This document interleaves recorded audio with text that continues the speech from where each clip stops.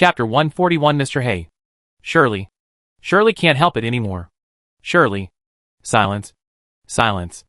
After Liao Zixuan finished his greeting, which he thought was very contagious, several seconds passed, and there was still only the sound of drizzling rain around. Good. It appeared.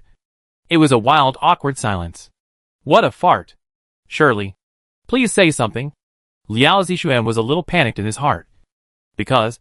How come this is not the same as the picture he imagined? Is it because the way to open it is not right? Then do it again. Yo. Shirley. Hello? Hey. Hey. Hey. Shirley.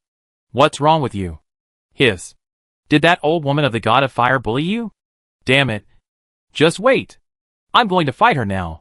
Seeing the black-haired young man opposite, he was about to lift his sleeves and clench his fists, as if he was pretending to be really good, and was going to settle accounts with Alice. This should be a very funny scene. A scene where Mr. Hay was making her happy. But Shirley just couldn't laugh. But it still worked. Mr. Hay. Shirley finally spoke. She wanted to hold back the trembling in her voice. But it was such a simple thing. But she couldn't do it now. Why are you here?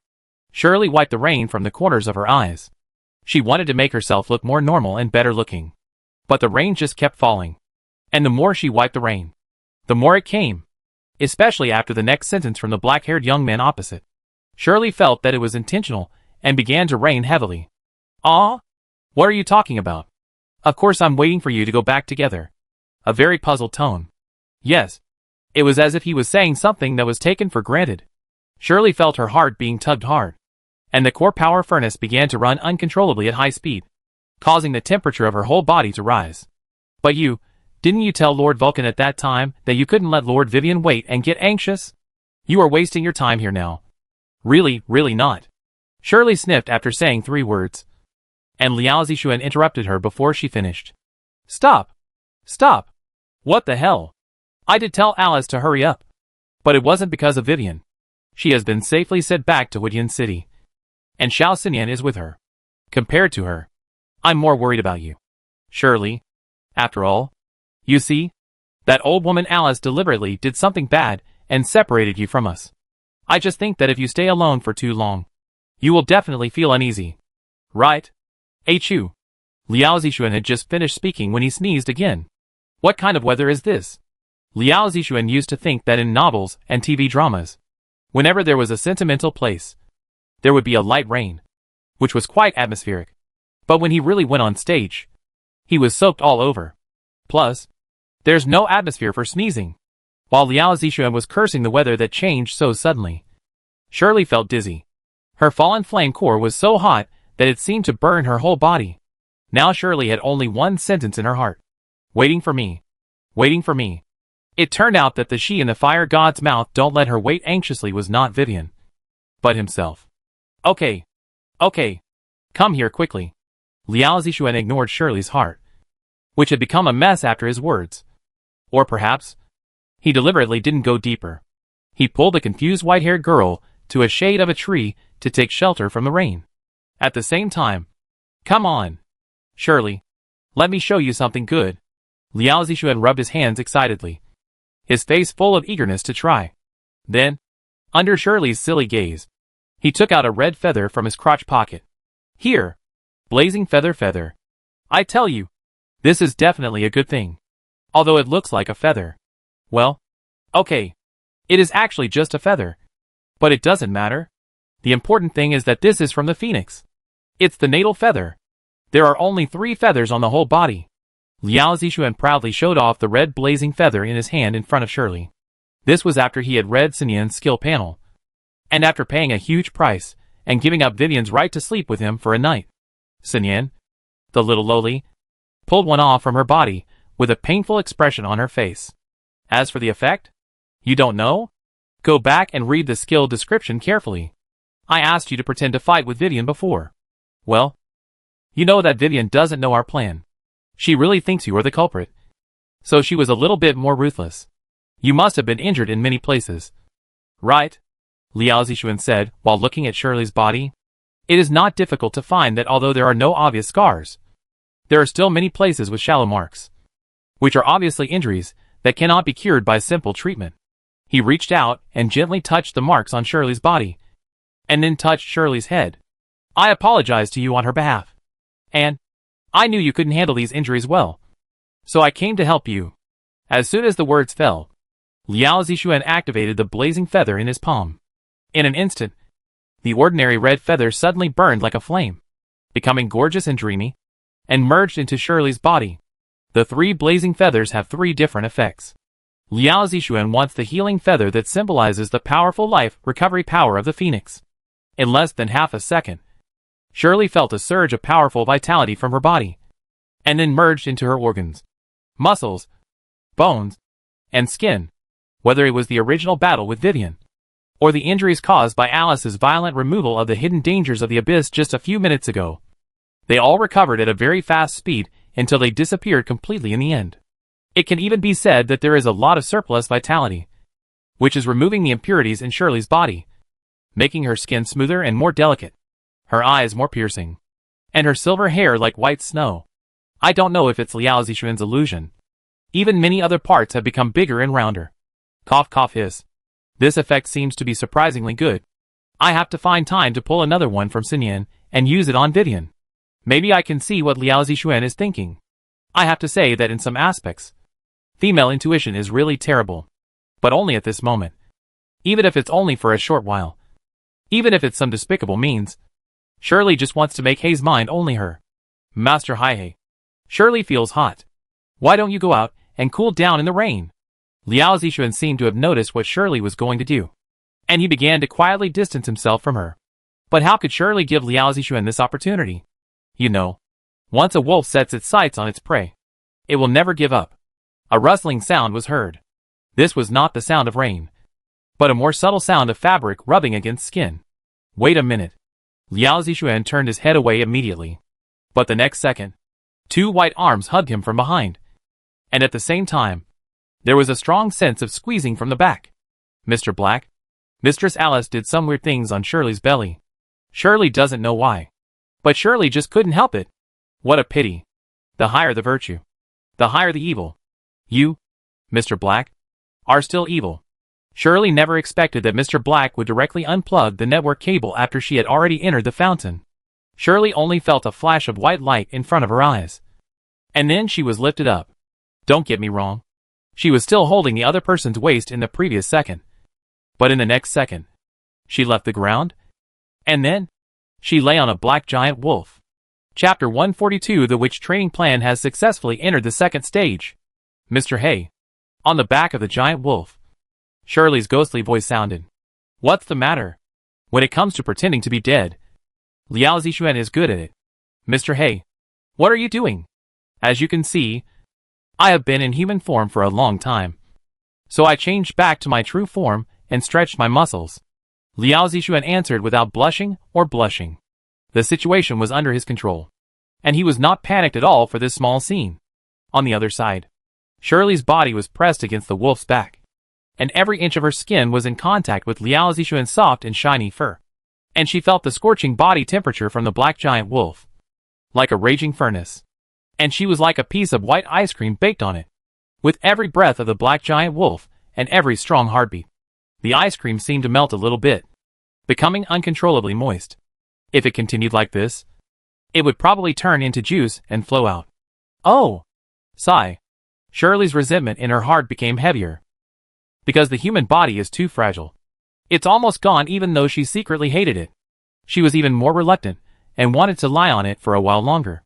But now she had already changed from Shirley to ice cream.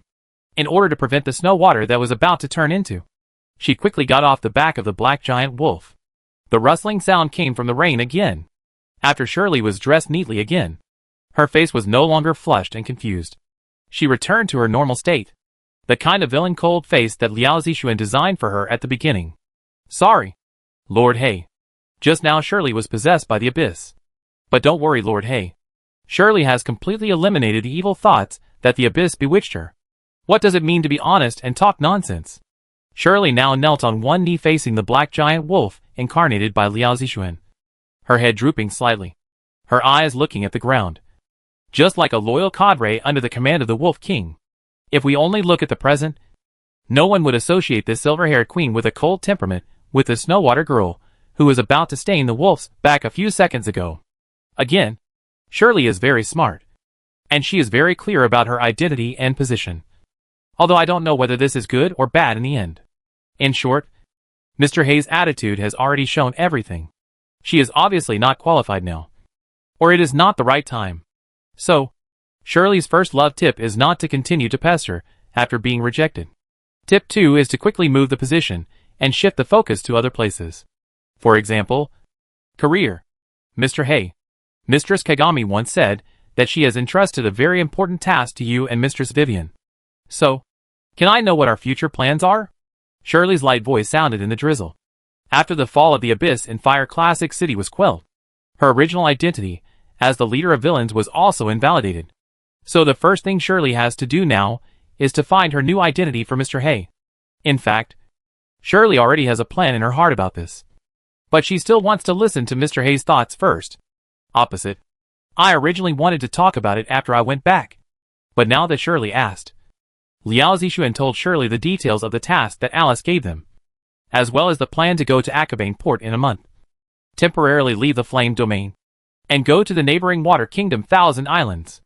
After listening carefully and remembering all the content in her mind, Shirley immediately asked again, Then Mr. Hay, what do I need to do next? Looking at Shirley, who looked like a workaholic and a typical strong woman, Liao Zixuan quietly wiped the sweat in his heart, which made him embarrassed to continue. Well, Shirley, you look very tired these days. I think now that we have such a month of buffer time, why don't we take the opportunity to take a good rest and adjust? We should eat and drink in Huidian City, enjoy the rotten cough, and enjoy a happy and beautiful life. Isn't it beautiful? Just like my favorite writer named White Critical Strike once said, slacking off is for better creation, substituting it for us. Resting is to have more energy to complete the task later. Well reasoned and convincing. Shirley, what do you think? I think what Lord Hay said is very right. Great. Liao Zixuan was just happy to drag a strong woman into the water and fish together. But Shirley's next sentence made him face the reality. People. Oh no. Wolves and wolves cannot be generalized. You and Lady Vivian do need a rest. But because of this, you need me more to continue to develop our power and prepare for the arduous tasks in the future. Wait. What? Develop our power? Before Liao Zixuan could react, Shirley continued to speak, and set out the new identity she had thought of in her heart and gave herself. Mr. Hay, please allow me to continue to operate in secret. The first step is to use this brand new Shinjal Lake as the center, and make all the new monsters in the surrounding forests obey Mr. Hay. In this way, we can get ahead of everyone and occupy this new land with great potential. I can promise Mr. Hay that within a week, all the rich natural resources in this Shinjal Lake where we are now will belong to Mr. Hay. This is Shirley's blueprint. And it is also her instinct as a monster and a wolf. Occupy territory. Territorial awareness. Just like the original Devil's Claw Forest. The reason why it is called this name is because there is a magic Tyrannosaurus named Devil's Claw who became the master of the forest. At present, when it comes to the strongest monster, Shirley can't think of anyone other than herself who can compete with her for the Shinjal Lake. She is the new monster queen here. Okay. Seeing the eager light in Shirley's eyes, Liao Zixuan was too embarrassed to force Shirley to go back to Huidian City with him. And, to be honest, Shirley's words also made him feel moved. How rich can the resources of a forest be? Liao Zixuan is not a geological expert, so it is difficult to make a conclusion.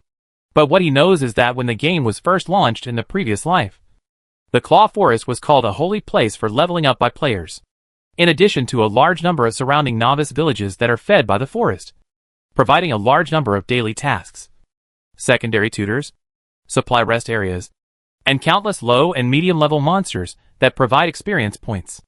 More importantly, players can collect a lot of various materials from the forest, whether it is making weapons, potions, alchemy props, etc. They can't do without the Claw Forest. The forest around the Lake of Gods Crack has absorbed the super-evolved Claw Forest, which has absorbed the power of the God of Fire that was smashed by Vivian and leaked from the legendary Heart of God. Therefore, whether it is the quality of the surrounding monsters or the materials of natural resources, they are definitely much better than the original ones. Shirley has mastered this place as a territory and become the master of monsters. Let's not talk about anything else. Once the public beta is launched, it is equivalent to having a lot of player resources without any effort. The forest around the lake is so attractive. Not to mention the main attraction, the Lake of Gods Split, which is a beautiful lake with a miraculous glow. At that time, even if he sells sightseeing tickets, he can make money without doing anything. He will never have to worry about not having gold coins in his life. He will be so rich that he wants to buy as many beautiful skirts as Vivian can. Think about it. It's true. Occupy. Such a good place must be occupied. Surely. Thank you for your hard work. Liao Zixuan subconsciously wanted to touch his nose to ease the embarrassment. After all, it became that he and Vivian were eating and drinking, having a happy vacation. And Shirley was silently working hard for them behind the scenes. As a result, he realized that he was still in the wolf form that he had changed into to prevent Shirley from coveting his body. It was very ironic. This was what a man was like. Shirley, who was standing opposite, seemed to have noticed Mr. Hay's embarrassment. She continued to maintain that cold face, and said lightly, "It's not hard for Shirley to serve Mr. Hay. And I wonder if Mr. Hay has stretched his muscles enough. Shirley thinks it's more convenient to communicate in human form. Good. Little Shirley. You've grown up. You've also learned to poke people's spines in secret without any expression." Liao Zixuan also heard the hidden meaning of Shirley's words, but he couldn't say anything. After all, he was lazy and knew that once something crossed that line, many relationships would become extremely complicated. He didn't want that to happen. You are all my wings. Well, today I will also be motivated to become an excellent man who does not need to think with my lower body. As a result, Liao Zixuan just relaxed his vigilance and transformed back to the appearance of a black-haired young man under Shirley's suggestion. He was completely caught off guard, and something he did not expect happened. Shirley, who had been talking to him about business with a calm and indifferent look, suddenly seemed to seize this opportunity and took a small step forward quickly. Then, before Liao Zixuan could react at all, Shirley hugged the black-haired young man with her arms. However, it was just a hug, without any other unnecessary movements. "Mr. Hay, just for a little while. Is that okay?" Shirley was a little shorter than Liao Zixuan, but not too much, so she could just rest her head on the broad shoulders of the young man. She leaned close to Liao Zixuan's ear, and her soft and warm breath hit his ear, which was a little numb. Perhaps to make a final push. Shirley quickly said without giving Liao Zixuan a chance to speak again, "If even this level is not allowed, then Shirley will be angry." The silver-haired girl's voice of feigned anger sounded in Liao Zixuan's ears, but it was not difficult to hear that even with such a little bit of willfulness, Shirley took great courage to do it. After all, this was not something a subordinate could do to his superior. Nonsense. Subordinates should be quiet with their superiors. "Shirley," I mumbled. MMM dragged away in the rain curtain of Lake Kanzaki. It seemed that the whole world was left with only the rustling sound of the drizzle. Neither of them spoke after that. They hugged for a while. It was as if she wanted to rub the scent of Lord Kuro into her body. After all, they would definitely be separated for a while, at least before completely occupying and ruling the area of Lake Kanzaki. Shirley would not go back to Woodyan City. Enough is enough. Before the reluctant final separation, Lord Kuro, although I didn't succeed today, Shirley will not give up. Just consider it as a reward for work. After whispering softly, Shirley kissed Liao Zixuan on the side of the cheek like a sneak attack. The set of movements was smooth and flowing, as if she had practiced it many times in her mind. Shirley's love tips number 3. Learn to take the initiative inadvertently. But she really? I cried to death. She only dared to kiss a little on the side of the cheek. Afterwards, maybe she didn't want Liao Zixuan to see her panic and shame. Or maybe she was afraid to stay a little longer.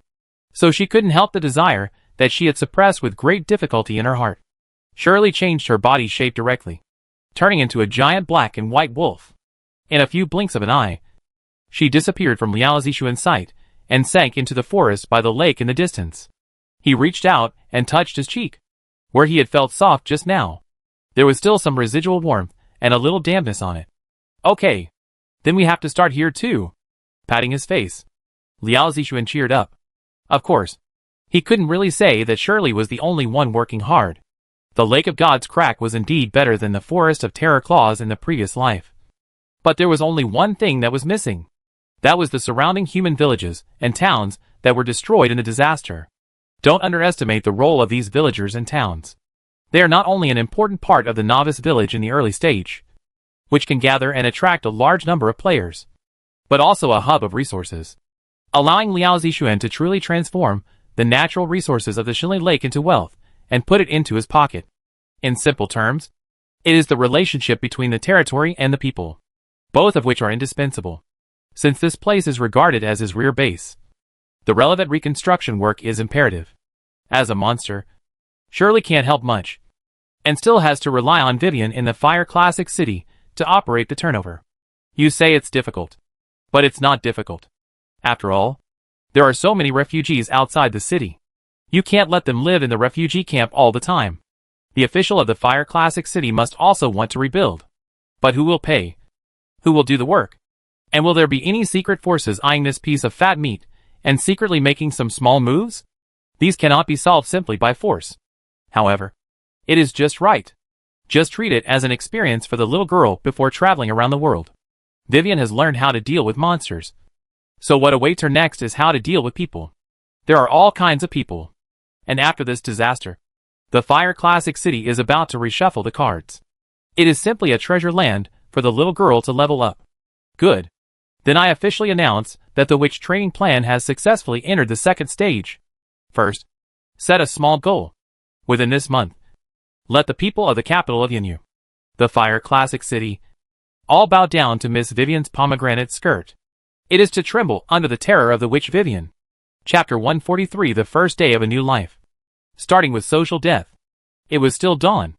In the spacious and warm guest room of the mansion, the dark curtains made of high-quality fabrics well blocked the light of the early morning, so that the room remained dim, which was conducive to sleep and sleeping in.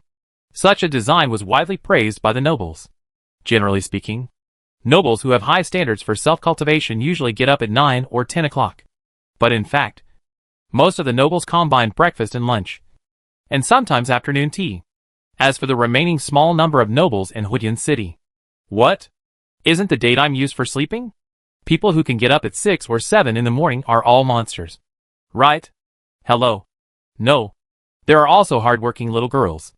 Although a lot of things happened yesterday, it can be said that she was exhausted physically and mentally. But even so, Vivian's biological clock still woke her up at about 6 o'clock on time, carefully lifted the silk quilt covering her body, which was as soft as water. Also, this was the first time the little girl knew that the bed could sink inwards a few points after lying down. Is this the life of city people? So scary. Because after only staying for one night, Vivian found that she was a little intoxicated, and even involuntarily had the evil idea of staying in bed in her mind, which she had never had since she was a child. No. I can't let evil control my body. I have to get up quickly, wash up, and prepare breakfast for Xinyan and Xiaohe. Now that I think of this, Vivian quietly looked at the place next to her on the bed. Nobles' beds are usually very large, enough to accommodate 2 or 3, or even more people to spend the night together. As for the reason, everyone knows. At this moment, not far from the little girl, a little loli with creamy yellow hair was lying in a big letter shape without any sleeping posture. Even though she was just a tiny person, she could occupy half of the bed. Her cute and arrogant little feet kicked the quilt on her body to an unknown place. As for the other one, it was even more outrageous. Good guy. He directly put his feet on the face of a little wolf cub, who was also sleeping soundly on the bed. Ah! This. Vivian quickly rescued her little wolf cub from Xinyan's tender feet, and then gently smoothed the flattened hair with heartache. She covered the quilt again, and finally wiped the corners of the little loli's mouth with her hand. Xinyan's drool was about to drip onto the quilt. After doing all this, Vivian took off her slightly loose nightgown, changed into her original linen clothes, and tiptoed out of the room. Count Cecil's mansion is very big. So big that you might really get lost. Vivian realized this after she came out, so she didn't dare to walk around. After waiting in the corridor for a while, she finally saw a maid who was breathing heavily and seemed to have just gotten up. The little girl hurriedly walked forward. Hello. Where can I get water? Vivian still thought about the countryside. She had to go to the well in the morning to prepare water for washing and cooking. She also considered that the city people might be different from them in getting water. For example, they use simple wooden barrels that could be seen everywhere. But the city people might use silver or even gold utensils to scoop water from the well. On the other side, the sleepy maid was startled by Vivian's sudden approach to her at first, and seemed to be suddenly nervous. But then, after hearing Vivian's question and looking up and down at the little girl in front of her, especially the old clothes that Vivian was reluctant to throw away and was still wearing, the maid seemed to let go of something, patted her chest with a long sigh, and said, "Get water? Hey, are you new here?" Before Vivian could answer, the maid waved her hand. She felt that she had asked an idiotic question. Isn't this nonsense? She has other special purposes. Who else would get up so early in the morning? Just after dawn. Except for the new maid? Come with me. The maid continued to blow her breath and led the way to the bathroom where she was going. Oh. Okay. Thank you. After thanking her, the little girl behind hurriedly caught up with her and followed the maid obediently. Seeing Vivian's appearance, perhaps, she also recalled her own immature and clumsy appearance when she was just brought from the countryside to the Earl's mansion. So the maid walked while talking to the little girl in the tone of an experienced elder. Come on. Follow me and watch and learn well. It's so much better to come to our Earl's mansion than to go to other nobles. I tell you, Lord Cecil treats us servants very well. He never beats or scolds us. And there are no bad rumors about us. I don't know if it was Vivian's illusion, but the little girl always felt that the maid had a hint of disappointment on her face after the last sentence. However, compared to Lord Earl, the maid paused after saying this. She looked around cautiously at first, when there were only two of them in the corridor early in the morning. The maid moved closer to Vivian and whispered quietly. Compared to Lord Earl, our Miss Liz has a bad personality and a very bad temper. It seems that she often dismisses us directly because of a small mistake. If you meet Miss Liz in the mansion, you must try to avoid her. Is that so? But I think Liz is still very... Before Vivian finished speaking, the maid interrupted her. How dare you call the young lady by her name? If Lord Robert hears this, you'll be finished. Okay. But I think Miss Liz must have her own reasons. Vivian still wanted to defend Liz. But don't interrupt me. What do you know as a newcomer? Listen to me. Although she may not be much older than Vivian, the maid still frowned in a very old-fashioned way. Oh, okay. The little girl shrank her neck. Since you mentioned Lord Robert, I tell you, this butler is the one we really need to pay attention to. Be careful. After all, he is the direct superior of all our maids. You should have been recruited by him. Right? Recruited? That should count. Right? Vivian nodded. And I'll tell you a secret. You must not tell anyone. Perhaps it was Vivian's approachable personality that made anyone feel friendly, which made the maid talk more and more. Even just a short while ago, she even opened up some of her inner thoughts. The maids here lowered their voices a little more than before, and they all stopped and leaned close to Vivian's ears. There is always a rumor among our maids. I heard it from the older maids. I don't know if it's true or not, but it is said that every once in a while, a maid will mysteriously disappear from the Earl's manor. Although Lord Robert and our internal explanations are all legitimate reasons. In fact, some people say that those missing maids were actually played by Lord Robert, and then abandoned, or even resold to the gang. Ah! Vivian couldn't help but exclaimed after hearing the last part. This scared the maid opposite, and she quickly covered the little girl's mouth. Shoo! What are you doing? Oh! I'm really... Why am I telling you this? A newcomer? In short, just remember, no matter who you offend here, don't offend Lord Robert. Do you understand? And Vivian nodded, her mouth still covered by the maid who was afraid. And, don't tell anyone about what I just said to you. Otherwise we will not only be fired, but the next time the maid disappears in the rumor, it will be you and me. Do you understand? Newcomer. Am under the serious gaze of the maid. Vivian, who was covered with her mouth, nodded her head vigorously. After seeing that the security department of Vivi agreed, the maid took her hand off her mouth with confidence. Okay. Don't think too much. As a newcomer, the most important thing for you now is to quickly learn the skills of being a maid and get familiar with the castle as soon as possible. As for me, I think you look pretty good and your attitude is good. So why don't you follow me from now on? How about it? I'll protect you. Patting the girl's thin shoulders, The maid waited expectantly for a reply. But Vivian hesitated. For a moment, she really didn't know how to answer. But in the eyes of the maid opposite, she thought Vivian felt that she was not important enough. So she was hesitating. So Humph, don't look at me as if I'm very young. But I tell you, I am a woman who aspires to become the head maid. What? Don't believe it? Gritting her teeth, the maid seemed to really like Vivian, the well-behaved newcomer. She seemed to have given it all and wanted to prove her ability in front of the girl. You're lucky. I'll show you the world today. Show you the world? Yes. You must have heard about the big things that happened outside our Fire Classic city yesterday. Monsters surrounded the city. The god of fire descended. And the godly phoenix appeared in the world. Any one of them is rare. The maid was excited, as if she had really returned to that time. But at this time, Vivian's weak interruption came out again. It should be the godly phoenix. Not the godly phoenix. Phoenix. Male is phoenix. Female is phoenix. This is the homework that Vivian did after contracting Sinyan.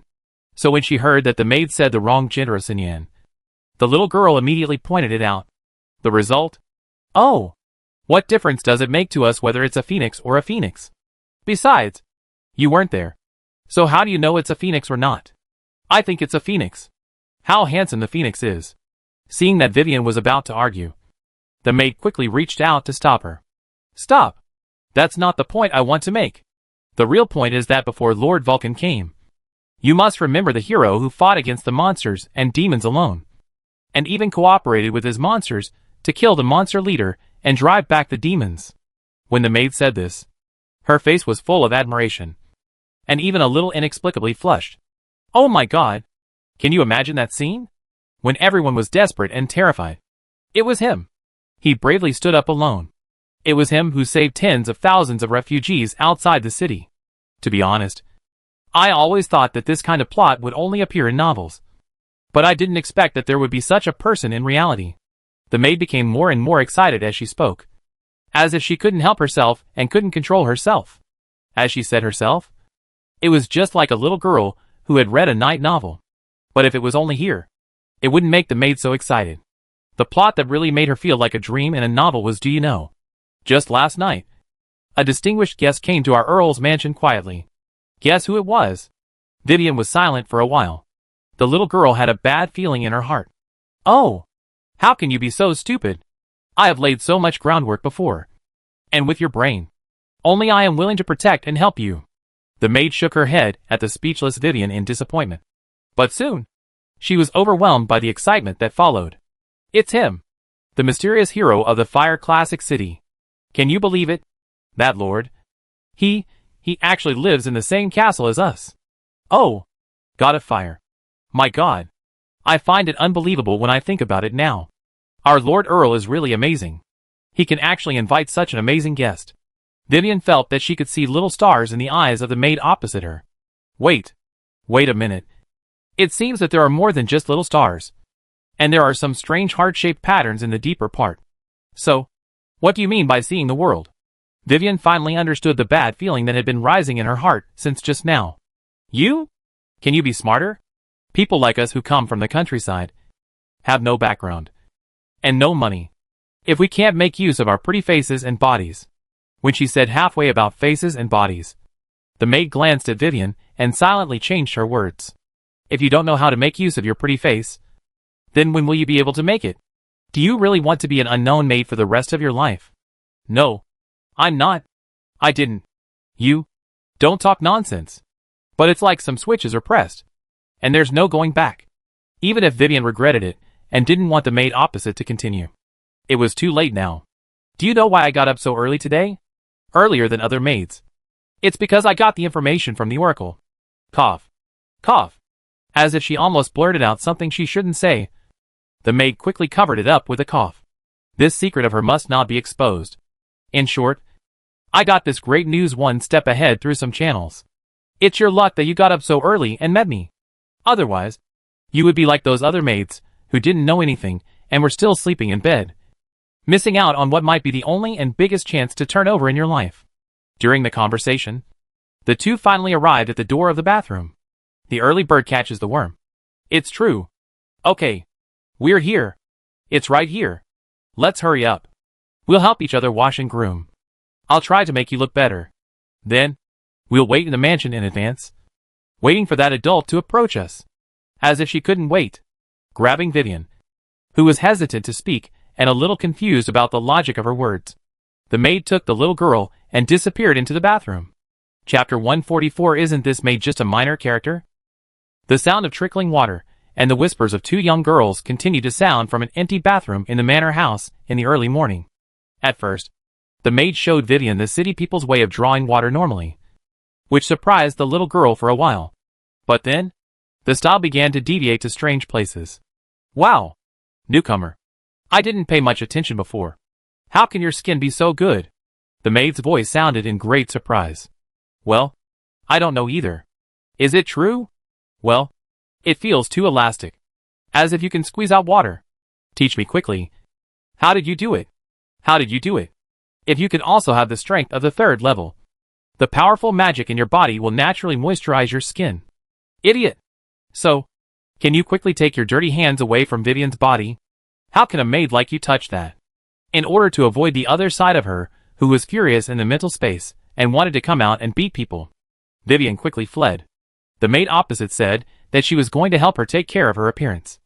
But as soon as she touched her hand, she became more and more addicted to it. Oh! I'm so envious. The maid looked like she was still unsatisfied. She returned to the mirror in the bathroom and took out a treasured small box from her arms. I originally said I'd give you some, but now it seems like you don't need these things at all. The maid sighed as she spoke, and then began to use her fingers to rub a little bit of it out of the small box, and gently applied it to her neck and wrists. What is this? Vivian couldn't help but ask curiously. It said that this ointment came from Iwakuni. It's amazing. Just apply it on the skin a few times, and the whole person will smell very good. Just like carrying a sachet with you. This is a valuable thing that I saved money for a long time to buy. If I hadn't met that adult today, I wouldn't be willing to use it. As soon as the maid mentioned the word that Lord, it seemed to remind Vivian immediately. Because if nothing unexpected happened, in the maid's mouth, the big man who saved Huidian City from the water and fire, and then lived in the Earl's mansion last night, should refer to her. What's more terrible is that the maid seemed to have mixed up her gender like she did with Sinyan. Originally, hearing others praising her and praising her heroic deeds in front of her was enough to make the little girl feel ashamed. But who would have thought that in addition to worshipping her, the maid seemed to have some other little thoughts about her big man. She wanted to take the opportunity to hook up with him. Something unspeakable would happen. Just like Cinderella and the prince in the novel. Vivian couldn't stand it anymore. She couldn't imagine what would happen if the maid knew the truth. It would be a disaster. It would be too embarrassing for not only the maid, but also her. So, in order to avoid embarrassment later, the little girl decided to run away quickly. Well, thank you so much today. I've already washed up. I'll go back first. As a result, Vivian just took a step out when she heard a scolding from behind. Stop! The maid quickly ran to the door of the bathroom, put her hands on her hips, and blocked the little girl. What are you doing? Are you scared? Hey, I'm talking to you. Although we are not from a good family, you should also be more confident. Just look at your pretty face, which is as pretty as mine, and your skin, which is even better than mine, and almost better than those noble ladies. Although your figure is a little worse. You are still growing after all. Maybe you will get better later? Besides, as far as I know, there are indeed a small number of people who prefer flat faces like you. What if that lord is also one of them? Don't you think so? The maid spoke very clearly, as if she was really experienced, like a veteran. And on the other side, flat. Vivian's mouth twitched without leaving a trace. Although the other party's original intention was to encourage her, she always felt that she was still offended. She sighed in her heart. It seems that if she doesn't burst the other party's dream, the maid is determined to take her to see the world and find the big man. Well, I have a question. What question? Tell me. How can you be sure that the big man you are talking about is a man? Vivian was really a little embarrassed to say it, but she had no choice but to do so. On the other side. Huh? The maid frowned suddenly, and her tone suddenly became exaggerated. What are you kidding? He can suppress the monster tide alone, fight the leader alone and kill it. And I heard from others that the lord is not a mage at all. He is so strong that he can crush the city wall with 1 foot. The weapon in his hand is a very, very huge sickle. Just a casual wave of his hand can cut a crack in the sky. Let me ask you, could such a powerful person be a weak woman like you and me? You can figure it out with your toes. Right? How could a woman have such great strength to swing such a big sickle? What would she look like? Muscles all over? Are her arms thicker than her thighs? Hiss. So ugly. As if she really associated the scene she described. The maid immediately shuddered all over and hugged her slender arms, as if she had goosebumps all over her body. Vivian. That? The other me. Put down the sickle first. We can't use violence at will. Cough cough. Quickly use cough to change the topic. The little girl still said seriously, but when I looked at the magic projection, the person older than you said seemed to be a real woman. And her figure was not as exaggerated as you said. I think maybe she is not relying on muscle strength, but magic to drive it? Vivian clarified herself in a very tactful tone. On the other side. Ah? Really? You were actually watching the magic projection at that time? The maid looked suspicious and a little bit unbelieving. Yes. Wait. Didn't you watch the magic projection? Vivian immediately grasped the end point, as well as the sense of disharmony that had always been there. The maid hesitated for a long time, but finally lost to Vivian's clear but scrutinizing eyes. Okay. I admit that I didn't watch it. After all, it was really scary at that time. After those monsters came out, I was so scared that I hid under the bed. The maid's voice became smaller and smaller, and finally it became a mosquito sound that only she could hear. Across the street, Vivian held her forehead in silence. Great. So you said so much. But it turned out that it was all overheard from others afterwards. No wonder your misunderstanding is so serious. But it's okay this way. I have already told the truth. So the other party should give up. Right?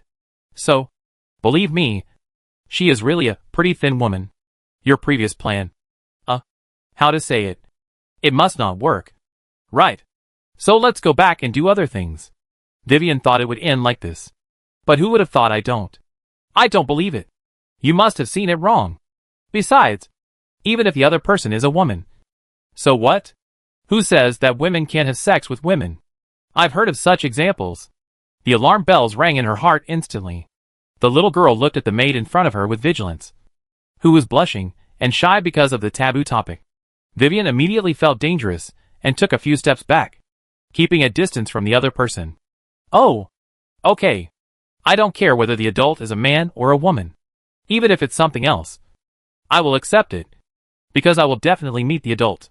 So, please, just help me, your best friend, for once, and go with me to see that adult. Actually, I am also very nervous and scared. Okay, family members, the true colors are revealed. It's a reversal. She wants to recognize Vivian as her elder sister, looking at the pitiful, old-fashioned elder who was begging with tears in her eyes, the maid holding her hands tightly. Vivian was speechless again. My best friend? Yes. Am I not the first friend you met in our Earl's mansion? Isn't that the best? The maid blinked at the little girl. Vivian. It seemed that she really couldn't find any rebuttal for a moment. Okay. Let's not talk about gender first. Actually, from the beginning, I have a very strange question for you. The little girl sighed. Yeah. Tell me. The maid nodded quickly, like a tame pet. The rapid change of her personality was really embarrassing. This is actually not difficult to understand. First, she really needed Vivian's help. Second, since Vivian said that she was actually watching the magic projection the whole time, the maid had already respected the little girl and her impression of her changed greatly. She didn't dare to watch such a bloody and violent scene anyway. You seem to be very sure from the beginning that you can meet that important person today? Vivian asked in confusion. Although from the facts, the maid did meet her. No, it can't be said that she met her. It should be that she left the room and was completely lost at that time. And she took the initiative to run over and find the maid. Huh? Wait a minute. Is this sentence heard somewhere before? Vivian clearly remembered that the plan the maid told her before was that the two of them would wait in the castle in advance and wait for the adult to approach them.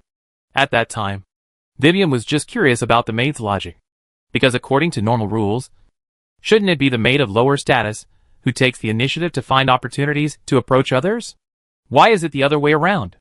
But now after this, Vivian suddenly realized that it seemed that the maid had predicted everything. It's a prophecy. A prophecy. I had consulted a very magical fortune teller before. And that... Oh. Yes. She said that I would meet a noble person today. That's why I believed it. The maid stuttered, her eyes wandering. Then, it seemed that she was afraid that Vivian would ask more questions. I suddenly want to go to the bathroom again. Please wait for me for a while. And you are not allowed to leave secretly. Otherwise, I will be angry. Very, very angry. I will never be friends with you again, the maid said. And then, without giving Vivian a chance to refuse, she ran to a private room in the bathroom, closed the door. After making sure that it was an independent space for only her, the maid took a deep breath. She crossed her hands, clasped her fingers together, as if in a praying position, and then, a magical scene appeared. The water in the wooden barrel in the private room began to ripple. And then, as if pulled by a mysterious force, it began to arrange and combine, forming 3 lines of text with decreasing clarity. The first line, the shining new star has risen, and the famous hero has been in the same castle with you last night. Second line, wake up the next morning. Take a walk. You will meet. Third line, dot engrave. Order. This is the maid's secret. A secret that must never be told to outsiders. It is a coincidence that this is the magical ability she awakened not long after entering the Earl's mansion. It is an oracle that belongs to her alone and can predict the future and give her guidance. It's a pity that only the first line can be fully seen every time. The remaining 2 lines. The second line can be barely guessed. But the third line is completely unknown. But it doesn't matter. This is enough. The oracle will never be wrong. Meeting refers to encounter. Combined with the first line. When I wake up early in the morning, I will definitely encounter that adult.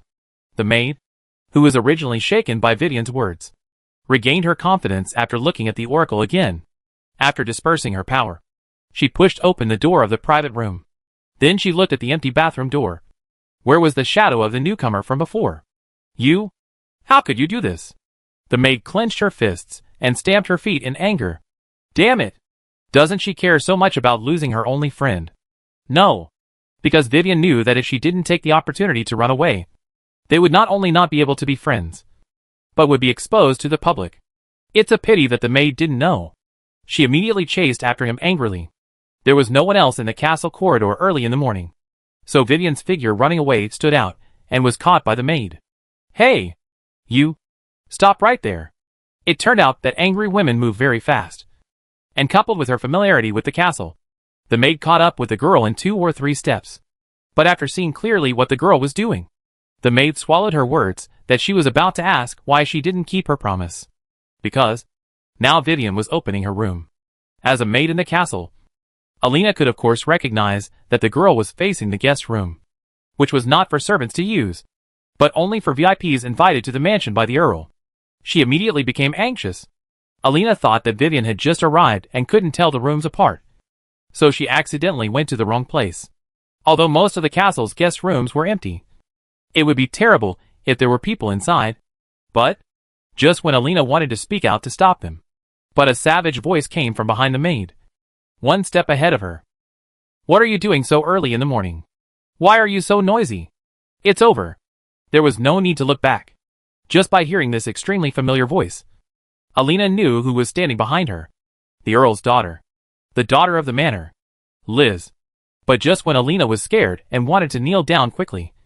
Hey Vivian. You're awake. I said I was going to find you. Chapter 145, the first day of a new life. Starting with test subject K421. Liz walked straight past Alina, who was still trembling with fear. Then, the young lady looked at Vivian in front of her with a look of "Don't come over here," and showed a puzzled expression. Huh? What's wrong? Vivian? Are you not used to living in the guest room? Didn't you get enough rest last night?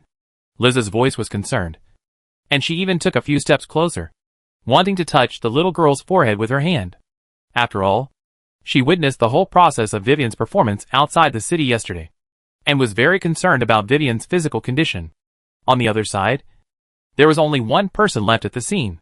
What? Did she hear it right? This Earl. A famously arrogant and rude lady. could actually speak so gently to show concern for a new maid? No. Wait. Is she really a new maid? Elena desperately recalled her encounter with Vivian, and then discovered a fact that she was unwilling to accept.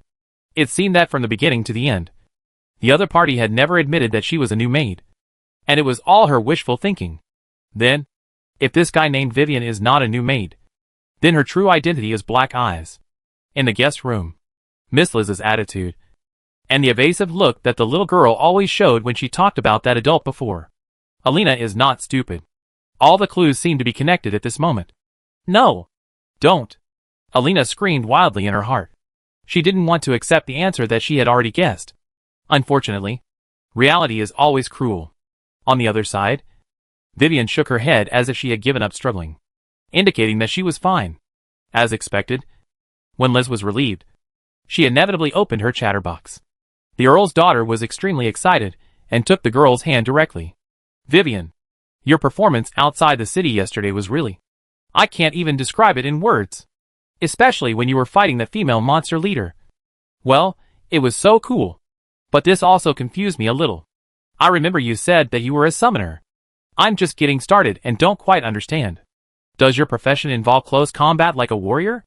Oh! And there's more. The black wolf that appeared at the end and could smash such a big bone dragon to pieces, and even ate the female monster leader in one bite. Is it the summoned beast called Xiao Hei that you mentioned before? Li didn't look like a lady at all. She was just like an ordinary girl, talking to her bestie about the plot of the movie that was a big hit last night. Oh! The only thing that might be unusual was that her bestie was the heroine of the movie. The Earl's daughter exaggeratedly gestured with her hands in front of her several times to describe the appearance of the pitch-black giant wolf that Liao Zixuan had transformed into at that time. Then she asked with expectation and a little nervousness, "That Xiao Hei. Is Xiao Hei with you now? Do you remember what we agreed on at the beginning? You said that you would let me touch Xiao Hei and hug him for a while. Once? No. 2 times. Okay. 3 times. Just 3 times." Just as this young lady was so excited that she seemed to have endless words to say. And she was spitting out a series of words like cannonballs. Squeak! The door of the room that Vivian was about to open opened a small gap on her own initiative. Then, a wolf cub with messy hair, who could be seen at a glance as a wolf cub who had just woken up from the den, walked out of the room leisurely, showing his little tiger teeth, opening his mouth and breathing fiercely, wanting to see why it was so noisy outside. Well, let me take a look. Liao Zixuan looked around at the 3 people outside the door. Vivian, my summoner. But what's with this expression of despair? Liz, the future Blood Countess, has a tragic plot in the game. Wait a minute. Even though Vivian told me how you met last night, why are you acting like a fan meeting an idol? Forget it. Liao Zixuan is used to the scumbag Vivian. He finally looked at the 3rd person present. What about the maid who seems to be emitting a gloomy temperament of I want to die? God of fire. Please send a meteorite to kill me. Huh? WTF.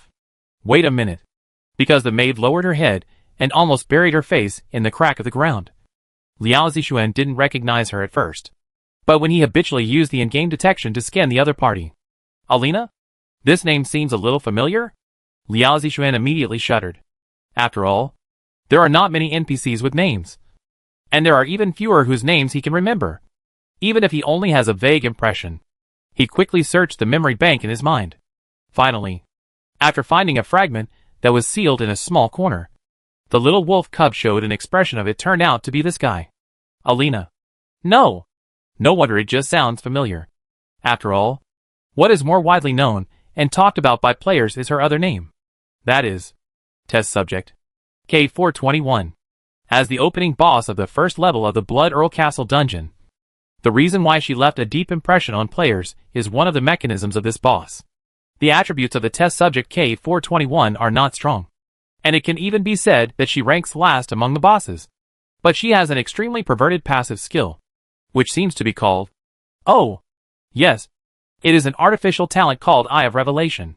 The official skill description is roughly equivalent to being able to see into the future and give revelations.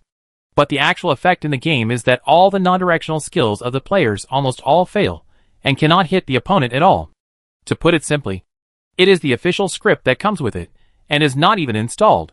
So if you wanted to attack the Blood Earl Castle dungeon at that time, the first condition was that the team must have a targeted and must-hit skill. Otherwise you couldn't even get through the gate. As for the second, it was the things that players dropped after killing K421. There were no equipment, props, skill books, etc. that normal boss would drop. Players could only get some strange little gadgets from K421, such as a dressing mirror, handkerchief, ointment, etc. At that time, there was a buddy on the forum who didn't believe in evil.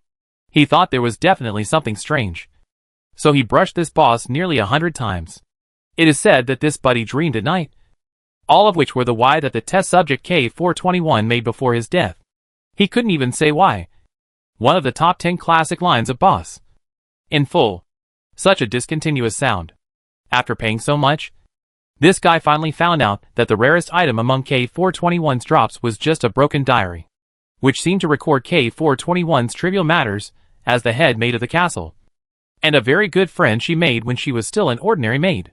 There was nothing else. And even the task could not be triggered. The reason why Liao Zixuan had an impression of Alina was because of this guy's broken defense post, and the screenshot of the item called Alina's diary that fell from K421. If it weren't for this guy, it is very likely that the players would not know the real name of the test subject K421, and that the other party was the head maid of this castle. Ending the memories. Back to the present reality. So. Good. Well done, Vivian. Since the entire 1.0 version is the early stage of the game, there are not many copies that can be called classics. The previous Climbing the Vulcan Tower is one, and the current Blood Earl Castle is also one of them. There are a total of 4 floors in the entire copy, corresponding to 4 bosses. Test Subject K421, Crazy Butler, Fallen Human Alchemist, and the last Test Subject K423, also known as Blood Countess. I declare, Vivian has successfully and beautifully made friends with all 4 future bosses here without missing a single one. Not bad. Not bad. It seems that she is already a mature NPC, knowing how to find roles for herself and add plots. Just when Liao Zixuan was still complaining in his heart, a pair of small hands from the person he complained about lifted his body off the ground. Come, Liz. After Vivian picked up the little wolf cub, she handed him to the Earl's daughter opposite. As a result, before Liao Zixuan did anything, the lady opposite became extremely nervous. She was a typical strong-mouthed king. She had been shouting that she wanted to hug him and try it, when she was really about to do it. Liz looked at the little wolf cub and even backed off. As a noble, she naturally received the top education and read all kinds of books. So Liz knew very well that just based on the fact that it could change the size of its body at will, the bloodline of this little wolf monster in front of her would never be low. Coupled with its performance yesterday, 2 words that countless people are about to emerge in Liz's mind. Extraordinary. Even if it is not extraordinary in strength, it is a monster with extraordinary blood. When this kind of monster grows up, according to historical records and books, it is a terrifying existence that can destroy a human city by itself. Forget it. I feel like it seems very reluctant. What if it doesn't like me? Liz's body trembled, and she quickly recalled in her mind the scene of the seemingly harmless little wolf cub in Vivian's hand yesterday, which turned into a pitch-black giant wolf and swallowed a living person in one gulp. But at this time, the voice of the little girl interrupted him. It's okay. It won't happen. If it were someone else, I'm not sure, but if it were Liz, I believe Xiao Hei would definitely like you very much. Vivian cast a very sure don't worry look at the Earl's daughter. Really? Really? Come on. If you don't believe me, try holding him. Then, in front of Liao Zixuan's eyes, Vivian put him directly into the arms of the lady opposite. There is such a good... Bah! How could you do this? Facing Liao Zixuan's sad and angry eyes. Then, the little girl tilted her head slightly and conveyed a message to the little wolf cub who was being held in Liz's arms carefully, not daring to breathe. Which roughly meant, huh? Doesn't Xiao Hei like big sister very much? Did I misunderstand? Liao Zixuan. Damn it! Then, the little wolf cub moved away from Vivian's gaze guiltily. Because it's too easy to feel. This child from an aristocratic family is much better than ordinary people in terms of nutrition. Vivian. Oh! Right. I almost forgot. My father is still waiting for us in the restaurant. He said he has something important to tell you. It seems to be about the aristocratic dinner in 2 days. After Liz immersed herself in stroking the little wolf cub for a while, she suddenly realized the purpose of her coming to Vivian. Aristocratic dinner? Another very unfamiliar word for the little girl. Yes, and this time is different from the past. After all, such a big thing happened yesterday. It is said that it will be very grand. Basically, all the important people in Huidian City will be present. In short, it is very important. I don't know any more details. You can ask my father later. After all, you are one of the protagonists of this dinner. Vivian.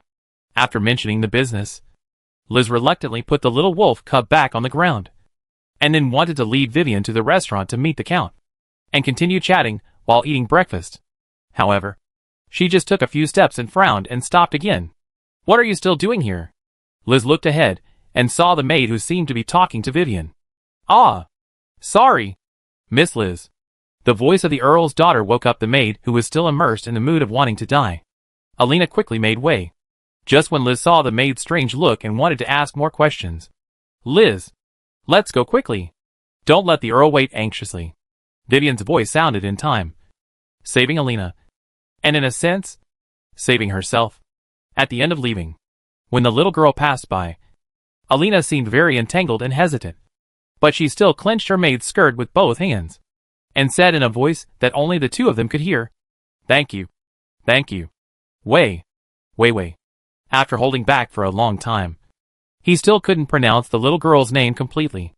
Alina ran away with a red face that seemed to be dripping with blood. Vivian didn't know what to say about this.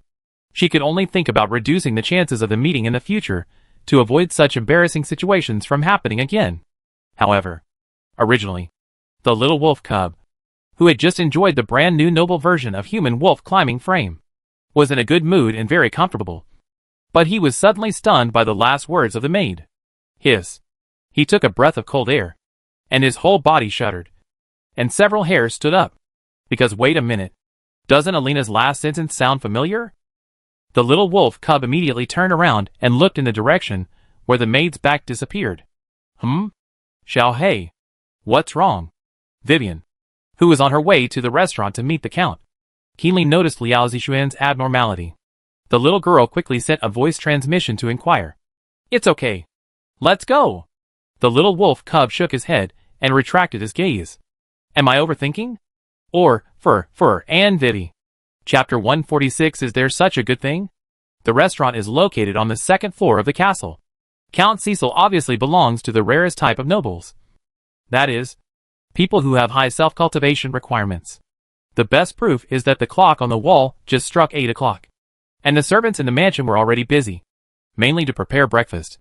Oh my god. It's incredible to be able to have breakfast on time. When Vivian and Liz came to the spacious and bright restaurant, the maids were already there to take them to their seats, set the tableware, and arrange the tablecloths. The mouth-watering aroma came to the nose, and the exquisite silver tableware was filled with rich food. The fried golden eggs were cut into small, soft pieces that were easy to eat. The croissants were obviously freshly baked and still emitting hot steam. They were crispy on the outside and tender on the inside. A small slit was cut in the middle with a knife, and the fragrant butter slowly flowed out. Of course, there were more besides: bacon, red wine, oatmeal, and the most classic and well-received vegetable soup of the nobility. Do the people in the city have such a big appetite? They have to eat so much in the morning alone. The little girl suddenly understood something. No wonder she and Liz were so different in some aspects. No, you don't understand. Some things are destined from birth and cannot be changed. No matter how much you eat, it's useless. After complaining about Vivian's weird little thoughts, before the little girl started eating, the little wolf cub perked up and was eager to try. He first glanced at the rich food on the table. Damn. There was no drug? Count Cecil, you disappoint me so much. The ignorant female warrior, who was supposed to have brute force, after defeating the devil, was feigned hospitality by the upper nobles, but was secretly drugged, and finally suffered a tragic death. Oh, that's the plot of the book. So it's okay. Looking at the display of the detection skill, all the breakfast food in front of him was very ordinary and normal. Liao Zixuan curled his lips. Alas, it seems that in his Plan 8 plan, the scene where the Count did something bad at breakfast, and then was discovered by himself. And then he called over with a claw and slapped this big trouble to death directly. Can't appear for the time being. Well, for the time being. Pretending to just accidentally glance at a room connected to the restaurant. The little wolf cub, as if feeling bored, snorted and lay back in the girl's arms. On the other side, it was clearly a sunny morning, but the curtains were not drawn at all, completely blocking the light outside, and the room was still pitch black. Under the shadow, through the half-open door, Count Cecil's cold eyes had been locked on the girl's figure since Vivian and Liz appeared in the restaurant. He was observing Vivian's every move. Just seeing the other party appear, Count Cecil felt endless anger rising from the bottom of his heart, and the dark hand symbolizing the abyss stretched out from behind him, waving like a tentacle in the darkness of the room. This sinner who dared to blaspheme the messenger of God. Shirley's figure subconsciously emerged in the Earl's mind. That perfectly proportioned golden figure. The beautiful fallen wings. The evil claws full of explosive power. That unique and beautiful cold face in the world. And those bare feet that you can feel no regrets if you step on them. Awe. The obsession. Fanaticism. Intoxication and other expressions of the messenger of God appeared on the face of the Earl in his memory. But soon, it was like a mirror that symbolized beauty was broken and shattered into slag on the ground. Why? Why? As if the most important thing was taken away. The Earl's eyes were red. Unforgivable. Unforgivable. Huh? After taking several deep breaths, the Earl forced himself to calm down. After all, impulsiveness would not help the god's envoy to avenge. Moreover, although the Earl was unwilling to admit it, since the opponent's strength could match the god's envoy, or even defeat him, it meant that he was absolutely crushed by this country girl, at least in terms of combat power, and was not his opponent at all. But the Earl snorted coldly.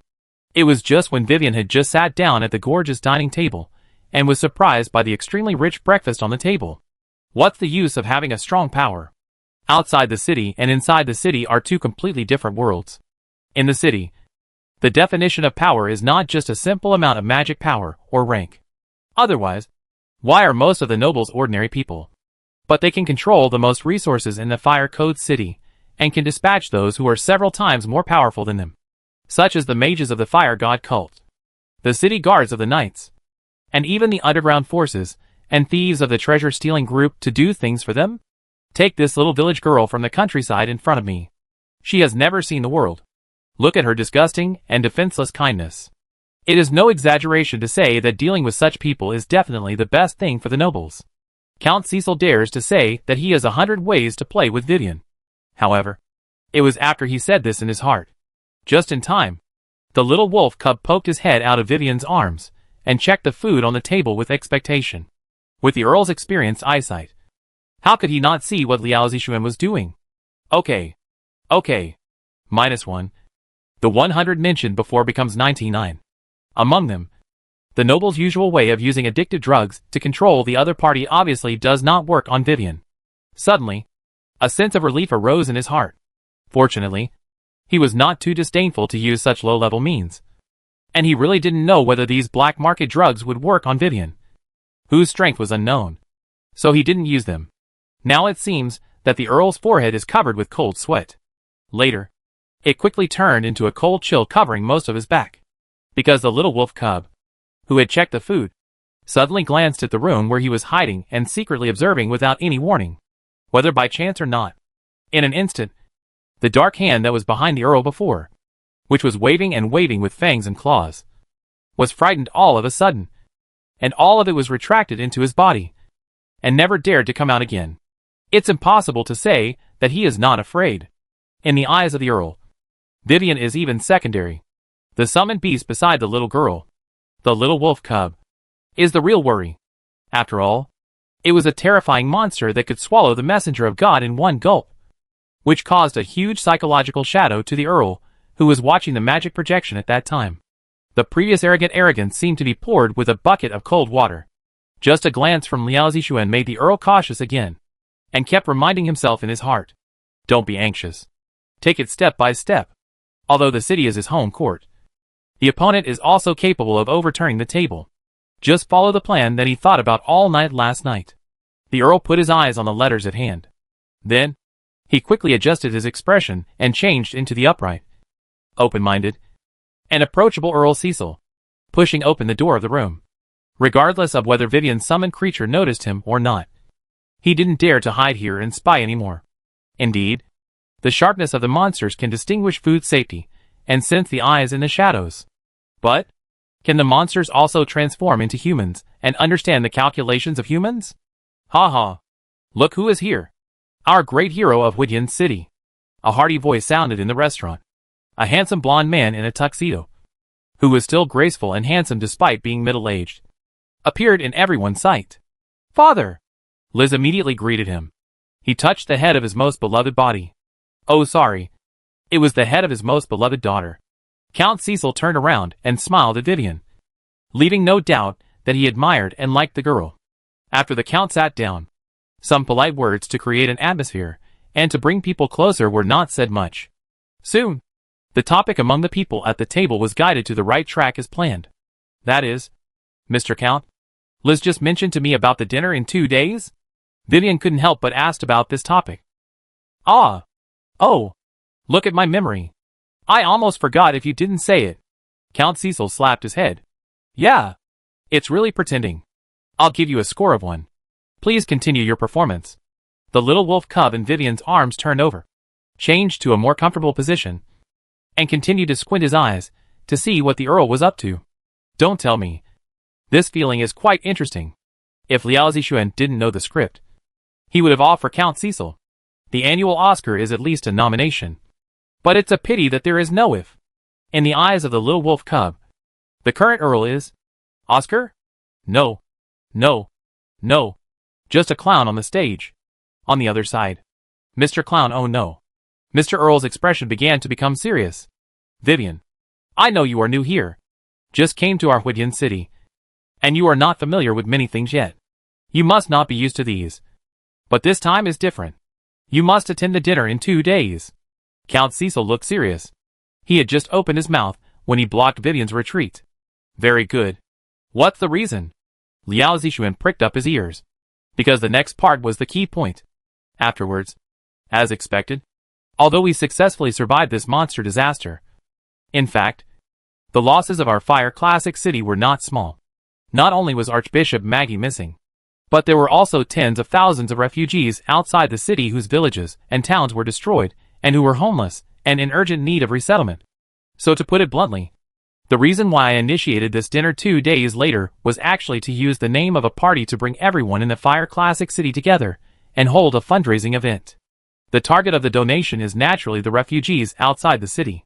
In fact, I also launched a similar campaign in Vulcan Square before the disaster started yesterday. To be honest, I prepared the magic projection for this purpose. But who would have thought? Count Cecil sighed heavily.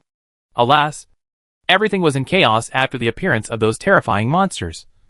And now it seems that even if it was not in chaos, the donations are just a drop in the bucket and are not enough. So I think we can no longer rely on the citizens alone. Other nobles are also part of the Fire Classic City, so they should also contribute. The words are righteous and reasonable. So, Lord Earl, you want me to attend the banquet? Yes. Vivian was a little confused and did not understand the meaning of the Earl's words. I want to take this opportunity to nominate you as the leader. The main leader? The little girl looked apologetic, because the more she listened, the less she understood. On the other side, Count Cecil didn't mind at all. On the contrary, if Vivian understood it immediately, that was what he didn't want to see. The Count gave the little girl a soothing smile, telling her not to worry. In fact, he also smiled in his heart. It was just a mockery. Sure enough, although he had gained power from nowhere, he was still a little villager who knew nothing in essence. After sorting out his words, the Count began to say, "It's like this. To do anything, you need a leader. And this is especially true for the subsequent resettlement and reconstruction of the refugees outside the city. Because even if everyone is willing to come to the banquet for my sake, if there is no leader that everyone can trust, those nobles will not be willing to pay. And I thought about it last night. And in the end, I found that it is you, Vivian, who is the most suitable for this position," the Earl said with a look of certainty. On the other hand, Vivian on the other side. Me. The little girl pointed at herself weakly, and it can be seen that she was very flattered. Don't worry. You see, First of all, your performance in this disaster is enough to prove your integrity and kindness.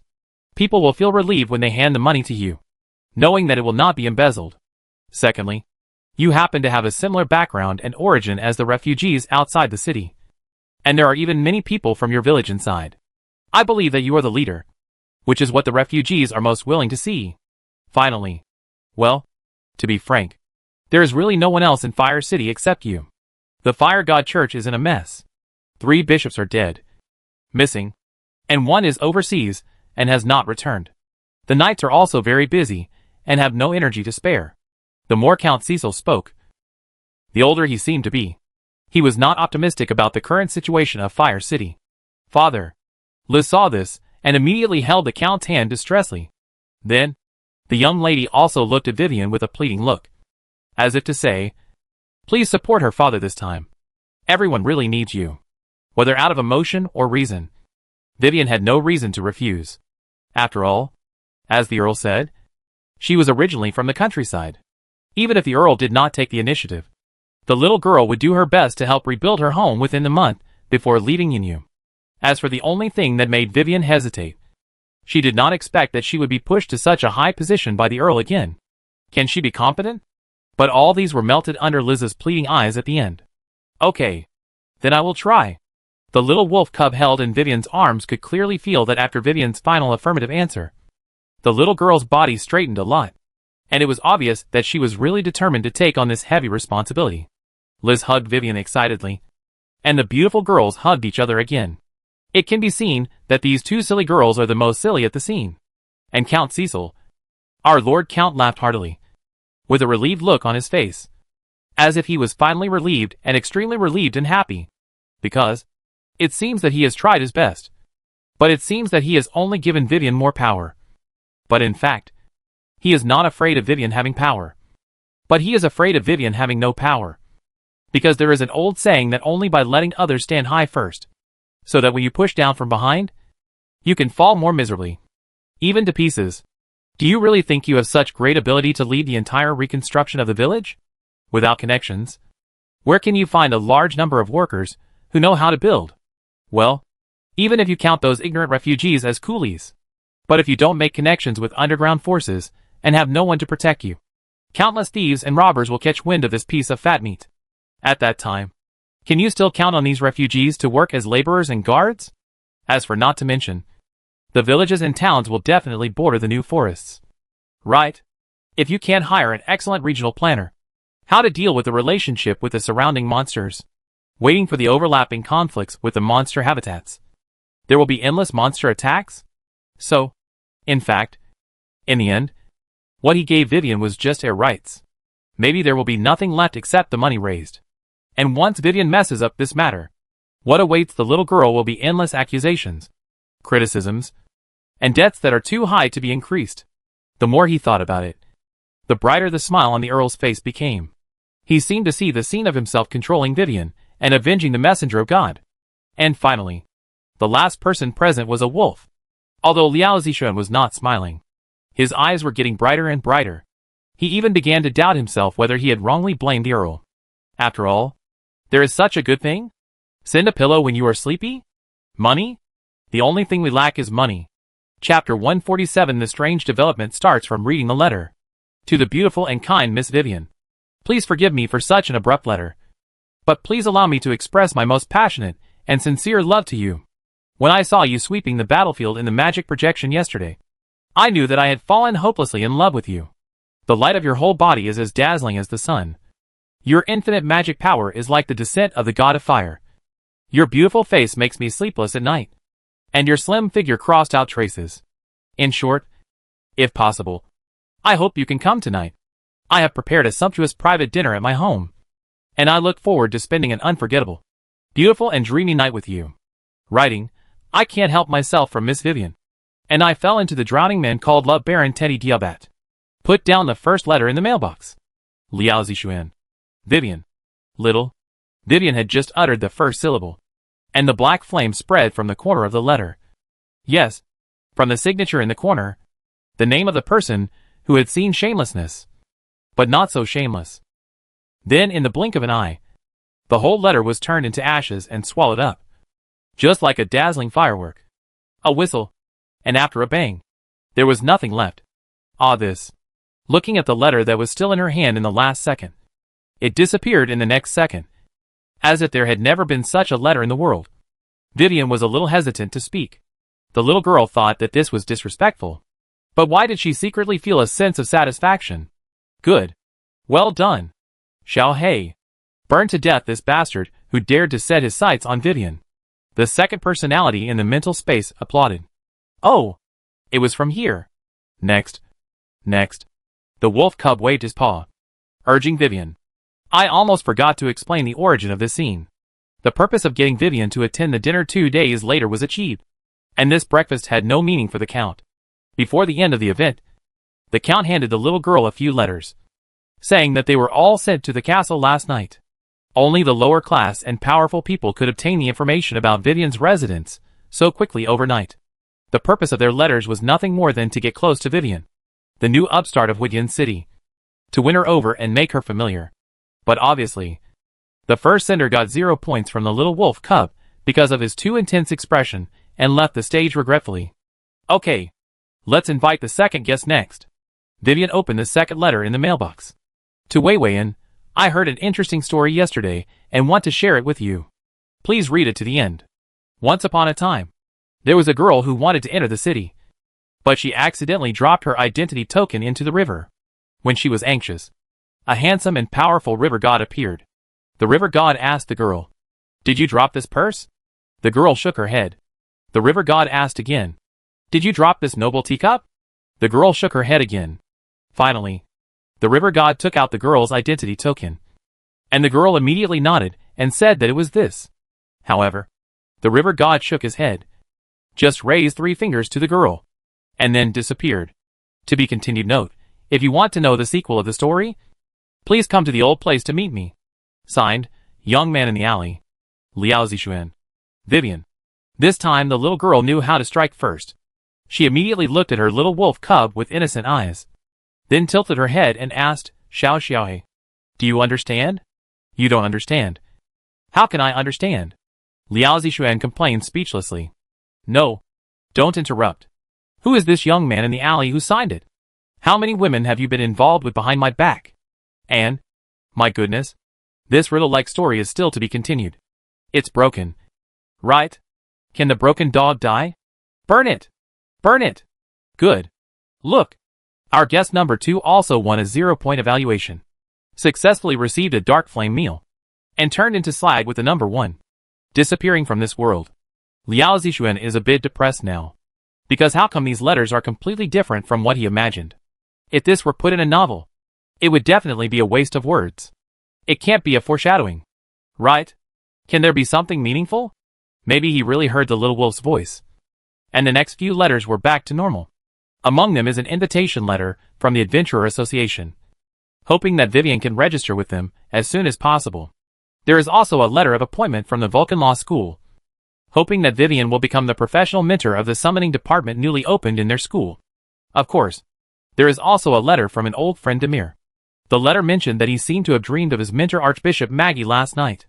In the dream, his mentor seemed to have changed into a different person. Very. He couldn't say it. Anyway, Maggie forced something into his body and passed the position of Archbishop to him. Then, the young man who was originally a top student in the academy and could indulge in magic research all day without worries, suddenly shouldered the burden of the entire Vulcan Church and the Fire Code City, which made Demir completely overwhelmed and unable to adapt. As for the purpose of writing the letter, in addition to venting his grievances to Vivian, his only friend, Demir also hoped that the little girl could go to the Vulcan Church to take up the position of bishop as soon as possible. After all, after the previous operation of Bishop Greco, most people in the Vulcan Church now regard Vivian as the successor of Bishop Eugenia. At present, the Vulcan Church is leaderless, with Demir as the only commander, and a bunch of deacons and believers under him are in urgent need of a new bishop who can support them. The above are all the letters. No, there is one more, which was written by the refugees outside the city. Basically, the whole letter is about how miserable they are now, with no home, no land, and their wives and children are separated. Blah blah. Asking Vivian to help them. The little girl was heartbroken and more determined to attend the fundraising dinner later. Okay. For Count Cecil's little trick, Liao Zixuan was too lazy to expose it. No one would believe that the real refugees would have the time to write such a thing. His focus at the moment was all on the 3 letters above. Because for the little girl, it might be just a letter, but in Liao Zixuan's eyes, each of them could make a ding sound, triggering the system prompt. 3 hot free tasks. Little black. Vivian cast an inquiring look at the wolf cub beside the letter on the table. She couldn't make up her mind for a moment, and it seemed that she was not willing to accept these invitations. She wanted to focus all her energy on the dinner 2 days later, and do some relevant homework. Liao Zixuan saw this, and knew that it wouldn't work. Of course, he immediately began to persuade her. First, the wolf cub slapped his paw on the first invitation letter of the Adventurers Association. At the same time, the task prompt box in the game also appeared on the left. Well, although only he can see it, our goal is stars and the sea. Task introduction, spread all over the world.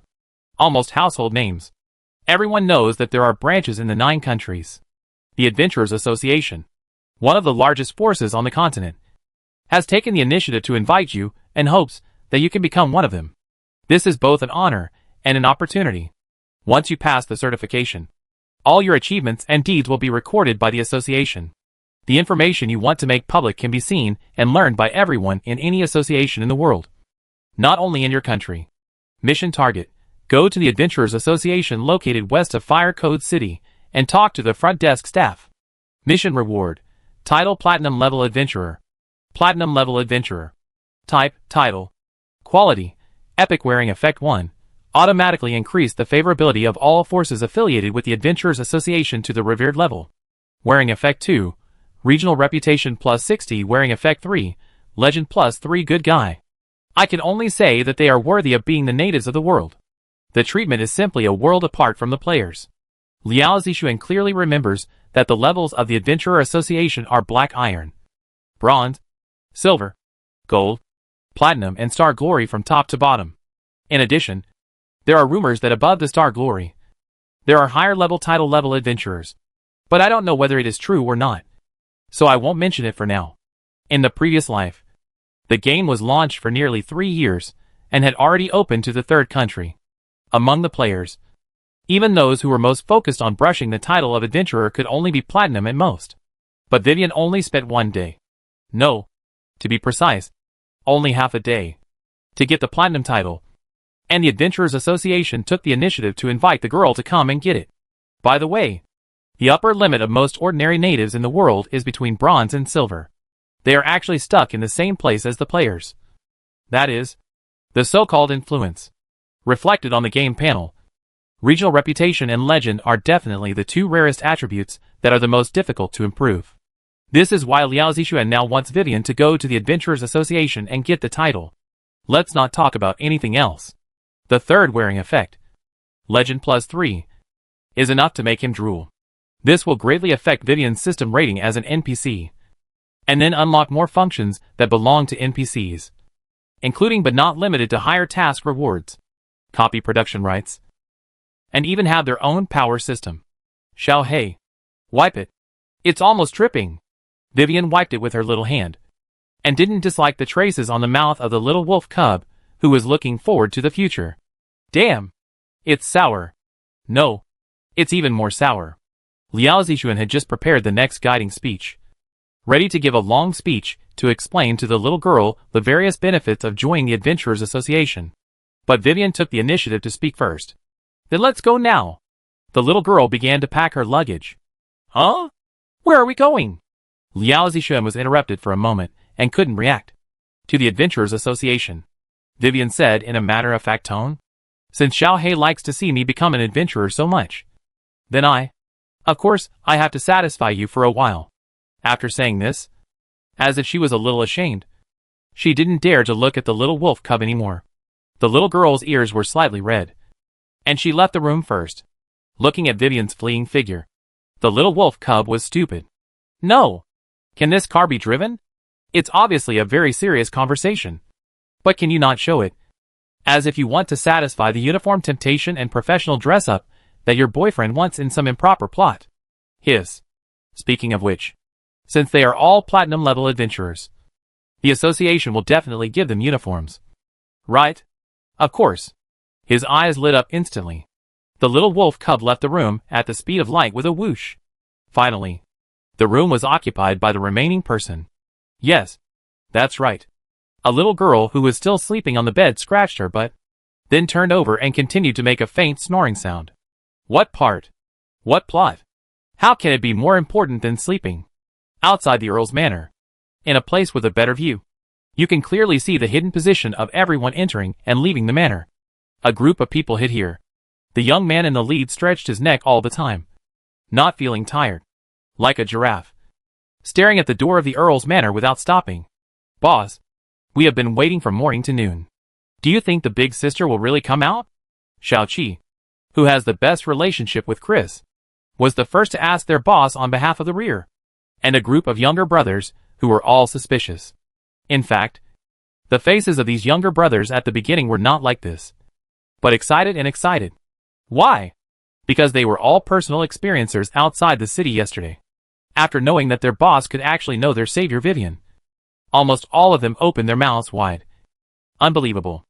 After learning that Chris said he had something important to tell Vivian today, so he asked her out for a meeting. Everyone rushed to come along, just like meeting fans of a big star. Many of the younger brothers even had dark circles under their eyes, and they were so excited that they couldn't sleep well all night. By the way, Chris himself also had dark circles under his eyes. But now, at first they were expecting, but then they were confused. And now they are suspicious, because they have been waiting for a long time. Why hasn't anyone come yet? Isn't he supposed to come out? Being looked at suspiciously by his younger brothers, Chris didn't feel good, so he began to reveal some things. Humph. You don't understand even if I tell you. The Earl's manor is full of dangers. I certainly can't ask Vivian out openly. It would be terrible if she was discovered. Chris recalled the secret of the Earl that he overheard in the bathroom. At that time, he was scared and just wanted to run away quickly. And he didn't know Vivian's true power. But now, I must tell Vivian the truth quickly. So, how did you secretly make an appointment with the big sister? Write a letter. Write a letter? Chapter 148 Adventurer Association and the Self-Propelled Plot. Xiaoqi was confused. With your level of education, you still wrote a letter? And didn't we agree not to make an appointment openly? If the content is written in the letter, won't outsiders know everything after reading the letter? Perhaps he also understood Xiaoqi's expression. Chris snorted disdainfully. I wrote a secret letter. Do you understand secret letters? I don't understand. Not only Xiaoqi, but also the group of Chris brothers who followed behind. All shook their heads in confusion. Ah! Ignorance is terrible. Meaning, all I wrote in the letter are secret codes, and outsiders will be confused after reading it. Only Vivian and I can understand it. Is this so amazing? After hearing the explanation, Xiaoqi and his younger brothers suddenly realized what was going on. But soon the suspicion they had before reappeared on their faces. It was as if they were saying, Boss, do you have this ability? Hiss. Chris's temper flared up immediately. That letter was his masterpiece that he had spent a whole night thinking hard about. And he was even surprised by his talent.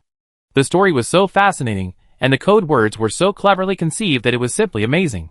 Chris even thought that if he hadn't been an orphan when he was a child, he would have embarked on the path of being a gangster. Otherwise, he really thought he could have gone into literature and become an outstanding writer. So, in order to prove himself, and because it was boring to wait for Vivian, Chris began to dictate the contents of his letter to the younger brothers behind him. He borrowed the story of 3 axes falling into the river that he had heard when he was a child, and then replaced the protagonists, and made the 3 axes in the story correspond to the items that appeared in the only 3 times he met Vivian, so as to let Vivian know his identity. As for the most amazing, which Chris thought was the highlight of the whole secret letter, it was the 3 fingers raised by the river god at the end. Yes, boss. What does this last river god mean? Why don't you return the things to others? Xiaoqi asked anxiously. The younger brothers behind him all seemed to be attracted by Chris's shitty story, and were eager to know the follow-up. So, hey, it's true that being uneducated is terrible. This is my hint to Vivian. The place where we meet is the alley after our 3rd meeting. So that's what you mean. Awesome. So awesome. Boss. Chris's work successfully convinced his younger brothers. But only Xiaoqi, after thinking about it, found the blind spot. Boss, there is a question. What if the big sister doesn't understand what you mean? Bah! Do you think others are as stupid as you? Chris was so angry that he kicked Xiaoqi directly because he dared to say that Vivian was bad. But Xiaoqi felt wronged. He rubbed his painful buttocks, and then hesitated to speak, because Chris actually misunderstood what he meant. What Xiaoqi really meant was that you and the big sister had only met 3 times in total. What if Vivian didn't take it seriously at all, and even forgot that there was a boss like you? Then the boss would hint at this and that, and the big sister would certainly not understand. However, for the sake of his own safety, Xiaoqi decided to swallow his words. But it seemed like he was going to slap Xiaoqi in the face. Boss! Look! She's out. Is that the big sister? When Vivian appeared at the gate of the manor holding the little wolf cub, a sharp-eyed younger brother immediately patted Chris excitedly to confirm with the boss. Although they were the parties involved, they actually only recognized the general appearance of the little girl, and their real appearance was not clear. This is also the situation of most people in Huidian City now. But Chris is different. He has met the little girl 3 times, so he naturally recognized her at a glance. What are you yelling about? What's the fuss? I told you a long time ago that everything is in my plan. Although he said so, the young man still looked excited. Chris's hands couldn't stop shaking when he thought about meeting the goddess in his mind. He quickly tidied his clothes and combed his hair, although he had done these actions countless times while waiting. However, at this time, hello, boss. Something seems wrong. What's wrong? Chris was still rehearsing the lines in his mind for a while, and still didn't realize the seriousness of the problem. The big sister went in the opposite direction of the meeting place you agreed to meet. Chris hurriedly stopped what he was doing and looked at Vivian. But in the time it took to talk, the little girl almost disappeared, and there was no intention of meeting them secretly. Boss, what should we do now? What else can we do? Take less people with you and chase them with me. The distance is closer than expected. After walking for a while, a multi-story building like a big tent appeared in the sight of Liao Zixuan and the little girl. The Adventurers Association. An old friend who is so classic that it can't be more classic. Its sphere of influence covers the entire 9 countries. Even the architectural style of each branch is highly unified, just like they were carved out of the same mold. Looking at the various people coming in and out of the entrance of the association, the little girl couldn't help but feel a little nervous. This was her first time to go to a public place where so many people gathered. Moreover, no matter what profession, anyone, or even any race, as long as they are certified, they can become a new black iron level adventurer, which can be said to have no threshold. This is why the Adventurer Association, no matter where it is always lively and crowded. But Vivian carefully observed that among these adventurers coming and going in Fire Classic City, the proportion of women alone is very small. Not to mention that it is a weak girl like her. Well, soft is fine, but as for weak, it is still debatable. But anyway, since we are here, and I was invited by the association, I should be confident. The little girl encouraged herself in her heart, and then she straightened her chest to appear more confident. The little wolf cub in her arms said, "Well, can you say it in advance before you straighten your chest next time? I don't mean anything else. It's just a little uncomfortable." Towards the stars in the sea. Welcome to the Adventurers Association. As soon as she stepped into the door of the association, Vivian's ears immediately rang with a sweet young lady's voice, which scared the little girl. It is said that experienced adventurers can tell whether a person is a newcomer or not by looking at his performance when he enters the association, because this greeting was not made by a real person. After all, the Adventurers Association has so much traffic every day. If you really hire people to greet everyone one by one, you have to change a few voices. This is the magic created by the founder of the association. The effect of the magic is to make this sound ring in the ears of everyone who has just stepped into the association area. By the way, in the future, when players are doing tasks related to the association, they can also discover hidden Easter eggs in it. That is, the original slogan of the Adventurers Association was towards the stars and the abyss. But because too many people complained that the abyss was too dark, it finally evolved into the current sea. In short, as soon as Vivian entered the door, the figure of the little girl immediately attracted the attention of everyone in the audience. When everyone saw that it was such a thin and poor girl, everyone in the hall cast a sarcastic and mocking look at Vivian. And even 2 or 3 strong men with scars on their faces, who were obviously not good people at a glance, surrounded the little girl as if they were looking for trouble. In the wolf cub's fantasy, the above would allow him to show off his skills. And at the beginning, Vivian would give everyone a classic plot of a show of strength. But none of them happened. Damn! Where are the extras? Where do all the extras go these days? How can I pretend without you? Nonsense. Who has a problem staring at the people at the door every day? Besides, the association is so big, and there are so many people coming and going. Even if you look, you will only look at those famous high-level adventurers with silver or even gold badges on their chests. Who has time to stare at a yellow-haired girl? Who are you? Hello. I am Vivian. There happened to be a window vacant. And the girl hurried over and greeted the association girl in front of the stage very politely. Towards the stars and the sea. Hello, Miss Vivian. Is there anything I can help you with? The sweet voice of the young lady from the Adventurers Association sounded. This time it was a real person. Well, it seems that I can't say that. Because, well, it's like this.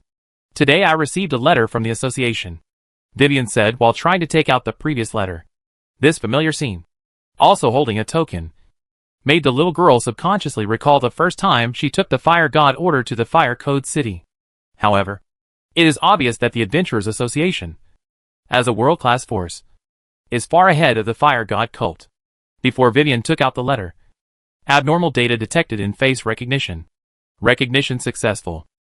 The database shows that the person has been recorded as a VIP. The transfer is being made to a senior receptionist. The sweet voice immediately turned into a subtle mechanical voice. And soon, just a breath later, towards the stars and the sea. Hello, Miss Vivian. Thank you for visiting the Adventurers Association. Receptionist, no. J319 is honored to serve you. The mechanical voice disappeared. And what sounded back was another new one, which sounded very mature and steady, like the voice of an older woman. This. The other party's operation made the little girl confused. And Vivian mechanically, stammering and politely greeted again. Hello. Excuse me, Miss Vivian. Are you here to register for the Adventurers Association? The receptionist who claimed to be J319 asked at the counter. After the little girl nodded, another receptionist who looked exactly like the one at the counter came from behind her. No. Even the voice was exactly the same. Miss Vivian, please follow me. I have prepared a special VIP room for you upstairs. I will be there to provide you with a separate one-on-one service. Oh. Okay. Thank you. The little girl nodded in confusion and followed the receptionist. And this time, it was no longer the wolf cub's fantasy. Vivian was led to the second floor by the association staff. After being discovered by the adventurers in the first hall, it immediately caused a lot of commotion. Then, many adventurers immediately looked over. Oh my god! Am I seeing right? Who is she? How could she go to the legendary second floor of the association? What? Isn't the second floor of our association just for show? I have been an adventurer for almost 10 years. I remember the last time someone was invited to the second floor was last time. With your brain, I suggest you retire quickly. For a while, the mysterious figure on the second floor quickly became the topic of discussion in the adventure hall. And among them, there were also several new adventurers with IDs on their heads. Yes, although the demonic attack on Fire City has ended, the restrictions on entering the city have not been relaxed, but have been tightened. The biggest reason is that they are afraid that the homeless refugees outside the city will rush into the city. And the players are naturally classified as refugees, and are not allowed to enter the city. But there are still a few players. Yes, that's right. The ones who followed Harvey and Chris and other NPCs to participate in the plot in the city and bravely entered the Vulcan Tower. They were lucky enough to stay in the city, and were let go by Harvey. Now there is less than half a month.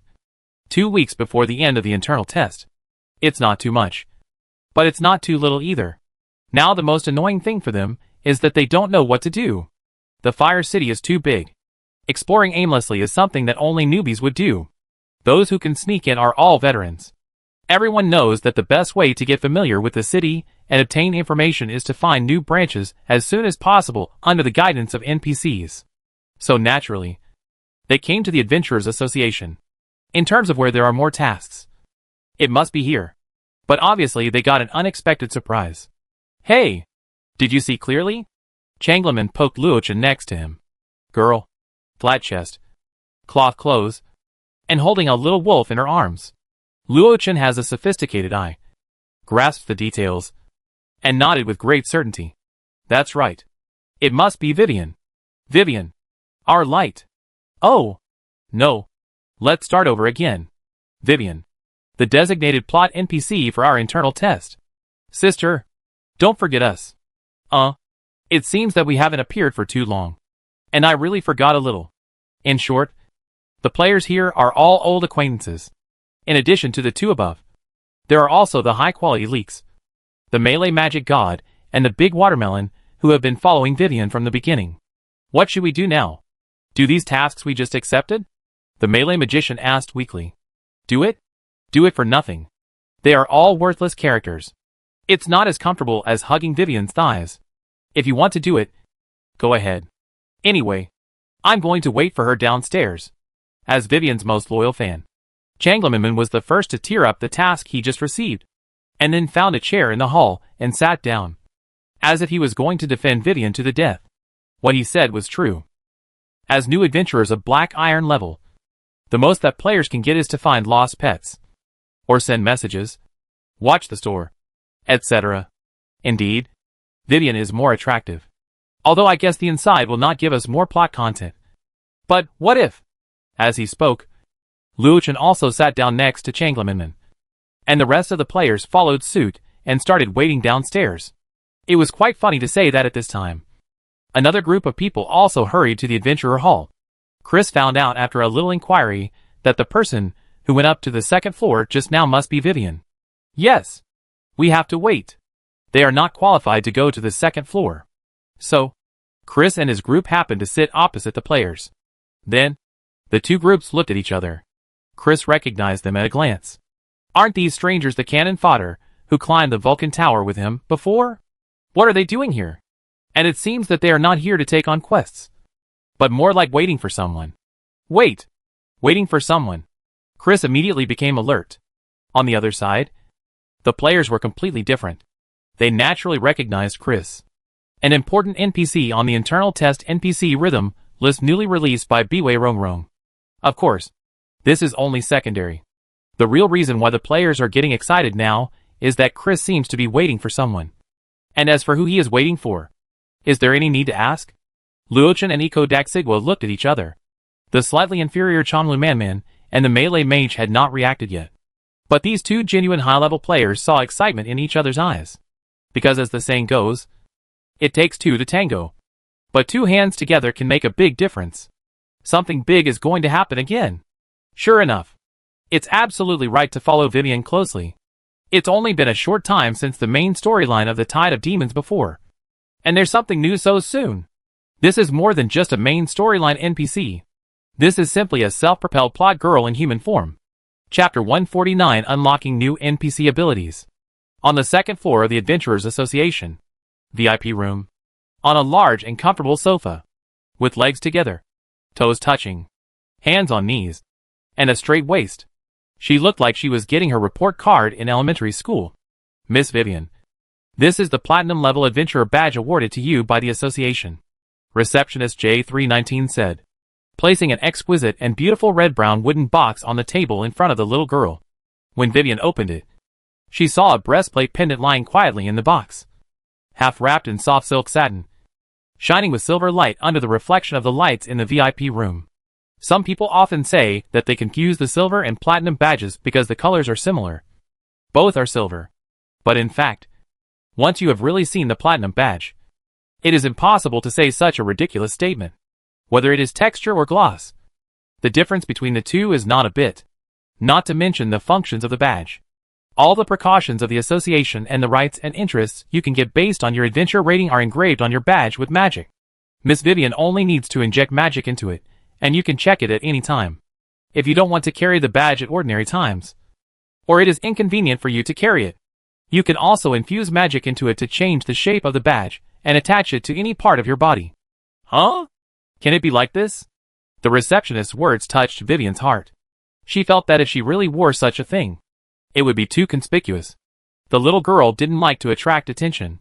So when Vivian tried it immediately, she saw that it was a badge pendant just now.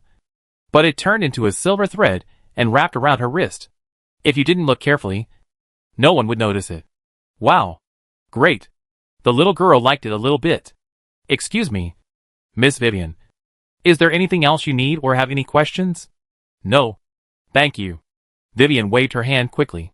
She would go back and slowly study the content engraved on the badge. And don't bother others. It is my honor to serve you. I will not bother Miss Vivian anymore. You can always use this VIP room without time limit. When you want to leave. The second floor of our association is also equipped with a VIP-only teleportation room, which can lead to most places in Huidian City for your convenience.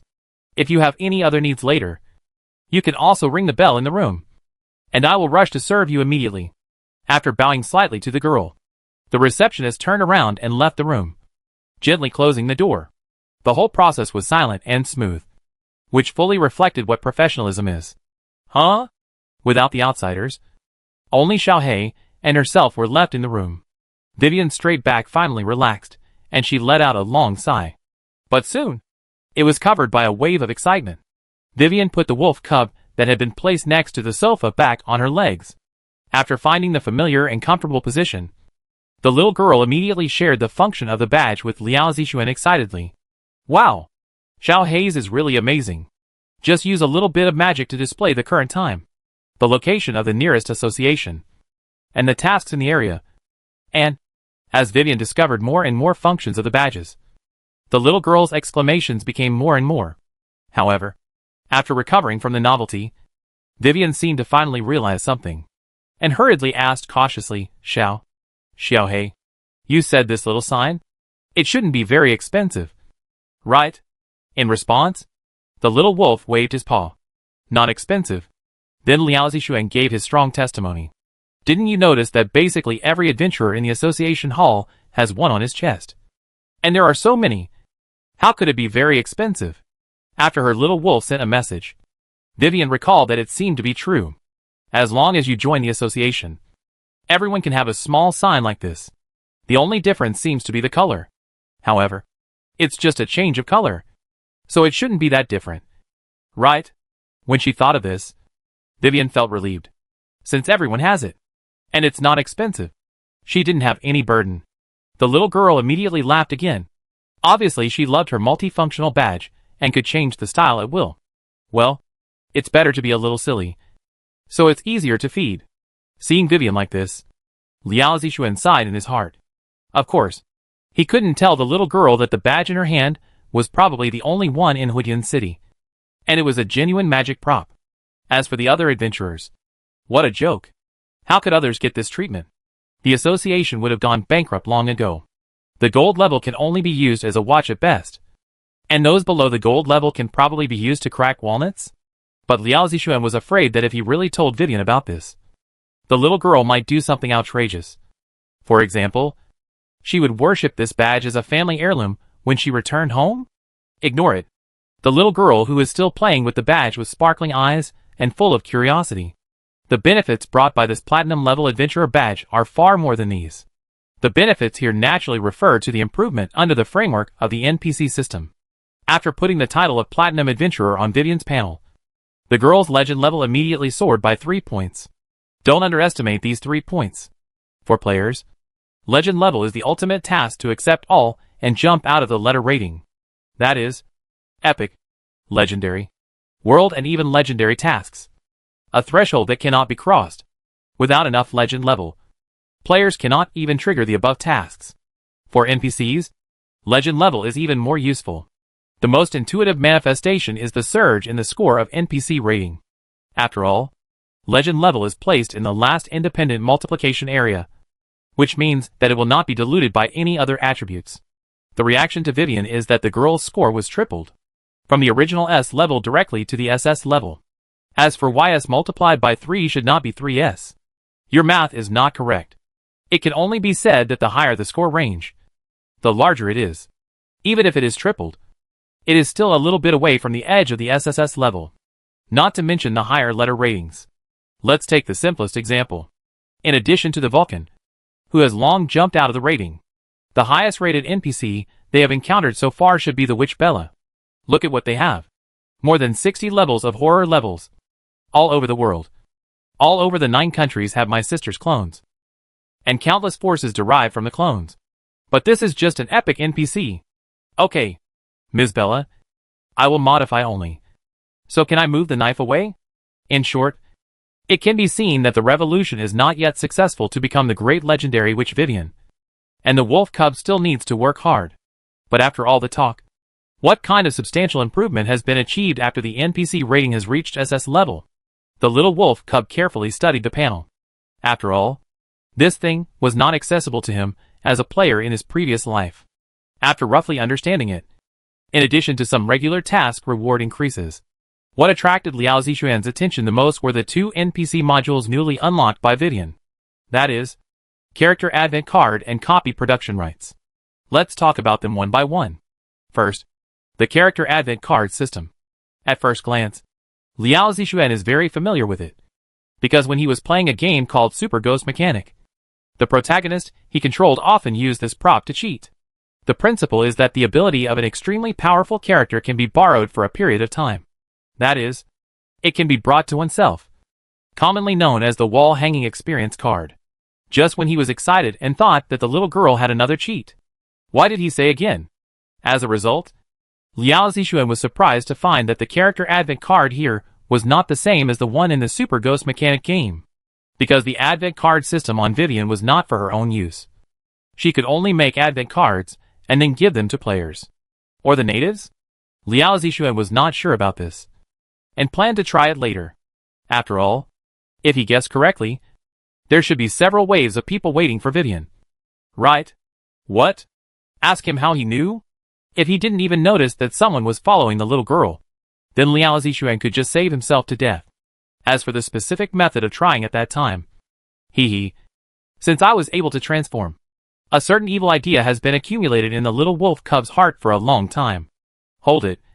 Don't think so far. Get back to the topic. Although I always feel that Vivian's character advent card module is weird, but after careful consideration, it seems that there is nothing wrong. After all, it can only be given to others, not to yourself. This is a normal NPC system. Never mind so much. Try it first. The number of times a character advent card can be made is limited, and the total number of cards is also limited. With the current NPC rating of the little girl, she can make up to 5 times a day.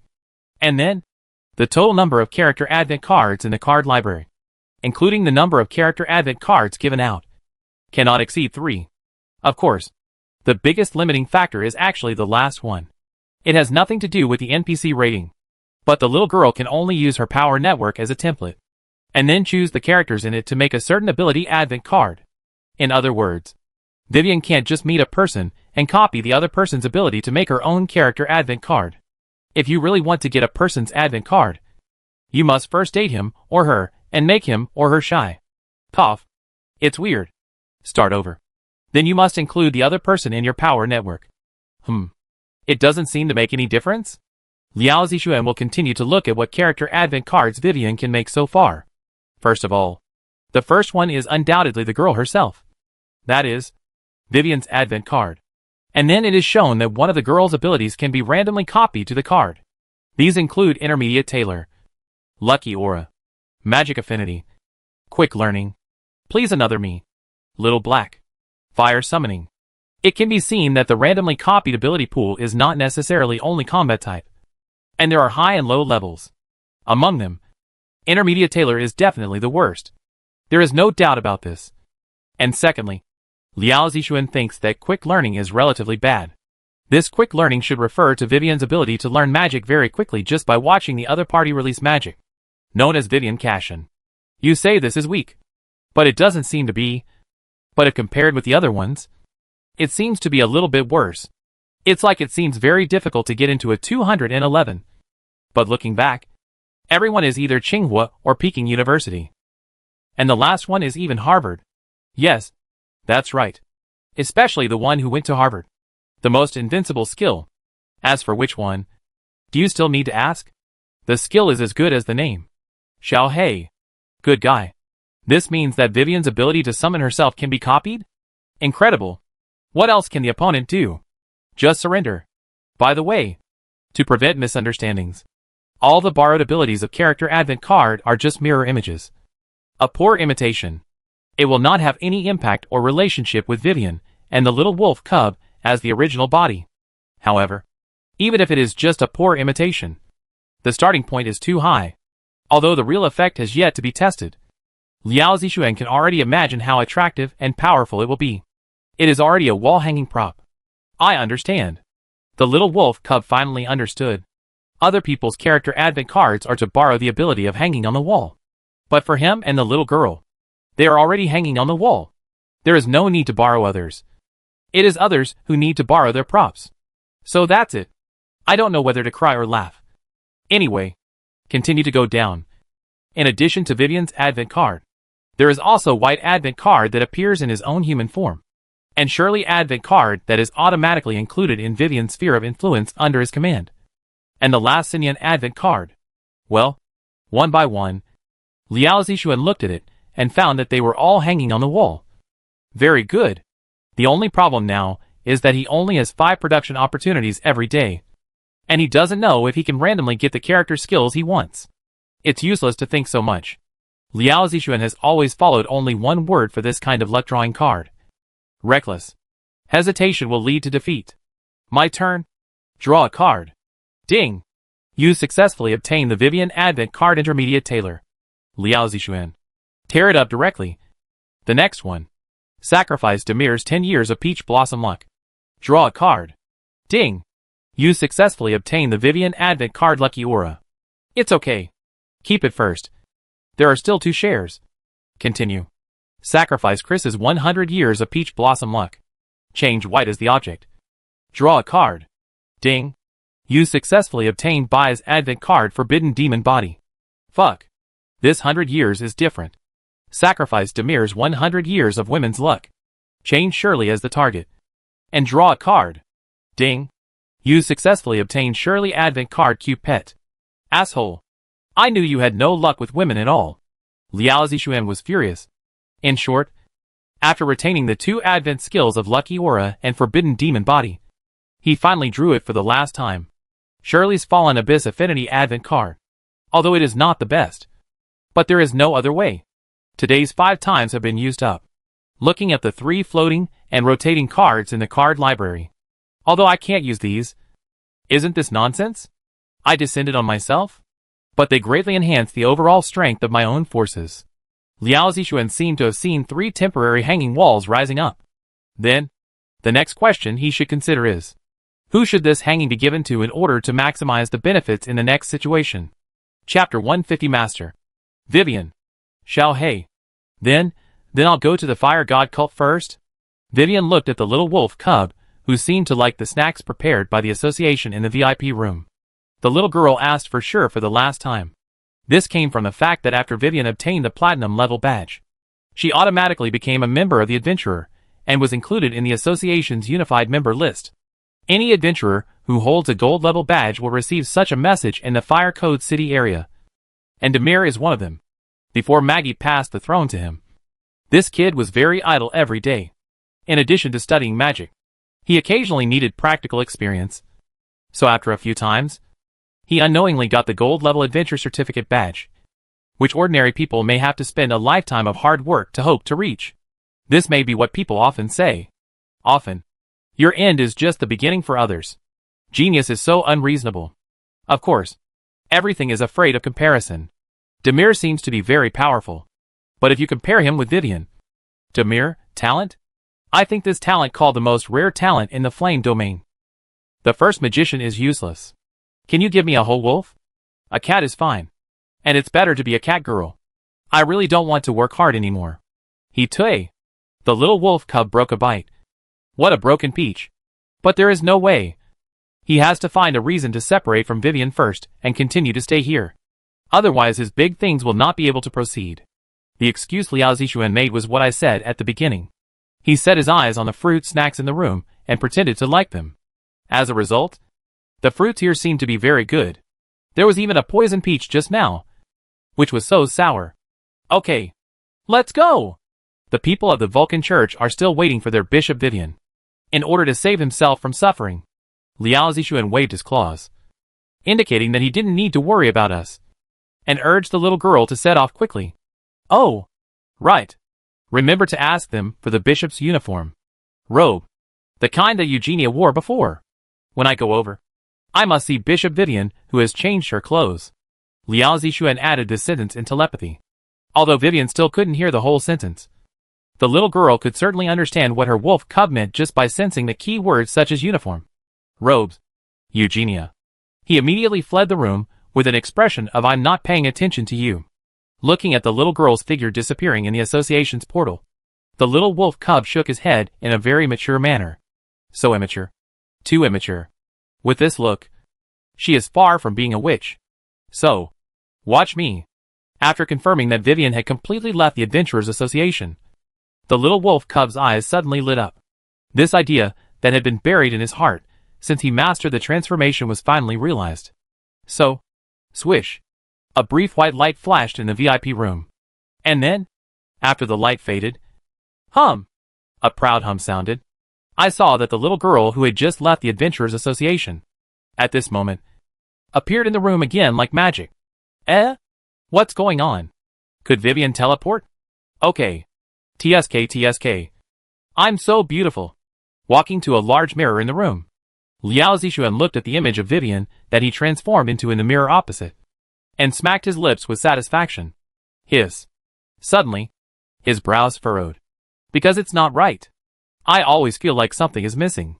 Liao Zixuan continued to look at the girl's body in the mirror with a gentleman's scrutiny. It was like watching the female character he controlled and cultivated in the game. What? You ask a rough man why he would control and use a female character? This may be the new era. I really don't understand you young people. JPG fuck. I said. It turns out that this is the difference. In the VIP room, Vivian, played by Little Wolf Cub, cursed angrily. Then, the girl said nothing. Just like a man. Although in fact she is just a man. But it doesn't matter. The important thing is that the little girl raised her left leg and stepped on the coffee table in the VIP room, using it as a step. As for the reason for doing this, it was said that it was late. But it was fast. The edge of the little girl's cloth skirt immediately slid down a little under the action of gravity, revealing the white legs that were originally covered by the skirt. Newton was ecstatic. Finally, there is no anti-gravity skirt. Long live falling god. Then, the little girl shook her left hand, and the platinum-level chest badge that was camouflaged like a shapeshifter immediately changed from the bracelet originally set by Vivian to a silver-white leg ring that was wrapped around the knees and a little lower at the root of the thigh. This is just right for me. Liao Zixuan looked at her again with a satisfied look. At this moment, in the mirror opposite, she looked like a bad girl, stepping on the coffee table. The silver-white leg rings just tightened the flesh on her legs, making her look thinner and very attractive. People can't look away. It's just a small object, but it can change a person's temperament. I have to sigh at the power of human inventions. Sure enough, you are so beautiful. It's like some people who have pinched their faces for 24 hours before the game starts. I really don't understand why you young people. JPG*2 are no longer conceited. If I continue to be so conceited, some people will curse me. Please, push the plot forward. Damn it! Liao Zixuan had to hold back for now, as if he could hear the wailing of the players, who were waiting for him eagerly under the Adventurers Association. No hurry. There will be plenty of time later. However, before calling the players to give the plot, Liao Zixuan had to take another opportunity to figure out the problem that had always been a mystery to him, even in his previous life. Ding-ling-ling. The little girl rang the bell in the VIP room. Then, not long after, there was a knock on the door. Come in, the girl's voice sounded. And the wolf cub's transformation was of course not only in appearance, but also in voice. Miss Vivian, is there anything I can help you with? Receptionist Miss J319 walked into the room. I just glanced at our association through the badge, but there are some things that are not written on it. I want to ask you. Liao Zixuan spoke very quickly, completely different from the real Vivian. However, Receptionist J319 did not seem to have any doubts about this. This further confirmed Liao Zixuan's original guess, because If this was a normal human receptionist, or a senior receptionist specializing in serving VIPs, she would definitely doubt what happened to the girl with a completely different temperament in front of her. But now? No. J319 remained calm, as if she could not think, or it was beyond her thinking range. She stopped thinking about it. So, Liao Zixuan asked directly, why do the receptionists in your association all look the same? Also, does your no, J319 mean a number? And, when we first met, you were clearly at the counter. But how did you suddenly possess the receptionist behind me? Could it be that all of you are twins, and each of you can transfer your soul? Under Liao Zixuan's questions, receptionist no. J319 shook her head. I'm sorry, Miss Vivian. According to my authority in the association, I can't fully answer your question. Is it like this again? After hearing the other party's answer, Liao Zixuan was a little disappointed for a while, because such an obvious question was naturally asked by many players in the previous life. But the answer they got was the same. However, but Miss Vivian, what I can tell you is that all the receptionists in the Adventurers Association, including me, are not real humans, but puppets. Puppet! Even Liao Zixuan heard this word for the first time.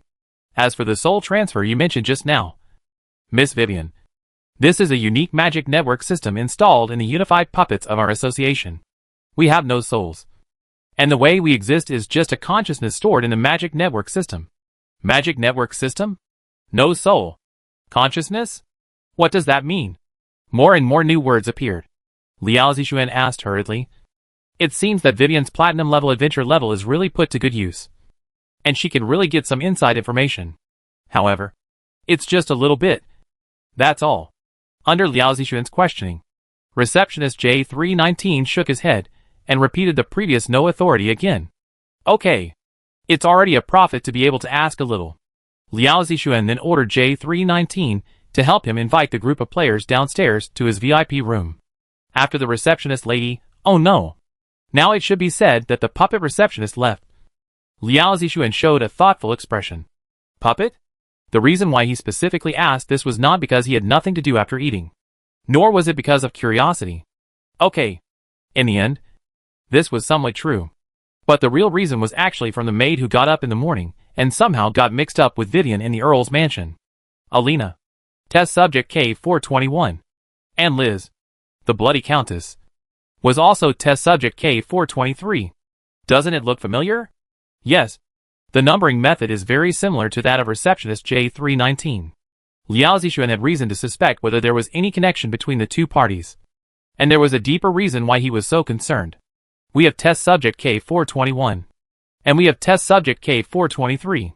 So according to this logic, where did test subject K422 go? If we think about it carefully, whether or not she is there, Vivian will enter the Earl's castle. But the difference is that now she is a distinguished guest, while in the previous life, she was probably a maid sold to the city by her father to the Earl. If anyone else in the entire Earl's castle is qualified to become test subject K422. A knock on the door interrupted Liao Zixuan's thoughts. Receptionist J319 has arrived at the door with the players. Forget it. There are too few clues, and it is useless to make blind inferences. However, one thing is certain. Now it seems that the plot content that players can access in the Blood Earl Castle in the previous life is definitely not complete. In other words, it is not just a plot of a ghost father who was corrupted by the abyss and then used evil magic to occupy his daughter's body. Let's put these aside for now. Liao Zixuan, the little girl in Vivian's form, got up from the sofa and opened the door. Because there are more players. Of course he will not say enter directly like before, but take actions that are more in line with Vivian. After all, he can't be exposed. At least not at the beginning. At the same time, behind the door of the VIP room, Liao Zixuan certainly wouldn't call up too many players.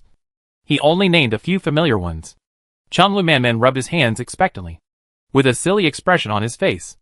It was great to see his goddess again. And it was so close. The goddess took the initiative to summon him. This look was like a pervert. And several other players, who were also called up by Liao Zixuan, such as Luochen and Deshigua, subconsciously distanced themselves from Chunlu Manman. You are here. Come in and do it. After the door opened, the familiar figure of the little girl came into Chunlu Manman's sight. Vivian ushered them all in, and thanked the receptionist very politely before closing the door. So cute. So cute. Changlamen's eyes were full of little stars. But Luochen and Daxigwa, who were really good players, looked at each other sharply, as if they both felt a little bit strange from Vivian. Strangers? I just happened to see you were also down there, so I called you over. Didn't it delay everyone? As soon as Vivian on the opposite side opened her mouth, the melee magic god, as a qualified lick dog, immediately waved his hands. No. No. As long as it's for Miss Vivian, I'm always free. Changlamenman, who was about to open his mouth, was suddenly alert when his lines were snatched away. He didn't realize before that there was someone competing with him for the position of lick dog? How could I bear that? So, it's like this. Strangers, I'm in a little trouble now. I wonder if I can ask you to help.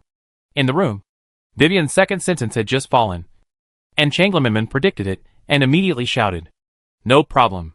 Miss Vivian's trouble is our trouble. No matter what it is, I will do my best to do it. Damn. This time it was the melee magic god's turn to look annoyed, and he also concentrated and prepared to answer Vivian's next sentence. These two idiots are really amazing.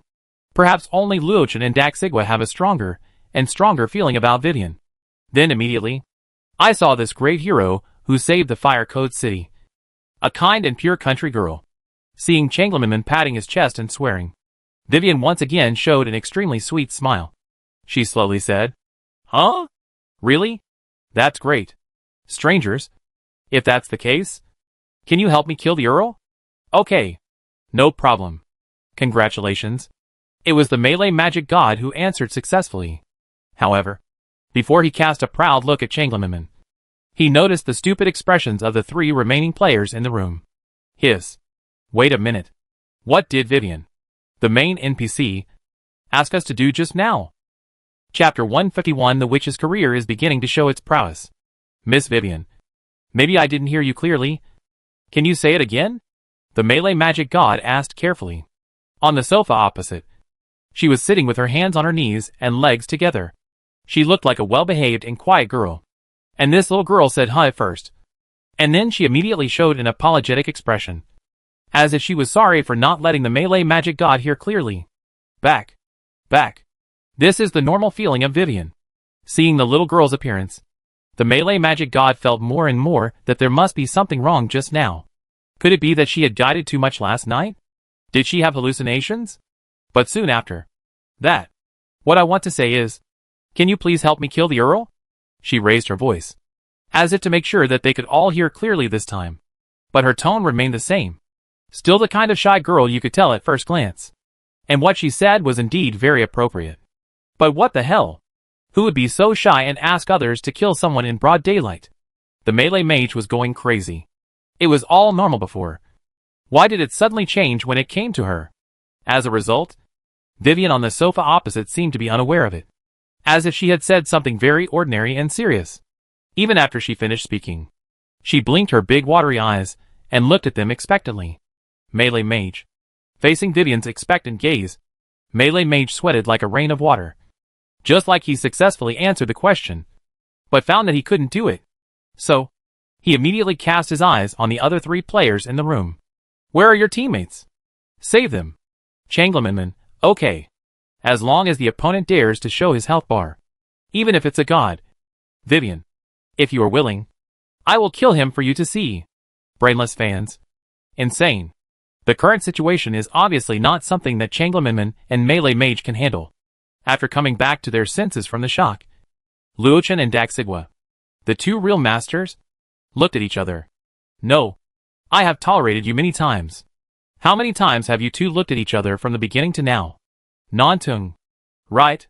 Anyway, one of them quickly shut up the troublemaker Changlamenman. And the other, Luochen, tentatively asked the little girl, Miss Vivian, we still don't quite understand. The Earl you are talking about is Earl Cecil. After Vivian finished speaking, she paused again, and then quickly added a sentence.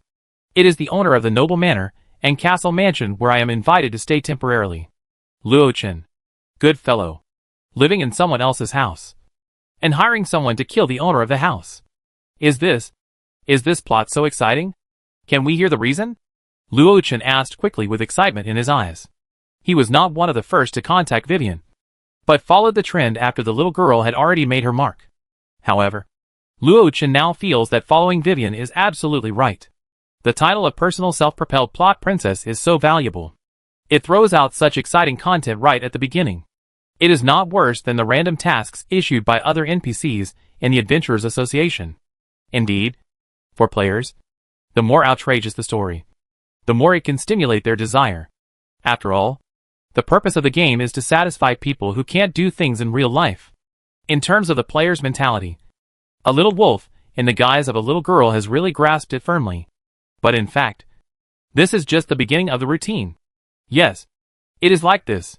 From the perspective of the 4 players, Vivian continued to speak in her soft and weak tone. Strangers, you were also the first-hand experience of the magic tide yesterday. So you should know that although the Fire Classic City has won, the price paid is also very high. The most urgent problem at present is what to do with the tens of thousands of homeless refugees whose homes have been destroyed outside the city. After Vivian spoke, Luo Chen and the other 4 nodded. But they felt a little strange in their hearts. Because, indeed, but, what does this have to do with what you just said about killing the Earl? Until Vivian's next word sounded. The 4 players all gasped and their eyelids twitched wildly. The little girl sighed first. Then Earl Cecil, who has always been known for his kindness, can't bear to see the refugees suffer. So he plans to hold a fundraising dinner the day after tomorrow. At that time, all the dignitaries in the city will be present to raise funds for the reconstruction of their homes in the future. It was originally a good thing. But who would have thought that the Earl actually wanted me to be the leader of this reconstruction work? The little girl frowned. The players on the opposite side were confused. Chanlu Man, who had the most straightforward mind, immediately asked in confusion, Vivian, how great is this? Isn't this a great thing? A great thing? The little girl tilted her head, looking confused, which made Chanlu Man suddenly feel an inexplicable chill in her heart. And then, why is it a good thing? Such a big mess is forced on my head. How can I, a little girl from the countryside, understand these things? What if something goes wrong? If it goes wrong, won't I have to bear all the responsibility? If it is really a good thing, then it won't be my turn. It has been divided up by other nobles long ago. On the surface, it seems that they trust me. But in fact, I think these nobles see that I am a newcomer and too popular. So they take the opportunity to suppress me and deliberately let me clean up the mess. The little girl shook her head, and then said to the players in a distressed tone, so I was thinking, should I fight back and protect myself? For example, if I ask someone to kill the Earl, can these nobles give up this idea?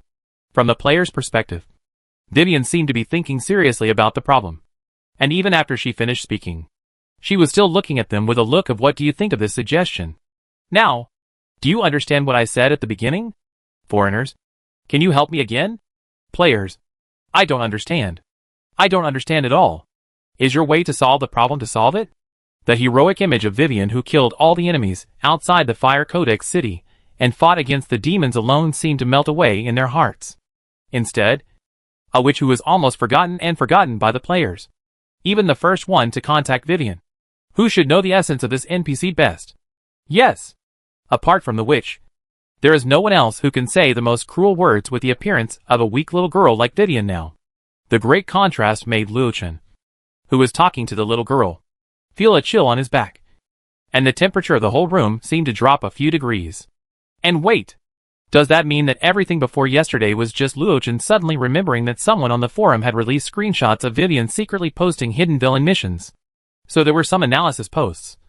And he remembered that the most vicious one, a player with the ID the most handsome little wolf, started to promote conspiracy theories. Whatever. In fact, all this was Vivian's evil plan. And the purpose was to take advantage of the opportunity to direct and act by herself, so as to gain the reputation of Huidian City. As a result, a large number of Vivian haters regarded this most handsome little wolf as a spiritual leader, and began to follow suit and blacken her, making the forum a mess. What's more annoying is that they attack people randomly. Often, some passers-by players who hold a neutral attitude towards Vivian will be attacked by the leader of the Black Fans, the handsomest little wolf.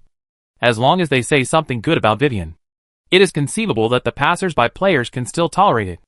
Those who were originally neutral all turned to fans and joined the other side, starting to fight against Vivian's haters. Luochin is one of the passers-by fans mentioned above. He was eating melons well, but he still has a deep impression. The fuse was because he saw a Vivian hater with the ID "I like Zixuan so much" posting a thread to criticize the little girl for having such flat breasts. And then Luochin laughed. He immediately replied to the post. It's okay to criticize others, but can flat breasts be criticized? And within 3 seconds, he received a reply. Then I hope your girlfriend in the future will be as flat as this one. Oh, no. It makes me angry just thinking about it. Luochin remembered clearly that he immediately opened 2 accounts at the time, playing games while criticizing the other party. And finally his current XP system was subtly changed. It seems that he really thinks that flat breasts are not bad. Not so bad. And they are obviously cute. Ahem. It seems that I have gone a little off topic. But in short, as the saying goes, justice may be late, but it will not be absent. Since the story of the Demon Tide siege officially ended yesterday, the forum has been in a one-sided trend since the column blogger with the ID EP141, who has been famous among the players for publishing various lists, posted a clarification post about the inside story they encountered when climbing the Vulcan Tower. That is, the real culprit was Archbishop Maggie, who was bewitched by the fallen abyss and had nothing to do with Vivian. All the haters of Vivian were speechless, like rats crossing the street, and the most handsome little wolf, the leader of the haters, chose to dive and disappear, and got away with it. It was precisely because of this post by EP141 that Vivian's bright and majestic image of justice was established, making everyone forget the setting of the suspected witch that had appeared briefly before. But now it seems that although it is not like what the most handsome little wolf said, all this is Vivian self-directed and self-acted. But it is definitely not what EP141 mentioned. And it has nothing to do with Vivian. At the very least, the heart of the little girl in front of him is definitely not that pure. It is completely opposite to the Virgin Mary label that has been posted on the forum. Black-bellied. Absolutely black-bellied. Moreover, the acting skills that deceived everyone. The acting skills that played the Fire Classic City, and even the outside of the game. This group of players, in the palm of their hands. Well, what a terrible little girl. It's a terrible woman. At this moment, looking at Vivian, who turned her head slightly towards him and waited for his reply, Luochin was shocked and shuddered again. He seemed to see not a country girl, but a little devil who was wearing the skin of a little girl. But in fact, she was a little devil who specialized in playing with people's hearts. And it seemed to be for confirmation. Ding. You have received the SS level task Assassinate the Earl initiated by Witch Good at Disguise Vivian. Do you accept it? Witch Good at Disguise. Not only Luochin, but also Melee Magic God and Big Watermelon. Now that they see this familiar prefix again, they have a deeper understanding of what it means to be good at disguise. I saw that they were originally sitting casually on the sofa, but now they all subconsciously became the same as the little girl opposite, with their legs together and their hands on their knees. In short, the sitting posture of a good elementary school student. This is the deterrent power. It's like the big guys on the opposite side are sitting honestly and obediently. Then how dare the people below say that they cross their legs? It's like looking for death. Well, very good. At this scene, the wolf cub who transformed into Vivian nodded in satisfaction.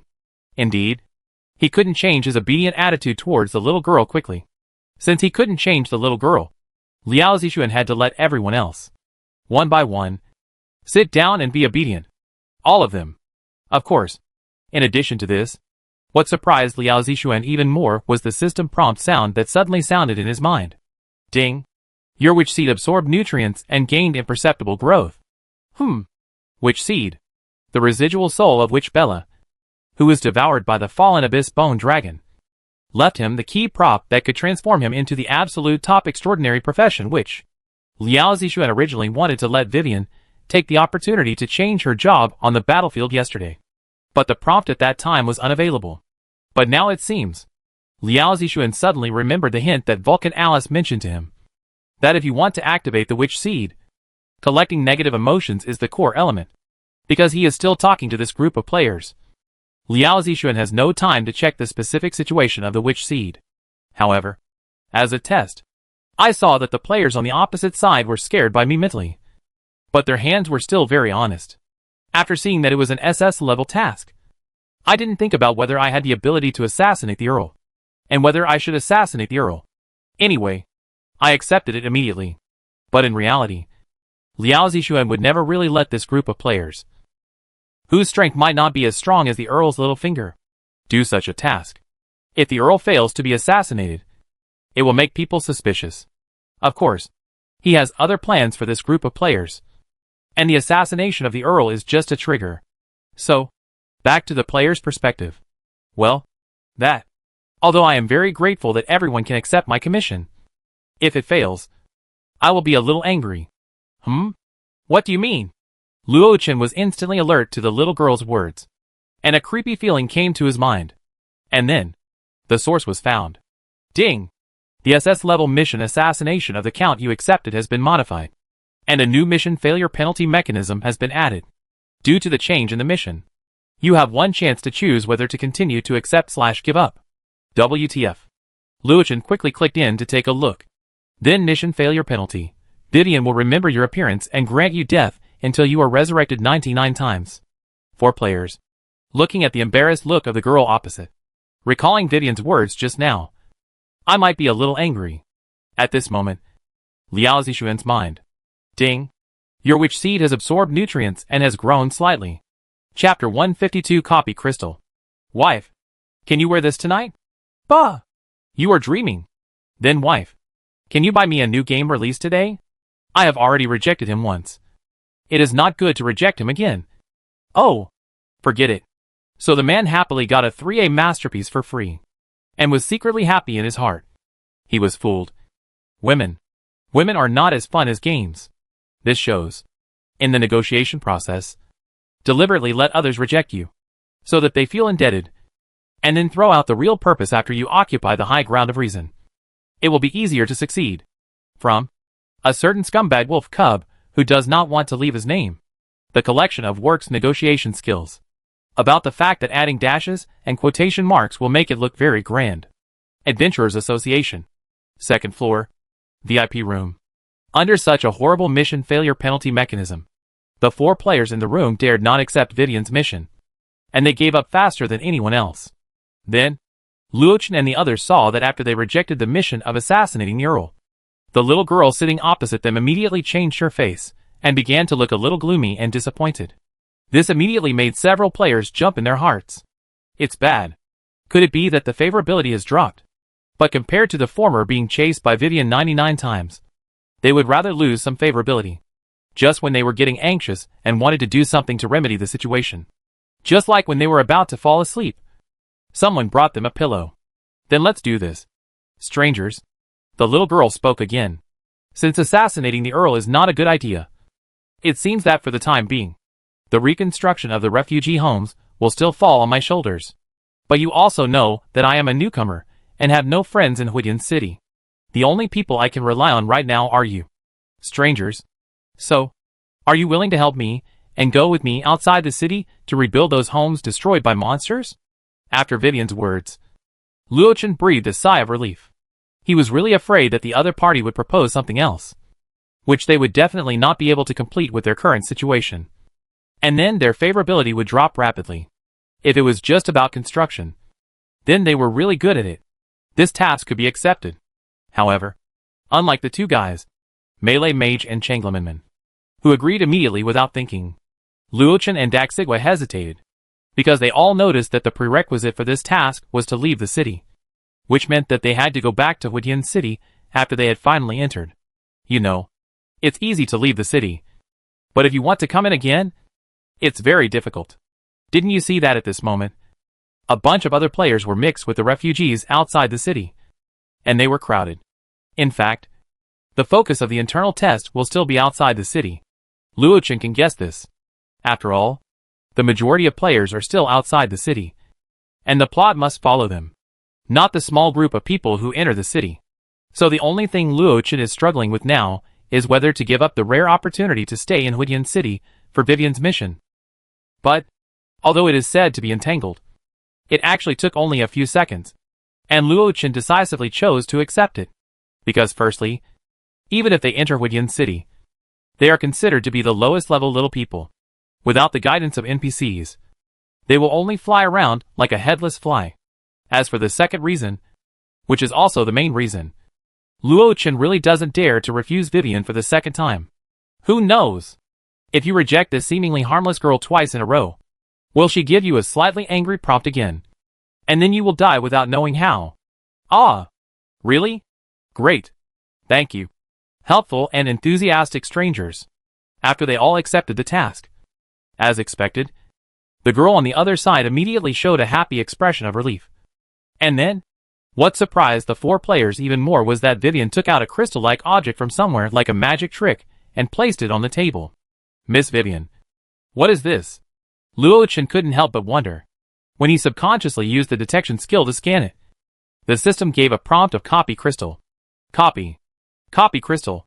While Luo Chen and others were surprised, the little girl's voice of explanation soon rang out. I know that you foreigners like adventure and fighting very much. So I was thinking, if I keep bothering you to do construction work, it would be a bit boring. So I brought you this. I asked Demir of the Vulcan cult for it. It was researched and produced by the law school. It can simulate and reproduce the scenes that have been experienced before, so as to train repeatedly.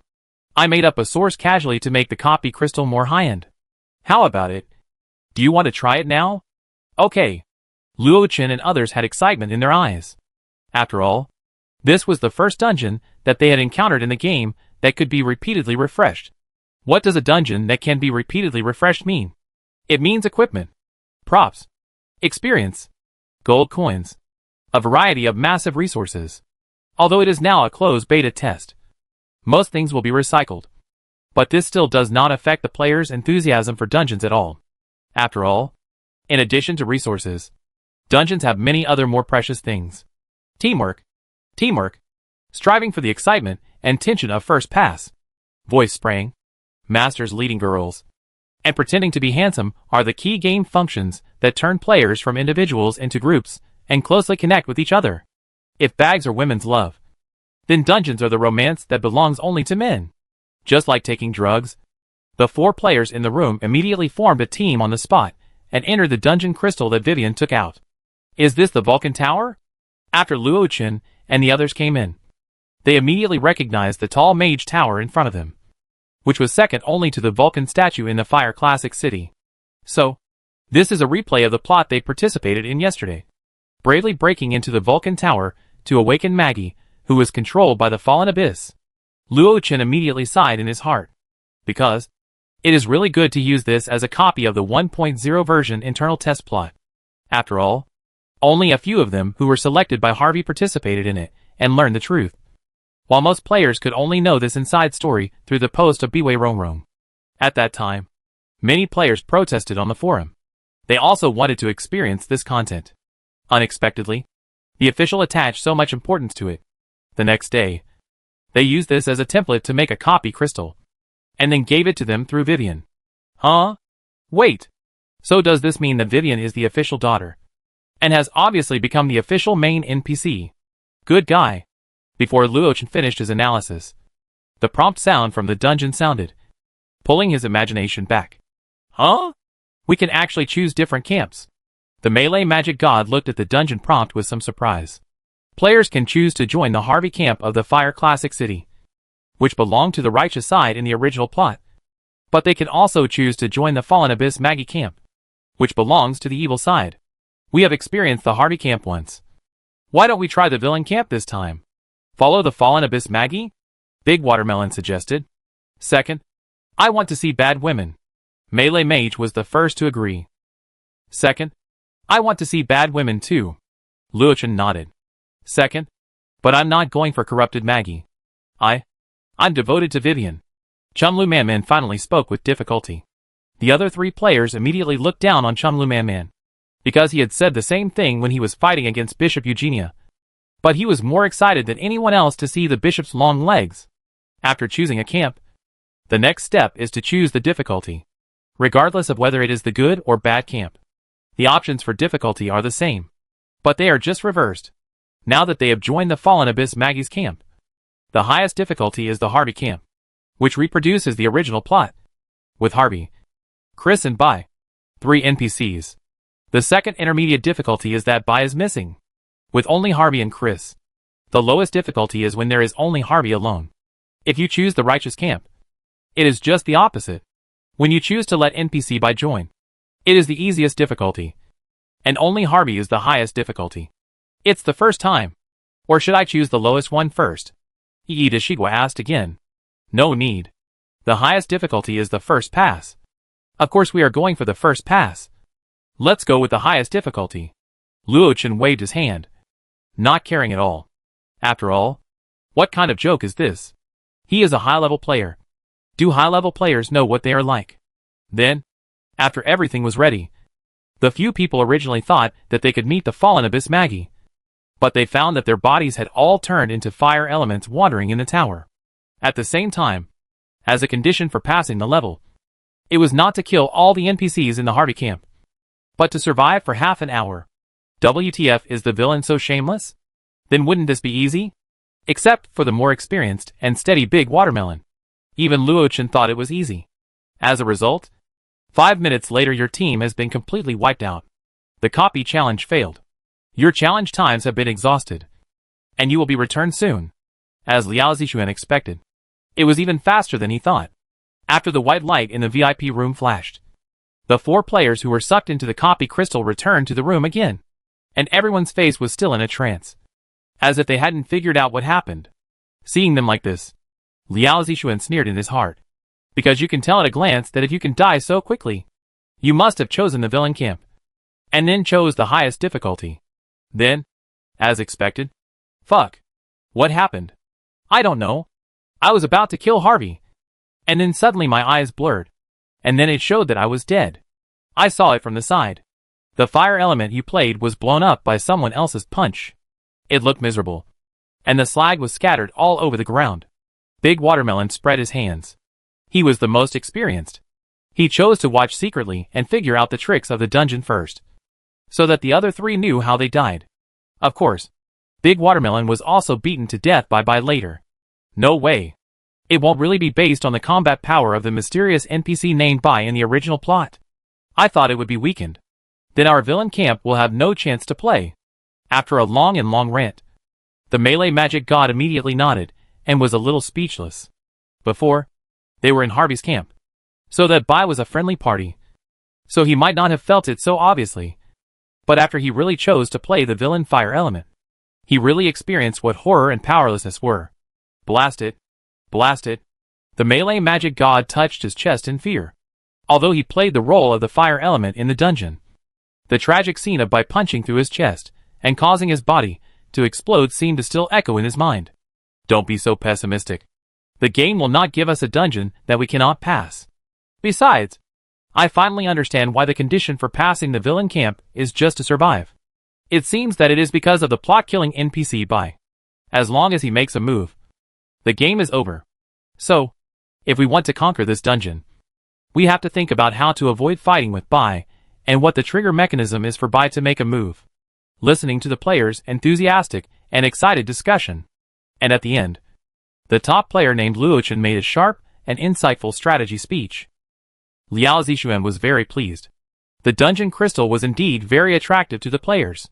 By the way, it could also advertise as Best Buy and accumulate popularity among the players. Of course, the more important thing is, wait a minute. We have been discussing for a long time. But the dungeon challenge times are gone. The 4 players finally suddenly discovered this problem. Then, when they looked at Vivian again, they saw that the little girl tilted her head and showed a confused look, as if she didn't understand what they were talking about. Of course, all this is just an illusion. Why are the players so sure? Because of him. Vivian's store has new goods. The system prompt sounded very cooperatively at this moment. I knew it. How could the witch be so kind to give them players such props for free? Seeing the players' faces with a look of as expected. Damn it. But in fact their bodies were very honest. They immediately opened Vivian's store in a hurry. And at the same time skillfully prepared experience points as tribute to the witch. Liao Zixuan felt relieved again. Well, not bad. It's already a mature leek. And knows how to harvest itself. But at this moment, what he needed was not experience points. Before Vivian obtained the witch profession and advanced to the extraordinary level, the ordinary profession summoner had already reached the level cap. So, Now Liao Zixuan needs players to provide a new currency he developed. It's called contribution. Chapter 153 Lao Bai. This time you really can't wash it off. What is contribution? As the name suggests, it is the player's contribution to the reconstruction work. For example, cutting down a tree about the thickness of a thigh equals 1 to 2 contribution points. Building a cottage equals 20 to 40 contribution points depending on the completion. Evenly distributed among the team players. Completing 5 daily tasks required by refugees equals 1 to 3 contribution points. And so on. There have been scientific papers to study why people do the same things in the game and in reality. But the motivation between the two is so different. The answer is the feedback mechanism. In the game, everything the player does can be transformed into a substantial value and reflected. And timely feedback can be given to let people see their efforts. But this cannot be done in reality. Feedback is often received very slowly. Or even not at all. If in reality, memorizing a word can prompt vocabulary +1. And running can display the word's physique +1. Then everyone will become a role king. Of course, the premise of all this is that reality should not give feedback on negative attribute reductions. Just like staying up late will give lifespan -1. Smoking will give disease +1. Well, after thinking about it, forget it. Liao Zixuan wants players to be better workers for Vivian. So naturally he has to introduce a feedback mechanism. And the contribution degree comes from this. As long as there is this. Even if the contribution degree is actually a decoration and can't be exchanged for anything, the enthusiasm of the players will not be low. Not to mention, contribution points can really be exchanged for good things. Luo Chen and the other 4 players saw at first glance the latest items on the shelves in the Vivian store opened to them by Liao Zixuan. Dungeon Crystal Usage Permission. Price, 15 contribution points.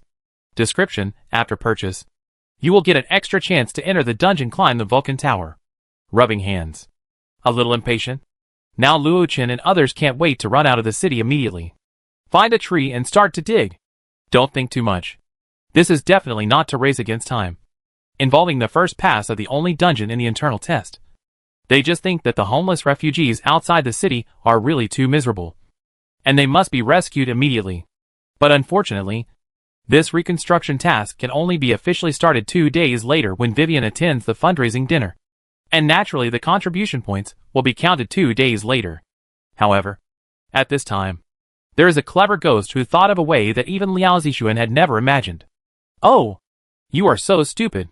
Cutting trees and the like will be counted into the contribution points 2 days later. But we can take advantage of the 2 days now to prepare the materials in advance.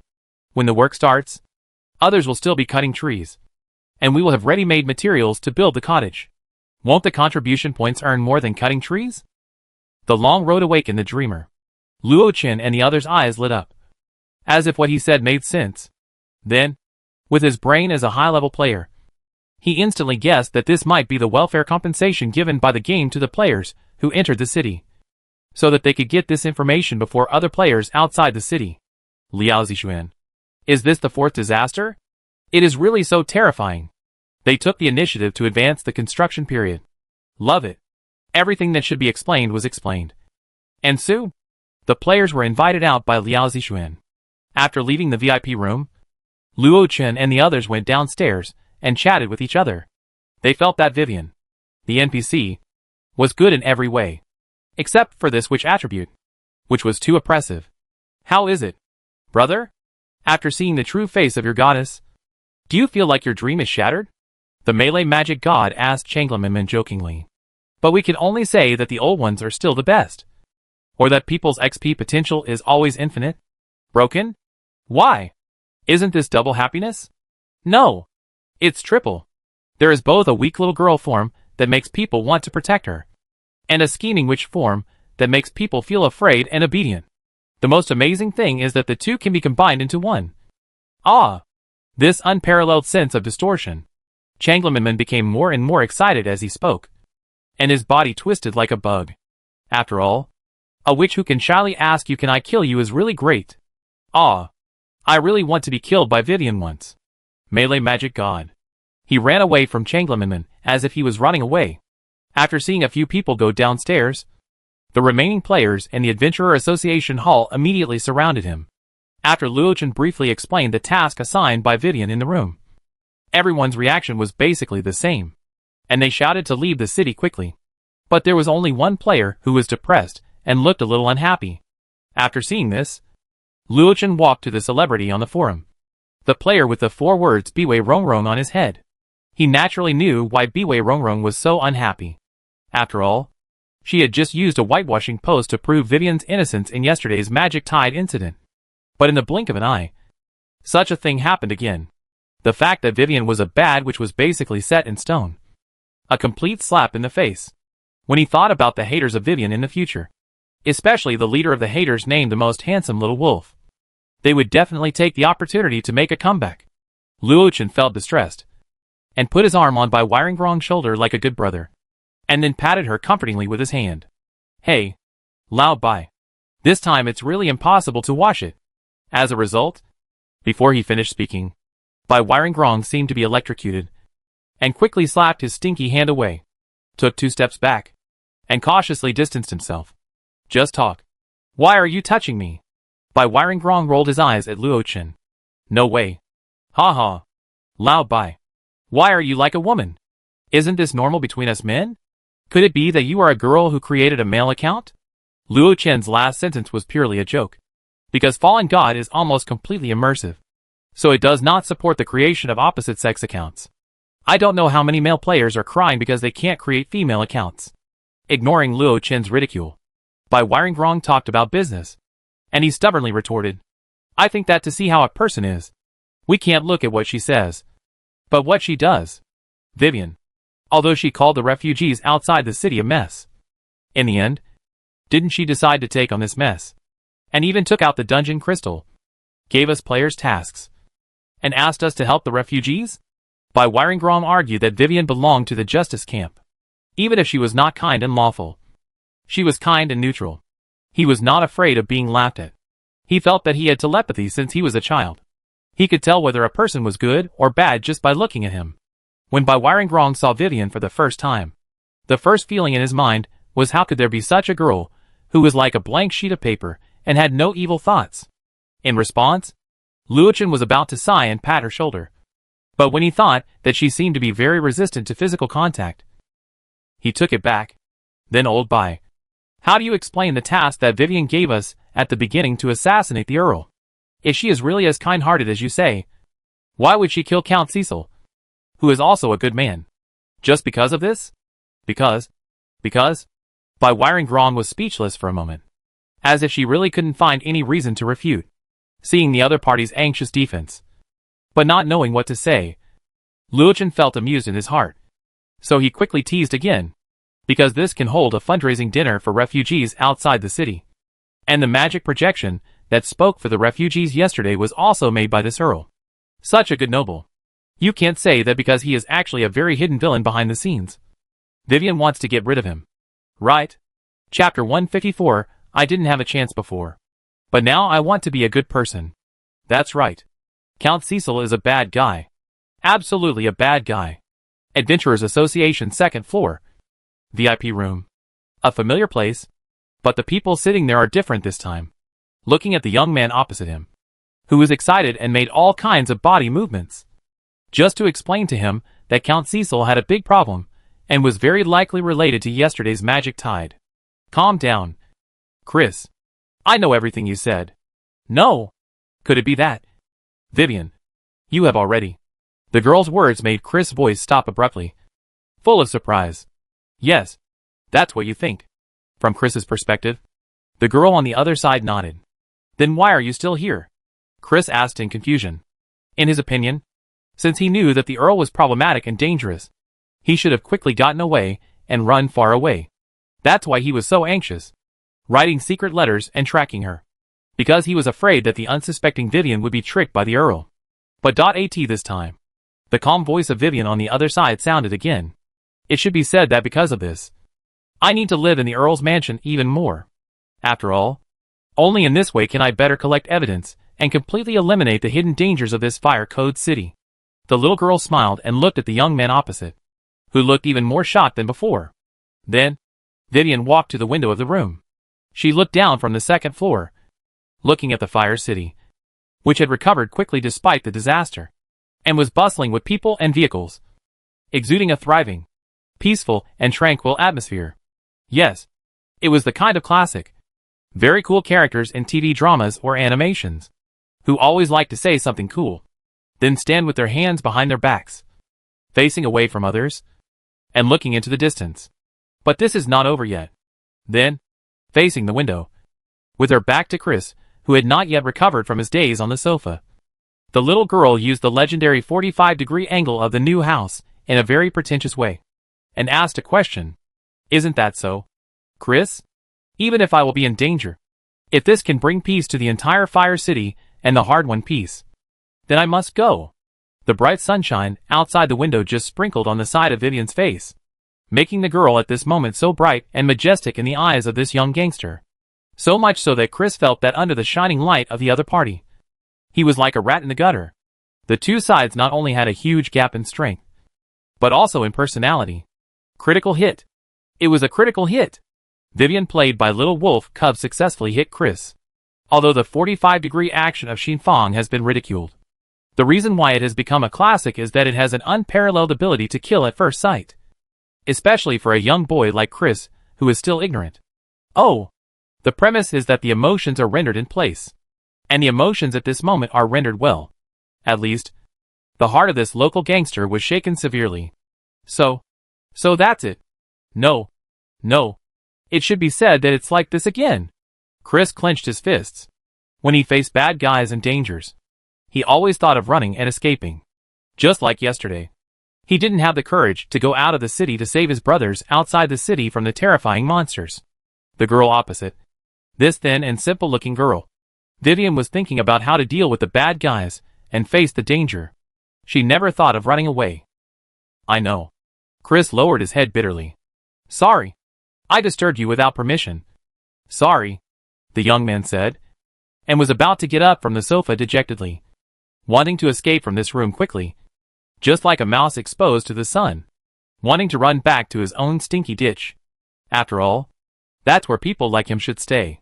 Chris now thinks it's a bit ridiculous. He was still thinking that he could improve his strength and prestige, and then have the opportunity to get close to his goddess. But now, just through this incident, Chris realized that the real difference between him and Vivian was not about strength, but humanity. And this was the most terrifying thing, which made Chris feel a strong sense of inferiority. Wait a minute. When Chris had grasped the door handle, the voice of the girl behind him still called him. The young man turned around, and he didn't look at the little girl with excited eyes, like when he just came in. Now Chris just lowered his head and looked at his toes. However, after Vivian's next sentence, the young man raised his head again in surprise. I'm really a little embarrassed. Obviously you just came here to kindly remind me. But I wonder if you can do me another favor? Help me? Chris was stunned. Yes, because I heard that you, Chris, are the leader of a large area of criminals in the outer city of Woodyan City. After Vivian said this, Chris's toes almost scratched his shoes. But now it seems that maybe the rumors are not always right. In my opinion, Chris, you are a good person. Appeared. Another classic prop. The good guy card. I am a good person? Chris pointed at himself in disbelief. This was the first time someone said this to him since he was a child. Yes. Isn't it? I heard that no matter how scared you were, you overcame yourself and ran out of the city to save your friends. Or maybe, together with Harvey and Demir, you awakened Archbishop Maggie and saved Fire Code City. Or now, you risk being targeted by the Count and come to remind me. After listing all the things, Vivian repeated it again. If this is not a good person, Chris, then what can be called a good person? Me, Chris stammered, like a dirty stray dog, picked up by a kind goddess, patted on the head, and washed with water. Then, put it in the pot. Ahem. Not to the point of being put in the pot. But I spent so much effort and played the role of a saint for a long time, and finally influenced this stupid boy, the future legendary thief. Right? Come and be the patrol captain of the novice village. Specialize in catching hooligans and thieves. Liao Zixuan particularly likes a sentence from an anime. The victory or defeat of the game is determined before it starts. There is no chance.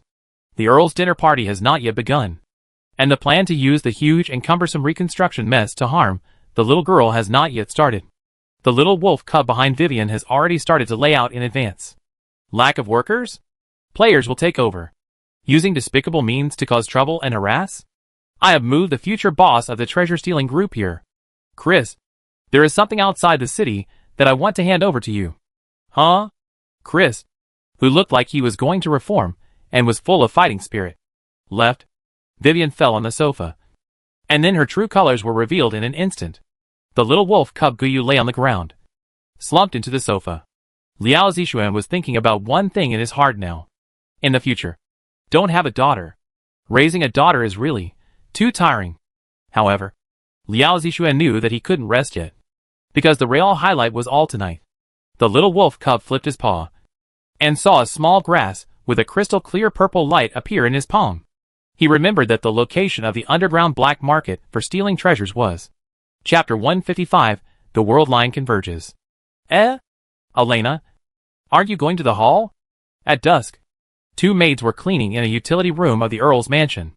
The maid, who looked a little older, had her hair tied up on one side and fell on her shoulders. She looked very virtuous and steady. After seeing the sunset outside the window, she couldn't help but ask. Compared to her, the other maid in the utility room looked much younger, and she seemed a little absent-minded. And I don't know what she was thinking. Hall? Why go there? Elena took a broom and waved it back and forth in a pretentious manner. Didn't you hear from Butler Robert that the big shot who saved Huidian City yesterday? I remember. Was called Vivian? It was Vivian. Elena shook her head and corrected with a sigh. Yes, that's the name. Look at my memory.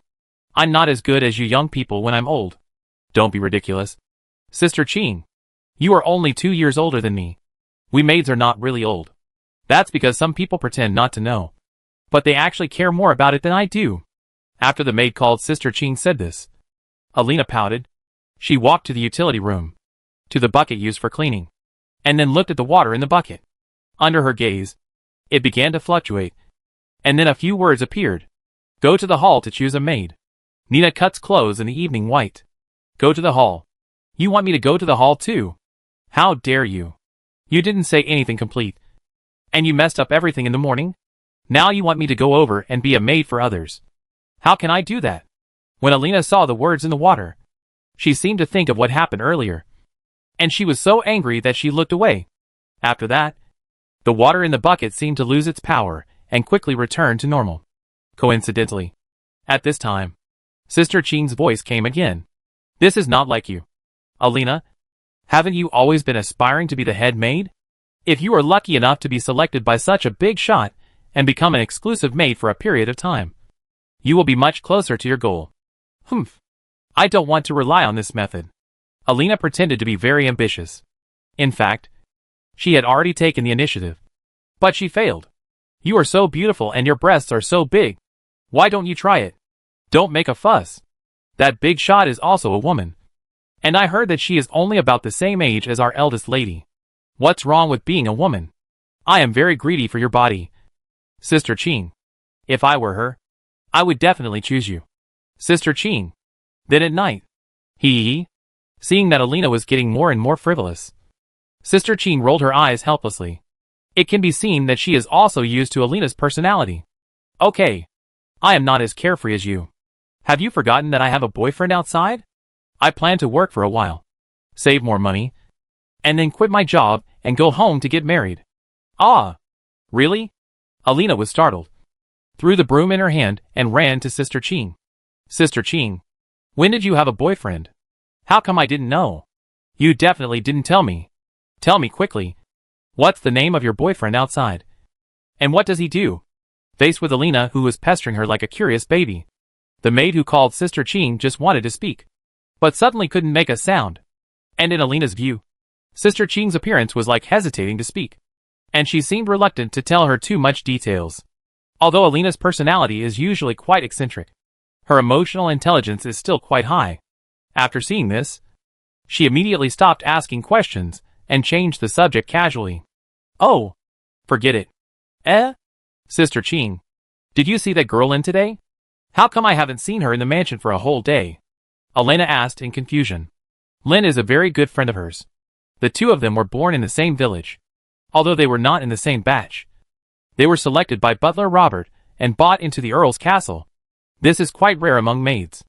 After Elena's question, Sister Ching stopped the work at hand. She seemed to recall who Lin was for a long time. And then she seemed to suddenly remember. I remember that when you were away in the morning, Butler Robert seemed to tell us that the village outside the city was in trouble. So Lin asked him to resign last night and wanted to go out of the city to find her mother. What? Alina made a more surprised sound than before when she heard that Sister Ching had a boyfriend. Because Sister Ching? What are you talking about? Lin doesn't have a mother. Her mother died when she gave birth to her. Alina, don't joke about family. Looking at Sister Ching's serious expression, Alina wanted to speak several times, saying that she and Lin were from the same village and she knew the other's family best. But in the end, she didn't say it. Alina looked a little lost afterwards. How could it be? Resigning is such a big thing. Even if you are in a hurry, you should at least tell me about it. Alina felt something was wrong the more she thought about it. Because in her impression of Lin hated her original family very much. And even hated her. Especially her beastly father. She told her privately several times that she wished that dog thing would die sooner. Would such a Lin really be so determined and quick to quit such a good job as the Earl's maid and leave the city overnight? Or, Alina suddenly remembered the gossip about the disappeared castle maid that she had told Vivian in the morning. Wait a minute. Lin, wouldn't she have dropped the broom in her hand? Alina suddenly felt a chill all over her body. Huh? What's wrong? Alina? Sister Ching looked over immediately after hearing the voice. No. It's okay. Aw no. That? Ching. Sister Ching. I thought about it again. And now I still think that it would be better for me to go to the hall to find that big guy named Vivian to try my luck. After Alina finished speaking in a panic, she ran out of the utility room without waiting for Sister Ching to speak. The young maid had already forgotten about social embarrassment and embarrassment. What she wanted to see most now was the figure of the little girl who woke up in the morning. On the other side, this child Sister Ching looked at Alina, who disappeared in a flash, and shook her head. But soon, a confused look appeared on Sister Ching's face. In the empty utility room, where she was left alone, Sister Ching frowned and muttered to herself as if she was trying to recall. My boyfriend. What's your name? The Earl's mansion. The main hall. Liz. I think I really don't need any more maids. Right? The little girl tugged at the hem of another girl's clothes. After leaving the Adventurers Guild, she went to the Fire God cult, where Demir hosted a simplified bishop conferment ceremony. But when she returned to the Earl's mansion, it was almost dark. As a result, before Vivian had time to catch her breath, Liz seemed to have been waiting for her for a long time. As soon as she saw the little girl coming back, she pulled her to take care of the maid first. Liz, I can really take care of myself. And I don't need to bother others anymore. Vivian looked at the entrance of the hall. Under Liz's arrangement, a row of maids bowed to her, and then waited for her to choose one from them. How could the little girl bear this kind of scene? As a result, before she finished speaking, the young lady interrupted immediately. No! You have to choose one today. This is not a question of whether it troubles others or not. It is related to the symbol of status. The day after tomorrow, you will go to the fundraising dinner held by your father. If you don't have a servant with you, others will laugh at you at the time. If they look down on you and have a bad impression of you, your father's intention to nominate you as a leader will be affected. Liz's serious words made Vivian a little nervous. This is a little girl from the countryside, who has no idea. Really? Of course it's true. Don't think that all nobles are like my father. Most nobles, no matter how powerful you are, no matter how much you have contributed to Whityan City, in their eyes, as long as you are not born well and don't follow their noble rules, they will exclude you. Liz probably knew that her tone was a bit harsh, so she softened a little and took Vivian's hand. But don't worry. The smartest and most outstanding nobles in the whole Fire Classic City are here, with me helping you. There will be absolutely no problem the day after tomorrow. But the premise of all this is that you have to listen to me. Do as I teach you. Vivian, let me ask you. Do you want to embarrass yourself in such an important occasion? The little girl shook her head violently. The first step is to choose a maid who will always follow you. It has come to this point. It is no longer just a matter of whether Vivian is willing or not. But she must follow the rules of the upper-class nobles. For the dinner the day after tomorrow. The little girl can only accept it. Fortunately, Vivian took a quick look and found that among the maids she had met this morning, there was no one who could be selected, which made the little girl feel relieved. However, it could only be said that this was fate. Just as Vivian was about to try a maid, a burst of hurried footsteps came from the entrance of the hall. Then wait a minute. Vivian. Alina, who had just rushed in from the utility room, was so anxious that she forgot to add the word adult. It can also be said that because of what happened in the morning, Vivian's big shot aura in the maid's heart has been reduced a lot. Who are you? Hearing the sound, Liz looked over and saw the young maid, who was a little disheveled and panting because she had been running all the way and suddenly changed her mind in the middle of her work. The Count's daughter's face suddenly became ugly, and her brows were furrowed.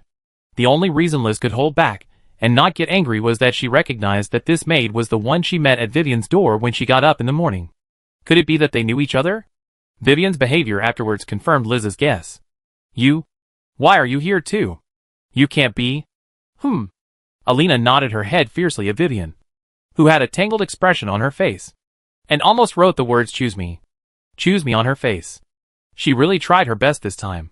If Vivian ignored her, the young lady next to her would scold her severely and even dismiss her. I'm sorry. I can't decide this matter by myself. I have to ask Xiaohei. Looking at the pleading look of the maid opposite, she even ignored the social embarrassment in the morning, although she didn't know why it suddenly became like this. Vivian agreed to it. After all, once she was chosen, the maid would definitely stay with them for a while. So she had to consider whether Xiaohei was willing. When the little girl cast her eyes on the little wolf cub next to her, Liao Zixuan witnessed the dramatic scene throughout. He almost wondered if he was reading a novel.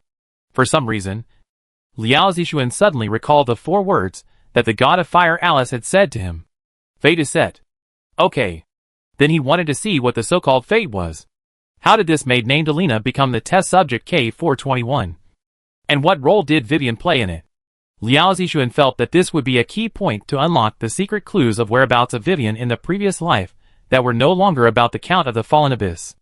At this moment, if Alina could still keep her composure in front of Vivian, when the other party's summoned beast, a black wolf cub, looked at her, she, a mere maid, was a little scared all of a sudden. Even though this little wolf cub looks very cute and a little adorable now, what Alina is thinking about is the giant wolf that is bigger than a carriage and can eat the leader of monsters in one bite. No! Don't be afraid. This may be your only chance. You must seize it. With a slight tremor in her body, Alina forced herself to force a smile that was uglier than crying on her face, wanting to show her friendly side to the little wolf cub who could decide her fate, so that the other party would accept her. And it seemed to really work. The little wolf cub stared at her for a while, and before Alina could react, his figure flashed. When she came to her senses again, the maid felt that she seemed to be much heavier. Alina subconsciously quickly put her hands into a circle, and then the little wolf cub on her shoulder jumped down, moved a few times in the maid's arms, as if looking for a comfortable position, and finally nodded to Vivian. That meant to say, well, this temporary wolf climbing frame is not bad. Lee's, since Xiaohei likes it so much, then she's fine. After Vivian finished speaking to the Earl's daughter, the little girl walked in front of the maid, who had not yet recovered. She was about to say something, but suddenly realized that, by the way, I don't know your name yet. Vivian was a little embarrassed. Alina. My name is Alina, the maid replied quickly. Next, Alina did not expect that the girl opposite her stretched out a hand to her.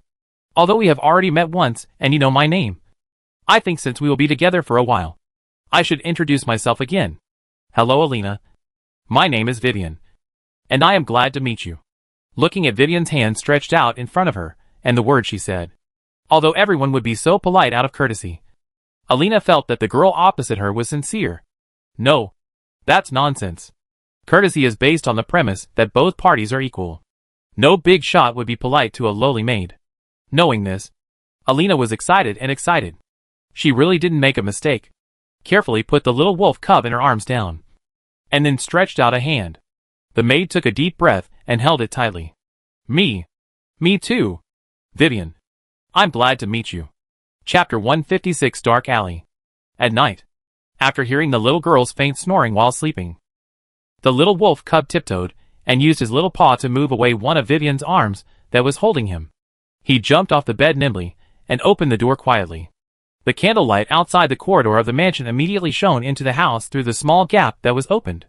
But in the next second, the little wolf cub's figure flashed, and the door closed again. In the room, there was only moonlight from the window. Oh, by the way, do you feel like something is missing here? Nothing? That's fine. Sinyan? Well, it's not right to make the best use of things. It should be to solve the problem of staying at home. At the suggestion of the little wolf cub, Vivian also felt that Sinyan couldn't just sleep in the room all the time, and she had to find something for the little loli to do. Otherwise she would be wasted. So, it just so happened that the Royal Law School of Wudian City also sent a letter of employment to Vivian, wanting the little girl to be a special tutor for the newly opened summoning department there.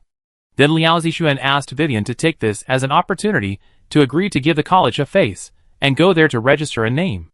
Correspondingly, the college also allowed the little girl to temporarily enroll Sinyan and her younger brother as specially recruited experienced students. Sinyan? Yes, that's right. It's this expression, with a big question mark on the little head. Although the little girl cried and shouted that she didn't want to go to school, it was not easy for a little wolf, with a heart darker than a cold ball, to persuade a silly little girl. Although Alice borrowed the power of the god of fire to forcibly raise Sinyan's strength to the point where she could transform, her mind and memory could not be retrieved synchronously. This was a side effect of nirvana, and could only be restored over time. Therefore, the little wolf cub made the ending of the abyss arise. That is, the scene of the phoenix spreading its wings and all things reviving, into a magic projection. And after Sinyan saw it, the little girl was so fascinated that she didn't realize that the forbidden monster in the picture was actually herself. As expected, the little girl asked Liao Zixuan with anticipation whether she could become like the phoenix in the projection when she grows up. Well, although the memory is gone, it seems that the little girl still vaguely remembers her race. But it's a pity that the little wolf at that time shook his head at Sinyan with regret, and pointed with his claws at a certain bird that just landed on the branch outside the window and chirped. No, you are just a sparrow, maybe a little stronger than them. After all, you can transform, and you have magical feathers on your body that can be plucked. Even if you are the Sparrow King, you are just a sparrow after all, which is very different from the phoenix. This made the little girl so angry that she cried loudly, and then she ran to ask Vivian. But unfortunately, the little girl she trusted the most nodded in order to encourage Sinyan to go to school. Fortunately, Vivian couldn't bear to see Sinyan being hit so hard, so she comforted him, saying that as long as you study hard, you can still change your fate. There is nothing wrong with studying to change your fate. Finally, accompanied by the little girl's swearing to be motivated, she said an extremely classic sentence, I, Sinyan, will one day turn a sparrow into a phoenix. After the above lofty words, the little girl carried her school bag and went to school to be a free bodyguard with full fighting spirit. Yes, in order to avoid some despicable means, Vivian's relatives must be protected in advance, and they must not stay under the Earl's nose.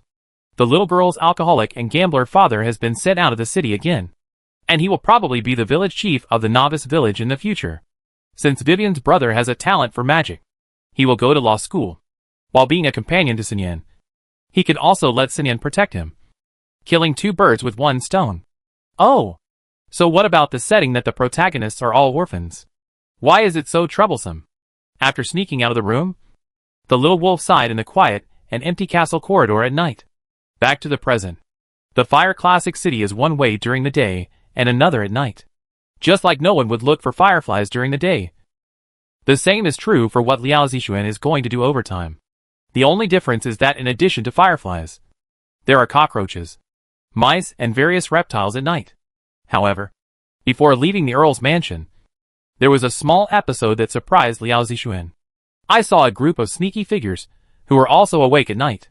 When the little wolf cub approached secretly, he was surprised to find that it was Liz. And what the eldest lady of the mansion did afterwards made Liao Zixuan a little stunned. I saw Liz sneaking around, completely without the demeanor of the Earl's daughter during the day, but more like a thief. No, it should be said that she is a thief. She slipped into a laundry room on the floor, and when she came out, She was holding an old cloth in her hand. The little wolf looked carefully. And he was surprised. Wasn't this Vivian's clothes? What was she doing with Vivian's clothes? Liao Zixuan had no idea. Because Liz then disappeared quickly with Vivian's clothes in her arms. And returned to her own room. After struggling for a while. The little wolf still had no choice, and went further to chase into someone else's room. First, he was afraid that if he really saw some indecent scenes in the female address book, he would never be able to look directly at the Earl's daughter again, and his personality would collapse. Second, even if Liz maliciously speculated that she would do something to the clothes, Liao Zixuan didn't care, because his main purpose tonight was to go to the black market to make some quick money. As for what he would do with the money, of course he would buy the little girl a beautiful little skirt. Liao Zixuan had been patient about the little girl's clothes for a long time. But Vivian was quite resistant before, and was not willing to wear too good clothes. And this time, taking advantage of the upcoming dinner, Vivian would definitely have to accept that Liao Zixuan was determined to change the little girl's dressing habits. After leaving the Earl's manor, the little wolf cub shook his body, and the familiar Mr. by Vest appeared again. But this time, in order to be more down-to-earth, Liao Zixuan did not wear too conspicuous clothes. After all, no one in the black market would wear a suit and tie. After imitating Chris's gangster outfit, Liao Zixuan disappeared into the darkness. Fire City after nightfall presents two different scenes. The inner city where the rich and powerful live is obviously much quieter at night.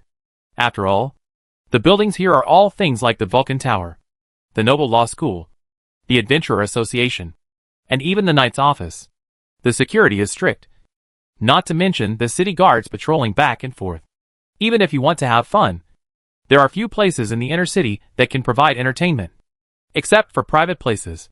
But relatively speaking, the vast majority of ordinary people in Fire City, as well as the outer city where ruffians, hooligans, and scoundrels gather, are not much less lively at night than during the day.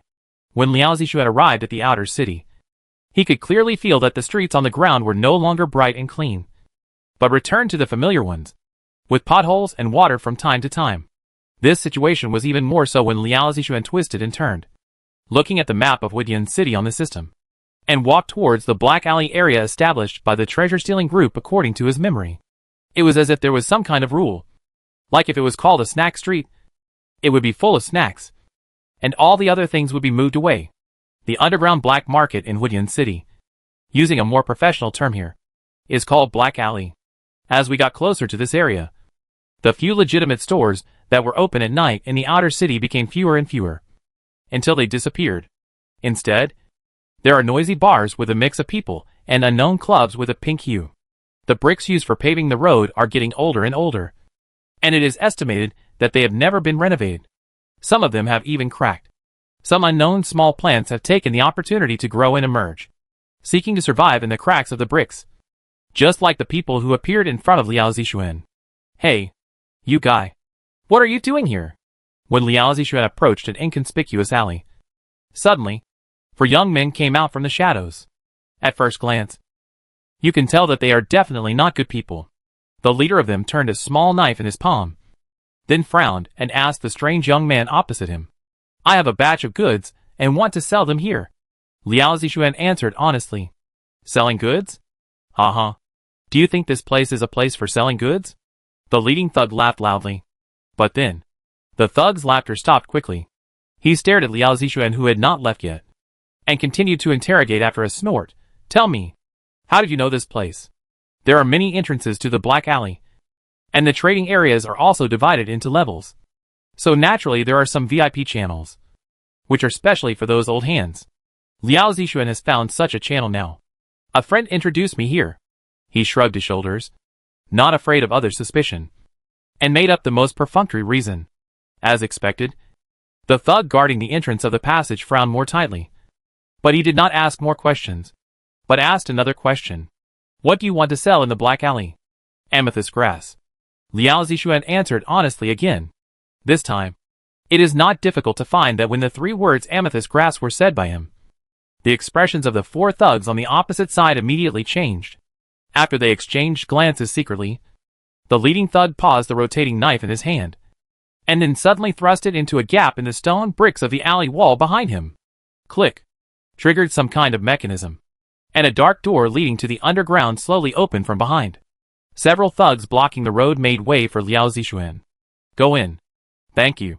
When Liao Zixuan disappeared into the secret door, the young thug who was guarding the door made a gesture to the two younger brothers beside him. The two younger brothers immediately understood what he meant. One of them ran to a more secret location to report the news, while the other followed Liao Zixuan and entered the secret passage. Entering the black alley from the high-level passage, Liao Zixuan naturally came to the high-level trading area of the underground black market. This place is not like the periphery of the black market, where all kinds of vendors of unknown origin are setting up stalls and shouting. Although the voices are quite loud, they are actually all small fights. In Liao Zixuan's place, everyone was quite quiet. Most of them wore cloaks and covered half of their faces with hoods. Even if they were trading, they would keep their voices down and talk in whispers. Liao Zixuan deliberately found an inconspicuous corner and sat down to set up his stall. He put the purple crystal grass in a sealed and opaque cowhide bag that could not be seen from the outside. He did not insert the wooden label of what he was selling in front of the stall, but just leaned against the wall behind him quietly, closed his eyes, and was extremely Buddhist. It was just like Jiangxia fishing, waiting for customers to come to him by chance. The metaphor of fishing is very appropriate, but follow fate is hard to say. In a dark corner, there is another big man beside the gangster who followed Liao Zixuan before. How is it? What did the boss say? It is definitely not one of us. The boss said that the purple crystal grass is of great importance. Just this. The big man waved the sack in his hand. Okay. Do you want to do it here? No need for us. The big figures of the Fox department have been alarmed and have taken action personally. You see, while the two were talking, a customer came to the stall of Liao Zixuan, who was monitoring them. Little brother, what are you selling? A seductive voice came. Liao Zixuan opened his eyes, and the first picture that came into his eyes was a screen full of white flowers. Although she was wearing a cloak like most people in the alley, what she wore under the cloak was very indecent. The extremely revealing low-cut dress, the round thighs under the black fishnet stockings, and the woman's already pretty face. The whole body was full of temptation. Ahem. Purple crystal grass. Staring at the other person's chest. His throat moved several times. Liao Zixuan stammered, and answered with a stutter, his eyes almost straight, as if the focus had already shifted from selling goods to this woman. Director, how many points do you give for this play? How many points do you give? Let's take a look at others first. Amethyst grass. Little brother, you are not lying to me. The charming woman opposite was surprised and opened her rosy mouth wide.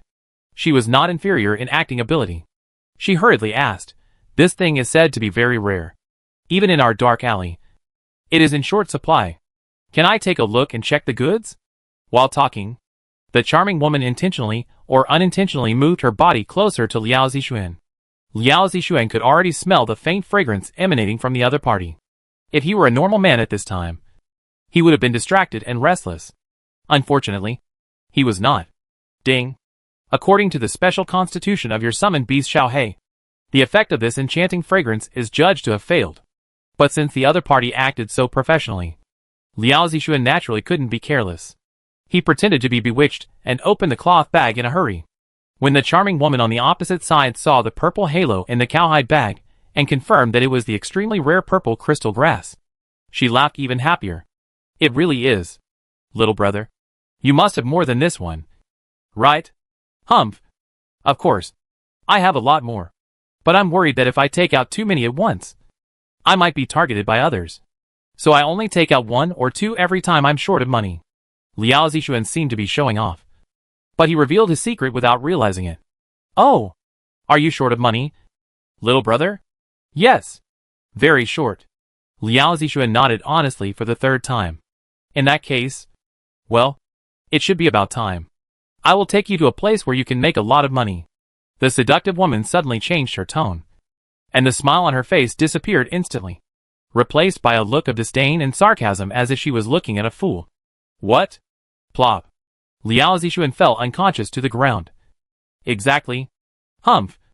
Idiot. You still want to make a lot of money. Take him away. Lock him up in the base and interrogate him. Make sure to find out where he got all those purple crystal grasses. Yes. Lord Purple Fox. The sturdy man who had been hiding in the shadow corner immediately took the sack that he had prepared long ago and put Liao Zixuan in it, then carried him up, followed the charming woman, and disappeared into the dark alley together, heading back to the hidden lair of the treasure-stealing group. Yes, it is indeed a place to make a lot of money. No problem. Liao Zixuan in the sack sighed in his heart. As expected, the beautiful young lady never lied, and said she would take him to make a lot of money. So he went. The only drawback is that this method is a bit violent.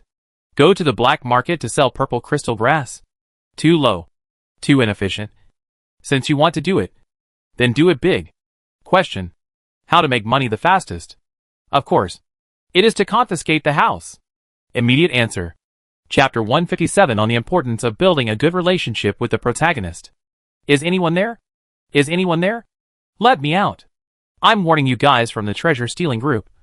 I'm a baron. A noble. Do you know what the consequences of arresting a noble are? It won't be long. Tomorrow, when my family finds out I'm missing, the city guards will find this place. And you'll all be doomed. In the cold and damp cell of the treasure-stealing group's underground secret base, a young man grabbed the iron bars tightly and shouted loudly at the empty cell corridor outside. However, although the young man's tone was arrogant, it was obvious that his clothes were not simple, and they were all fancy and expensive high-end goods. But the young man's face didn't match the image he wanted to express at the moment. His face was bruised and swollen, and he was obviously beaten before coming in. He seemed tired of shouting, or he realized that after others locked him in, he just left, and even the guards were too lazy to watch over him. After all, this is the court territory of the treasure-stealing group. Could it be that someone could slip away under their noses? Asshole! The young man vented his anger and hit the iron bars of the cell with his fist. Then the next second, it hurts. Ouch!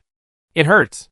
Rubbing his swollen joints as if he was about to cry, the young man sat down on the cold cement floor of the cell in frustration after realizing the cruelty of reality. But at this moment, ta-ta-ta. After the young man got tired of shouting, he returned to the quiet corridor of the cell. But suddenly, there was another sound of footsteps. Someone is coming. The young man's eyes lit up immediately. And then, he quickly patted his butt and jumped up from the ground. The most amazing thing is that at this time, he still didn't forget to tidy up his clothes and tie. Hey man. Listen to me. I know someone must have hired you to kidnap me. Otherwise, you can help me pass a message to your boss. Just say that no matter how much money that person offers, I will pay double, and you will let me go. How about it? The young man shouted anxiously across the iron bars of the cell at the strong man of the treasure-stealing group who had just walked in. The sturdy man was carrying a sack on his shoulder. From the bulge in the sack, it was obvious that there was also a poor guy inside, who was caught like him. Brother, how about this? 3 times. 3 times is fine. Then I'll give you an extra 10%, just as a tip for passing the message. How about it? Hey! Don't go. Don't go. My family is in business. We have a lot of money. 4 times. 5 times is also fine. The young man shouted excitedly for a long time. But unfortunately, the sturdy man from the treasure-stealing group ignored him at all. He just threw the sack with the person on his shoulder into an empty cell opposite the young man, locked it again, and left again quickly. Damn it! These idiots who gave birth to children without an assholes. The young man cursed angrily, and then took the iron bars of the cell to vent his anger again. Oh! I learned a lesson this time. I didn't use fists, but kicked with shoes. Swish. At the same time, a sound like cloth being torn suddenly rang in the young man's ears. No way. The young man subconsciously lowered his head and looked at his crotch. It was not open. The young man breathed a sigh of relief. But soon. No. Even if he had gained some weight recently, it wouldn't be torn by a slight kick. Right? Then where did that sound come from? Could it be his auditory hallucination? It was as if he was going to answer the young man's question. Squeak. Squeak. Squeak. After the first sound, a series of intensive tearing sounds began to sound continuously. This really frightened the young man. Like a frightened little white mouse. He immediately left the iron bars where he was originally standing and took several steps back. The iron bars that the young man had just wanted to tear down suddenly became so familiar in his eyes. because the young man looked at the direction of the tearing sounds with horror on his face. That is, the cell opposite him. In the dim light of the underground base, the young man could only vaguely see that in the cell opposite, the cloth bag that had just been thrown into by the strong men of the treasure-stealing group was constantly squirming violently. Suddenly, a hand suddenly popped out of the sack. Plop! This was like a mummy breaking out of a coffin, and it almost sent the young man away, making him sit on the ground. Then came the arm, and shoulder. As the young man's heart pounded, the unlucky guy in the sack opposite him, who was imprisoned like him, finally came out intact. Black-haired, male, dressed like a street thug. And the face. WOC. There are people in this world who are as good-looking as him? After quickly scanning his cellmate opposite, the black-haired man who came out of the sack, the fear that the young baron had just felt disappeared by half. After all, how could someone who looks as good as him be a bad guy? Well, although the way the other party got out of the sack was a bit violent. But then again, are the sacks that the treasure-stealing group uses to hold people so flimsy now? The young man curiously tore the sack that held him before. But the young man's face almost turned red. And the sack didn't move at all. It was so strong that it was unbelievable. Damn it! Is it because of his high status that the sacks he is equipped with are all of the best quality? This is not the special treatment he wants. The young baron angrily threw the sack in his hand and returned his attention to the cell opposite. He took a few quick steps forward and came to the iron fence again. Hey! Brother! Why did you come in? Hearing that someone was willing to talk to him even though he was here, Liao Zixuan, who had just torn open the sack, couldn't help but look curiously. Blonde, male, judging from his clothes, he seemed to be from a wealthy family? But this face. TSK. Liao Zixuan smacked his lips regretfully. I went to the black market to sell goods before. And then I met a woman who was pretty and spoke well. She said she would take me to a place where I could make a lot of money. And then okay, I came here. Liao Zixuan shrugged. He answered casually, and then checked his game map, marking the location of the treasure-stealing group base, where he was now on the map. Yeah. Sure enough. It was probably because the timeline in the game didn't match. So there was a big discrepancy with what he remembered in his previous life. He had called for a door-to-door service this time. And it was indeed the right call. But of course, as the saying goes, a cunning rabbit has 3 burrows. And rabbits know to dig more holes. The treasure-stealing group must have more than one base in Huidian City. Liao Zixuan remembered that the treasure-stealing group that players had come into contact with in their previous life was divided into 4 divisions. Namely tiger, snake, fox and crow. However, the only one that players could join was the crow division where Chris was at the time. Then, the general plot was that as Chris came into contact with it more and more, he gradually discovered the darkness inside the treasure-stealing group, which was completely different from what he imagined. That being in the underworld was cool. Finally, at a certain opportunity, Liao Zixuan couldn't remember what it was. Only a vague impression. It seemed that the wife of one of Chris's loyal brothers was bullied by the fox or tiger tribe, which led to Chris's rage, and he rose up and led the players to completely defeat the treasure-stealing group. So, this story tells us that other people's wives should not be bullied, and how important it is to have a good relationship with the protagonist. Ha ha ha. You idiot. It's so easy to be deceived by others. And I'll take you to a place where you can make a lot of money. Oh no. No. My god of fire. Can anyone really believe this kind of nonsense? Ha. No. You have to let me slow down. You really made me laugh to death. Ha ha ha. The sound of belly laughter came. The young man in the cell opposite him, after listening to his casual retelling of what happened just now, laughed so hard that he held the railing and couldn't stand up straight. Did you see it? What did you just summarize? This is a good negative example. Liao Zixuan was too lazy to pay attention to the young man who kept laughing. After marking the location on the map, he walked to the iron bars of the cell, holding the 2 nearest bars with both hands. His actions immediately attracted the attention of the young man opposite. The young man's smile just eased a little, and he was like a dead man again. Brother Pooh, what are you trying to do? Are you trying to break the iron bars? According to the survey, when a person says something very funny, then the following actions of him will become very funny in the eyes of others. Baron Teddy Diab had expressed his strong agreement. He now felt that the black-haired young man opposite him was either mentally damaged or extremely talented in comedy. If he could get out of here, he must invest in him to become an actor. Oh, the premise is that the other party must also be able to get out of here. But is this possible? Could this person really break the iron bars with his bare hands, and then calmly leave, as if he were reading a novel? Teddy thought it was very funny. Finding joy in adversity is the case. But the expression on Teddy's face froze instantly as he was laughing, because of a slight sound like metal could not bear the weight. Then, snap! The cannot bear the weight used before did not last for half a second before it turned into a violent sound of completely scrapped. At the same time, as if he had just finished warming up and exhaled a foul breath. While turning his wrist, Liao Zixuan walked out of the cell calmly, looking at the cell iron bars that he had broken open and were already twisted beyond belief. Liao Zixuan shook his head with great emotion. It was a close call. I didn't expect that the quality of the railings here in the treasure-stealing group is so good. It's just a little bit short. I can't move it anymore.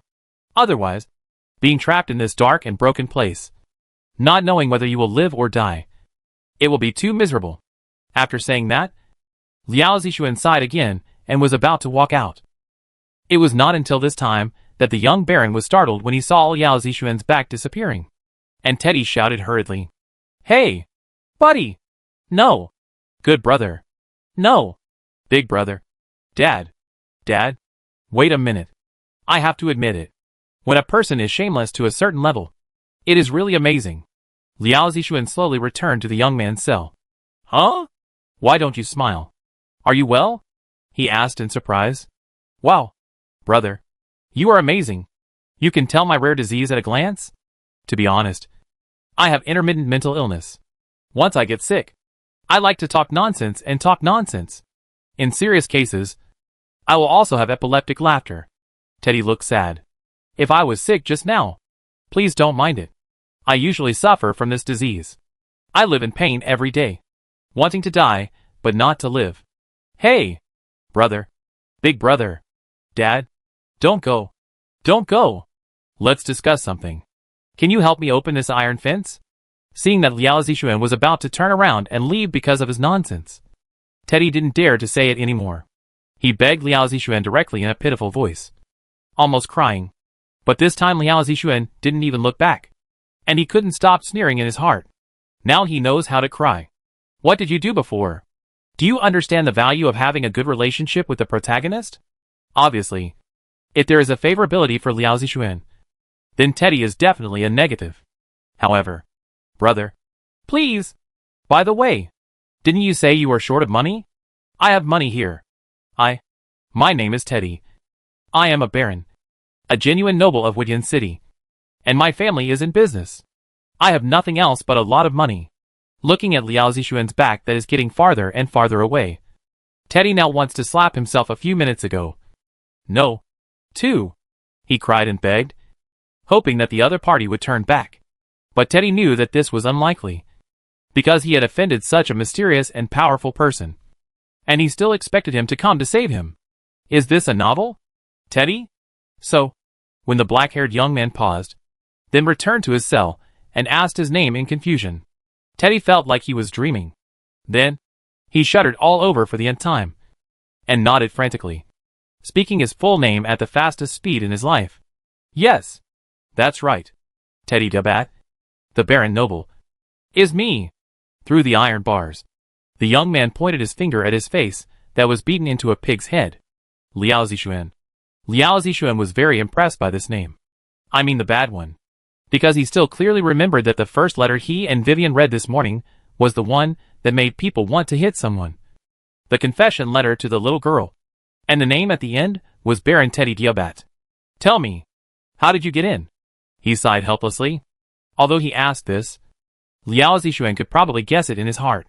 Then, as expected, brother, I get angry when you say this. This matter has to start from this afternoon. At that time, I was sitting in a carriage, eating hot pot, and singing, and then I was robbed suddenly. Stop talking nonsense and get to the point. Liao Zixuan knocked on the iron bars impatiently.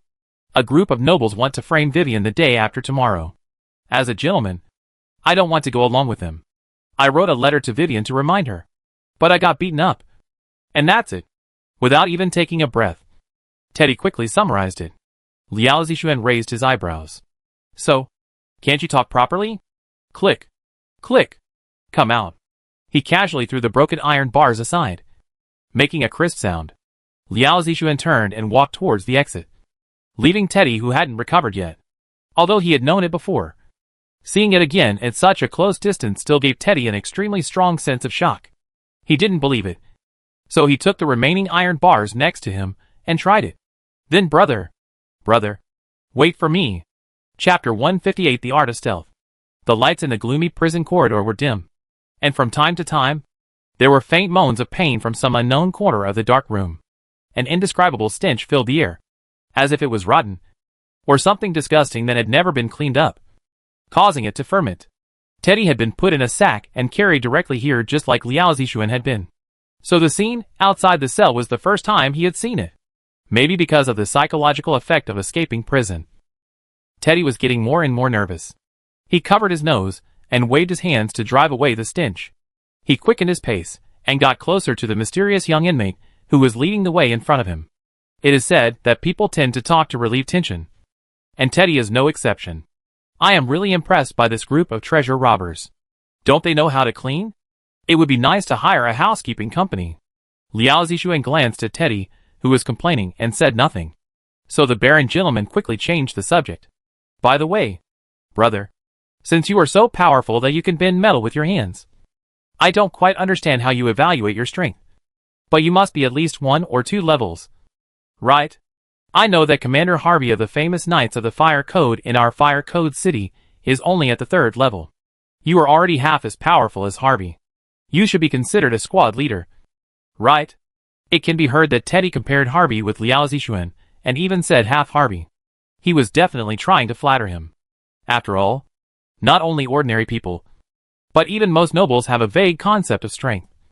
Because under the long-term protection of the God of Fire, there has been peace here for who knows how many years. There are only a few well-known characters, and Harvey is the ceiling-level character of martial arts that Teddy can think of.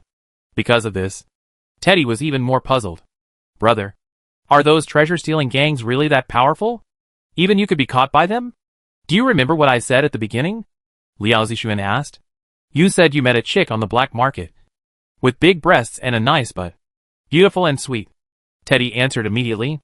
The last sentence. Oh, you said. She took you to a place where you can make a lot of money. Hiss. As if he suddenly realized something. Teddy's eyes lit up, and he slapped his forehead. I know. You deliberately let the treasure-stealing gang tie you up in their lair. And then you cut off the source of the trouble and robbed the treasure-stealing gang's lair in turn. Not too stupid. Liao Zixuan nodded. As a result, Teddy's next sentence almost made him fall. No. Actually, it's because it's written like this in novels. I love reading this kind of thing. Very exciting. Then tell me, what's written next in the novel? Of course, the protagonist uses superb stealth skills to bypass layers of guards, steal the treasure, and then walk away in style. The more he spoke, the lower his voice became, because Teddy suddenly realized a problem. At the moment, they were in a dirty and smelly cell area, so they didn't meet any guards. No one wanted to stand guard in such a place. But their goal later, at least his goal was to be able to get out, which would inevitably mean that they would meet countless members of the treasure-stealing group next. After all, this was their lair, and he doesn't have any stealth skills. What you fear will come to you. Just as Teddy was worried about what to do next, Liao Zixuan, who was walking in front of him, suddenly stopped and pointed ahead with his finger. As they were talking, the two had already reached the end of the cell area. At the exit, there were 4 or 5 members of the treasure-stealing group, including the strong man who had just thrown in the sack containing Liao Zixuan a few minutes ago. Big brother. Teddy lowered his voice and called tremblingly. Liao Zixuan now realized that this guy usually called him brother, and once he had a request, he immediately changed his name to Big Brother. Brother, what should we do now? Can you sneak? Yes. But I can't. Brother. Teddy was about to cry. For some reason, Liao Zixuan just liked to see this guy being defeated and unlucky. He deliberately teased the Teddy Baron. Really? Then you can only stay here. No. No. Brother. Teddy was scared when he heard it. And subconsciously, like a little girl who was left alone in a haunted house. He immediately grabbed the corner of Liao Zixuan's clothes. Then what do you say? You can't sneak. And bringing you with me is just a burden to me. This is the lair of the treasure-stealing group, the largest underground evil force in the whole Huidian city. It's not a vegetable market. If you are not careful, you will die. Liao Zixuan wanted to continue to scare the Baron, but Teddy's next move was a little beyond his expectations. Liao Zixuan originally thought that with this shameless character, he would stick to him like a dogskin plaster and hold on to his thighs to save his life. Unexpectedly, Teddy gritted his teeth and let go of the corner of Liao Zixuan's clothes. And then his expression became lonely, because he felt that Liao Zixuan was right. Don't look at Teddy's previous performance. It seems that he is not very smart. But in fact, to be able to become a baron at such a young age and inherit the nobility, how can he be really stupid? At least he can see the big picture clearly. Teddy figured it out in an instant. If he insisted on following the other party, the final result would only make the mysterious young man unhappy. It would be a light punishment to knock him unconscious and leave him. In that case, the best plan at the moment is for him to take the initiative to go back, so as not to hinder others and gain sympathy. After the other party goes out, he can ask the young man to help him find someone to redeem him. This is the most reliable way to survive. Teddy sighed deeply. I understand, big brother. Then I will go back first. No. But before that, when you go out, can I ask you for a small favor? Tell me about it. Liao Zixuan asked with interest.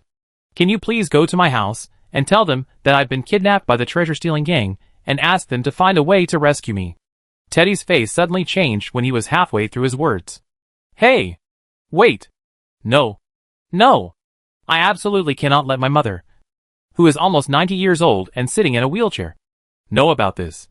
I'm her only child. If she knew, she would have a heart attack. Kiki, don't tell my wife either. My wife is pregnant and has a big belly. The doctor said it's a boy. She still has my 2 little daughters to take care of. They are so small, just up to my legs. Brother, what do you think of them? If they know their father, they will never come back.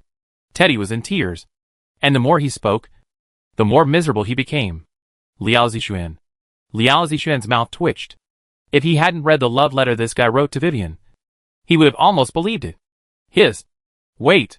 Was he too Blue Star style conservative? What if this guy really had a wife and children, and wrote letters to a little girl? Teddy suddenly shuddered all over, and even his pity was not good enough. Okay. It doesn't matter whether you can sneak or not, as long as I can. Liao Zixuan ignored Teddy and continued to walk towards the cell exit in front of him. But halfway through, he couldn't help but turn back and added another sentence. And it's better that you made up all the things you said just now. Otherwise, even if he really needs a chess piece in the nobles who belongs to Vivian's side, you will not see the sun tomorrow. Of course, Liao Zixuan would not say this, but just hide it in his heart. And Teddy, what do you mean? He suddenly understood the source of the previous chill. But compared with this, what confused Teddy more was Liao Zixuan's actions at this moment. And the previous sentence? He didn't need to know how to sneak, as long as he could sneak. But now, isn't it?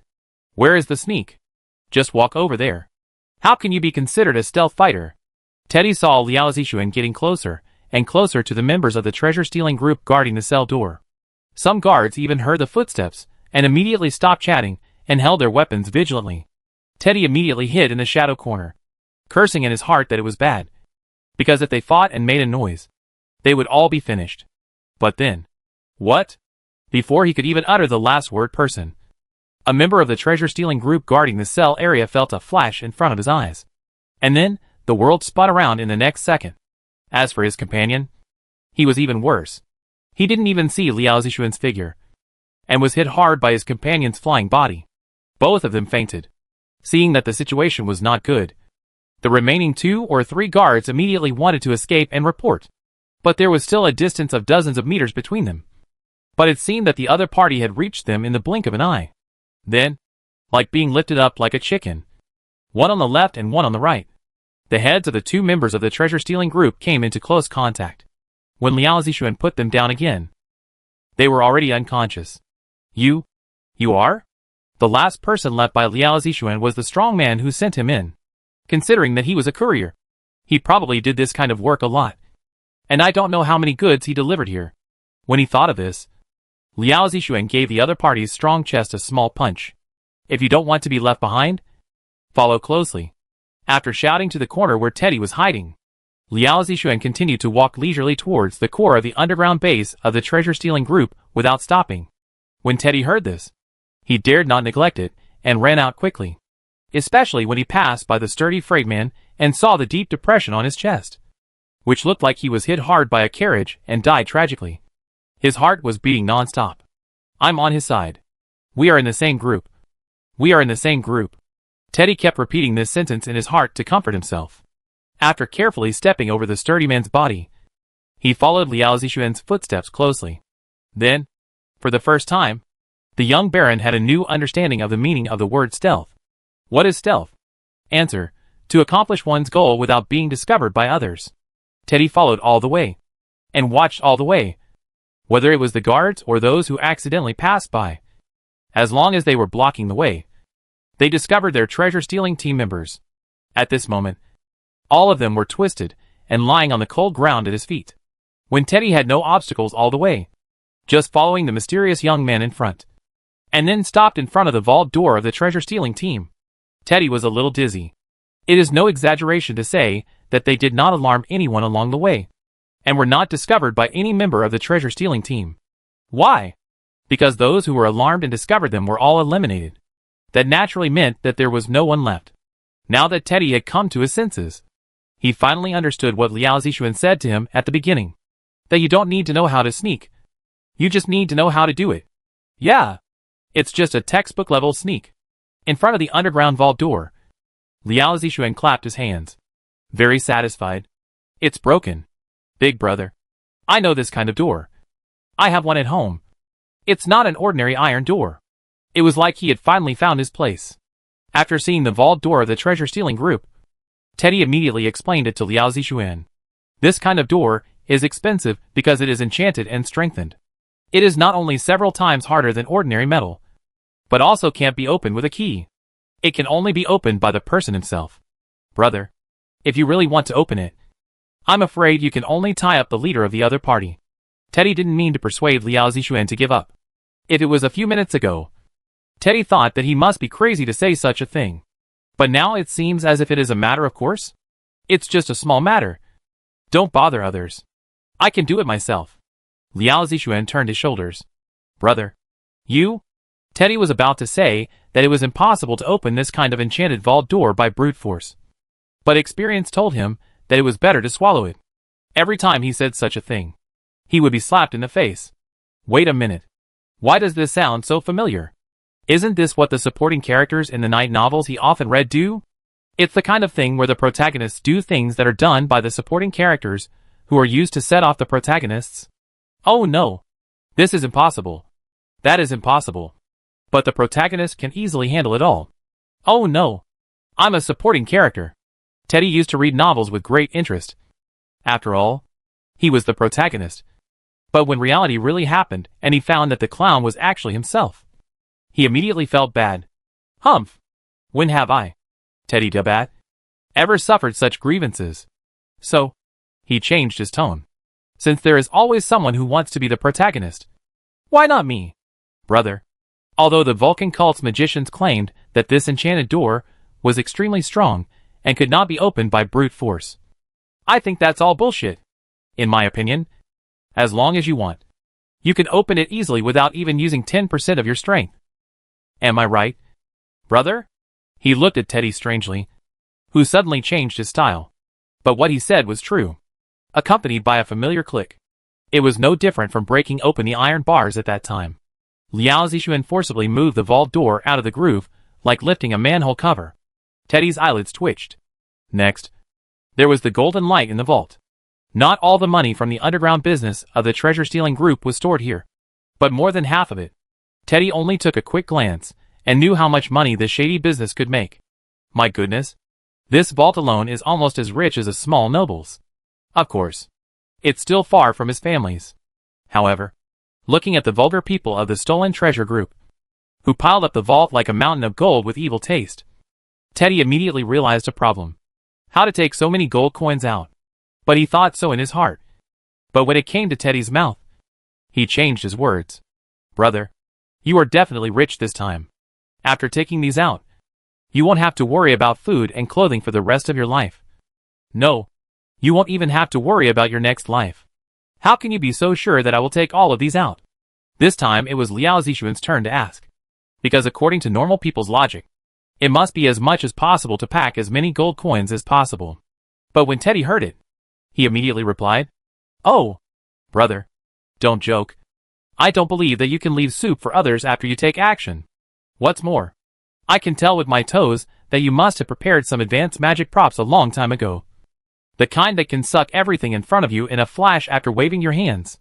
It doesn't exist. There is absolutely no such advanced magic prop. Teddy was very sure. As a noble, he had never heard of it. But he was the one who wanted to say the opposite. Opposite. Liao Zixuan. Then he waved his hand casually, and the large amount of gold coins in the vault disappeared instantly, and then turned into a data stream, becoming the numbers in the gold coin column on Vivian's game panel. Looking at Teddy beside him, the vault of the treasure-stealing group became empty in the blink of an eye, and he showed a natural look, which was absolutely not surprising. Liao Zixuan always felt that it was not unreasonable for the other party to be beaten into a pig head with such a bruised face. Chapter 159. The leader of the snake tribe. The venomous snake. Purple Fox. Are you sure you have the news of the purple crystal grass? As one of the 4 divisions of the treasure-stealing group, the core location of the base of the snake tribe. This place is full of strange and pungent smells of medicine. A gloomy man wearing a breathing mask, with the upper half of his face exposed, covered with horrible scars. Not sure if it was burns or something else. At this moment, he was frowning and looking down at the exposed woman who was half kneeling in front of him.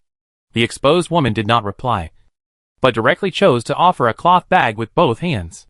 The masked man gently hooked his hand, and was immediately attracted by the lavender halo emitted from the gap of the cloth bag. Amethyst grass. If you don't see the real thing, how dare you delay Lord Viper's precious experiment time? The woman in revealing clothes. It can also be said that the purple fox who personally knocked out Liao Zixuan and took him away on the black market before, smiled after seeing the surprised expression of the masked man called Viper. Hee.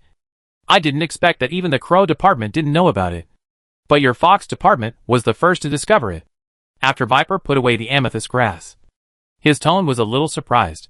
You may not believe it, but our Lord Charming Fox was still angry with the crow department yesterday. Because guess what? When you were in a meeting before, Lord Charming Fox said that he wanted to buy the maids of the Cecil family. But the name of the first maid on the list sent by the crow department was... Purple Fox paused here, then licked his lips and said the name. Vivian. Vivian? The Viper repeated doubtfully, as if some memories had come back. Who is she from? I remember that someone from the Crow tribe mentioned this name to me, saying that this person was related to the Vulcan cult Bishop Eugenia, who had previously planted purple crystal grass for us but later disappeared and could not be contacted. Puff. Purple Fox covered his mouth and couldn't help laughing. Lord Viper. This Vivian is the little girl who fought the demon tide outside the Fire Classic City yesterday. The people in the Crow division are really interesting. Now it seems that they are not trying to anger our Master Mehu, but they are leaning on the most popular rookie in Huidian City, no matter what they have. It can be seen that Zihu has a very bad attitude towards the Crow division, which is also one of the 4 divisions of the treasure-stealing group.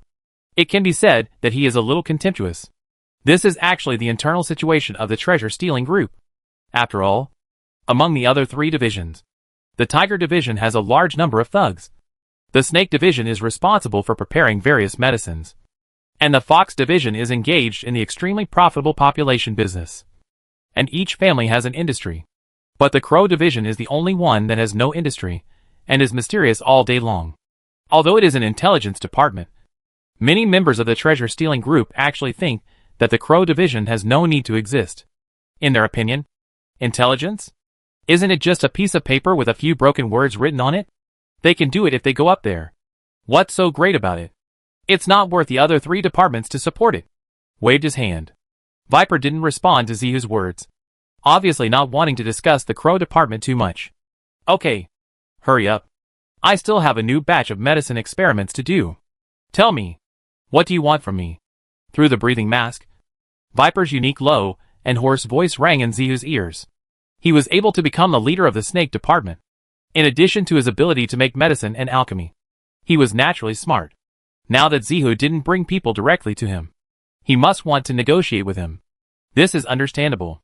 Those who can join the treasure-stealing group and climb to a high position are all very smart and know how to maximize their own interests. As expected of Lord Viper, he speaks straightforwardly. Much better than the bad guys in the tiger department. Every time we trade with him, those stinky hooligans not only pretend to be stupid, but also try to get some benefits from them. After coming out, my legs are weak. Zihu seemed to be complaining. But in fact, she had already approached Viper unconsciously while talking. Her already revealing clothes made her shoulders slippery. She leaned over to the masked man's ear, exhaling fragrance, and whispered in an extremely seductive voice, "For Lord Viper, what I want most is, of course, Lord Viper can also make my legs weak. If I can't even get off the ground, it would be even better." "Really? Then I know." The scarred half of Viper's face on the breathing mask showed no expression. After listening to Zihu's words, he turned around and looked at the table behind him. When Viper turned around, he was surprised to see that there were several tubes inserted behind the head of the snake tribe. An unknown dark green liquid was flowing in them. "Here, this is my latest research. It has passed human experiments on the refugees you captured. It is in the process of mass production. It is your favorite special medicine of the fox tribe." Zihu had a resentful expression at first, but soon, her eyes were attracted by a medicine bottle placed in front of her by Viper. "Special medicine? Yes. Just add a little bit. It will make people very dependent. And depending on the dosage, it can make the other person confused, hallucinated, horny, and even brainwashing is not a problem. In short, you can do whatever you want." The venomous snake was still narrating with a blank expression. Even when talking about such a terrible thing. "Is it really that powerful?" Zihu shook the liquid in the medicine bottle. The venomous snake glanced at it. "If you don't believe me, you can drink it yourself to test the quality. I can guarantee that it will definitely do what you just said, making your legs weak and unable to get off the ground. But as for other related effects, please bear the consequences at your own risk." Poochie. Lord Viper is really humorous. After a light laugh, Zihu took the medicine bottle in her arms, like a treasure. "This is just a sample. I promise you that once we have completed mass production here, the first batch of goods will be supplied to you first. I heard that your Fox department is about to take action now to replenish the supply before the large number of refugees outside the city have nowhere to go. With it, I believe your performance with Mehu will definitely exceed that of the other 8 foxes." What the performance in Viper's mouth is self-evident. The smile on Zihu's pretty face became even stronger, and she licked her lips habitually again. People familiar with the fox tribe know that whenever this action is made, it means that some evil thoughts of eating people without leaving any bones are born. "Then I won't waste Lord Viper's time. I have already caught the man with the information about the purple crystal grass in your cell. I will interrogate him now, and will definitely give Lord Viper a satisfactory answer." After the purple fox saluted the masked man in front of her again, she turned around and walked out. But before leaving, she seemed to have noticed something and asked a little strangely, "Speaking of which, Lord Viper, do you feel that it seems that the outside has become much quieter since just now?" After Zihu asked, the scarred face on Viper's mask finally showed some expression. After being told this, he also noticed it. It seemed to be too quiet. "Go out and take a look." Viper moved his fingers, and soon a trusted subordinate in the room walked out quickly. At this time, Viper and Zihu just felt strange, and didn't take it too seriously, let alone worry. After all, are you kidding? This is the base camp of the snake tribe. It's impossible that an enemy sneaked in quietly, and then killed all the elite snake tribe members in it in an instant, without even a fight. So it's so quiet, right? Such absurd thoughts flashed through Viper and Zihu's minds. If Teddy were here and could hear the two's thoughts, he would definitely slap his thigh. He is so familiar with this smell. The road is narrow. Little brother, you can't keep up with the version. And what is the end of not keeping up with the version? Bang! A muffled sound came from the door of the room in the distance. Viper and Purple Fox both subconsciously frowned. And then, the two of them were instantly nervous. In the cannula on Viper's back, the flow rate of the dark green liquid was obviously accelerated, and Purple Fox stretched his hand to the inside of his thigh. Between the shadows, a sharp dagger with a cold glow could be seen. That is, the next second later, the source of the sound was found, and a black shadow flew in backwards, accompanied by a heavy and muffled sound, and fell on the ground in front of the two, sweeping his eyes. Wasn't that the confidant that Viper had just sent out to check outside a few seconds ago? Then, hey, big brother, this room seems to be quite big. Why don't you go in and take a look?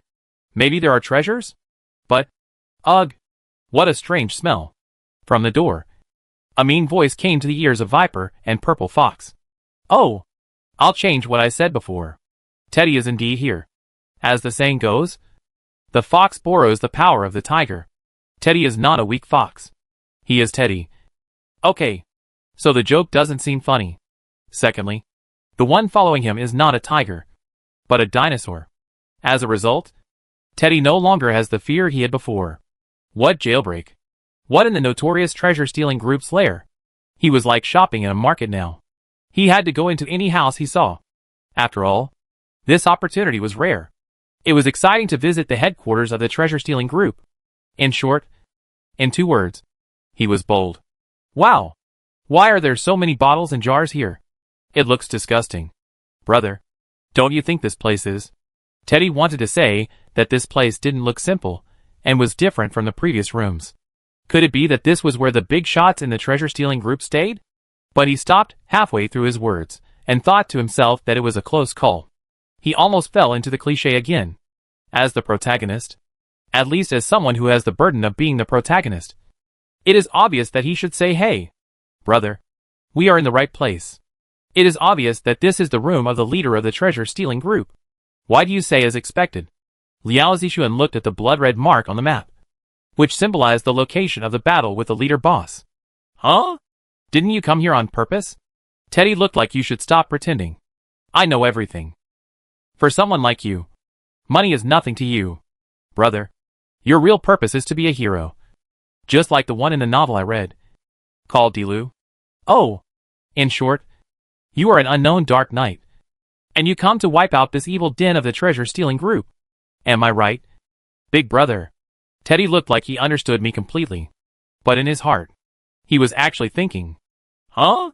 Shit. Even in his heart, Teddy actually thought so. Is he crazy? How can a huge treasure-stealing group base be taken down just like that? Besides, there was only 1 man and 1 dog. I can only say that he was successfully trained. Hey, listen to me. Everyone inside. I know you must be the boss here. I advise you to surrender quickly. Maybe we can leave you a whole body. My big brother, and I killed 81 members of the treasure-stealing group together. No problem. Teddy shouted as he walked towards the house in a domineering manner. According to his analysis, there should be no one inside. After all, in the previous few rooms, everyone rushed out to see what was going on after discovering something unusual. And this room, although it looked very advanced, with all kinds of test tubes, instruments, and equipment, they just beat back a member of the treasure-stealing group who wanted to go out. If there were really other people in the room, they should have rushed out long ago. It was under this logic that Teddy dared to show off his power. You know, every time he entered the room before, he hid behind Liao Zixuan. But it's a pity, because Teddy didn't realize that only the small fry would rush out when frightened. And as a big boss, the smarter choice is to respond calmly. So, when Teddy stepped into the real room, waiting for him was a group of mutant warriors who had already set up their formations and were staring at Teddy, the confidant of Viper, with crazy and chaotic eyes. Here's why they are mutant warriors. The reason was Teddy's arrogant tone before. At the signal of Viper's eyes, they directly inserted the syringes they carried into their arms. In a few blinks of an eye, the muscles of each of them bulged exaggeratedly. Under the stimulation of drugs, their eyes were red and bloodshot. Saliva flowed uncontrollably from their mouths, and they grew terrifying fangs like monsters. And their height reached more than 2 meters. Can you imagine that Teddy was surrounded by this group of mutant warriors as soon as he entered the door? Just by comparing the physique and appearance of the two sides, Teddy really looked like a little Teddy. His legs were weak. He was trembling all over. He was dumbfounded. How could this be different from what he imagined? No. Since there are so many people in the room, why don't you rush out earlier? Then the most terrifying thing was that Teddy saw through the gap between the group of mutant warriors, and saw the man and woman in the real back of the room. Let's not talk about the woman for now, but the scarred man wearing a mask. Although Teddy had never seen him before, he was a noble after all, and nobles did a lot of dirty things in private. Even if he hadn't done it, he had heard about it more or less. Weird breathing mask. Scarred upper face. Could it really be a poisonous snake? The leader of the snake division of the treasure-stealing group. One of the 4 real rulers of the underground black forces in Huidian City. Teddy's eyes went dark. Then, he shouted with all his strength. Big brother. Help. Chapter 160 Alchemy Technology. At that time, the brutal blood claw of the mutant warrior, which was transformed by the legendary Viper, was only 0.01 centimeters away from my throat. If it were according to the normal script, I should close my eyes as if waiting to die. But in fact, not only did I not close my eyes, but I also opened my eyes wide, not panicking at all, because I know that after a quarter of an instant stick, the owner of this claw will become a meat paste. If you ask me why? Of course, hey, let's go with that fragment. Excerpted from Teddy's Legendary Life. Prologue. Heroes attract attractive suction. Humans are always exploring their own limits. Some people rely on their talents to awaken their magic power, while others rely on money to learn martial arts. But are those who have no talents and are of humble origin destined to look up to others for the rest of their lives? This is what Viper thought before, until he met the man who claimed to be from the distant extreme winter ruled by the Ice God. Although Viper could not fully agree with the other party's glorious evolution theory that completely abandoned the human body, he was still influenced by it, and eventually gave birth to alchemy technology. By injecting drugs to maximize the potential of the human body, an ordinary person can match even the most elite members of the Fire Code Knights in a short moment. The only minor side effect, which is also what Viper needs to improve, is that all alchemical technologies are one-time. That is, death will occur immediately after the effect of the drug wears off. As for the appearance becoming ugly and not resembling a human, compared with the former, it seems eclipsed and is not worthy of being considered a side effect. But in general, Viper is still very satisfied. The mutant warrior is his masterpiece and his biggest trump card. He believes that as long as he is given enough time to create more mutant warriors, it will not only be Huidian City, but the underground black forces of the entire Yenyu will be subordinate to the treasure-stealing group. It can even be said that Viper's deepest fantasy is still his mutant warriors. His alchemical technology can go beyond the Yenyu and expand to the entire 9 Kingdoms continent, especially the territory of the Extreme Winter Kingdom, so that the person who once guided him can see the masterpiece he created. This is the real way out for the bottom people. But, can you feel the feeling of working so hard to create a masterpiece, but after taking it out, you find that it is garbage? Viper felt it. At the moment, when his mutant warrior was beaten into a pulp with just one punch. Oh! And being thrown around like a toy, and then built into the wall. Perhaps, if Viper knew that not only his mutant warriors who were 50-50 with the Knights of the Fire Code, but even the Fire Elemental Giants, who were 90-10 with the Knights Commander Harvey, were treated the same way, Viper would feel much better. Unfortunately, he didn't know. What he knew was that the other party was only one person. And in just a few seconds, he cleaned out the mutant warriors that he had cultivated with great difficulty, and were transformed from several confidants. No. No. No. No. Absolutely impossible. Viper's eyes widened, and the scarred upper half of his face was huddled together in a hideous manner. What kind of power is this? Who are you? Viper's unbelievable hoarse scream came to Liao Zixuan through the breathing mask. On the other side, seeing the other party's impossible look, Teddy seemed to see himself half an hour ago when he just met Liao Zixuan. The big man halo that had been shrouded Viper suddenly faded a lot. What? It turns out that everyone is the same. All human. And when facing non-humans, the reaction is all the same. So, Teddy's courage, which had been scared away just now, came back immediately. Human? Ridiculous. Did you hear that? Brother? The idiot on the opposite side actually said you are a human. Teddy looked like he had heard the funniest joke. And you know what? The venomous snake on the opposite side was really scared. What do you mean? Nothing. It's just that from the moment you still think of my brother as a human, you have already lost. Teddy looked at the venomous snake with a pitying look. But soon after, Teddy suddenly realized that what he said sounded like an insult. He quickly explained to Liao Zixuan next to him, "Brother, I didn't say you are not a human. You are a human." "That's not right. You are not a human." "Oh, brother, tell me yourself. Are you a human or not?" "Teddy, do you know what is the most important thing that is missing from you becoming the protagonist in the novel?" "What is it?" "Brother, you have a mouth." After Liao Zixuan finished speaking, he rushed to the position of Viper. It can be seen that Viper wanted to open his mouth to say something. But unfortunately, Liao Zixuan's fist was obviously one step faster than him, and had already reached his chest. "Sorry. I want to push the plot quickly, and your role has been taken by someone else." So by a simple and ordinary punch, Venus' body was blown away like a cannonball, and hit the wall of the laboratory behind. In addition to the loud noise of the wall cracking and collapsing, there were also the sounds of various bottles and jars breaking. Lying in the rubble, Viper's chest was pierced with a bloody hole, and it was obvious that he was dead. It should have been so. But, obviously, as one of the ultimate bosses of the treasure-stealing group, Viper was unwilling to have only this little role, since he could transform his trusted subordinates into mutant warriors with alchemical technology. He could naturally do the same for himself. Moreover, the dosage was more ruthless, and the method was more exaggerated. The previous subordinates were injected temporarily, but Viper had already let his body constantly contact with the mutant agent of alchemical technology, fusion, and enhance adaptability. As for the method, it was the intubation tubes on his back that flowed dark green liquid. This made it so that Viper survived the injury that would have killed an ordinary person. Not only did he survive, he also started to mutate. Roar. At first, it was a hoarse roar. But then, the breathing mask that Viper had been wearing, as if it could no longer bear it, burst open. And in an instant, as if some seal had been unlocked, his originally skinny body began to expand explosively. 2 meters, 3 meters, 4 meters at the same time. A very familiar beast fur, in the blink of an eye, covered his body.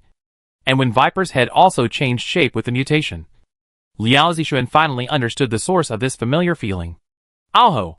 The unique roar of wolf monsters came from the mouth of the mutated venomous snake. Not only did his hands completely transform, but his claws were covered with dark green hair, and even his feet followed suit. His sharp fangs were exposed, and his scarlet eyes had long lost their humanity. The sides of his head had mutated, and triangular pointed ears grew. They seemed quite cute. It wasn't that Liao Zixuan wanted to deliberately ruin the atmosphere, but he seemed to have a natural favorability bonus for wolves. After all, werewolves are also half wolves. Speaking of which, did Shirley go astray? If she hadn't learned to transform into a complete human form like him, but had also transformed into this half-human, half-beast form. After a little fantasy in his mind, Liao Zixuan felt a little overwhelmed. I can only say that it is fortunate that Shirley is young and does not understand many things yet. Otherwise, roar! A roar close to his ear pulled Liao Zixuan back to reality. It can be heard that the voice is full of anger. It is as if he has already released his ultimate move. But you are distracted. And I don't know what you are thinking in your mind. Can you give me some respect? Venomous snake in werewolf form. Wait. Your name is Viper. And you mutated with the genes of a wolf. Who are you? In short, his thick lower limb suddenly exerted strength, and the whole person jumped up. Fortunately, the space in this laboratory is large, and in the werewolf form, he also mostly landed on all fours, so he can accumulate enough power before attacking from the ceiling, then jump to the walls on both sides, moving at high speed. Only the marks of being stepped on can be seen, which shows its extreme speed and great strength of the werewolf. The venomous snake finally seemed to imitate the action of Liao Zixuan when he treated him before, and the huge wolf claws with a whistling wind sound slapped Liao Zixuan's relatively small chest. As for Liao Zixuan, well, Liao Zixuan was too lazy to take action, because the distance may not be felt. But once it approaches within the range of his body, buzz, it was like the violent tinnitus caused by sudden strong stimulation. And then the werewolf venomous snake felt that his time seemed to be stopped at this moment. In the eyes of the werewolf venomous snake, Liao Zixuan's body began to twist and become chaotic. It was like countless messy lines were drawn madly. And then finally these lines converged to draw a black giant wolf. It was a kind of soul-striking, making him feel a tremor and fear that he had never felt before. He instantly lost all hostility, and wanted to just hold his tail and escape from the black giant wolf as quickly as possible. Crack. Crack. I can't bear it anymore. Everything was broken like a mirror, and the black giant wolf disappeared, as if it was just his illusion. In front of him, it was still the human Liao Zixuan.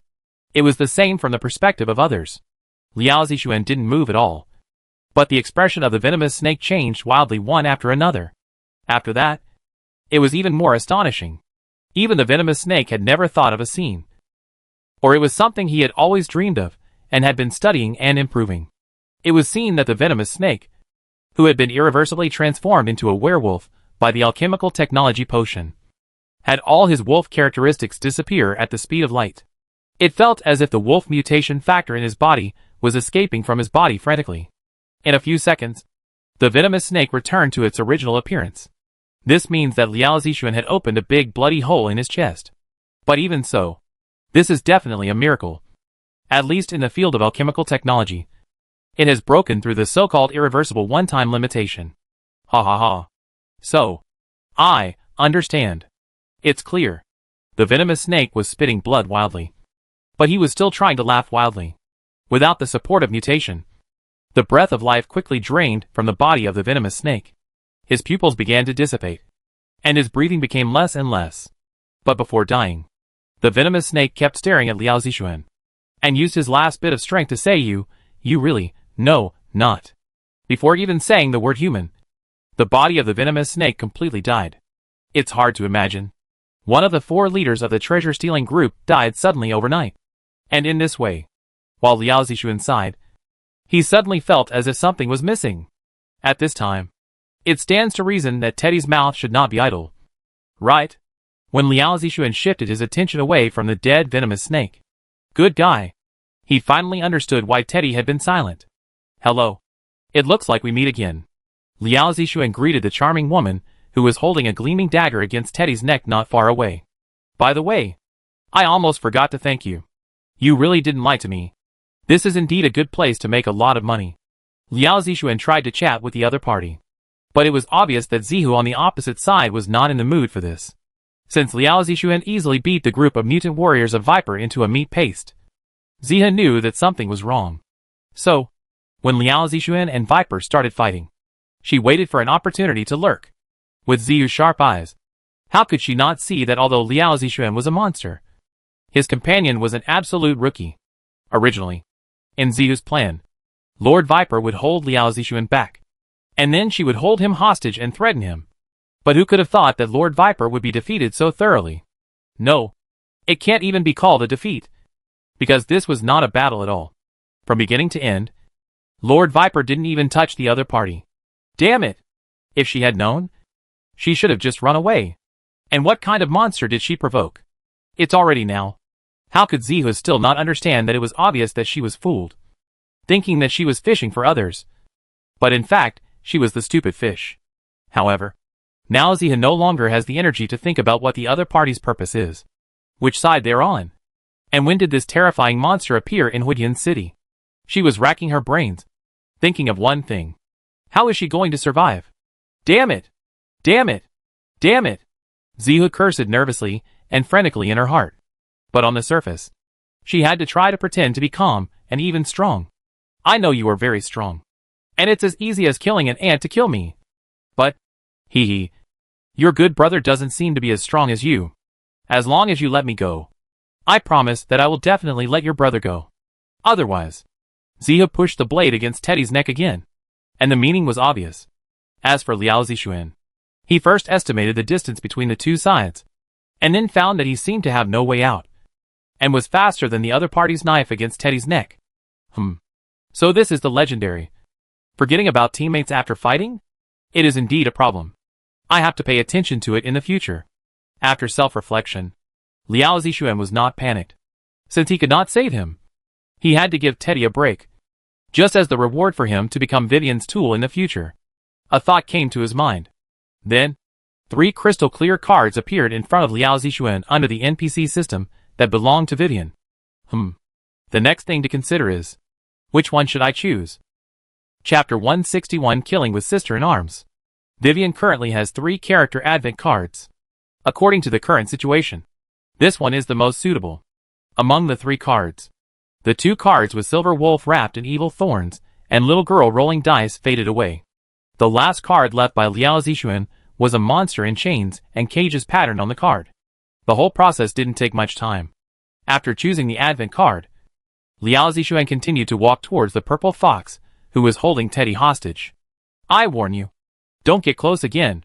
Seeing this, the purple fox's voice immediately became much sharper. Every step Liao Zixuan took brought Zihu the pressure of a mountain. There was nothing he could do. The corpse of the poisonous snake was not far away, and had not even cooled down completely. Can't you hear me? I told you to step back. Step back. Zihu's tone became more and more urgent, because Liao Zixuan had no intention of stopping at all. The distance between the 2 sides was getting closer and closer. When Liao Zixuan was about to cross the limit distance that Zihu could tolerate, the expression on her face could no longer be held. Zihu's originally beautiful and charming face began to deform due to fear. She screamed for the last time in an almost crazy tone. I'm not kidding you. If you dare to take another step, I will drag you, my good brother, with me even if I die today. Do you really not care about his life or death? He still calls you big brother and claims to be righteous to eliminate evil. Bah! I think you are no different from us. After Zihu's words that were almost out of control, Liao Zixuan really stopped. However, the reason he stopped was not because of Zihu's words, but because Teddy insisted on speaking even though he was being held hostage and in danger of his life after Zihu's words. You are wrong. In fact, he and I have only known each other for less than an hour. The reason why I call him Big Brother is just because he kindly rescued me from the cell. Even though the blade was right on his neck, Teddy still spoke stubbornly. As a result, when he spoke, the blade of the purple fox just rubbed against Teddy's throat. The extremely sharp blade cut the tender skin of the nobles, and Teddy bled wildly, and then died. Well, although the effect was not so exaggerated, it should at least leave a blood mark. But the strange thing is that Teddy's neck is still the same. Teddy certainly didn't know this little detail.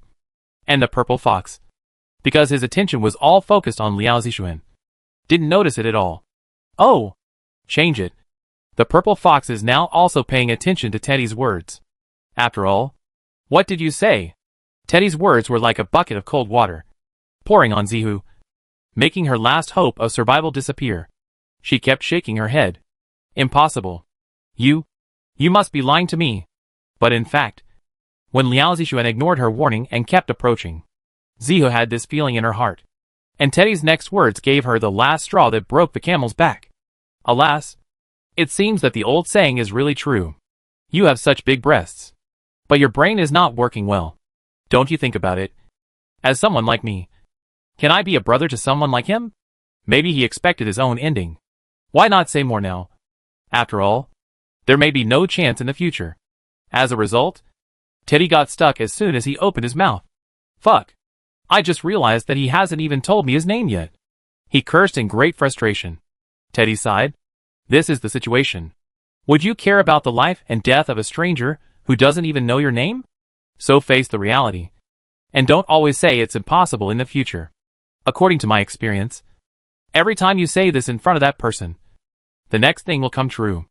After saying this, Teddy closed his eyes. He now understands why people like to close their eyes before they die. Because they dare not look at their own appearance when they die. Although Teddy also fantasized that Zihu would let him go after knowing that it was useless to hold him hostage. In reality, the people in the treasure-stealing group were not so kind and would definitely drag him along. So, in the end, he still couldn't escape. Brother, remember to avenge me. Teddy couldn't hold it back after all, and cried out with a crying voice. Then, just as the voice fell, Ziha knew that there was no hope, and the revengeful blade began to cut across his neck.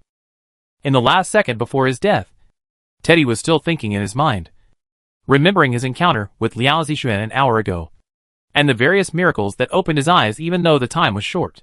However, no matter how powerful my brother is, he can't save me at such a close distance. Right? This time, Teddy no longer had the joking heart before, and returned to the original, true heart. But what answered him was a crisp ding sound. It sounded like something sharp pierced something extremely hard. Why can he still think now? Why didn't he feel any severe pain in his neck? Is it possible to feel nothing when the throat is cut? Countless question marks flashed through Teddy's mind. So, Teddy opened his eyes. In the end, it can only be said that it was too bad at the right time. He just saw that Zihu's blade was stabbing at his neck again, with all its might. Wait a minute. Why did he use the word again? When the next scene happened, Teddy understood. But he didn't understand. Ding! It was the same crisp sound as before. And this time the sound was sharper. Obviously more powerful. What Teddy understood was that the source of the sound was finally found. The sharp object was the opponent's knife. And the corresponding hard object was my damn neck. What the hell? Hallucination. Teddy was dumbfounded. And Zihu was even more dumbfounded. You? Zihu's hands were numbed by the powerful recall. And what made her pupils dilate was the cracks on her dagger that could not bear the weight. Monsters. You are all monsters. Zihu's psychological defenses completely collapsed. It was the first time she saw someone's neck being hit by a dagger. And the other person's neck was fine. But her dagger was cracked. What kind of body is this? Is it made of metal? And she wanted to hold this monster hostage. She was fooled again. It turned out that these two people had been acting for her. Playing tricks on her like a clown. Whether it was out of instinct or reason. Purple Fox just wanted to run. Wanted to escape from these two monsters. On the other hand, although Teddy was shocked by his own body, when he saw Purple Fox was about to run, he immediately tried to hold her back in the most foolish way. Want to run? No way. The foolish way is to hold her back. Yes, although he couldn't figure out what was going on. Since he seemed to be invulnerable, Teddy got excited and took the initiative to hold Purple Fox's body. While holding her tightly, Teddy was still shouting desperately. Brother! Come on! Brother! I'm holding her back. However, Teddy didn't wait for his brother's voice, but waited for the painful wailing of Purple Fox, who was held in his arms. Or to be more precise, in his arms. It hurts. Let go. It's going to break. It hurts. Please. Please. Crack. Does it sound good? If it sounds good, it means the bones are good. The miserable scream of Zihu finally made Teddy, who was holding the other person with his eyes closed, open his eyes and take a look. Good guy. This look scared Teddy. The shoulders of Zihu, who was held by him, were severely deformed and sunken inwards, as if they were sandwiched between two walls. As for the originally full and majestic chest, oh! Teddy just took a quick look and quickly looked away, even covering his eyes in fear, not daring to look directly. Mud. This is the friendliest adjective Teddy could think of. He quickly threw the Purple Fox, who had already fainted and turned into mud, to the ground. The opponent's bones seemed to be all broken apart, and his appearance could be described as horrible. It's bad. It's bad. It's bad. I killed someone. I killed someone. No. No. I just wanted to hug her. I. Just when Teddy was still pale and looked nervous and scared. At this time, another voice that was watching the fun and not minding the trouble came from behind him. TSK. Liao Zixuan walked slowly to the scene, looked at the Purple Fox on the ground, shook his head and smacked his lips, and sighed, Teddy, I didn't expect you to be so perverted.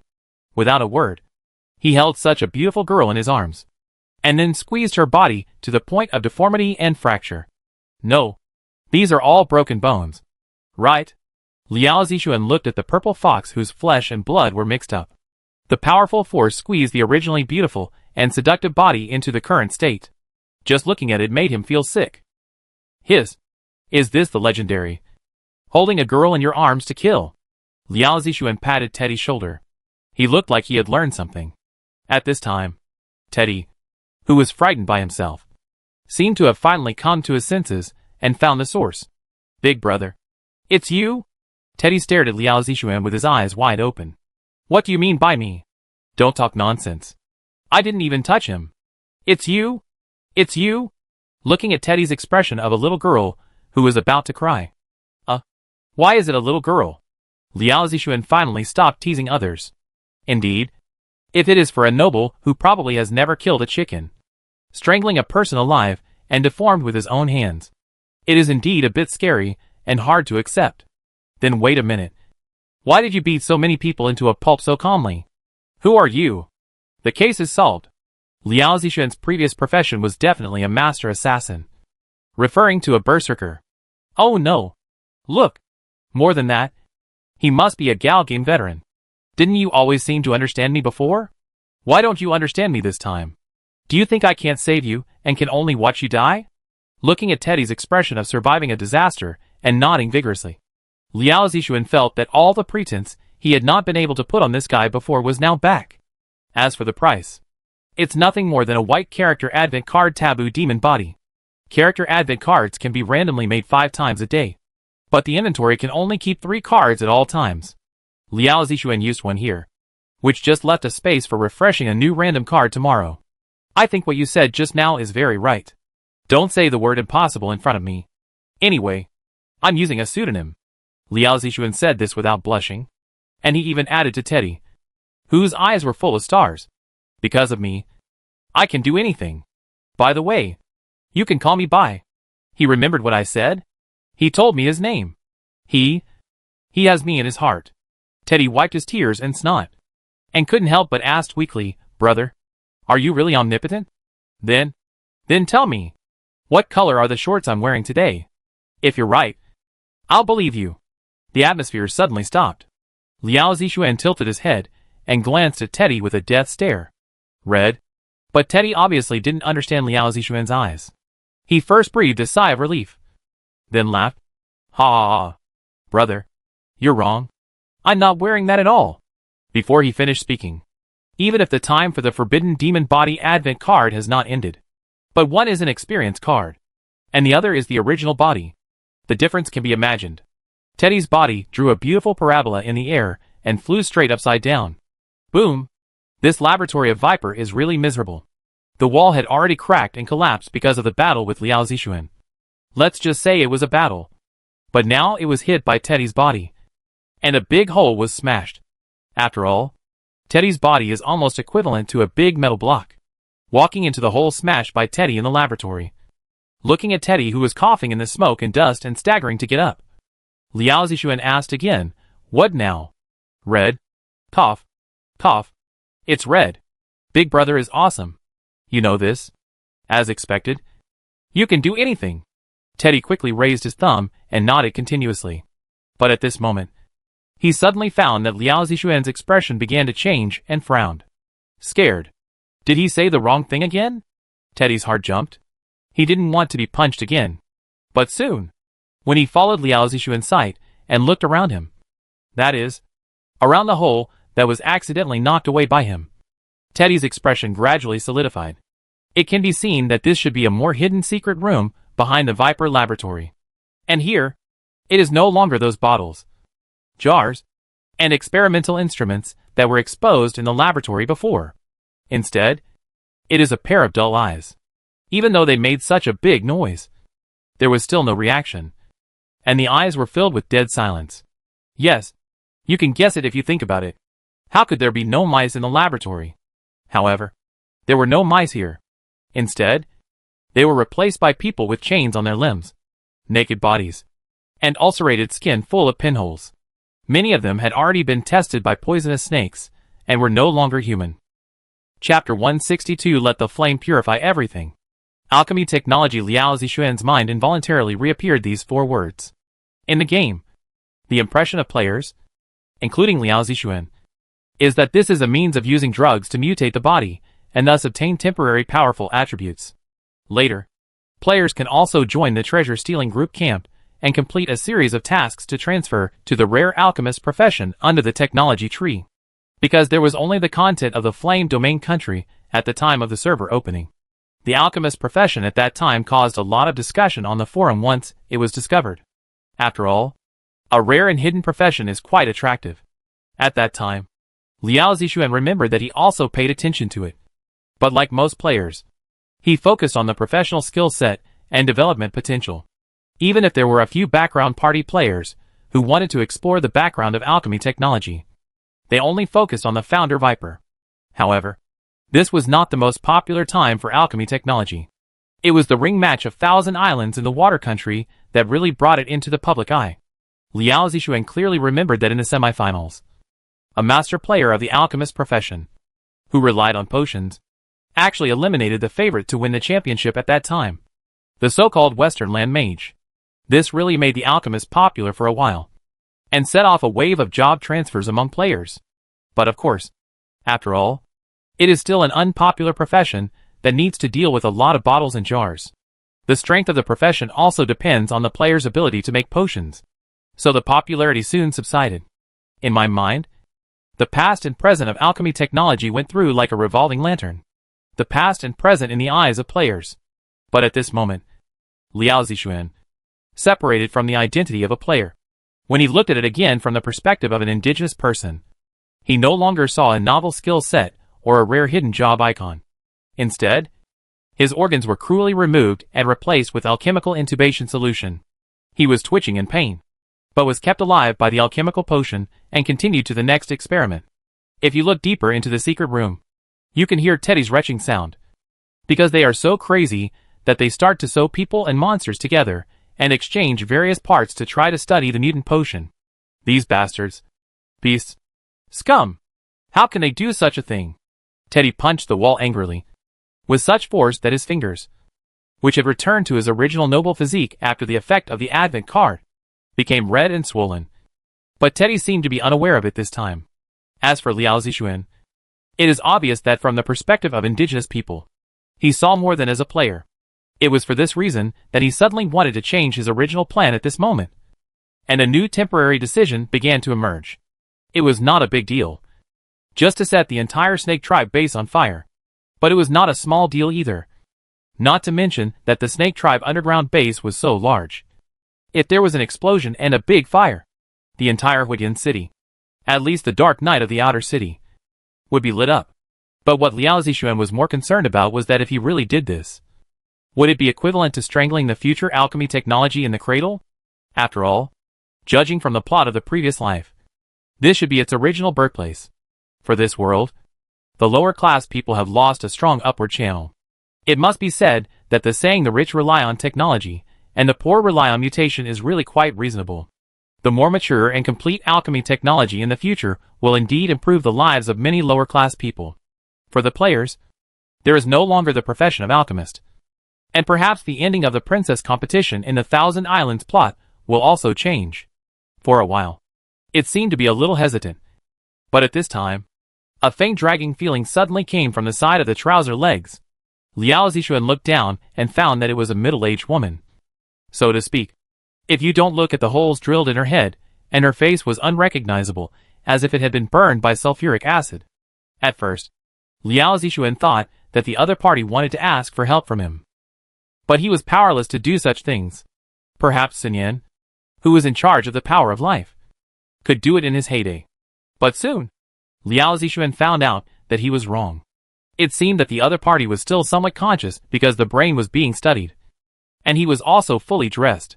The other party took out a small bag from his arms with trembling hands, trying his best to let Liao Zixuan take it. When he bent down and took it in his hand, he opened it and found that there was a small stack of copper coins and a small card with crooked graffiti. It can be seen that the artist is very clumsy. Even the characters are stick figures, and they are holding a sickle, and they may have added their own imagination. With a cape behind them, there is also a line of small words at the bottom of the card. Mom, don't cry. Everything will be fine.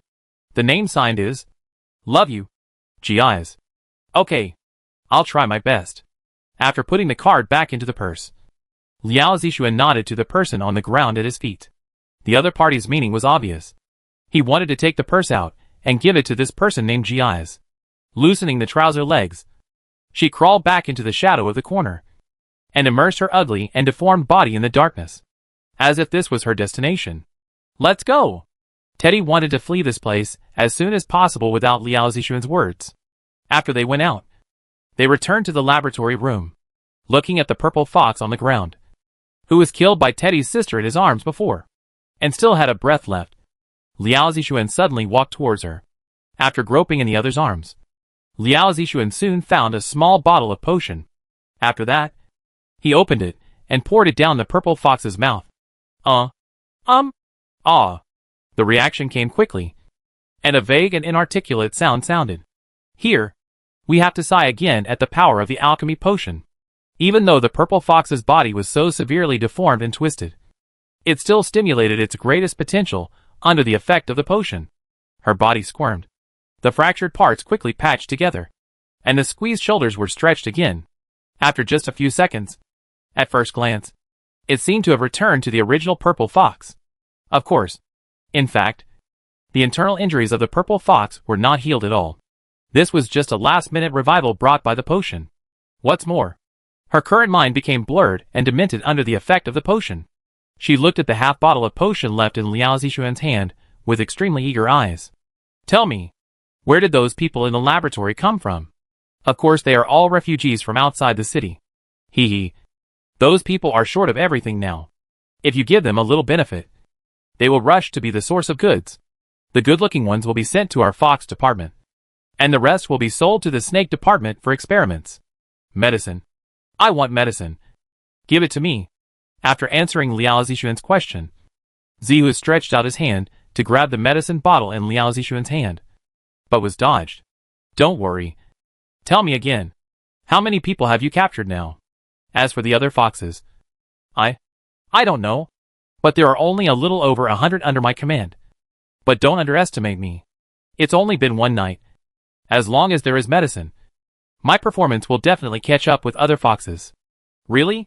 So you call this performance? Liao Zixuan nodded, and then pulled away Zihu's hand that was holding him again. Okay.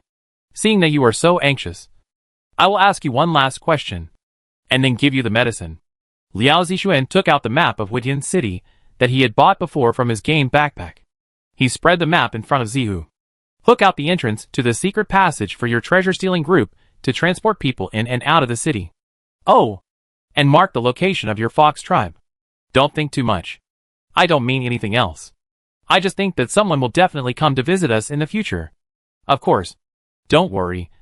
That person should not be as violent as me. Not necessarily. Anyway, mark it quickly. Liao Zixuan seemed to be talking to Zihu. But in fact, under the control of drugs, Zihu obeyed unconditionally. But the reason why he kept nagging was that according to analysis, people have different ways of suppressing anger. Some people are silent, but some people have to talk to themselves all the time. Brother. Fire. Fire. Teddy watched in horror. It seemed that the flame suddenly rose up inexplicably and began to devour everything at a high speed. The sizzling flame sizzled.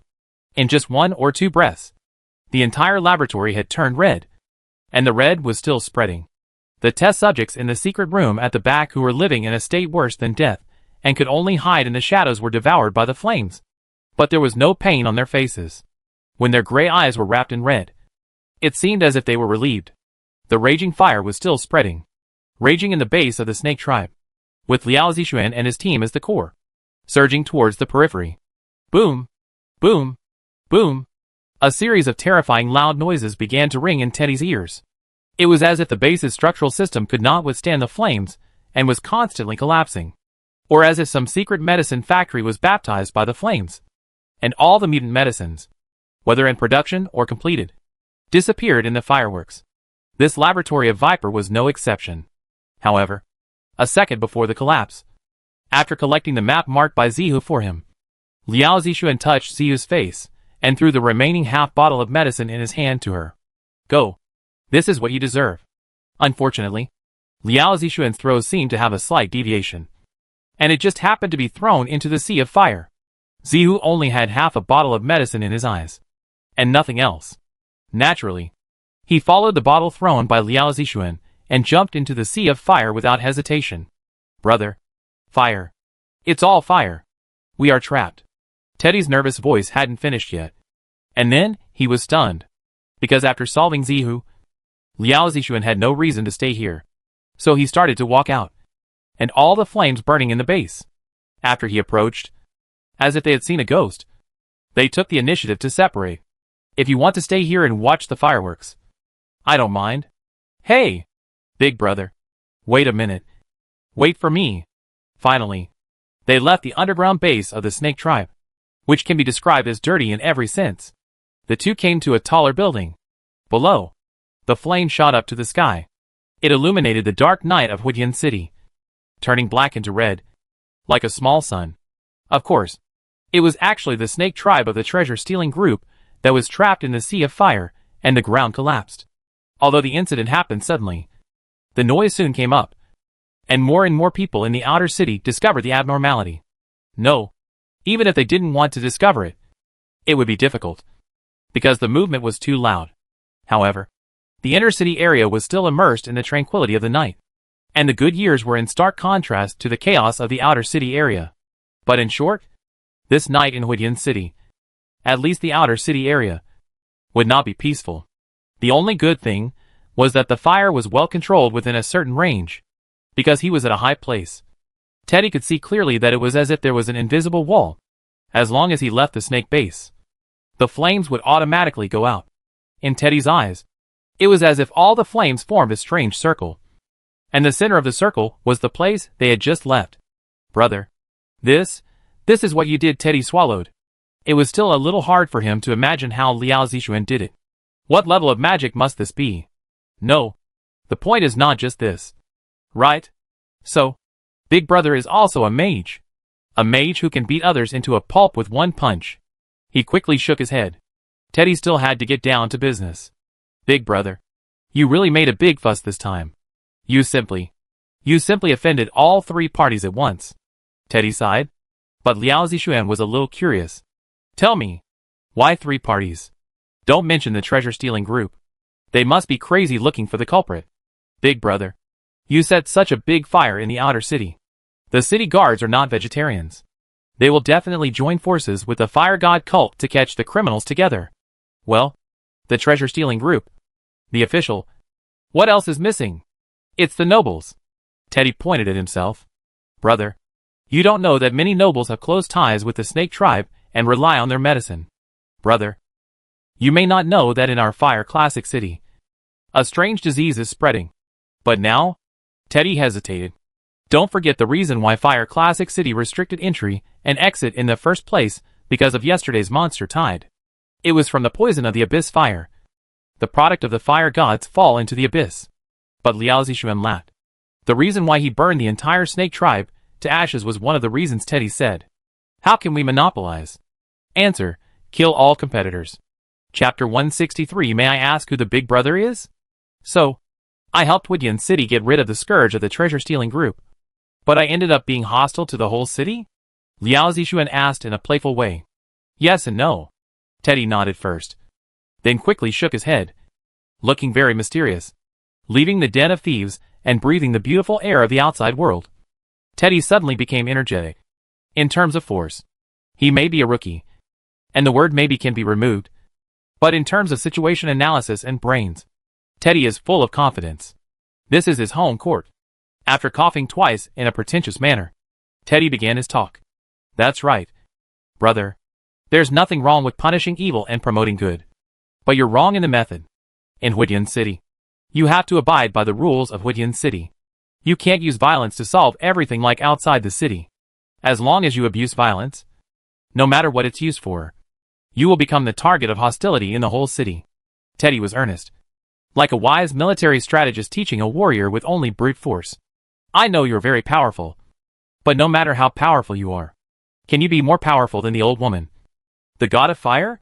So I advise you to stay out of the spotlight as much as possible during this period. Even if you are wanted by three forces, you have to keep calm and not cause trouble again. Especially don't abuse violence. Otherwise, once the fire god judges you as an enemy that the fire city cannot solve by itself, the fire god will take action. At that time, I believe you also saw the scene of the fire god's arrival yesterday. He is a god who can change the world with a wave of his hand. Although Teddy's words were not very pleasant, Liao Zixuan knew that they were all for his own good. This is also the worldview setting of the game Fallen God. That is, the extremely disparate power gap is even more extreme under the flame domain created by the fire god. This is a bit like, I don't need my people to be strong, because I, who am omniscient and omnipotent, will strangle all dangers in the cradle, and you only need to be responsible for a happy life of peace and prosperity. The god of fire can allow children to fight, because no matter how hard they fight, nothing serious will happen. This is why the god of fire does not want her people to have too much power. Therefore, as Teddy said, if it was more than 10 years ago, before the fallen abyss appeared, and the god of fire was still in the normal fire city. Alice would definitely have to tie up a dangerous person like Liao Zixuan to her side to feel at ease. Referring to the previous Xinyan. Of course, this is still good. If it is an outsider who is not native to the flame domain, or will bring great disasters. Refer to Shirley. How can she be given the opportunity to attack the city? As soon as there is a sign. What is waiting is 2 words. Obliteration. It's a pity that the god of fire is now out of business. But no matter what, we can't act recklessly and break the rules just because there is no supervisor. Liao Zixuan, who has received a good education on Blue Star, is naturally against violence. Since you want us to play according to the rules of Huidian City, then play. Stop. I know everything you said. Now, listen to me. Let's go through them one by one. Liao Zixuan stopped. And Teddy, who was still trying to be patient, said, You mentioned the nobles just now. Then can this make them shut up? With a snap, Liao Zixuan put a heavy bag full of purple crystal grass in front of Teddy. As a noble, how could Teddy not recognize purple crystal grass? This is the special herb for treating the strange disease in Huidian City that he mentioned before. Do you remember why I was targeted by the treasure-stealing group? It's because I have this. And I have a lot of it. Very much. This was originally planted in large quantities by Bishop Eugenia in the lair of the Terror Claw. But later Liao Zixuan intercepted it halfway and picked it up. Yes, but only the nobles can do it. After a brief surprise, Teddy nodded vigorously in affirmation. But he still added a sentence later. Because in addition to the nobles, there are 2 other forces. The Abyss Fire Poison originated from the Vulcan cult, which has the closest relationship with the god of fire. It is a bit ironic that only the nobles can frequently come into contact with these noble mages, while the relatively vulgar and low-level city guards and treasure-stealing groups are not infected. So naturally they don't need purple crystal grass. As for Liao Zixuan, he didn't care. He didn't expect to be able to do it all with one trick. So he continued to take out the next one. What about this one? There was another snap. Liao Zixuan put the map that Zihu had drawn for him before, which marked the location of the treasure-stealing group and the secret passages for smuggling in and out of the city, which was absolutely illegal, in front of Teddy. Yes, but not enough. Teddy had thought of using this map to make the city guards and the treasure-stealing group fight each other. But the problem was, how could he hand this map to the city guards? And it had to be in the hands of someone who had a say. And he had to make the other party believe you. If it was in the form of an anonymous letter, Teddy could guarantee that this map would appear in the garbage dump the next day. Seeing Teddy shaking his head in regret, Liao Zixuan's smile remained unchanged. And then he took out his third item. Then this plus this. Can they shut up? 2 snaps. Snaps. Teddy looked carefully and found that there was another teardrop-shaped necklace on the original map. At first, Teddy was a little strange and failed to recognize it at first glance. But the more he looked at it, the more familiar it looked. He immediately racked his brains to think about it and recalled. No way. This is it. Teddy's eyes widened, revealing an exaggerated expression that was several times more shocked than when Liao Zixuan took out the purple crystal grass. Because he finally remembered where he had seen this unique necklace. And then, Liao Zixuan's words confirmed it. Yes, it's the necklace that Harvey regarded as a treasure. I remember that he also told me the origin of this necklace. It seems that Archbishop Maggie gave it to him specially. When the concentration necklace was taken out, Teddy no longer bothered about the previous can or can't question. Especially the commander of the Knights, who can be said to be the most official representative of the Fire Code City, was actually called a stinky boy in the other party's mouth. This was simply Teddy subconsciously stepped back a few steps, distanced himself, and then seemed to get to know Liao Zixuan again. I dare to ask, Big brother, who are you? Who are you? Crouching, looking up, full of cautious tone. In fact, Teddy didn't want to do this. It would make him look stupid. But the problem is that the hot man opposite was too exaggerated. And he had no other options except this one. If you want to refute, you can. Then please find someone who can use only 3 things to instantly, and in one go to deal with the 3 major forces in Huidian City. Okay. Take the map. And then go to the Knights to find Harvey early tomorrow morning. And tell him everything that happened in the Snake Division of the treasure-stealing group tonight. Except for the purple crystal grass. He will definitely ask who did it. And then, you can just say my name. What? Do I need to say my name again? Looking at Teddy's bitter face, Liao Zixuan raised his eyebrows. No, brother. Since you are so familiar with Harvey, I think it is better for you to go in person than for me. Teddy hesitated. How could Liao Zixuan not understand the implication? You are fighting between gods, so don't mix up a small mortal like me. After the experience of the treasure-stealing group, Teddy was obviously scared and didn't want to go deeper into this muddy water. Isn't it good to be a little noble who sleeps until he wakes up naturally and eats and waits for death every day? Liao Zixuan said. No, because people must have dreams. If there is no dream, then he will help Teddy find a dream. For example, joining Vivian's fan support group. Liao Zixuan thinks this is good, and Teddy also has potential. Anyway, there are already 2 members in the group, so it doesn't matter if you have one more.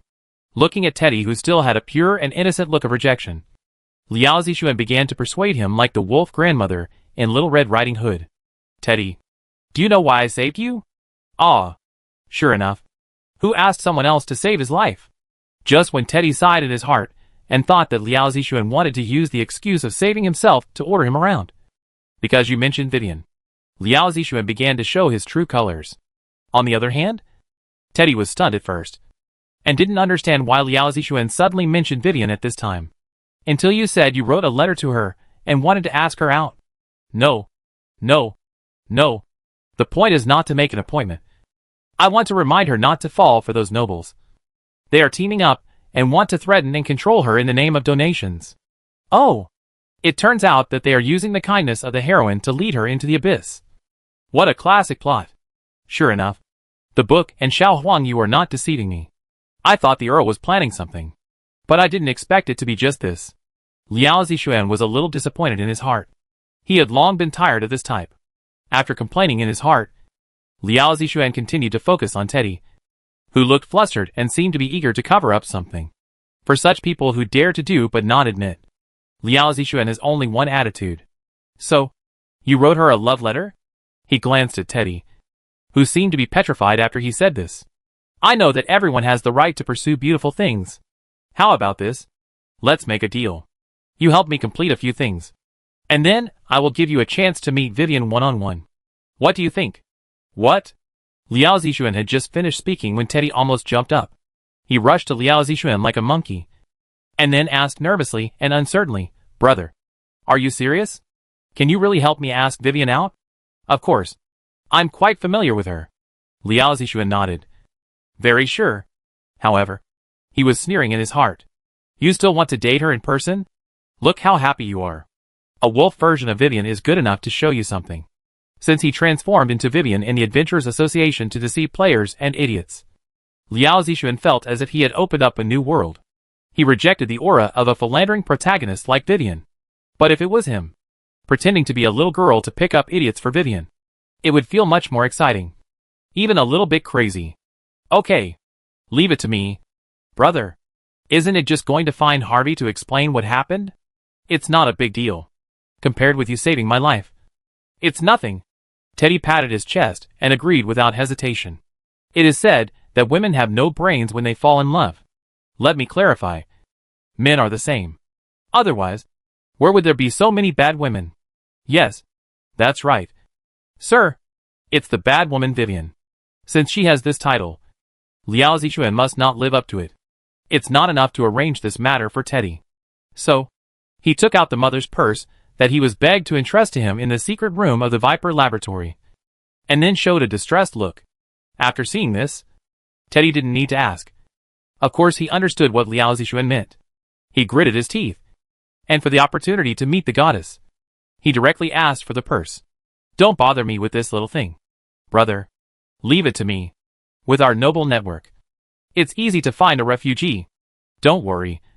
Brother, I will definitely fulfill this mother's last wish. Maybe at the beginning, Teddy was still in the mood to meet Vivian. But later, when he opened the purse and saw the small note inside, Teddy's expression gradually restrained, became serious, and finally nodded solemnly. Although there were only a few copper coins in the purse, which was not heavy, Teddy still felt heavy. Okay, then I believe you. Oh, there is one last thing left. Liao Zixuan nodded with satisfaction and prepared to put a perfect end to tonight. Let's start with a comma. On the other side. Still coming? Teddy's mouth twitched a little. However, he clenched his fists, and the figure of Vivian yesterday appeared in his mind. Unlike Demir, who was intoxicated by Vivian's magic talent, and Chris, who was saved by Vivian. The reason why Teddy was so obsessed with her was certainly due to the first two factors. But the more important one was her flat chest. Flat chest. Completely different from those clumsy and unsightly coquettish bitches with two heavy lumps on their chests. Teddy had had enough of this. So when Vivian, who looked like an airport, appeared, he was immediately conquered. Perfect. Too perfect. She was simply the goddess of his dreams. You're not thinking about something obscene, are you? Liao Zixuan looked alert. How could that be? Big brother. Who do you think I am? I'm thinking about justice. Teddy spoke clearly, and with a sincere look in his eyes. Flat chest means justice. Okay. Don't look like you're going to suffer again. The next thing I'm going to give you will also be of great benefit to you. Liao Zixuan told Teddy the role he had arranged long ago. The more he listened, the brighter Teddy's eyes became. In the end, he was so excited that his face turned red, and he couldn't wait to rub his hands. What a pity. The wind on the high building was too strong. So we still don't know what the two of them were planning. That's it. I have other things to do. I have to leave first. Oh, I almost forgot. I want to ask you something. I want you to recommend a tailor shop in Huidian City. Which one do you recommend? Teddy thought about it, and said 4 words without hesitation. Nina Taylor. Madalena strongly recommended this shop to her eldest daughter Liz, who called her over in the middle of the night, and brought Vivian's old clothes. Chapter 164. What bad intentions could the Oracle have? Nina Taylor's? Liz frowned and repeated strangely. Because there will be a fundraising banquet tomorrow night. And Liz had noticed that Vivian didn't have a decent dress yet. She did think about lending her dress to Vivian, but it was quickly rejected because a slight comparison showed that the difference in their figures was too big. Even if it was her smallest size, according to Liz's visual observation, it would be a great challenge for Vivian. Don't let the clothes not hold up and become leaky. Liz sighed as she imagined the scene of being able to see her feet directly from the collar of her dress when she lowered her head. So, Liz had no choice but to go to a tailor shop to see if there was a dress of the same type and buy a new one based on Vivian's rare and unique figure.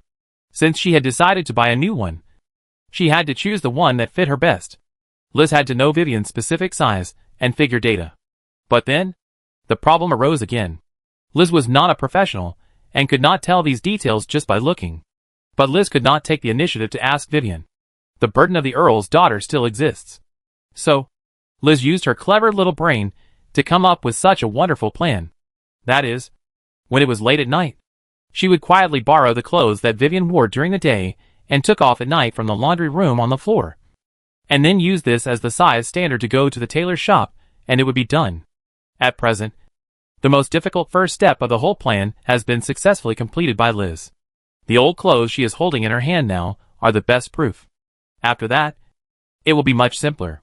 Originally, Liz wanted to smear herself and sneak out of the manor, but after thinking about it, she felt that it would be better to bring someone with her, at least someone to carry things. Therefore, it eventually evolved into this scene at the moment. But what Liz didn't expect was, when she found the maid who volunteered to serve Vivian during this period, Alina, after listening to her simple explanation of what she was going to do next, she suddenly boldly suggested and strongly recommended her to go to another shop called Nina Taylor. Can I hear the reason? In theory, the other party was just a little maid who was responsible for carrying things, and she had no right to propose her own plan. If it was during the day, Liz, the lady of the manor, would not pay any attention to it. But after all, it was late at night, and there were only the two of them. Liz also put down her status a little, and wanted to give the maid a chance to explain first. Meanwhile, on the other side, after the eldest lady asked her to explain, Alina immediately panicked, because, when she heard that the eldest lady was going to take her to the tailor shop, she said the 4 words Nina Taylor completely subconsciously. But in fact, Alina didn't even know where the door of Nina Taylor was, let alone saying that she had bought clothes from them and knew the quality. All of this came from the message of the Oracle she saw when she was chatting with Sister Qing during the day. At that time, Alina didn't understand it. It was not until now, when Liz found her, that Alina suddenly realized what the oracle meant by the hint she was given by. It doesn't matter. Believe in the oracle. Alina's mind worked quickly. She paused for a moment, and had already thought of the reason. It's like this, young lady. I think the styles of clothes in most other tailor shops are not suitable for Lady Vivian. But Nina's tailoring is different. I went there once by chance when I wanted to buy some clothes for myself. Now that I think about it, although it is relatively unpopular, it really suits Lady Vivian's style. Alina said it in one breath very quickly, although she made it up on the spot. The maid was still confident, because she believed that since the oracle asked her to go there, it would definitely not cheat her. Unfortunately, soon, Alina's confidence began to disintegrate under the strange gaze of Liz. You said you went to Nina Taylor? Buy some clothes for yourself? Liz looked at Alina with a re-examination look. Yes. Yes. Yes. The maid suddenly began to feel guilty. She didn't know why the eldest lady showed such an expression. Could it be that Nina Taylor was a very high-end and luxurious store? The eldest lady felt that she was not worthy of it as a maid? But soon, the next second, Alina knew that she was wrong. And she was wrong in an outrageous way. Really? I didn't expect you to have a hobby of wearing men's clothes. Ah! When Alina heard the word men's clothing, she was stunned and her mind went blank. What's wrong? Did I remember it wrong? Isn't Nina Taylor a men's clothing store? Or have they recently launched women's clothing? This. Alina hesitated. In fact, the maid had already cursed the oracle countless times in her heart. She knew that this was a rubbish that cheated people. This is the end. Not only did they fail to get Nina Taylor, but they also put a strange label on her in the heart of the young lady. Damn it! A pseudo-mother. Okay. Let's go to the one you said. Lee started to walk out of the house, leaving the maid in the room, looking confused and not reacting. Ah?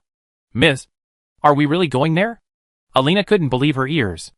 Isn't this what you recommended to me? Coco. She didn't know it was a men's clothing store. Aren't they going to buy clothes for Vivian? Why go to a men's clothing store? Alina didn't dare to say these words in her heart. Across the street, Liz, who had already walked to the door, turned around and urged the maid who was still standing there in a daze. Hurry up. Remember to take the bag of clothes and put Vivian's old clothes in it. I just thought about it. Your idea is really good. It's my thinking that is too limited. Who stipulates that women must wear women's clothes?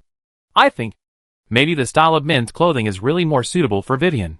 It can be heard that Liz's tone is very serious. She really thinks so. Alina. Vivian. Sad voice in the eyes of the maid. The biggest humiliation for a girl is you are more suitable to wear men's clothes. After half a second of silence for Vivian in her heart, Alina began to be ecstatic. Okay. Miss. Actually, that's what I meant at the beginning. Miss is really amazing. You understand it at once. This kind of environment of being alone together can indeed narrow the distance between each other.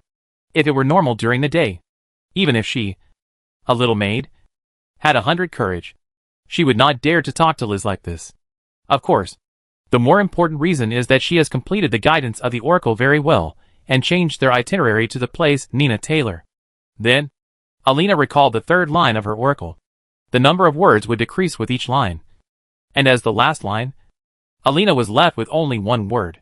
White. White. What does this mean? Alina was powerless to complain.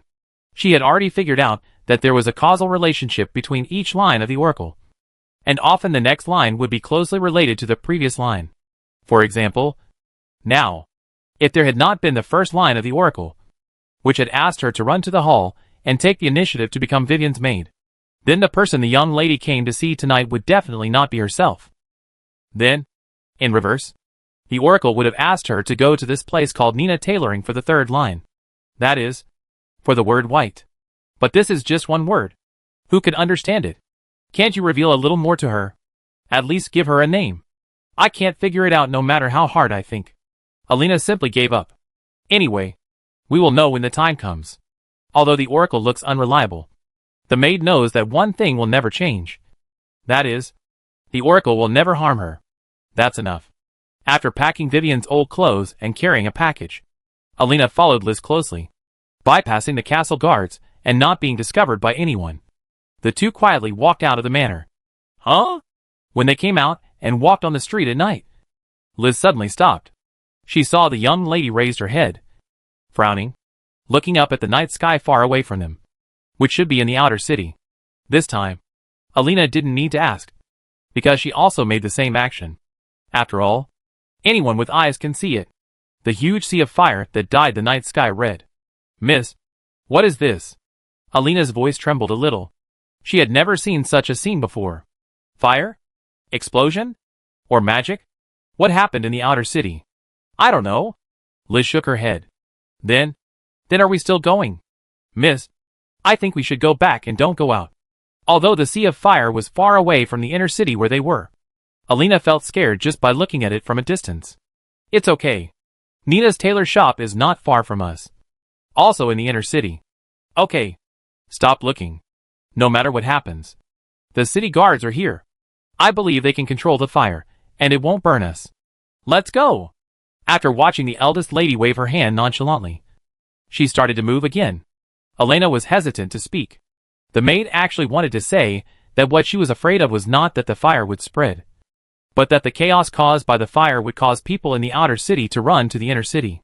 If there were only some victims of the fire, it would be fine. Alina was afraid that if the fire was deliberately caused by someone, they would run into fugitives. It shouldn't be possible. Right? How low is the probability? Besides, isn't there an oracle? How could the oracle cheat me? Yes. Believe in the oracle. After comforting herself in her heart, Alina continued to catch up with her eldest daughter, and went to Nita's sewing clothes with expectation. The Earl's manor. In Vivian's room. The little girl, who was sleeping soundly in bed, when the little wolf left, was now standing by the window in loose pajamas. Vivian looked at the raging sea of fire in a certain area of the outer city in the distance.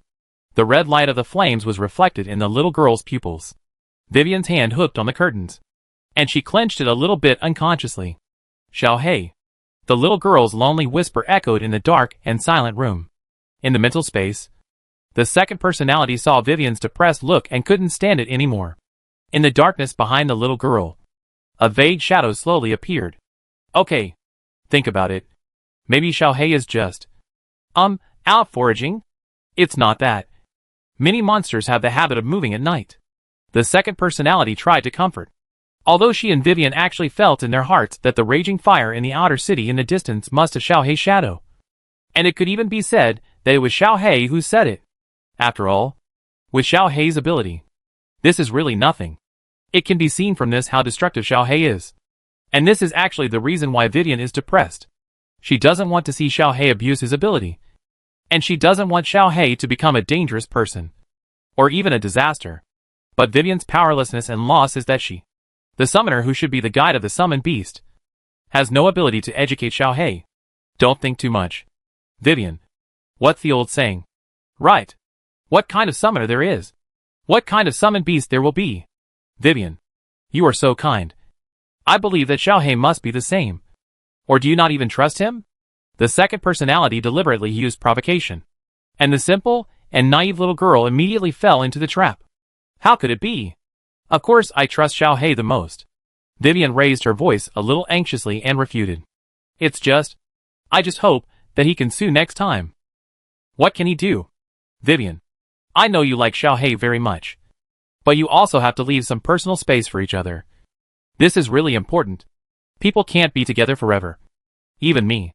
It's very likely that one day, Vivian, you will suddenly wake up. And then I will disappear. So you have to learn.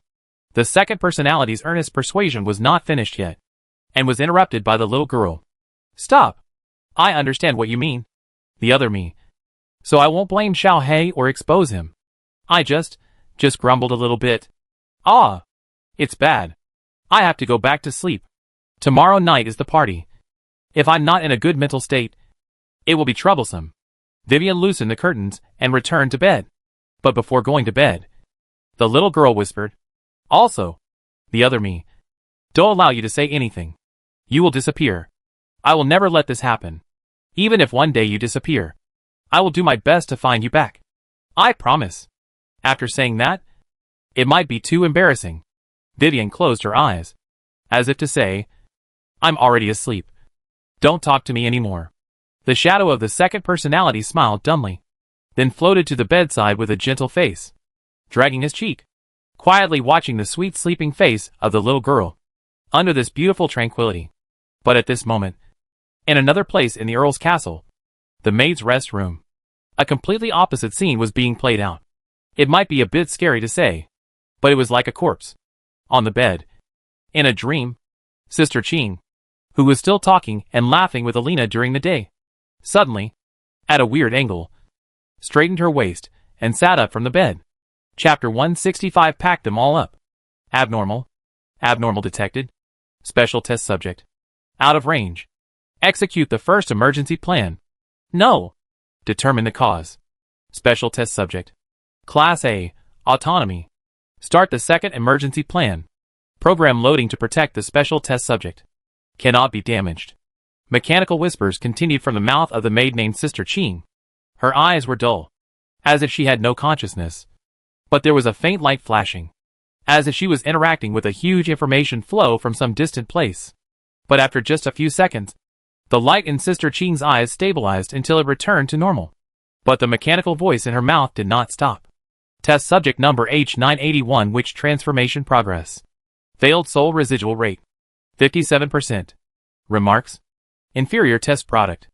Allowed to be requisitioned. Damaged. And destroyed. Review completed. Allowed to start. Although Count Cecil treated the maids very well, gave them generous salaries, never beat or scolded them, and even had a few days of vacation a month to go out for activities. But no matter what, it was not good enough to give each maid a room. The room where Sister Ching slept was divided into upper, middle and lower bunks, one on each side, and there were 6 maids in one room. Sister Ching was on the top bunk, and she often felt distressed, because every time she wanted to come down, it was not easy. She needed to climb the ladder carefully, and the noise she made would wake up others. So even if she got up in the middle of the night and wanted to go to the bathroom, Sister Ching could only hold it in, because she didn't want to disturb the dormitory because of herself. However, this time, it was like a nimble kitten jumping down from a high place. After Sister Ching opened the quilt, she propped up the bed with one hand, and then her whole body flipped down, landing steadily on the ground from the upper bunk position that was about 3 or 4 meters high. Her movements were so flexible that even the thieves, who have always been strong in agility, would feel a little ashamed when they saw it. Not to mention, the most exaggerated thing is that during the whole process, not even a little sound was made. The other 5 maids in the dormitory were still asleep and had no idea what was happening outside. Obviously, this skill is beyond the scope of what a normal maid can do. After leaving the maids' dormitory, Sister Ching said nothing. She looked around, as if she was sensing the location, and soon she locked the direction where Liz and Elena left before. Sister Ching did not choose to go out from the main gate of the castle, but directly found the nearest window, and made the same move as when she got out of bed before. Open the window, support yourself with one hand, and then climb down. As for the result, it was exactly the same. Sister Ching landed quietly and steadily. But this time, the height distance from the window where she was located to the ground was 10 times higher than the upper and lower bunks in the dormitory. Not to mention thieves. Even thieves would not dare to jump down without using tools. That would be suicide. If they didn't fall to death, they would be half crippled. But Sister Ching seemed to be fine. After leaving the Earl's manor, she ran at full speed without stopping. In the blink of an eye, her figure disappeared into the lonely streets of Wudian City at night. Isn't this too perverted? The owner of Nina's tailor's shop looked at the young man opposite the counter and muttered in a low voice. He had been running the shop for so long, but this was the first time he encountered someone coming to the men's clothing store and wanting to buy women's clothing. What's more outrageous is that the other party is a man. I said, I want to buy it for a friend, not myself. Liao Zixuan frowned and repeated it again for the sake of his reputation. With his hearing, he could hear the boss of the tailor's shop opposite him, no matter how soft his voice was. But the boss looked at him with contempt. It was as if he was saying, Is this friend you are talking about yourself? Liao Zixuan. Goodbye. He turned around and was about to leave. At the same time, he cursed Teddy several times in his heart. But after thinking about it carefully, it seemed that he couldn't blame Teddy. Of course, men would recommend men's tailor shops to men, who would recommend women's shops. So if you want to blame someone, blame the name of the shop. The feminine name of Nina Taylor made Liao Zixuan unable to react at the time. Damn. Careless. Just when Liao Zixuan was feeling depressed. He didn't expect that the boss of Nina Taylor, who was a little bit annoying, would stop him again when he saw Liao Zixuan was about to leave. Hey. Sir. Please wait a moment. Why are you leaving? Liao Zixuan stopped and turned around to look at the boss, who wanted him to stay, with a strange look on his face. Didn't I tell you that I want to buy women's clothes for my friend? Yes. That's right. I know. The boss nodded, looking like he understood. No. What do you know? Liao Zixuan had a question mark on his face. But isn't this a men's tailor shop? Yes. But I also have women's clothes designed specifically for men. I think they will definitely meet your needs. The boss' eyes lit up, and he rubbed his hands at Liao Zixuan. Liao Zixuan, what kind of store is this Teddy recommending? And I told you. I'm giving it to my friend. Not for myself. Oh. Sir. I know. You don't need to repeat it. I once had a friend who was exactly like you. The boss comforted Liao Zixuan with an expression of it's okay. We've all been through it. Don't be shy in front of me. So, sir, would you like to come with me and take a look in the inner room? To be honest, sir, the men's and women's clothing I designed are all fine products. I won't sell them openly. I will only sell them to people like you who are so knowledgeable. Nonsense. Even if you put it on the market, no one will buy it. However, the boss's words did give Liao Zixuan new inspiration. With Vivian's figure, it seems that the men's style would be more suitable. Let's go and take a look. Okay. Excited to the point of speaking in dialect. The most wonderful thing in the world is to meet people with the same interests as you. Led by the boss, Liao Zixuan came to the special exhibition area behind Nina's sewing. And what I saw here was, as the boss said, men's-women's clothing, which refers to the clothes design of the upper body of men's clothing being completely wrapped in clothes without an opening on the chest. And at the same time, combined with the representative dress concept of women's clothing, turning the lower body into a skirt. Liao Zixuan's eyes lit up immediately when he saw it for the first time. This is just too suitable for Vivian. Moreover, it must be said that although the number of clothes here is far less than those in the counter outside, the workmanship and materials of each one can be seen to be several levels higher. According to what the boss said to Liao Zixuan, one is for living and making money, while the other is for liking, a hobby, and to wear on the body. So how can they be the same? Wait a minute. Wear on the body. Liao Zixuan was about to buy one, but it was taken back abruptly. The boss saw this and waved his hands repeatedly. Sir, don't get me wrong. I don't have a figure like you. How can I taint these clothes? I said wear. I mean wear it. Ignore the first half of the boss's words. Because while the boss was talking, he lifted up the unknown object that had been covered with a piece of gray cloth. This is... Liao Zixuan looked at the sculpture in front of him, which was lifelike and looked like a real person. How is it? Very impressive. This is a high-end product imported from the winter country. They call it something. Oh, that's right.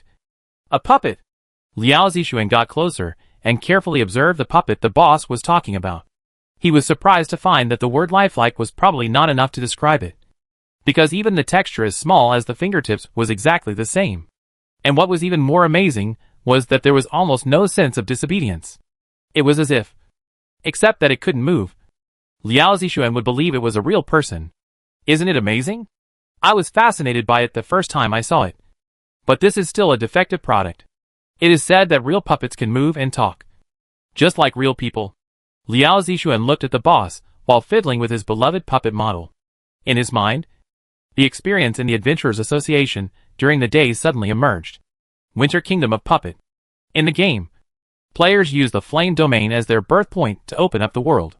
The countries updated in each version are also based on the distance of the geographical location.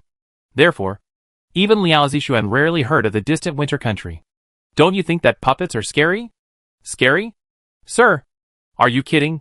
On the contrary, I really hope that Yin Yu can also introduce this technology so that puppets can be popularized. How great it would be. The boss looked completely confused, and Liao Zixuan knew the reason without asking. The image of the puppet can obviously be customized, as can be seen from the classic flat-chested Lolita look of the sculpture puppet in front of the boss. However, It is obvious that the boss only sees the benefits of the puppet, which can satisfy his fantasy at will. But on the other hand, Liao Zixuan sees then boss. Have you ever thought that if one day someone customizes a puppet that looks exactly like you, then even if he kills you and buries you, no one will know, because your puppet has replaced you? Or, someone else uses a puppet in your image to kill people, and set fires everywhere, and finally frames you for everything, ruining your reputation and destroying your family. Another example. Seeing that Liao Zixuan was about to continue, the boss, who was already sweating more and more on his forehead, quickly stopped him. Sir! Stop! Stop talking. You should continue to choose clothes. How about it? Is there anything you like? The boss quickly brought the topic back, and Liao Zixuan saw that the other party looked like he was going to have a nightmare at night. So he couldn't bear to say more. He chose the smallest size from the pile of men's and women's clothing. Huh? Are you really buying it for your friend? The boss asked in surprise, because it was obvious that Liao Zixuan couldn't wear it with his body. He rolled his eyes. He didn't bother to pay attention to this boss. Liao Zixuan didn't buy it right away, but for safety, he wrote down the size of the clothes and asked the boss where the bathroom was. He used the excuse of going to the bathroom, but in fact he was transforming and preparing to use Vivian's body to practice whether the proportions were appropriate and whether it needed to be a little bigger. When Liao Zixuan left, the boss was the only one left in the room. He looked at the puppet next to him, which was his favorite puppet at ordinary times. At this moment, after Liao Zixuan's words a few minutes ago, the boss shuddered inexplicably. After quickly covering the puppet sculpture with the dust cover, the boss breathed a sigh of relief and felt better. Forget it. It's good like this. Don't let the puppet move. If it can really move like a human. Snap. Suddenly, the boss felt a sinking on his shoulders, as if a pair of hands patted him from behind. Ah! The boss was severely frightened and jumped up as if he was electrocuted, and almost fell to his death. When he turned his head tremblingly and saw clearly behind him, he breathed a sigh of relief as if he was afraid, and kept patting his chest where his heart was. I was scared to death. It turned out that it was not the puppet that he had just covered with the dust cover that really moved, nor was it the gentleman who went to the bathroom before, but two new customers. How come you came in without even saying hello? The boss was almost scared to death, and the other party did go to the back of the store without his consent, so he wanted to scold him angrily, but the words just came to his mouth, and the boss took them back. The reason is simple. So beautiful. The one who patted his shoulder just now, judging from her dress, should be a maid, which made the boss unable to look away. But behind the maid, there was a girl with the temperament of a noble lady, which could definitely be called the perfect look that the boss could not even dream of. What happened tonight? Just now a handsome guy came, and now two beauties come? Is this what the god of fire is hinting at? The maid opposite brought the boss back to reality. Sorry. I saw that there was no one at the counter, and the back door was open, so I came in without permission. Didn't I scare you? Elena apologized with regret. No, not at all. How could a man like me be scared? Uh-huh. The boss shook his head repeatedly. Who would say bad things about others in front of a beautiful woman? So, no matter which world, as long as you are a person, it seems that the first thing to look at is the face. You too. Is there anything I can help you with? I have all kinds of men's products for sale here. The boss spoke habitually. However, soon after, the boss came back to his senses from the beauty of the master and servant, and suddenly got stuck in the middle of his words because he realized a problem. This is a men's clothing store. What are the two women doing here? No. What's worse is that the things here can't be shown to outsiders. Otherwise his reputation will be ruined. After reacting, the boss was sweating profusely. He hurriedly tried to use his body to block the sight of Elena and Liz, while apologizing as if he wanted to drive them away. Ah! The two ladies may not know that we sell men's clothing here. You may have come to the wrong place. If you want to buy women's clothing, I suggest you go to. Before the boss finished speaking, the lady who looked like the owner directly stepped over the boss and looked around this special exhibition area. Exactly the same as someone at the beginning. Even more cruel. Liz's eyes lit up and waved her little hand. Boss, pack everything here for me. Chapter 166. If one finger doesn't work, then two. Ah. This. The boss was a little dumbfounded, wondering if he had heard it wrong. In Huidian City, Women's dresses, especially the traditional customs among the nobles, have never been said to cover the upper body tightly. After all, we are nobles. We are very serious. And serious people are not afraid of? And the boss looked at Liz. Not only can she go out with a maid, even if you just look at her temperament and appearance, you know that she must be from an extraordinary family. Especially the watery white skin. It seems that water can come out if you squeeze it. How well she must be maintained to be like this. The boss dare not even think about it. I'm afraid that since she was born, she has never done any rough work or been exposed to the sun for a few days. But how could such a young lady buy these clothes that are not presentable at all from him? What's wrong? Is there any problem? Liz saw that the owner of the shop opposite was still standing there stupidly after she finished speaking. And she couldn't help but ask. This made the boss sure that he had heard correctly, and the other party really wanted to buy. So he hurriedly explained. Miss, these are just men's version of women's clothing designed by me on a whim. With your figure, I'm afraid it's impossible to. The boss looked at Liz's chest with a signaling look, and then immediately moved away. He really didn't dare to look at it anymore. He couldn't afford to offend such a big shot. The boss had seen it with his own eyes. Just because someone on the street looked at a certain noblewoman's chest for a few more times. The next day, the person's eyes were dug out and thrown into the stinky ditch. That's why he was so anxious to explain to Liz, fearing that Liz just thought it was new. And then after buying it, she would find that her body couldn't fit into it at all. How can you be so sure? It's definitely not wearable. It's originally a men's style. And there's not much space left for the chest. Although the boss only took a cursory glance. But he is in this business after all. And his eyes are sharp. The boss is very sure that even if it is the largest size here, the big lady opposite will have to keep popping buttons when she wears it. Hey. So this is the nobility. Fair skin. Beautiful face. But big breasts. Big as nothing. Flat breasts are justice. The boss curled his lips in his heart. Sure enough.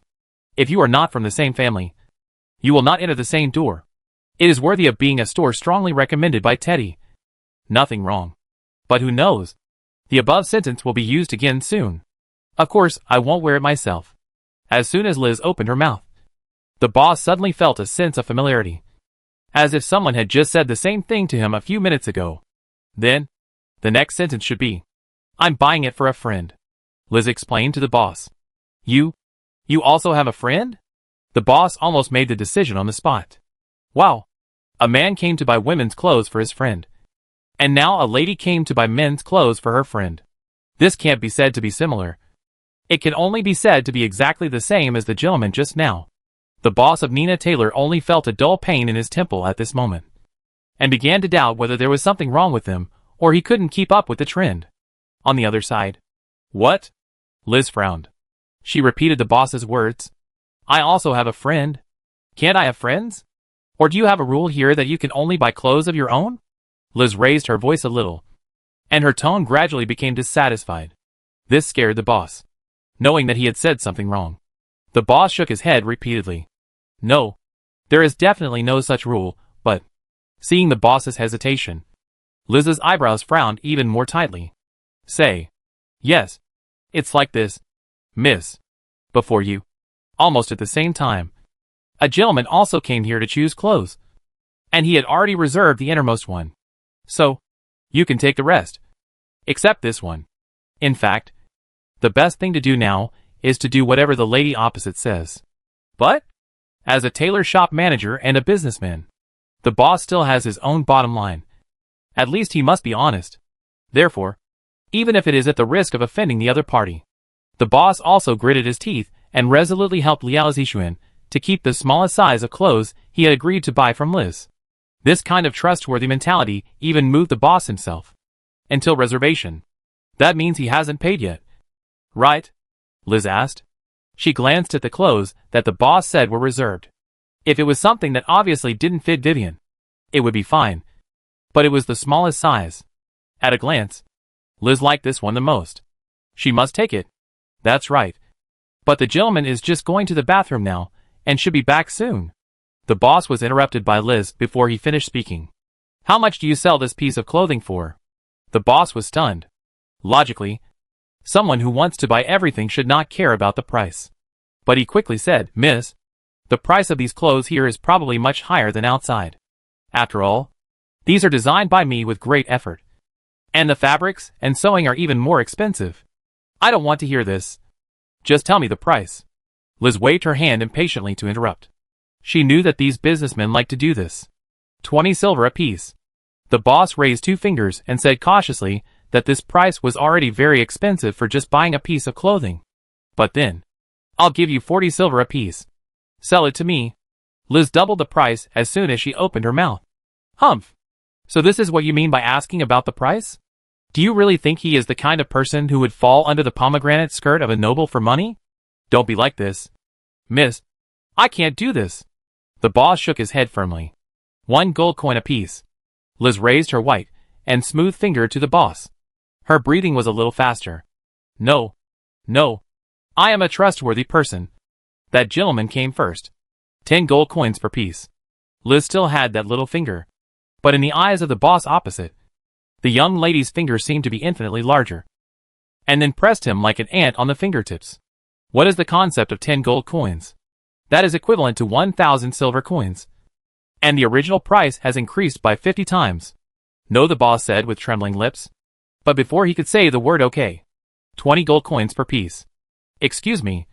Do you need me to pack it for you now? We can also provide door-to-door delivery service. Behind Liz, Madalena saw that when her young lady raised the second finger, the originally stubborn store manager opposite immediately became like a pug and wagged his tail at Liz. Elena's eyes were full of little stars. Mississippi.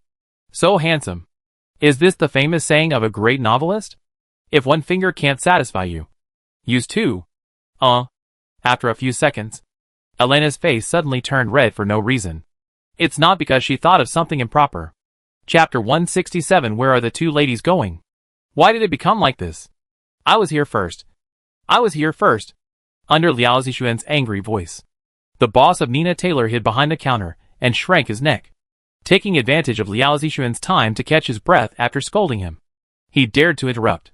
Mr. Xian, I really tried my best. But there is really no way. Compared to a few minutes ago, when he bowed to Liz and counted the money, his mouth was almost crooked with smile. At this moment, the boss in front of Liao Zixuan had a sad face and spread his hands. It seemed as if he was the victim. That's right. Sir, the other party is a nobleman. And she also likes these clothes. Especially. Sir, you know, she is also buying clothes for her friend. Just like you. I can be sure of this because they specially brought the old clothes of that friend to let me see the size. As a result, sir, guess what? It's so unfortunate that the size of the clothes their friend wants to buy for your friend is exactly the same. The boss really didn't lie about this.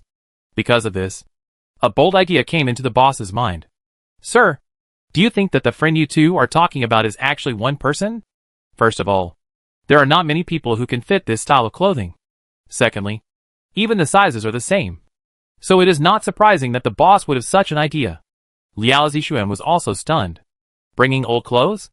In his mind, he suddenly recalled the Earl's daughter, Liz, who stole Vivian's old clothes from the laundry room like a thief when he just sneaked out of the Earl's castle.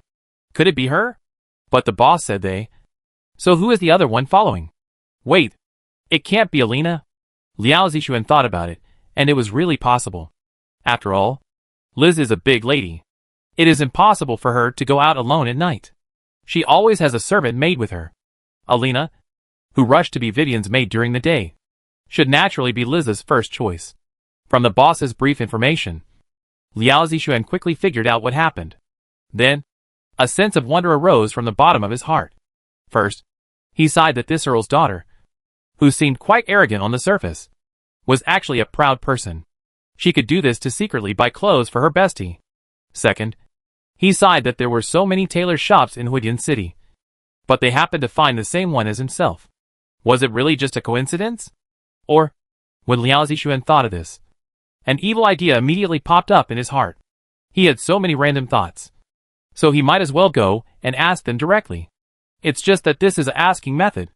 Liao Zixuan needs to educate the master and servant. Let them understand that girls, especially those like them who are weak and helpless, should never go out at night. After all, what if they meet a bad guy with bad intentions? Well, It's definitely not because Liz stole his clothes. According to research, when people do bad things, their nerve excitement will be several times higher than usual. According to research, anyone who says according to research shows is talking nonsense. In short, Liao Zixuan did what he said. Since Liz had bought the clothes, it was useless for him to stay in the store. But before leaving, "Give it to me." Liao Zixuan stretched out a hand to the boss. "What do you want to give me?" "Of course, the extra money you earned from selling me." Liao Zixuan glared at the innocent boss. Seeing that the other party was about to make an expression of "I don't understand what you are talking about," Liao Zixuan picked up a metal hanger next to him. Then, in the boss's eyes looking at a monster, he used one hand to roll the extremely hard metal hanger into a ball. Do I need to say it again? Clang. The boss was so scared that he trembled and put the bag full of gold coins given to him by Liz on the table. "Sir, this is all. I really didn't mean to do it. I was forced to do it. Sir, don't look for me. If you want to find someone, look for them." "Them? Yes. Yes. Yes. Find them. They just went out not long ago. Sir, you can definitely catch up with them now." As he said this, the considerate boss also pointed the way for Liao Zixuan, which was exactly the direction Liz left before. Bang! The shops closed again. After Liao Zixuan left, the boss leaned against the wall and gasped. He first found a similar metal clothes hanger out of disbelief, and then tried to use one hand. No. 2 hands. No. 3 hands. Damn. There were no extra hands. But in fact, even if the boss gave him 10 hands, he still couldn't roll a metal hanger into a ball. Just at this time, he came to the window and saw the blazing fire in the outer city that lit up the night sky. Ah! It seems that this Huidian city is going to be in chaos. Yu sighed. The boss was ready to close the store. However, when his eyes swept over a certain human-shaped object, he suddenly said, "Hui, why did this cloth fall down?" The master and servant were on their way back. Compared to when they just came out of the Earl's manor, the noisy and chaotic sound coming from the outer city was a bit more serious. The city guards who were responsible for security patrols in the inner city, who could still be seen in the inner city, suddenly decreased a lot, and almost no one was seen. The reason is obvious. All personnel were urgently dispatched to support the fire in the outer city. This made the inner city streets, which were already very lonely at night, even more empty at this moment. Liz looked around and could not see a single person. According to research, walking alone on a quiet road at night is one of the top 5 things that girls fear the most. Although there is a maid named Alina who is grunting and carrying a bag of clothes next to Liz. "I remember. Your name is Alina?" Maybe it was to ease the atmosphere.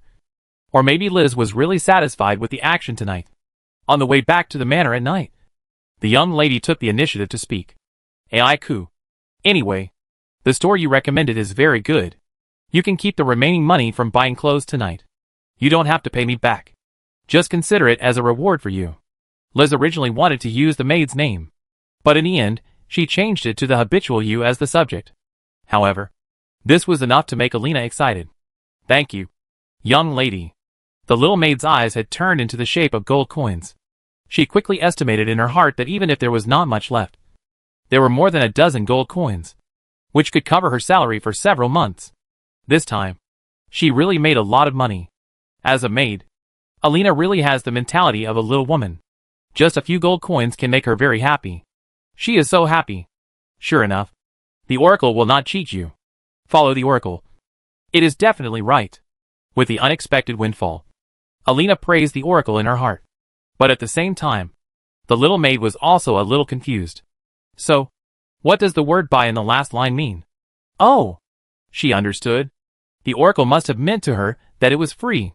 Oracle? Get angry.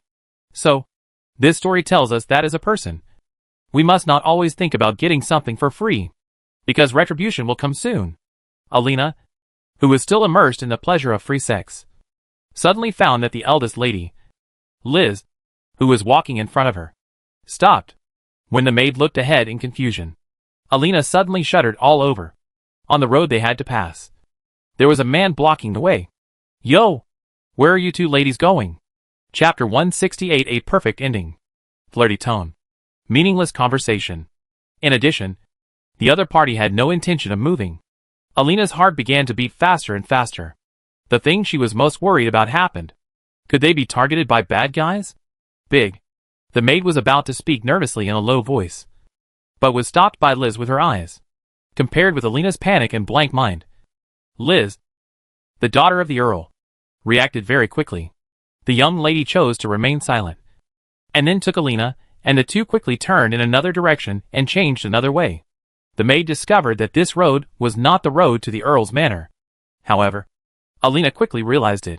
After all, the Earl's manor was in the inner city, a relatively remote location. If she continued to go home, she would not meet anyone else on the road. The road Liz chose was the road leading to the Vulcan Square, which was also the nearest city guard police station to their current location. Miss, you are so calm. If Alina's respect for Liz was mostly because of their mutual status, the little maid at this moment admired Liz from the bottom of her heart. Because, if she were alone, she would have been so scared that she would have been stunned and at a loss. So, if a girl walking at night encounters a bad guy, the first thing to do is not to run home as soon as possible, but to find a crowded place or an official occasion closest to you. Oh, there are no girls watching. That's fine.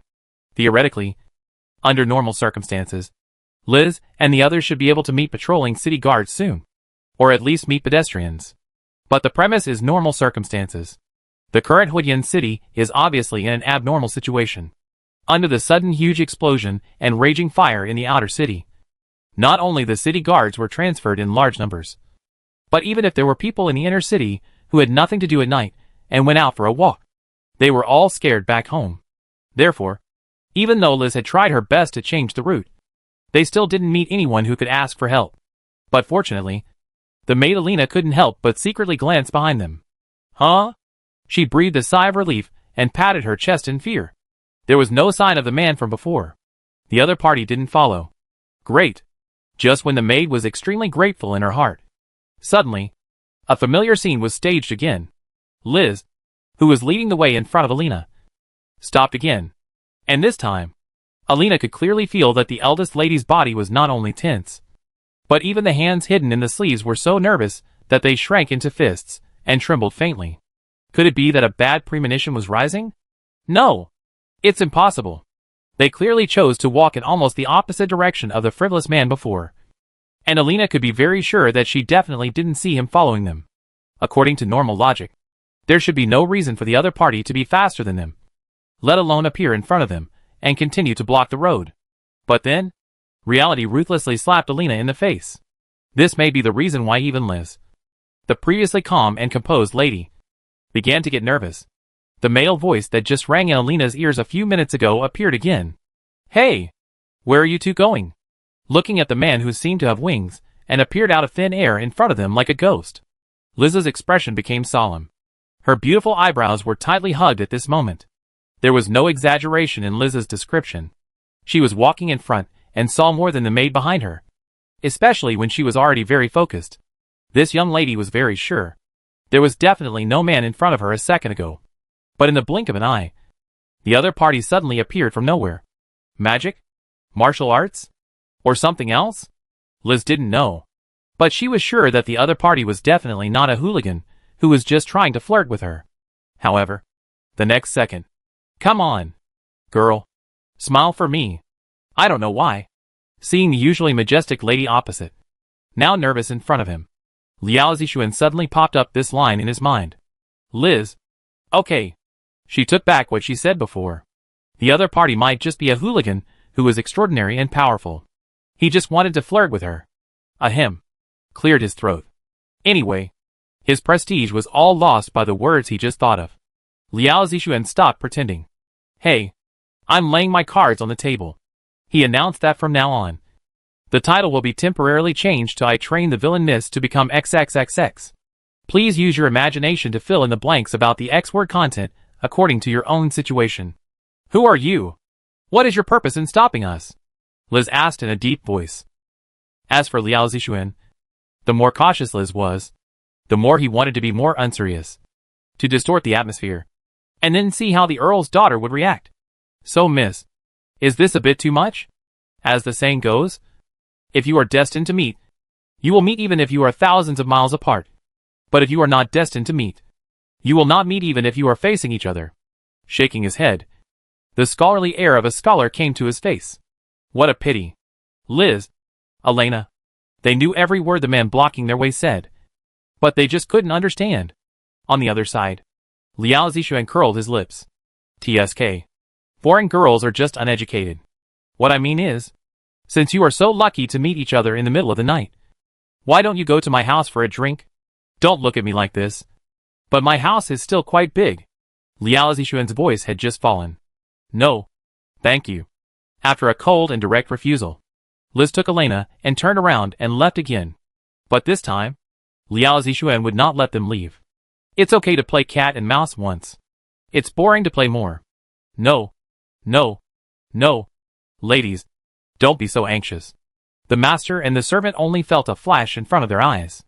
A man's figure blocked their way. Yes, in front of them.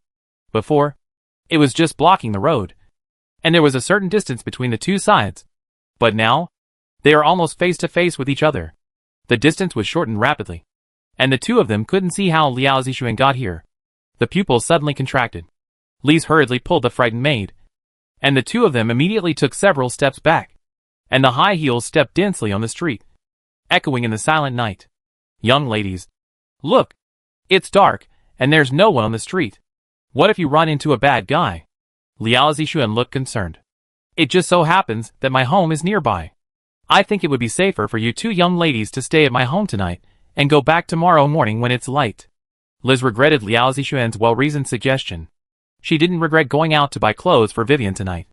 What she really regretted was why she was so obsessed with her ladylike airs and didn't want others to know about it. So she didn't tell her father, didn't bring any guards, and just let a maid who might have a lower combat power than her to carry things. Take a deep breath. It can be seen that hiding and running alone will not get you out of here. So Liz's expression suddenly changed. The solemn expression before disappeared. And instead, a smile appeared on the face of this young lady. Oh, really? Then how about this? Sir, since you are so enthusiastic and afraid that we will meet bad people, why don't you come and accompany us? Of course, we will definitely not let you work in vain. As a reward, I will invite you to our home when we get home. When the time comes, you can have as many drinks as you want with us. Liz turned the tables, looked at Liao Zixuan with a smile, and spoke very temptingly. It can even be said that the young lady borrowed his words, pretending to be full of teasing. Sir, although it is not good to say this, our home is also quite big. But in fact, the Earl's manor, plus the castle, it is indeed appropriate to describe it as quite big. As long as the other party is bewitched and enchanted, they dare to follow them. There is no need to go to the gate of the manor, even if they are just close to a certain range of the Cecil family. Liz naturally has the means to get the guards of the whole family to rescue her in the first time.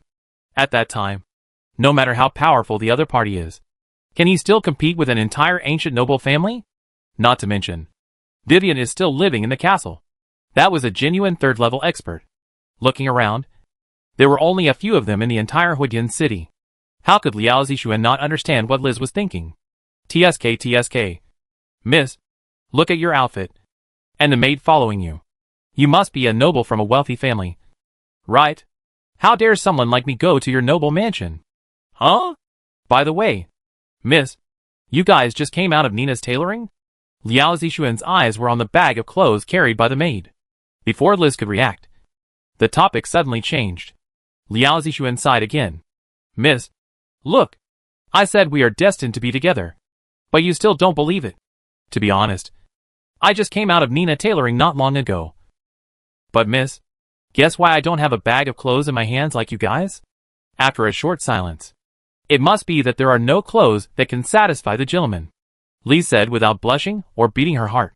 With her little brain, when Liao Zixuan mentioned the 4 words Nina tailoring, she had already foreseen the cause of the whole thing. The young lady was a little relieved in her heart. After all, it was much better than the worst she expected, such as her father's enemies, kidnapping by the treasure-stealing group, etc. Thinking of this, Liz suddenly felt that the strange man who stopped them seemed to be pretty good-looking. He was so good-looking, so he definitely wouldn't bother with them about trivial matters. Right? No. Miss, There was a piece of clothing in that store that I particularly liked.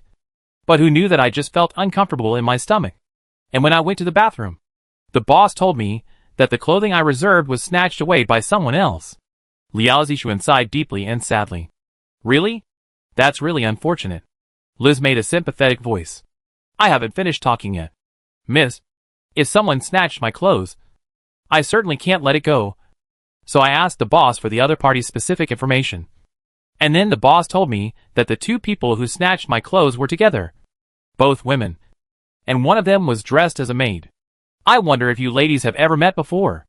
Nina is a tailor. And you can change your boss tomorrow. After Liz finished the first arrangement for tomorrow, she nodded to Liao Zixuan. Sir, now that you mention it, I seem to have some impression. At that time, those two people, I remember. They went over there. You should go and chase them. As she said that, the young lady pointed to Liao Zixuan, the area of the fire, outside the city of Wudian. Thank you. Liao Zixuan felt that as long as he wanted, Liz might be able to play with him like this until dawn. I can only say that she is worthy of being the daughter of an aristocratic family. She is a drama queen, and she can remain calm and composed no matter how outrageous the words she says. I'm curious. How did you know about Nina Taylor?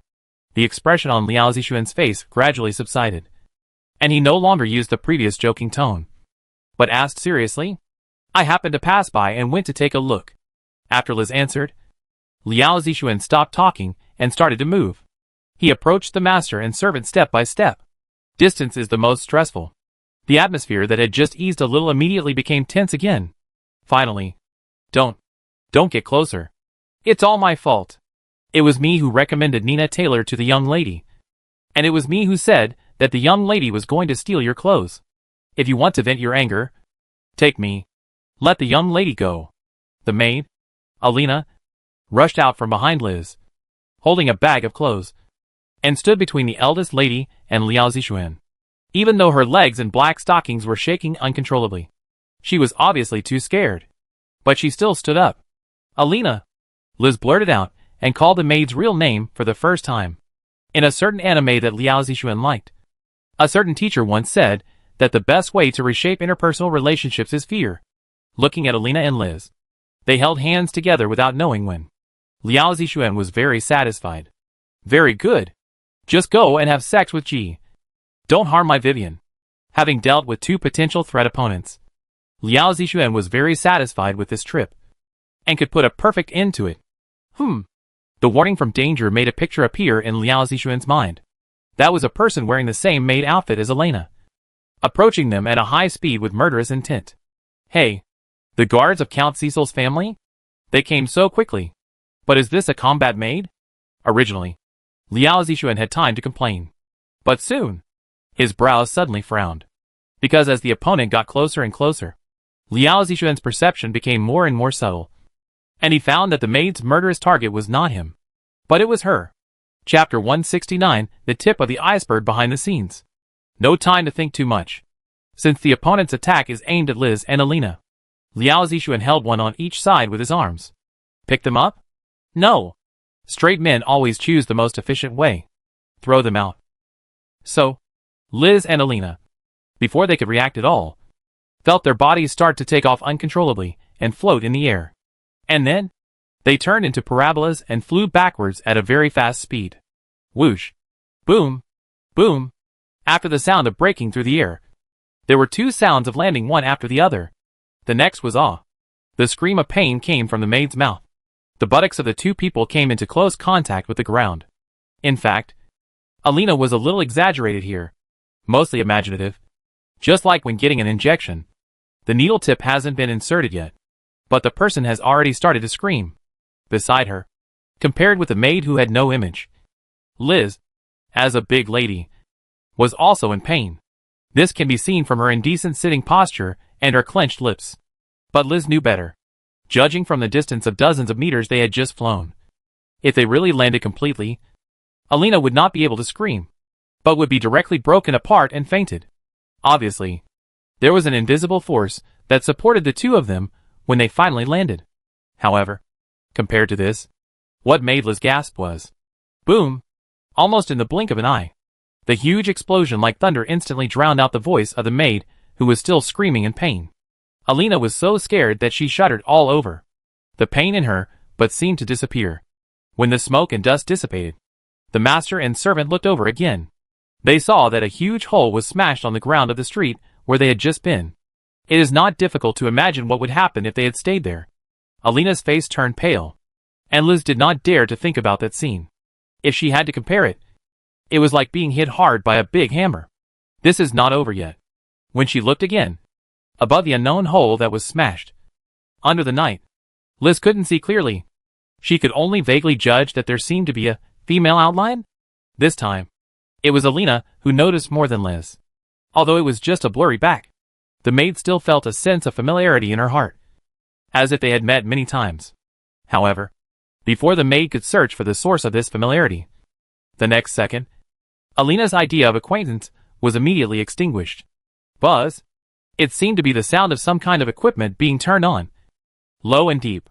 Alina swore that this was definitely the most terrifying scene she had ever seen in her life, because the female figure with her back to them did not move.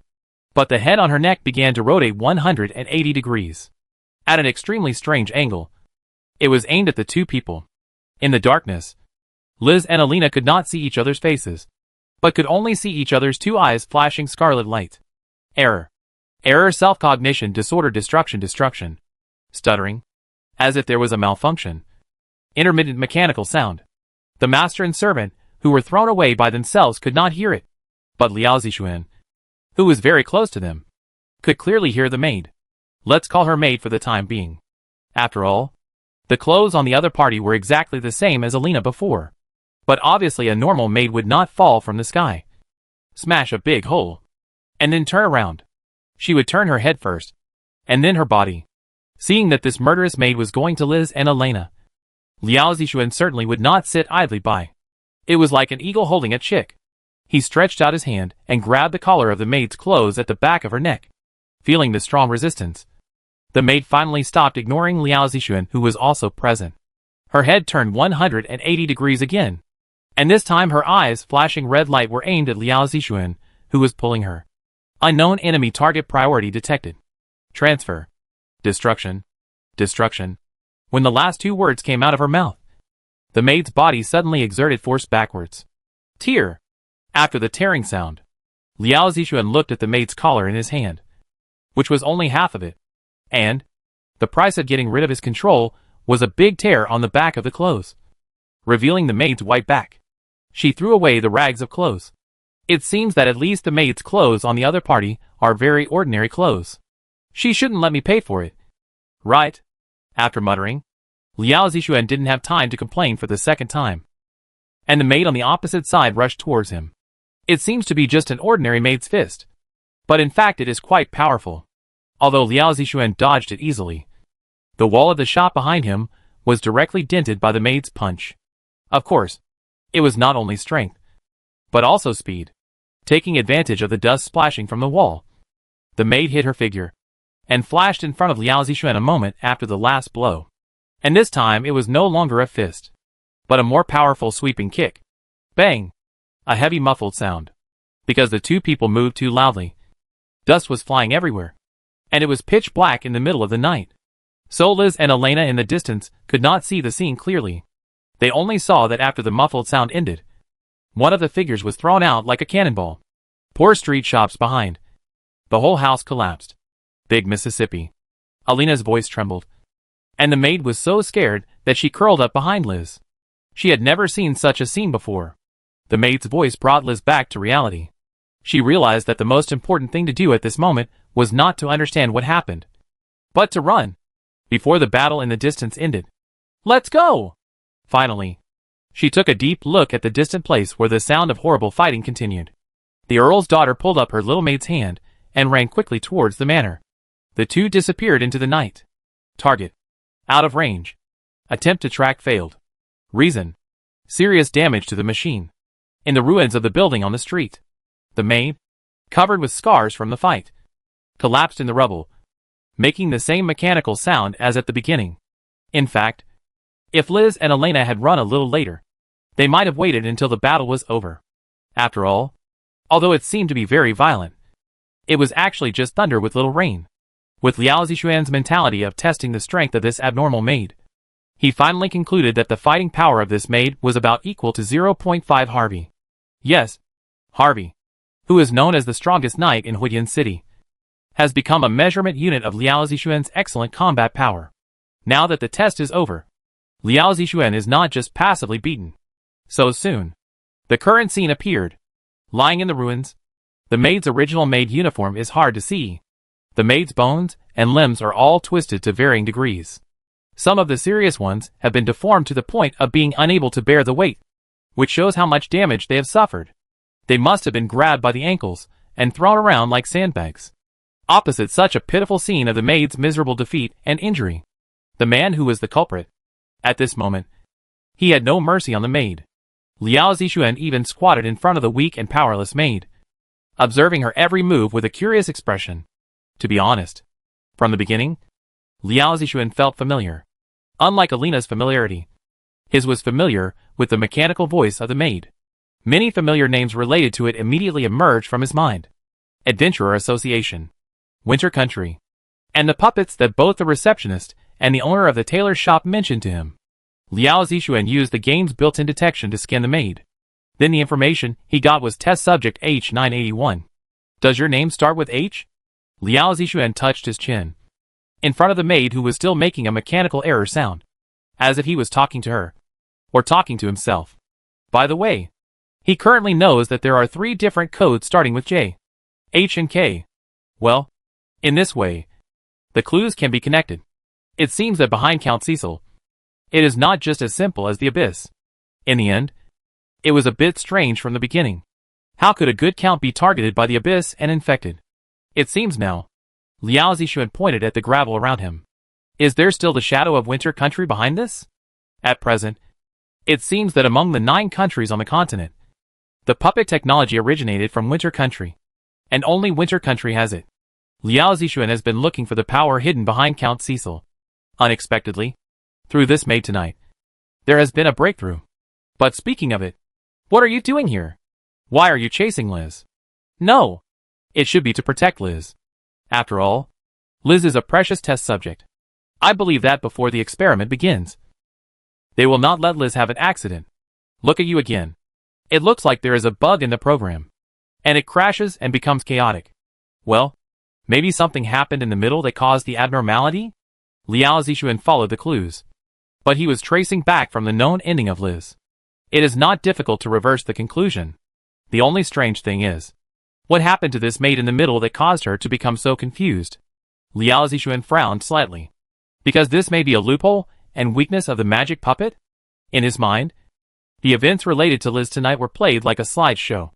This time, Liao Zixuan brought in the perspective of the maid next to him, who was played by him. First of all, from what the maid said just now, we can judge that they have a way to detect Liz's location. So when the eldest lady sneaked out, I began to follow her secretly for protection. Next, it should be to Nina's tailor's shop. Then it is the current scene.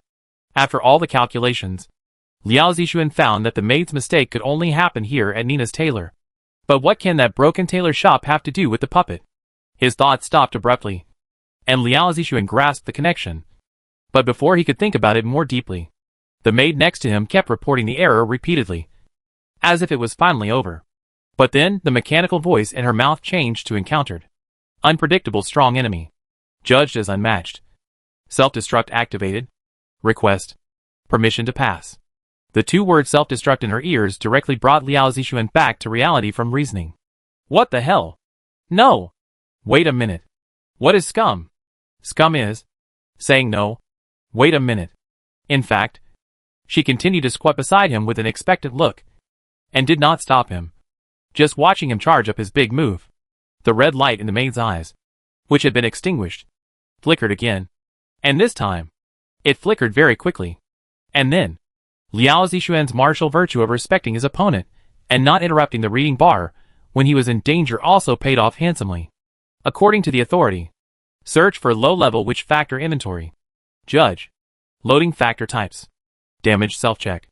Near-death enemy strength is extraordinary or above. No external aid is possible. Based on the above analysis of the battle situation, it is a desperate situation.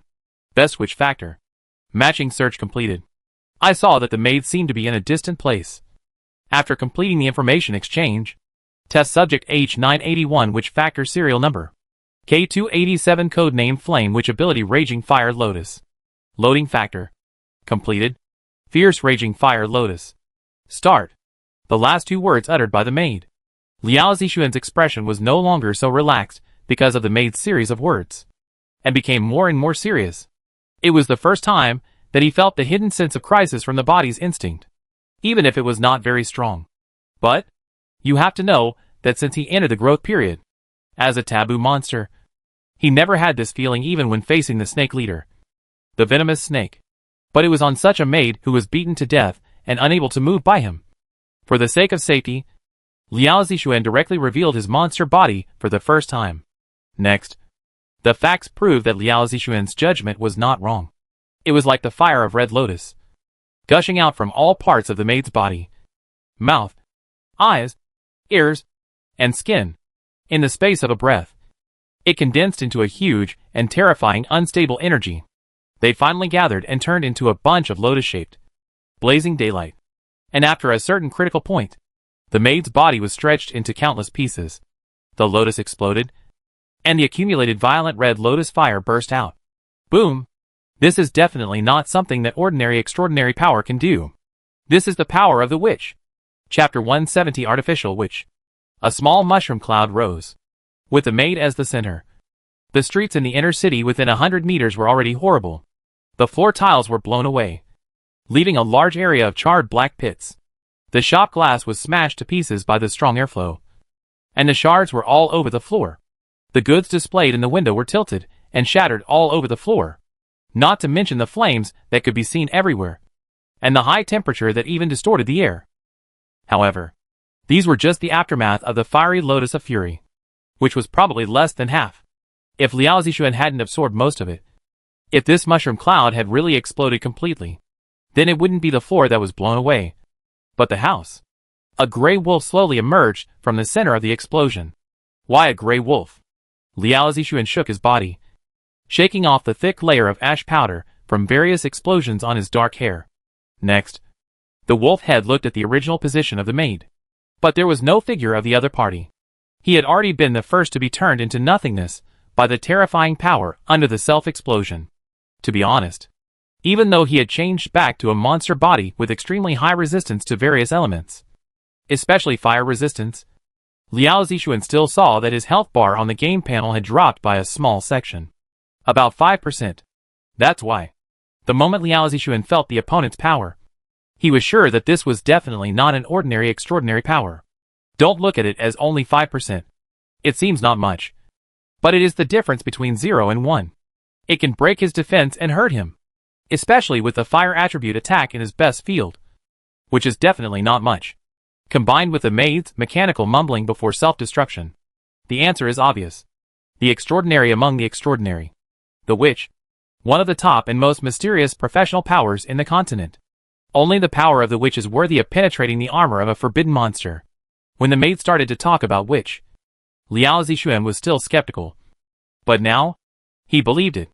So, a new question arises. How did the other party do it? First of all, the maid herself cannot be a witch. If she was, it would not be Liao Zixuan who beat her violently. But she chased him and stepped on him. Then it is probably similar to the effect of his advent card, which belongs to the category of borrowing. This is not over yet. What Liao Zixuan is most concerned about is where the maid borrowed it from. During the day in the Adventurers Association, through Vivian's Platinum membership, Liao Zixuan learned that the puppets have no souls, and their will comes from a system called Magic Network.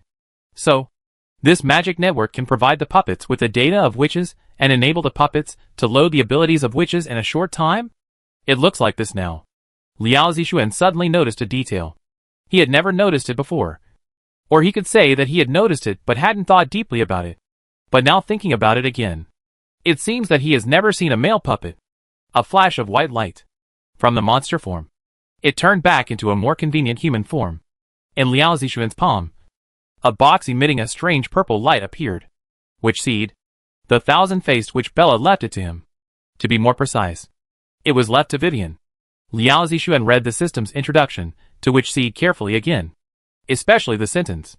Countless people have captured, imprisoned, studied how to control, and even mass-produce witches. At that time, Liao Zixuan had thought about whether this was the system hinting to the players that there was such a force that specialized in studying witches. Now it seems that this is not only true, but also closer to Vivian than he imagined. Their force organization is also more mature. After all, from the words of the maid before, Liao Zixuan learned that at least this force has mastered the terrifying thing called Witch Factor Library. It can be described as a library. And who knows how many kinds of witch ability factors are stored in it. But, in the world of fallen god, can there really be so many witches? And they were all caught by them? Liao Zixuan shook his head. It should be unlikely. Witches are not vegetarians. For a grown-up witch, let's take Bella as an example. It's a headache to catch just one. Not to mention more. Not to mention, there are organizations among witches. It is rumored that there is a witch church full of witches. He was thinking in the wrong direction from the beginning. Witches don't necessarily have to be caught in the wild. The cost and price are too high. Just like humans don't organize a large number of people to go into the mountains to catch wild boars in order to eat a lot of pork, but use another smarter and trickier way as a substitute. Artificial breeding. Liao Zixuan finally felt like the clouds were clearing up, which also solved his most fundamental confusion. The so-called test subjects. Liz, Elena, what exactly are they being experimented on in Count Cecil's manor? Now, the answer to this question is two words. Witch. To be precise, artificial witch. It is a witch, but not a witch. Only in this way will it not arouse the vigilance of adult witches. Will not be discovered and eradicated by the witch church. And a large number of witch factors can be obtained to improve the database. Quick! Move faster. All personnel are on alert. It is very likely that the fire in the outer city is caused by the same criminals. Surround. Blockade? Don't let even a fly out. There was a faint vibration from the ground. There was the sound of armor colliding with each other. A quick shout. And a large number of footsteps. In response, countless moving torches were moving quickly towards him. It was indeed the inner city. The treatment was different from that in the outer city. It had only been a short while, and a large number of city guards had already assembled and were running towards the scene of the incident. There was no point staying here any longer. Before the city guards arrived, Liao Zixuan's figure disappeared into the darkness. He began his return journey. The destination was Earl Cecil's castle. However, there was a slight deviation from the details in the original plan. Liao Zixuan originally planned to go back and crawl into the bed that should have been warmed up by the little girl. But now it seems that the bed he wants to go to cannot be Vivian's. It must be Count Cecil's. Don't get me wrong. This time he is not crawling into someone else's bed. But Liao Zixuan wants to pull someone out of the bed.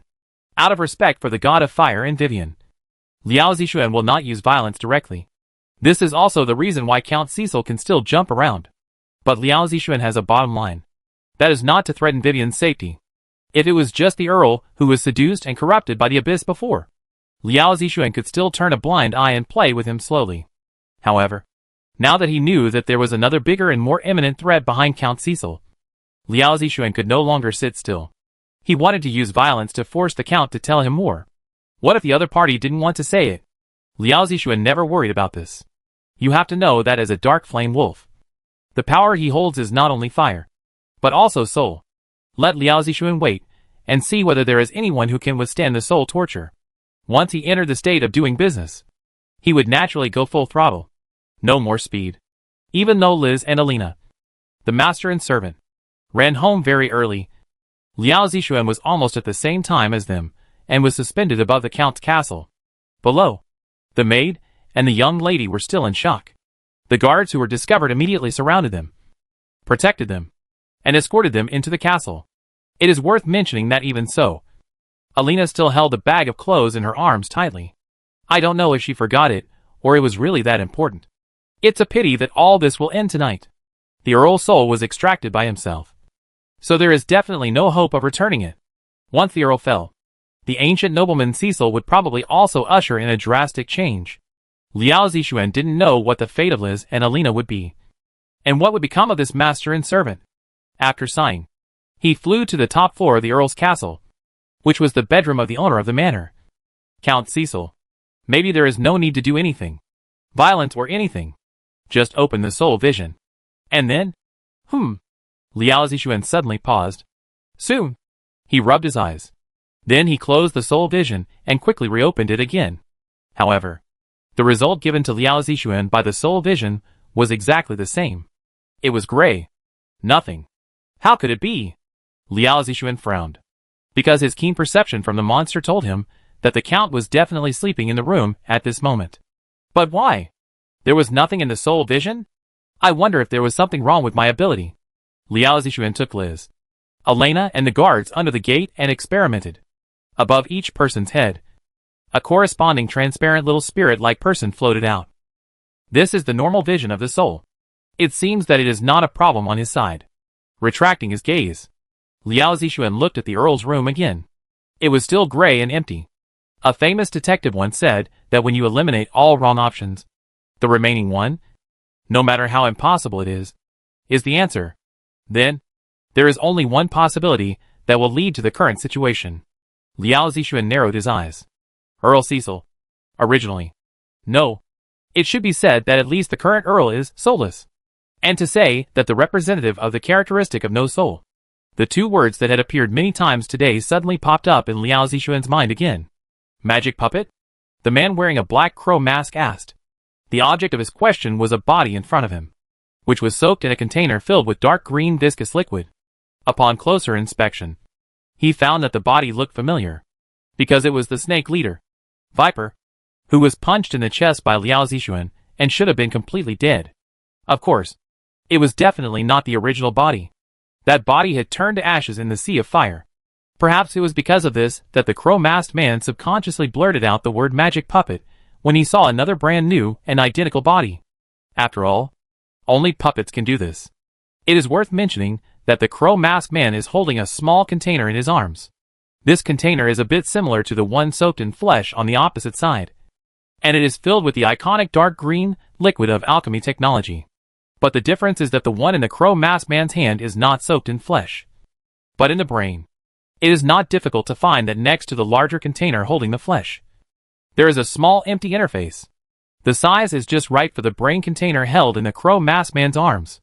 After connecting the brain container with the flesh container, in an instant, the dark green liquid in the two containers began to flow wildly, and the sound of bubbles gurgling continued in the containers. This continued for a while. Swish. It might be a bit scary, but in the flesh container, the flesh that was originally soulless and was just a venomous snake model opened its eyes in the dark green liquid. Husiya. I knew that there would be no problem if I gave the spare brain to you for safekeeping. This time, the venomous snake, owe you a life. Every time the venomous snake in the flesh container said a word, the bubbles in the liquid in the container increased a little. He quickly closed his mouth and waited until the bubbles were slightly less before speaking again. The tone was still extremely excited. Dead Crow. Listen to me. You must find out the origin of the man who attacked the snake division this time. He is of great help to my alchemy technology. I don't even care if he kills me, as long as he can cooperate with me. I believe that alchemy technology will definitely leap to a new peak. The venomous snake was serious about this.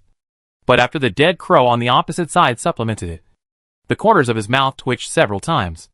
To correct it, you may not know it when you die, but he not only killed you, but also blew up your entire snake division. It doesn't matter, compared with the future of alchemy technology. I don't care about these. Viper's face showed an obsession and madness. He still clearly remembered the last scene before his death. He had clearly used the irreversible alchemical potion. But under the pressure of the other party, the mutant factor took the initiative to leave the body and achieve reversibility. So Viper deduced from this that the most effective way to get the monster mutant factor to leave the human body is bloodline. Just use the monster's bloodline to suppress it.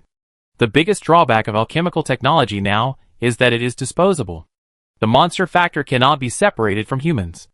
If it is used up, it will die. So it cannot be popularized.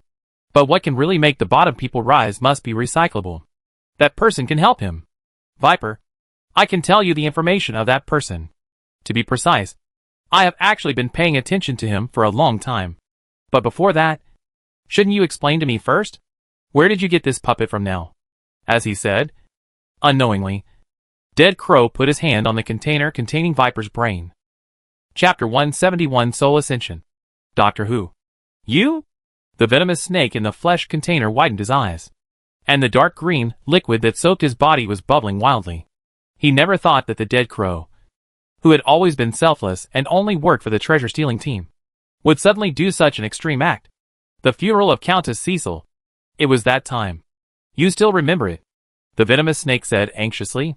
He was afraid that if he was slower, the Dead Crow would crush his brain. I have never betrayed the treasure-stealing team and joined other forces. It's just that time. In the morgue of the funeral, a guy from the winter country came to me. Viper's eyes showed a look of reminiscence. This really happened many years ago. At that time, he was not the leader of the snake tribe, and alchemy technology had not yet been born. With Viper's identity at that time, it was naturally impossible for him to attend the funeral as a guest. He was just a pharmacist to deal with the Countess's body. This was also the first time Viper came into contact with the concept of magic puppet. The Countess's body might be hidden from others, but not from him, who had already started to study the human body. Viper was shocked to find that the body was not the lady herself, and was not even a human being. It was just similar in appearance. Why did the Count create the lady's fake death? And where did the real Countess go? Viper didn't care. He was just amazed at this imitation technology. It was at this time that a man who claimed to be a doctor appeared and applauded Viper's keen observation. The two of them had an intersection, and Viper was surprised to find that the other party also had a deep research on the human body, much deeper than him. But the only difference from him was the direction of their ideas on the human body research. I discussed and communicated with him a lot. That guy also wanted to invite me to the Winter Kingdom, but I refused because he and I had serious differences in ideas. I pursued mutation, but he pursued ascension. Ascension? Dead Crow interrupted and asked. Yes. It means that the soul ascends, separates from the body, and is no longer bound by the body. The puppet was born under his concept. The method he used to invite me to the Kingdom of Winter was to allow my soul to ascend, so that I could upload my consciousness to something called the magic network within his organization. In this way, in less than half a day, I could instantly reach the distant Kingdom of Winter, thousands of miles away from the flame realm. This is the convenience of getting rid of the constraints of the flesh. In order to convince me, he specially made me this puppet body that is exactly the same as mine as an anchor point. Even if my soul goes to the Kingdom of Winter, I can load it into this puppet body at any time and return to the flame realm. After hearing the explanation from Viper, which was not false at all, Dead Crow took back his hand from the brain container. This made Viper feel relieved. Now you understand? Dead Crow. I have never betrayed the treasure-stealing group. I just didn't want to waste this puppet. So I created such a machine and borrowed the inspiration of that doctor to temporarily separate the soul and the body and store them in the spare brain. You are really a genius. Viper. Dead Crow nodded, with a little more appreciation in his tone. This is true. Although the appearance of alchemical technology looks unacceptable, such as the current human brain container, it is really practical. No wonder that Doctor values Viper so much. Oh, right. I remember. Dead Crow. If you are interested in that doctor, you can go to a tailor's shop. It seems to be called Nina or something, because the doctor said before he left that if I changed my mind, I could go there to find him. He also made a backup of his own flesh puppet and gave it to the stupid boss who made clothes for him at that time. After the last supplement from Viper, the man in the crow mask paused for a few seconds, as if recalling, and then spoke uncertainly. Are you sure? I remember that it was a female puppet? Because Viper has been calling the doctor him. Huh? Damn Crow. Do you even know this kind of thing? Once again shocked by the terrifying intelligence ability of the Crow leader, Venomous Snake corrected his mistake. Female puppet? So, that doctor seems to be a woman? Sorry. In my eyes, gender doesn't matter. Right? I believe that doctor is the same. I see. Thinking, after a while of silence, as if he also recognized something, Dead Crow took out a crest that exuded an ancient atmosphere from his arms. Viper, if you want to improve your alchemy technology and want to find the person who killed you, it is impossible with your current appearance, unless you are willing to accept this. Dead Crow. What is this? Stigmata. Dead Crow still had that calm tone. But his attitude was full of respect. Not for the venomous snake, but for the emblem in his hand. You can understand it as a holy relic that has been passed down for hundreds of years in our treasure-stealing group. Whoever successfully absorbs the holy mark will automatically become the absolute leader of the entire treasure-stealing group. Wait a minute. Dead Crow. What did you just say? Hundreds of years? Isn't the history of our treasure-stealing group only a few decades in total? Venomous Snake was extremely surprised. Dead Crow shook his head. I can't tell you too much now. You have to wait until you accept it and become the real leader of the treasure-stealing group. You just need to know that the holy mark can help you. Who has nothing now? Get everything you want. Viper, what is your choice? Viper hesitated for a moment, but was soon overwhelmed by enthusiasm. Alchemy technology is his hard work. Seeing the possibility of a major breakthrough, he turned into a ghost. No one can be more crazy than a scientific research lunatic. But reason still made Viper ask questions. Dead Crow, there must be conditions for absorbing the holy marks. What will happen if it fails? The conditions are very simple. Just like rolling dice. You only need to roll the same pattern twice in a row from the animal patterns of each department of the treasure-stealing group. If you fail to roll the same pattern, the holy marks will turn around and devour you and become a part of it. In short, it means death. Dead Crow is like an outsider, or a supervisor, explaining the rules of the game to the players who are about to participate. Viper immediately calculated in his mind. There are 4 departments in the treasure-stealing group. Snake, Tiger, Fox, and Crow. If the same pattern is used twice in a row, the probability is a quarter, 25%. Relatively speaking, this is already very high. It's like a person who is on the verge of bankruptcy. There is a button in front of him. Even if there is a 90% probability that he will die if he presses it. But as long as there is a 10% probability that he can be given 10 billion, most people will still press it. What's more, it's not a 9:1 odds now. Come on! Viper nodded to Dead Crow. He believed in his luck. After all, his luck has always been good. Okay. After Dead Crow nodded, the ancient article in his hand floated up under the impetus of mysterious power and began to merge into the body of Viper's flesh container. At the same time, 2 golden dice floated in the air. It smelled like a thief. It's about to start. Viper held his breath and concentrated. But the next second, he was stunned, because the face of this dice was so dense that it was impossible to count. You? Viper's eyes were about to burst open. There were more than 2 digits. No. I'm afraid it must be more than 3 digits. The rats, bears, sparrows, and cows that Viper had never seen before were far more than the 4 animal patterns that he imagined the treasure-stealing group had. Want to be consistent twice in a row. This probability is tantamount to suicide. The venomous snake wanted to roar at the Dead Crow angrily. But the stigmata ceremony had already begun, and he could do nothing but watch the countless dice in the stigmata begin to be thrown out. Then, what a pity. Venomous snake. It seems that you are still a little bit short of luck to become the leader of the treasure-stealing group. The man under the crow mask shook his head and sighed deeply. That was when his voice fell. No! Screamed unwillingly. Countless white lights floated out of the venomous snake's body. It was the substance that symbolized the origin. After all of them were absorbed by the stigmata, the scene returned to silence.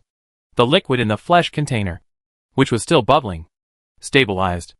As for the container containing the venomous snake's brain, the brain tissue inside also shrank and died. The venomous snake, the representative of alchemical technology, disappeared completely this time. But alchemical technology did not. Because the Dead Crow looked down and returned to the ancient emblem in his hand. A quarter that was originally blank had a pattern that was a symbol of the venomous snake's alchemical technology. The whole process was extremely skillful by the Dead Crow, as if it had been performed countless times. After putting the emblem's stigma away again, the Dead Crow sighed again. It has been hundreds of years. Can anyone really have such luck? Are the rules left by the ancestors of the treasure-stealing group really correct? The Dead Crow didn't know, as if he was lost in memories. After a long time, his figure turned into a crow and disappeared here. The sun was shining, and it was a new day. No matter what happened last night, the sun would still rise as usual the next day. A good day starts with drawing cards. The little wolf rubbed his paws. He originally had 3 character advent cards.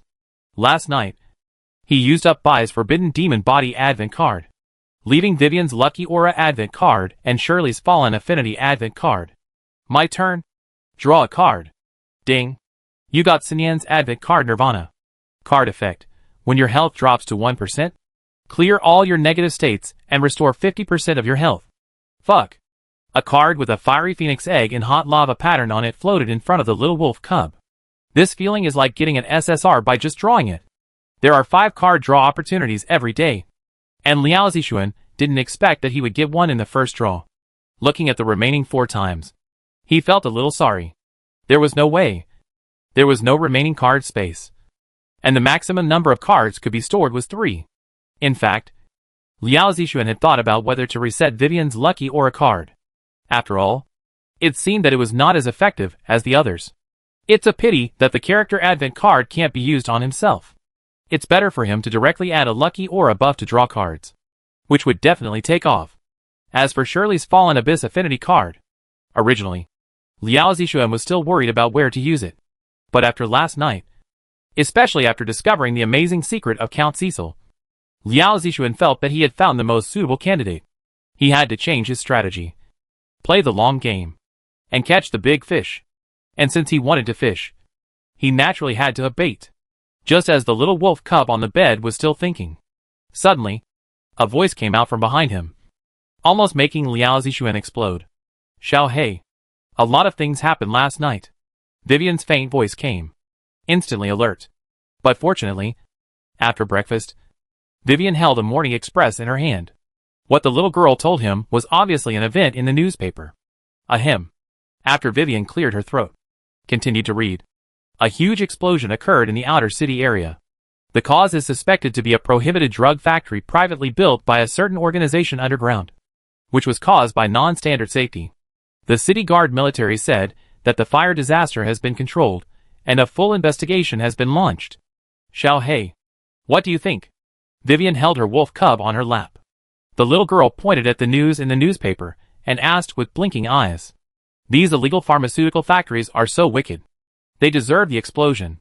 The wolf cub waved his paw vigorously to express his anger. What about this one? Xiao Hei. Vivian pointed at the newspaper with her little hand. And then, there was another one after the biggest news just now. A small-scale explosion and fire occurred in the inner city. The cause is currently unknown. Many shops were destroyed. The city guard said they have intervened in the investigation and must find out the cause. The most outrageous thing is that this report is also accompanied by a group of pictures. That was a noble kneeling in front of a shop where many of the goods in the windows were destroyed, crying heart-wrenchingly. In particular, the shop near the center of the fight between Liao Zixuan and the maid was completely flattened to the ground. Not even a slag was left. Look at the noble's dumbfounded look. Although there is no text, it is better than text. It's like saying, where is my shop? I have been running here for a long time. Such a big shop. By the way, the image of this noble is a bit indecent, with bruises on his face, like a pig's head. He also spent a lot of money to add a bounty task next to the report.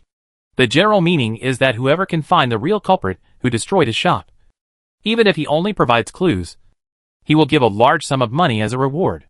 It can be seen that the nobleman's nose was crooked. Oh, his nose was originally crooked by the treasure thieves. So it's okay. Little Black.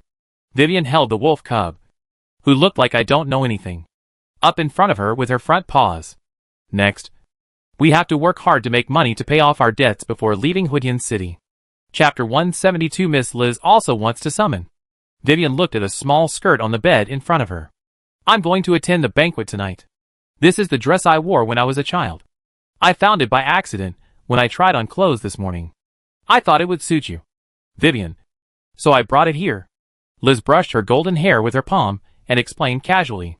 Alina, the maid next to Vivian, looked at the big lady opposite who was talking but thinking, and wanted to speak several times, but she swallowed it back. It really fits you well. Thank you so much, Liz. After Vivian picked up the small skirt, she roughly gestured in front of the mirror in the room and found that it fit her exceptionally well. Whether it's the length or the size, or the style of the upper body being completely covered by fabric, the little girl has secretly worn those formal aristocratic dresses. But firstly, there is no size as petite as hers. and most of them are loose and leaky when she wears them. As for the second reason, it may be because she was born in the countryside and has a conservative personality. Vivian can't accept the style of female aristocratic dresses, where the upper body is exposed and only a few important parts are covered with thin fabrics. This makes her feel particularly insecure. The little girl still likes the feeling of being wrapped up. Well, this dress is really new. As if it was newly bought. Liz, have you really worn it? Vivian touched the delicate and silky fabric of the skirt. As a girl who often repairs clothes and can be considered a half-tailor, Vivian can feel that there is no trace of wear on the skirt. She was amazed that the things used by city people are indeed more advanced than those in the countryside. On the other hand, she was also very curious about another thing. Also, Liz, you have also had this kind of figure. Vivian looked at the shriveled upper body of the skirt. After a few more sneaky glances, Liz's bulging upper body. No matter how you look at it, the difference is too big. Well, yes. So I soon can't wear it anymore. And it will be idle in the closet. So it will look new. Right? Yes. That's right. Really? That's great. After Liz's stammering explanation, Vivian's face showed a particularly happy smile. The reason is very simple. She, Liz, can grow from a small bun to the big watermelon now. Then why can't Vivian do it? Is she worse than others? The little girl was not confident before, thinking that even if she ate more, she would be born like this and could not change. But now Liz has given Vivian great confidence. After all, there is a real success story in front of her. Sure enough, as long as the growth is stable, it can be turned around the day after tomorrow. Seeing Vivian inexplicably, the dimples suddenly appeared non-stop. Liz, the eldest lady, had a confused look on her face. She didn't quite understand why Vivian was so excited. The Madalena, who was always cunning, naturally understood it immediately. Knowing the whole story, she couldn't help but cast a sympathetic look at Vivian. By the way, Vivian, I came to you for another thing. After giving the little skirt away, Liz straightened her expression. As if she had made up her mind, she asked the little girl, Vivian, it may be a little sudden, but can you come and help me see if I can also become a summoner? The eldest lady's tone was very serious. She had always been well protected as the daughter of the Earl, so she didn't feel anything. But after sneaking out last night, and being out and about in the true sense, relying on herself, Liz realized that without the aura of a young lady, she would be just an ordinary weak woman. No, it should be said that she is just an ordinary weak woman with aristocratic temperament, exquisite and beautiful appearance, and extraordinary intelligence and agility. Liz's inner pride made her stack up full of buffs. So now she has everything. The only thing she lacks is combat power. And now there is a ready-made summoner's strongest mentor. Liz is of course eager to become as powerful as Vivian. Not to mention being able to beat 10 people alone. But at least one person should be able to fight 10. Right? Liz has done some analysis. If she wants to learn quickly, summoning is one of the fastest ways. Because she doesn't need to fight 10. As long as the monster she summons can fight 10. It's the same. Thinking so in her heart, Liz secretly glanced at the wolf cub lying on Vivian's legs, who was lying on his belly to make up for last night's sleep. She also wants one like this. She wants it so much. And she wants to rub it so much. The little lady's little hands twisted restlessly at the edge of her skirt. Itching. The other side? No problem. After a slight pause, Vivian immediately patted her flat chest and agreed. Liz was so kind to her. And now that she had a chance to repay him, the little girl showed an expression of leave it to me. And her fighting spirit was high. Moreover, the current Vivian is no longer the same as before. Don't forget that she had asked a mirror to make up for the magic theory knowledge. Now! Liz couldn't wait, and her big eyes were full of anticipation. Summoners belong to the general category of casters, and the derived branch professions naturally all use magic. The first thing Vivian had to do was to check Liz's magic circuit. It's okay to take a rough look, but as a good sister, Vivian must give Liz the best guidance. After whispering in the young lady's ear, the little girl rolled up her sleeves. It was obvious that she was ready to do something big. But the Earl's daughter, Liz, was shocked after this. She subconsciously took a small step back. What? Ah! More. Liz's tone was not as expectant as at the beginning. Of course. Vivian nodded seriously. This will better guide you on how to use magic and draw the summoning array. After the little girl's professional explanation, Liz gritted her teeth, and she recalled the feeling of powerlessness when facing the strange man last night. She nodded and stopped hesitating.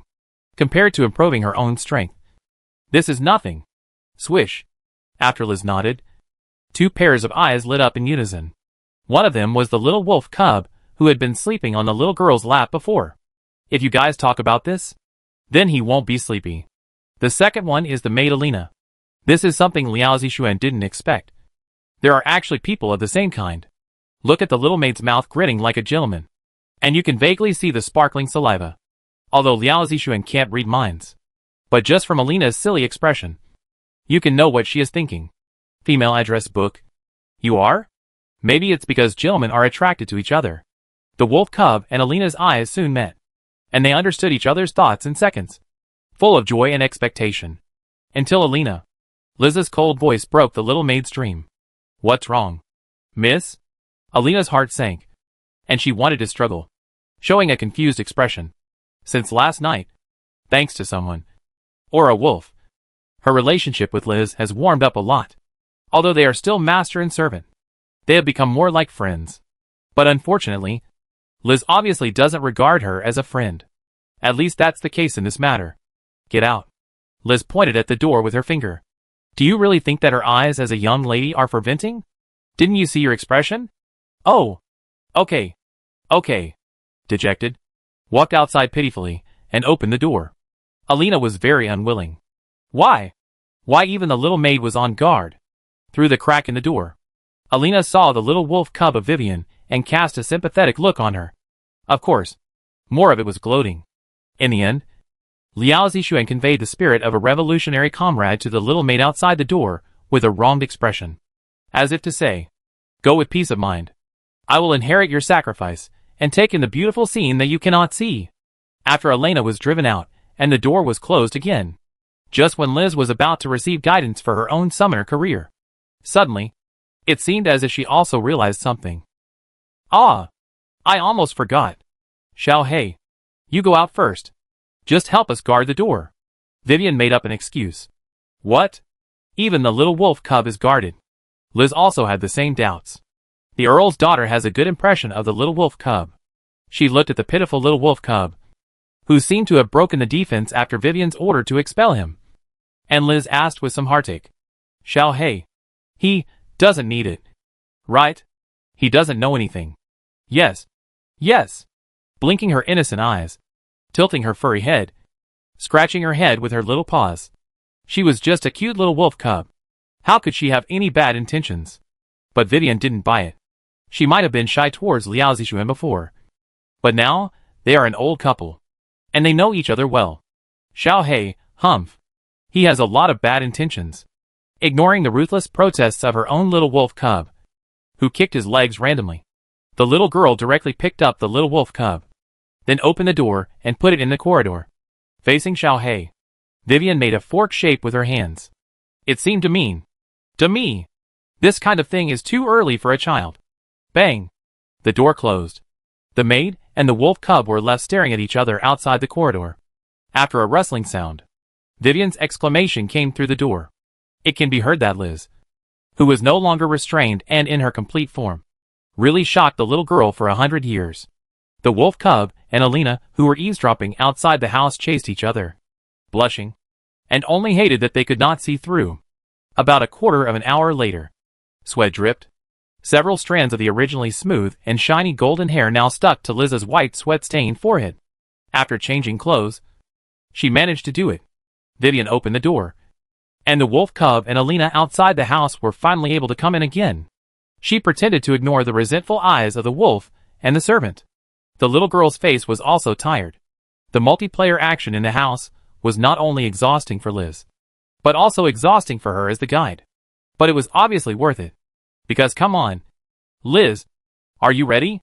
Vivian pointed to a summoning circle on the floor of the room in front of the Earl's daughter. On the other side, the beautiful throat moved nervously and swallowed. In Liz's mind, Vivian's words just now echoed.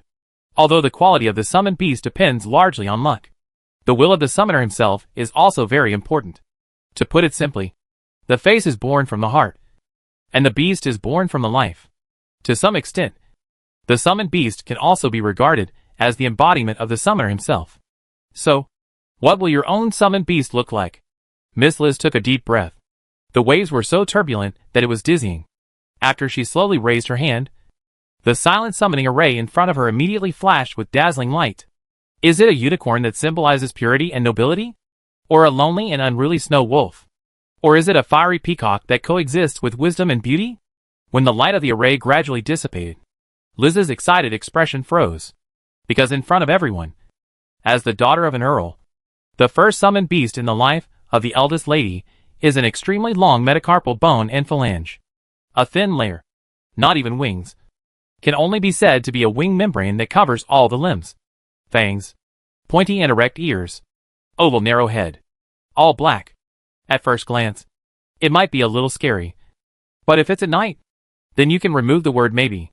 Yes, that, Vivian, Elena, and even Liz herself, all looked dazed. And the latter was full of unacceptable expressions, because they had no idea that this ugly and short creature in front of them, which could not even be exposed to the sun and only dared to move at night, would not be associated with a noble lady with outstanding temperament, beauty and intelligence, who was admired and loved by countless people. Oh, no, there is indeed one. Yet there is only one person present who is not surprised. It is only Liao Zixuan. He thought about whether to use Vivian's lucky Halo character advent card on Liz, so that the quality of the other party's summoned beast will definitely not be too bad. But in the end, Liao Zixuan still did not choose to do so. Because if it really happened, Liz would definitely become a summoner, and the deviation value of the plot would be too large. Especially in the Earl's Castle, a place full of secrets. Liao Zixuan hopes that everything can go according to the script. In addition, it is also a little selfish. Or, as the saying goes, fishing requires bait. What if the fish don't bite the bait if the bait tastes different? The wolf cub yawned lazily. He looked at the little bat that was summoned by Liz in the summoning circle and trembled in front of this young lady. As expected? Or should I say, as expected, the future Blood Countess? Chapter 173 The Fate of the Master and Servant. After that, Liz, who didn't believe in evil, tried twice more. The results were surprisingly similar. All that emerged from the summoning circle were bats. And the only possible difference was the different types of bats. As for why there was no third time, the magic power was exhausted. On the one hand, her body was exhausted, and she couldn't accept that she had a connection with such a low-level creature as bats. On the other hand, Liz quickly left Vivian's room and couldn't stay any longer. Only Vivian and Elena were left, and the atmosphere was a little depressed. To be honest, it was rare to summon the same creature several times in a row. So after Liz left, the little girl carefully checked the summoning array several times. But unfortunately, there was nothing wrong with it. The only explanation is that Liz's summoned beast is a monster like a bat. Alas, Vivian sighed in disappointment. She finally managed to give something back to Liz. But she didn't expect it to turn out like this. Not only did she not help Liz, but it seemed to have seriously hit the self-esteem of this young lady. Liz left almost without saying a word and rushed out of the door. If you don't understand it, you can substitute it for the beautiful female academic bully who confidently checked the college entrance examination results in front of everyone. But after the results came out, she found that she couldn't even get into college. Seeing this, the maid next to her, Alina, thought that Vivian was dissatisfied with Liz's leaving without saying goodbye. After all, it was obvious that Vivian had tried her best. And the problem was not with the little girl. Vivian, don't get me wrong. The young lady didn't blame you. She was just too tired. And she was a little disappointed. Yeah, I know. Vivian nodded. But her expression was still gloomy. She felt a little sorry in her heart, blaming herself for not being able to see what Liz's problem was. But in the eyes of the little maid opposite, it was another matter. In fact, this is very common. It means that after you have given a lot to others, they will give you a cold shoulder and blame you just because the result is not ideal. Once this happens, the relationship will easily be broken. As a female address book? No. As a relationship repair expert, the little maid said she had no choice but to do it. Vivian, I'll tell you a secret in private. You are not allowed to tell the young lady. Alina risked her life. Actually, the young lady came to me last night. And then we did this and that. And then suddenly, we finally. The maid told the little girl what happened last night. Vivian was extremely surprised after hearing this. So this skirt? Yes. That was bought by the young lady, and I at the cost of our lives. Alina nodded her head vigorously. So Vivian. You see? The young lady. She liked you very much. It's just that she may be a little bit hypocritical. The little wolf cub, who witnessed the whole process, said. You are really young and don't know how precious the supporting role is. Alina. The misunderstanding of the plot could have lasted for several episodes. But your words broke the window paper. Liao Zixuan felt that if he were the screenwriter, the first thing he would do was to write this talkative little maid to death. Unexpectedly, maybe she sensed the killing intent. Alina was not willing to sit and wait to be killed, and even fought back, took the initiative to attack, and killed someone with a borrowed knife. No wonder Liz suddenly wanted to become a summoner so much. It turned out to be because, yes, it was that stinky hooligan last night. Vivian, if you run into him in the future, you must help us get revenge. Let Xiaohei give him a good beating, and show that stinky hooligan a little color. The little maid got angry when she thought of this. Last night, she was timid in front of Liao Zixuan, and was afraid to hide behind the eldest lady. But today, she wanted to punch the little wolf cub hard. Why? With Vivian and Xiaohei here to support her, she feels safe. Isn't it just a robbed skirt? As for catching up with us and blocking us from leaving. Besides, why would a grown man buy a skirt? Pervert. He must be a pervert. The maid was so scared last night. And she was so nagging today after surviving the disaster. This is what women are like. What if he bought it for a very important friend? That's why he's so angry. Vivian couldn't stand it anymore. So she weakly interrupted. Because, as a third party, the little girl felt that although the scumbag mentioned by Alina did have problems, it was obvious that Alina and Liz were not without any responsibility. At least the cause was caused by them. But this made the little maid unacceptable. Alina's eyes widened, and she was furious. Friend? Could it be that he has a friend who is as tall as an adult, and as big as an elementary school student? We should be united. Vivian. How can you be so stubborn? The little maid looked distressed. Vivian. Let's not talk about this. Alina. There is something I want to tell you. I want to move out of the city after today. Alina was puzzled at first, and asked in confusion, out of the city? Why? Vivian. Isn't Lord Cecil used to living here? If you feel uncomfortable, just tell me. I will definitely help you take care of it. Don't look at me like this. But as a maid, I am still very capable.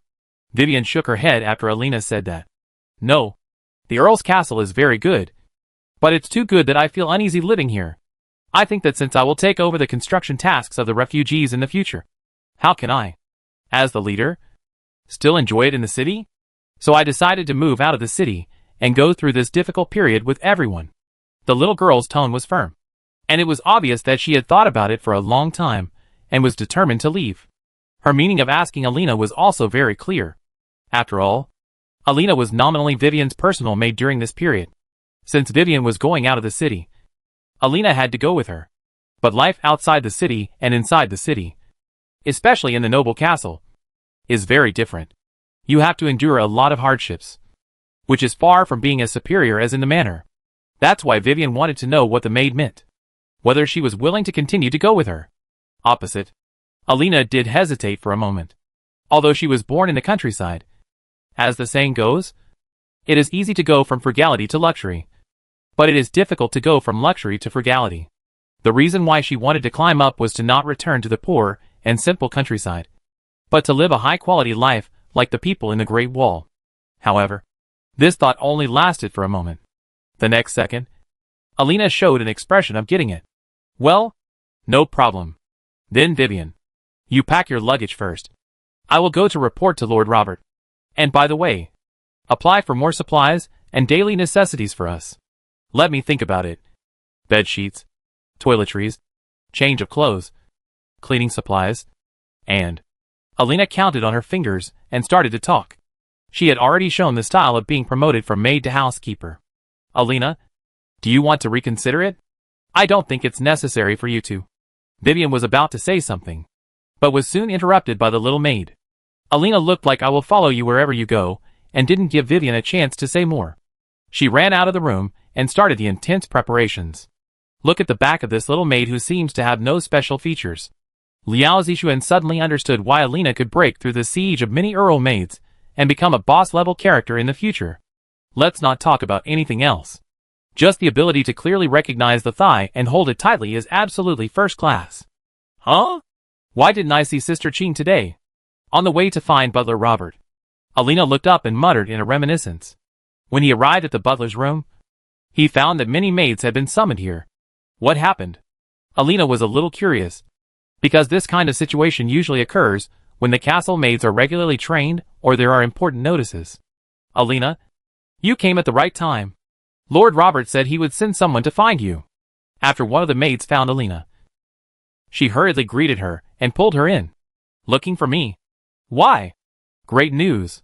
Alina, Lord Robert is going to promote you to deputy head maid. Ah, is this true? Alina was very excited at first, but after the next sentence from the maid next to her, her excited expression froze. Of course it's true, because Sister Qing resigned from Lord Robert last night and said she was going to get married. I heard that the object is a young master from a rich family. Ah, so envious. When can I find a rich husband? After sighing for a while, the maid continued to say to Alina in a sour tone, before leaving, Sister Qing did not forget to recommend you to Lord Robert, saying that you can take over her position. Oh, it's great to have such a relationship. Is that so? If it were in the past, Alina would have definitely fought back. This maid named Lena was her mortal enemy. This was a war between low-class women. Although they were all maids, there were also many deep waters among the maids.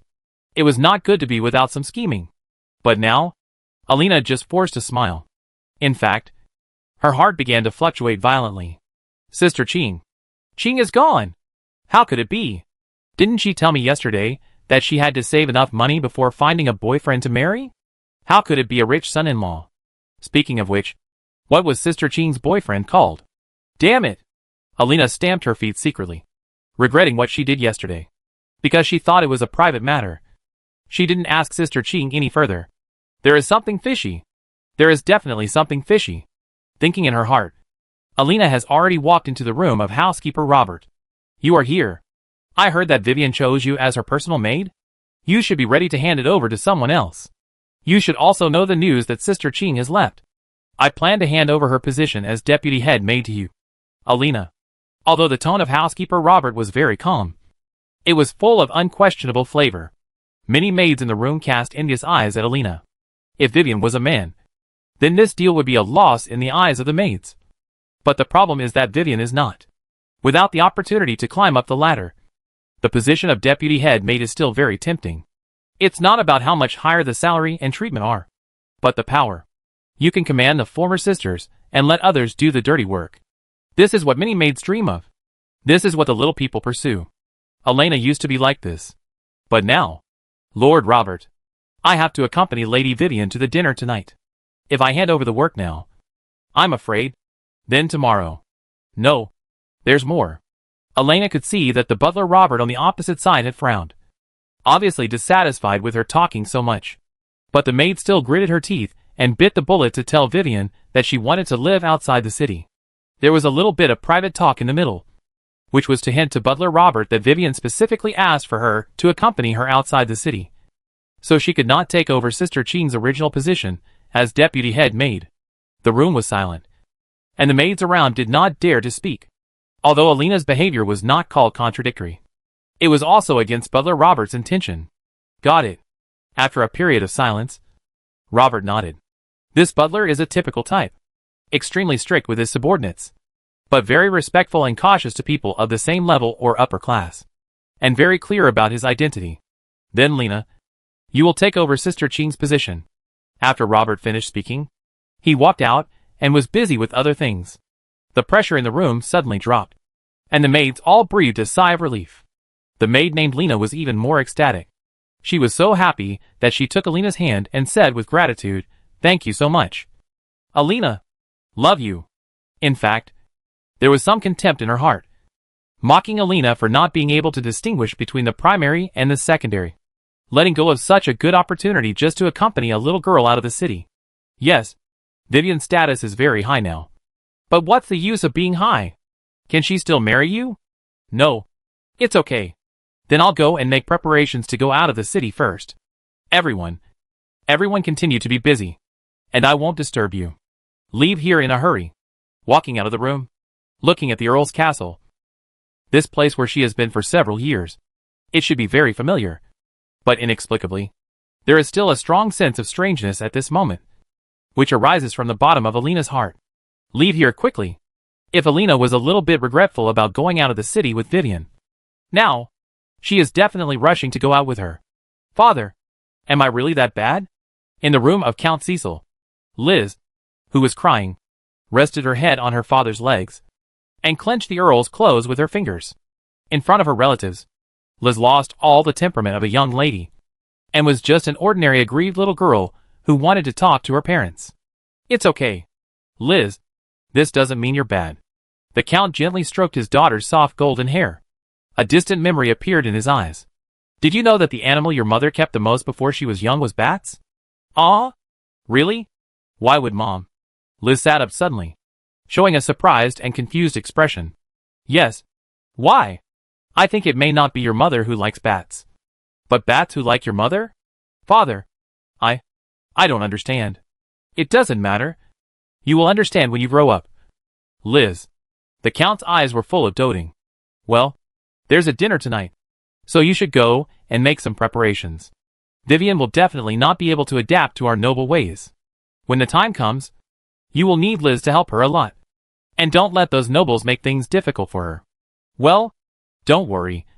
Father, I'm here, and there will be no problem tonight. Liz gathered herself together, stopped disturbing the Count, and left the room. When Liz left, the room was alone again. The curtains were lifted by an invisible force, blocking the sunlight outside the window. The Count took out a handkerchief with blood stains on the center from his arms and put it on his nose. Ah, Liz, I can't wait any longer. Tonight, let me first tonight. After taking a deep breath, the Count's facial expression became more ferocious. Chapter 174 Refugee Gathering Place outside the city. The Fire Code City not only strictly blocks the entrance, but also it is not easy to leave the city. It requires a series of complicated procedures and approval from the city guards. Fortunately, Vivian has a relationship with the Fire God cult. After a brief greeting, she came to the Disaster Relief Guard office temporarily set up for refugees outside the city through the teleportation array.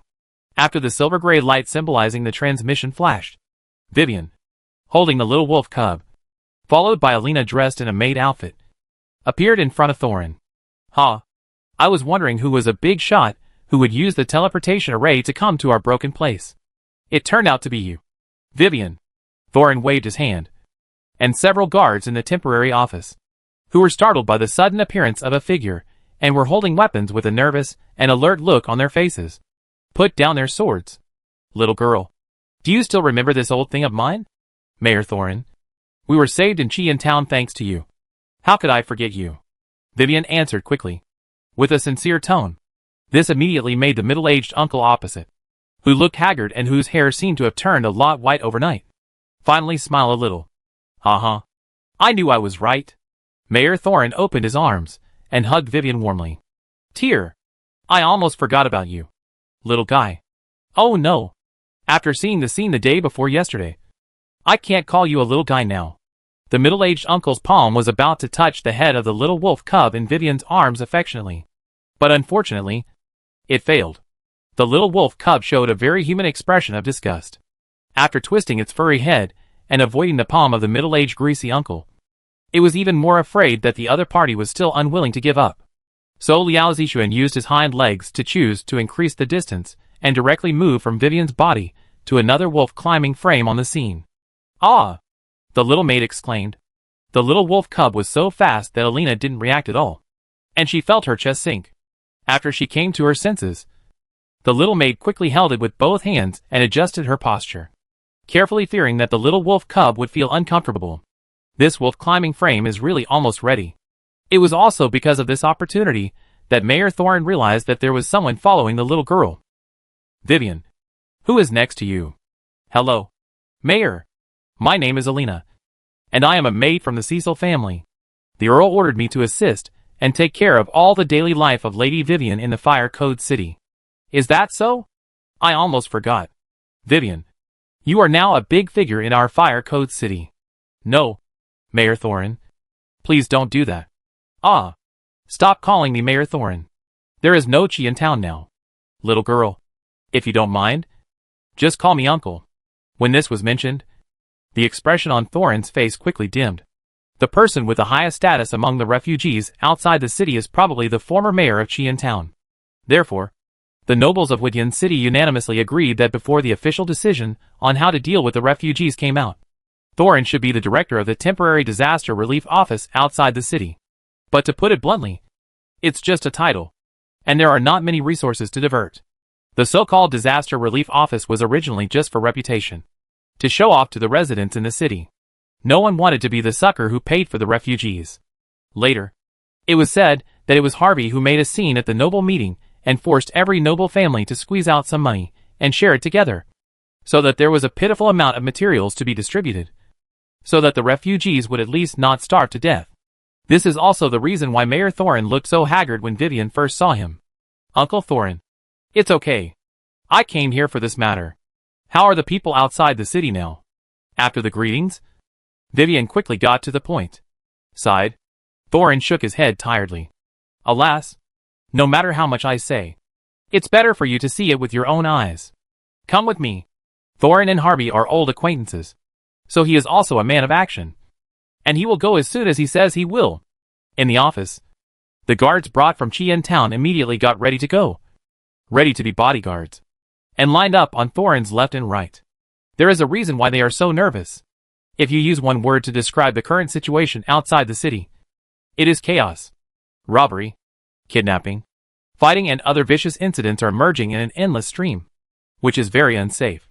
Therefore, even if he is Thorin, the most powerful person outside the city, he has to be cautious and bring more people with him when he goes out. Otherwise he may encounter something. But this time, go. You stay down.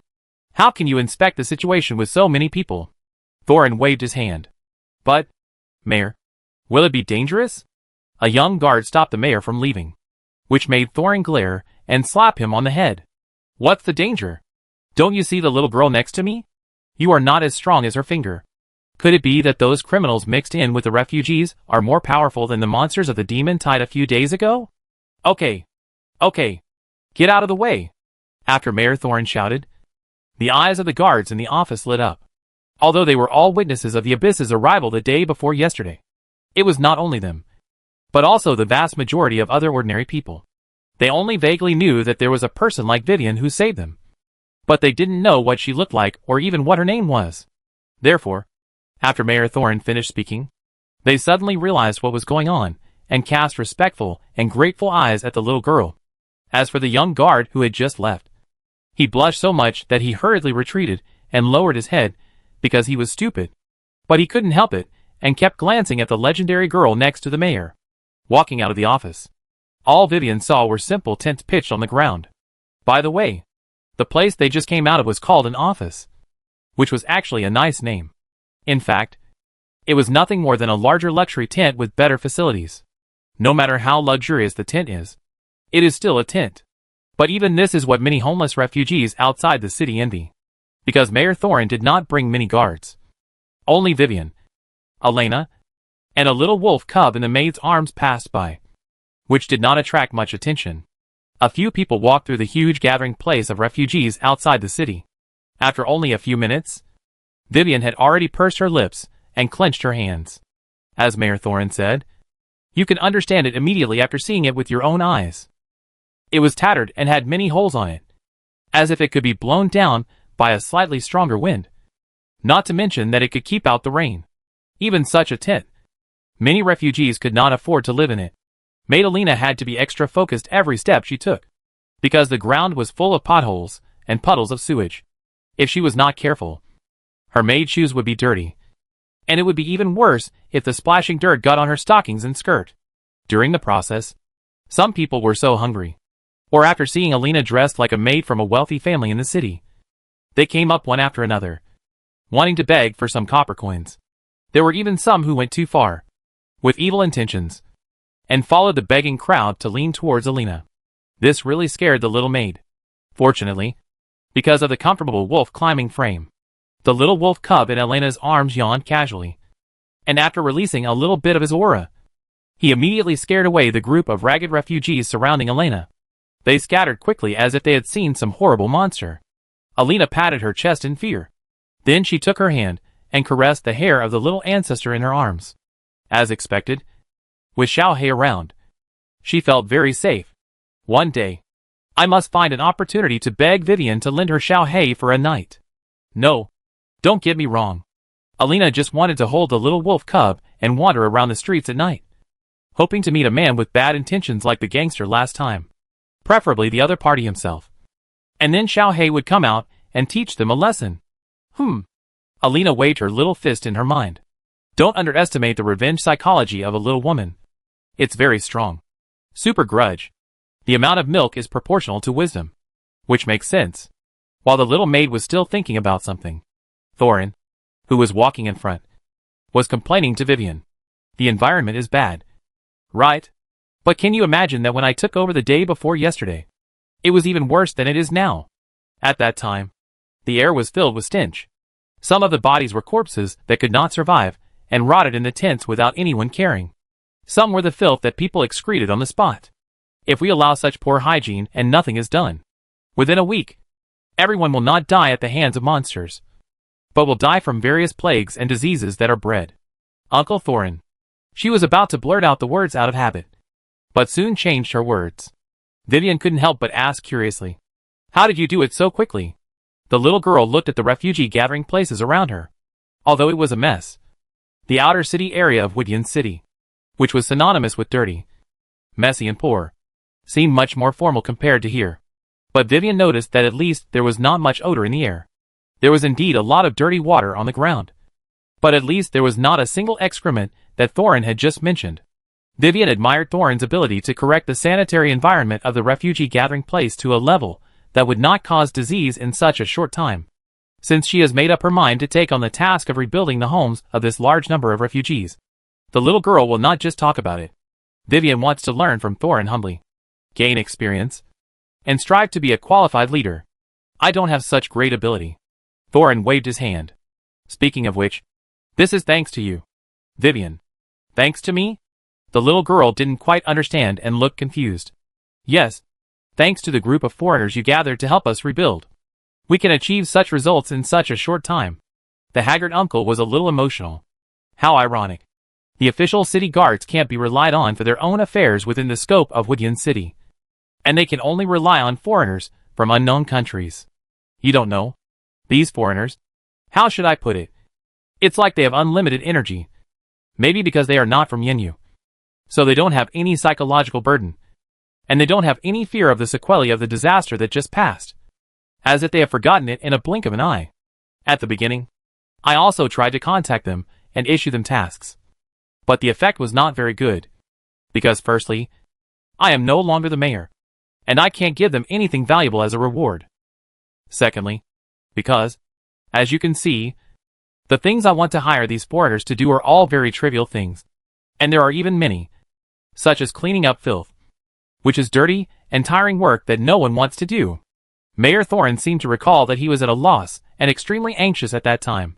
The turning point came from a group of strangers who came out of the city. These strangers from the city whispered something with other strangers, and then suddenly, all the strangers became extremely enthusiastic about the reconstruction work of the refugees. How enthusiastic were they? Before, Thorin issued the task and begged the strangers to help, but in the blink of an eye, Thorin had not even issued the task, and the strangers had already rushed to do all the work. With such a big contrast, Thorin certainly sent people to inquire among the strangers, but the news said back was very ambiguous. Whatever. When the strangers were working, they always shouted words like contribution, and some dungeon crystal were even more incomprehensible. But anyway, Thorin probably figured it out. These strangers knew that Vivian was coming here to be in charge of the refugees' reconstruction project, so they rushed to make some achievements before the little girl came and show their performance. At least that's how Thorin understood it. While he was happy, He also lamented that Vivian's influence among these strangers was enough to be described as terrifying. Alas, I'm really old. I can't say 100 words to these strangers. But Vivian can't say one word to them. Anyway, Vivian, you did a great job. Thorin patted the thin shoulder of the girl beside him. Opposite. Ah! What did I do? Vivian was confused. And the little girl looked confused. Isn't she going to do it today? Little girl. Modesty is indeed a good thing. But sometimes, don't be too modest. If you hadn't given the order to hint to the foreigners to leave the city and contribute to the reconstruction of the refugees, I, an old man, would not be able to command them. Thorin thought Vivian's old problem had come back, and she would refuse the compliments. But in fact, the little girl was really innocent. I also spoke to hint at the stranger? Wasn't it you? Thorin looked puzzled. Ah, I remember. It seems to be true. Indeed. As if she had realized something. She smiled politely but not awkwardly, nodding her head. After dealing with Thorin, Vivian cast her dim eyes at the maid behind her. Alina. No. To be precise, it was a little wolf cub in the maid's arms. Ah! The clouds are so white. And the sky is so big.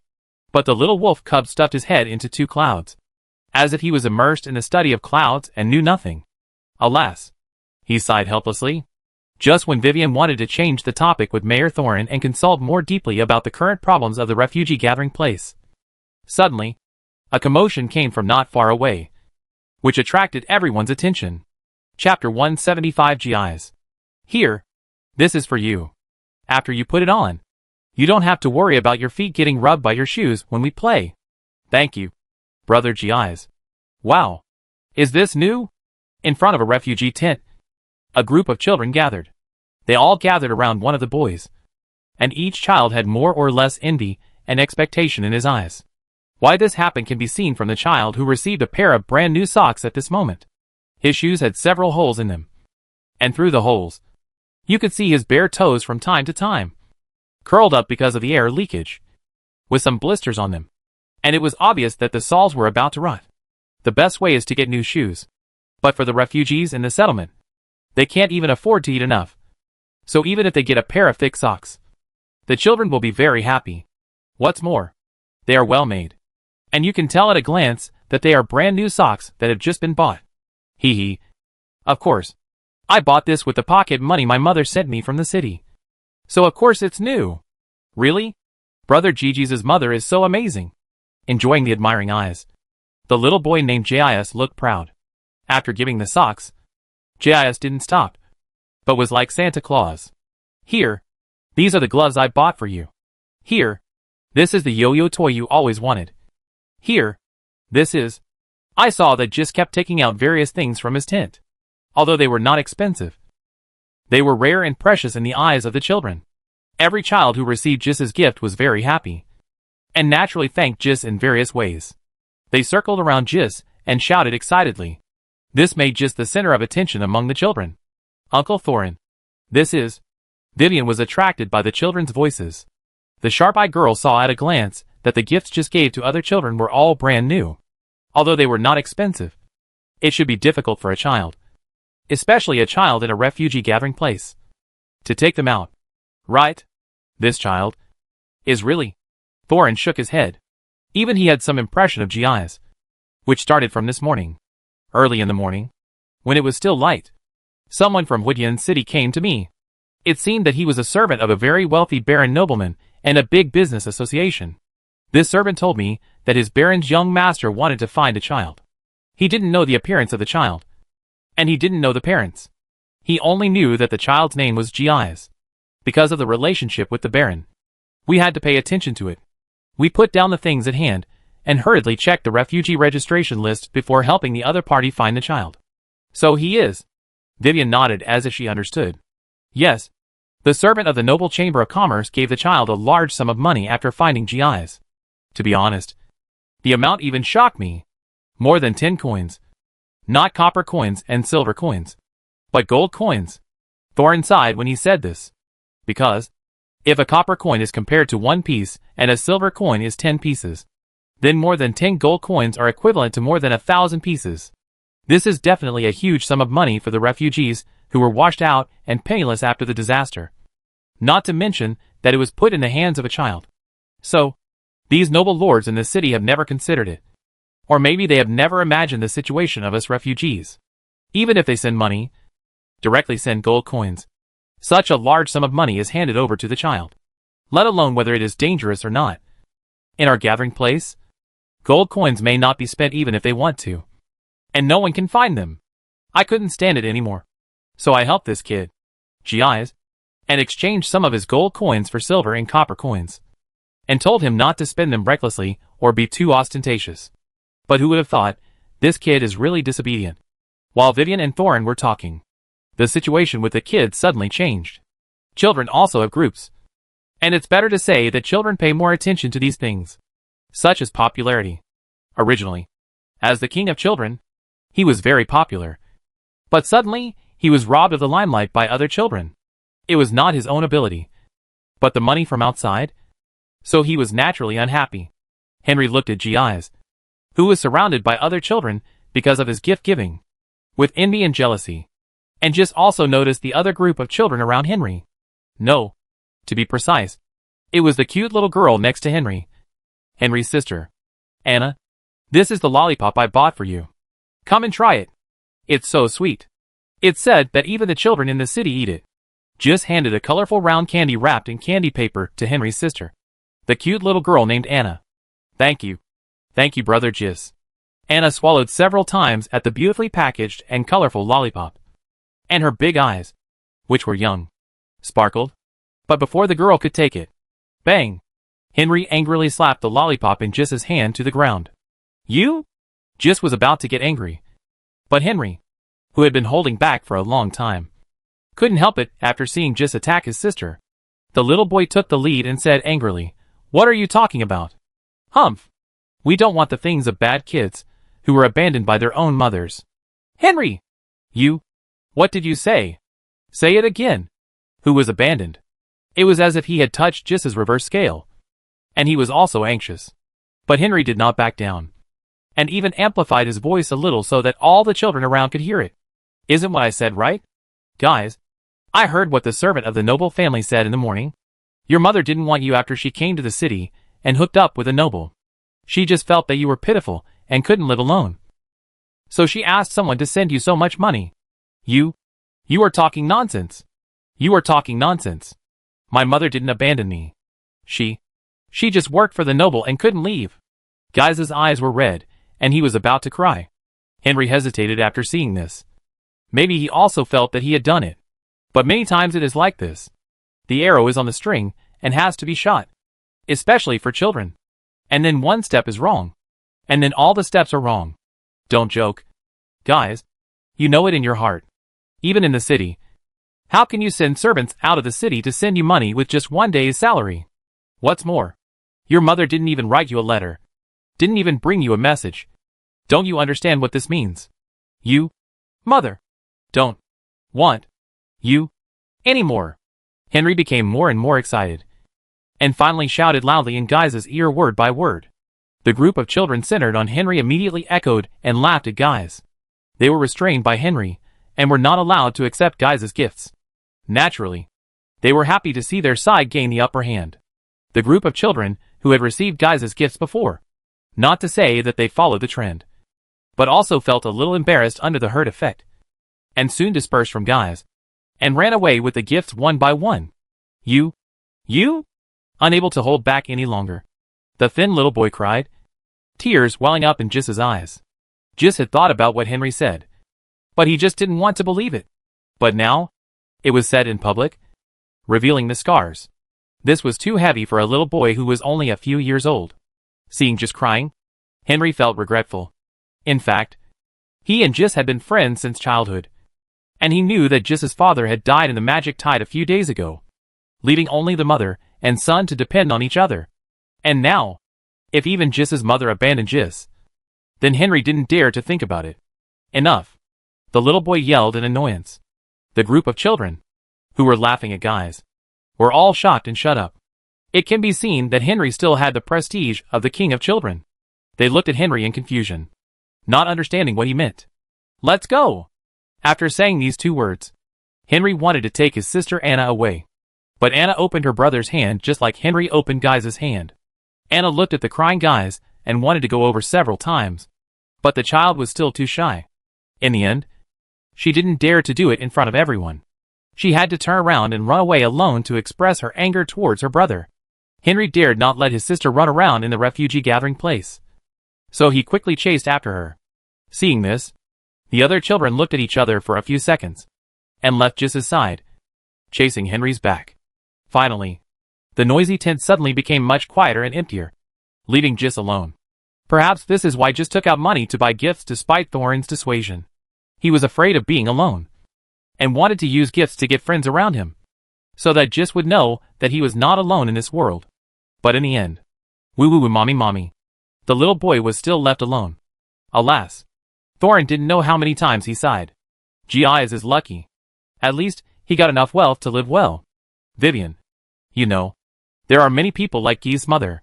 Everyone is thinking of various ways to leave this refugee gathering place and run to Huidian City. Some people may succeed, but most of them have no news. There are also many human traffickers from the underground gangs who claim to be able to find jobs in the city. But in fact, Thorin clenched his fists. The former mayor of Chien Town felt deeply powerless at this moment.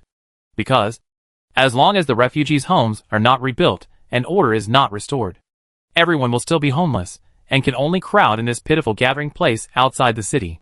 Today it is Geese. Tomorrow it may be Inns. And the day after tomorrow, there will be other new orphans. All Thorin can do is probably to reasonably distribute the pitiful supplies to ensure that most of them will not starve to death. That's all. So, Vivian, I really ask you. The uncle, who is already quite old, made a begging tone. I have heard that the famous good Earl, Lord Cecil, is going to hold a fundraising dinner tonight to raise money for everyone outside the city to start reconstruction work. And he intends to nominate you to be the leader. Vivian, you are the only one who can save us right now. I know this is a big responsibility, and it will be stressful. But I believe that if it is you, you will definitely be able to do it. So please convince those nobles tonight. We only have you left. Vivian. As he said this, Thorin bit his knees slightly, and was about to move down. Uncle Thorin, what are you doing? Vivian hurriedly supported Thorin and stopped him. Uncle Thorin, do you believe me? I do. Since you believe me, Uncle Thorin, you can rest assured to leave this place, and everyone here to me. Facing Thorin's haggard eyes, Vivian said very seriously, I will definitely give everyone a home. Vivian. Promise. In the back, the maid Alina had a complicated expression. It was the first time she saw Vivian showing such a serious and solemn expression. And the little wolf cub in Alina's arms. It was not the first time he saw the little girl with such an expression. But he remembered that the last time Vivian was like this was probably in the witch's declaration. It was at that time when the deacon of the fire god cult threatened the little girl with Vivian's village. At that time, Vivian was far from being as powerful and prestigious as she is now. It seems that no matter how she changes, the only thing that will not change in Vivian is the purity and kindness of the little girl. And, as the second personality said, a brave heart. Speaking of which, the Baron who sent the money, and the name of Giles, is not a little bit familiar. No, it should be said that it looks familiar? Uncle Thorin, let's not talk for now. I have to leave first. Before Thorin could react, Vivian called out softly in the direction of the maid behind. Little Black. Alina only felt a lightness in her arms. And then the little wolf cub she had been holding disappeared. Vivian took the confused maid and chased in the direction where Henry and his children had left before. The wolf cub saw that Giles was gone too. The little boy wiped his tears and ran towards the outside of the gathering place, in the direction of Fire Code City, with a determined look on his face. And it wasn't just Thorin and Vivian who were attracted by the noise. There were 3 or 4 thugs who didn't look like good people. After seeing Giles running away, they quietly followed behind the little boy. Chapter 176. Let me see which blind bastard is this. Impossible. Woo. Mom. How could Mom abandon me? Woo. It's all fake. A lie. Henry lied. Mom won't abandon me. I'm going to the city to find her. One hand wiped the red and swollen eye sockets, and the other hand held the lollipop that was prepared to give to Anna. although it was slapped to the ground. There were many stains on the beautifully packaged candy paper. But fortunately the candy inside was still clean. But it was such an expensive thing. Even if it was not clean, Jis couldn't bear to throw it away. Peeling off the candy paper and licking the candy. The sweetness from the tip of the tongue seemed to be the only source that could comfort Jis and relieve the pain in his heart. Hey, kid. Don't run around. Hey, don't sound so scary. It's like we are bad guys. Aren't we? When Jis left the central area of the gathering place, which was still relatively safe, when the little boy passed a place with few people, the gangsters who had been following Jis before exchanged glances and immediately surrounded him from all directions when they saw that the time was right.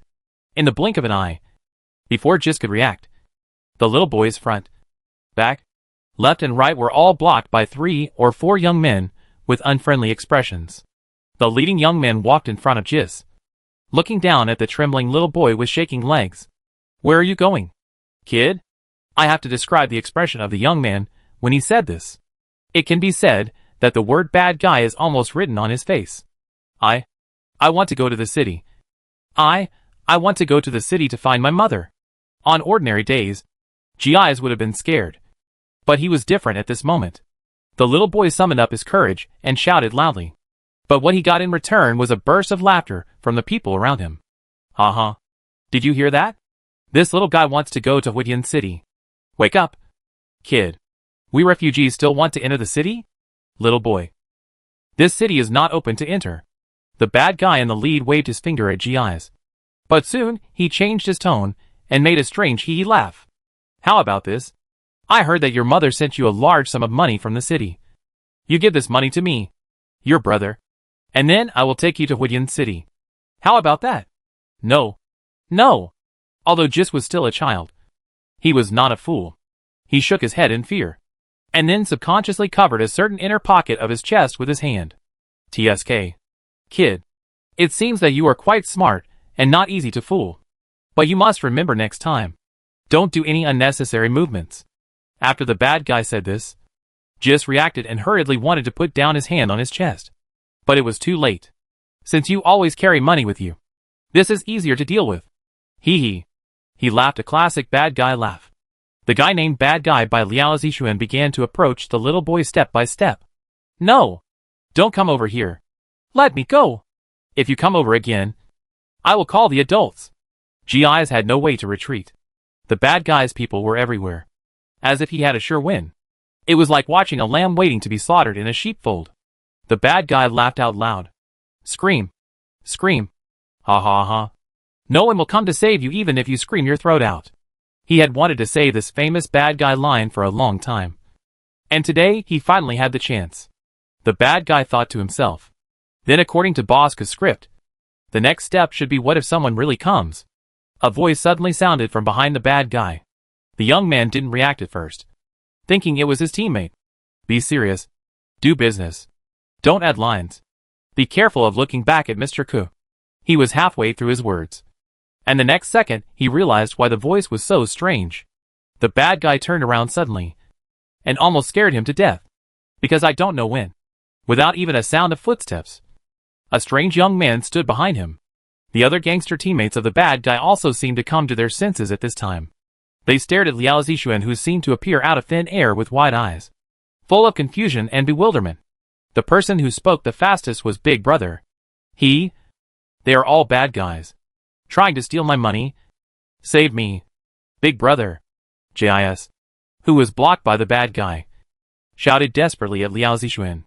No matter whether Liao Zixuan who suddenly appeared was a good person or not, it was possible that he judged good or bad by his appearance.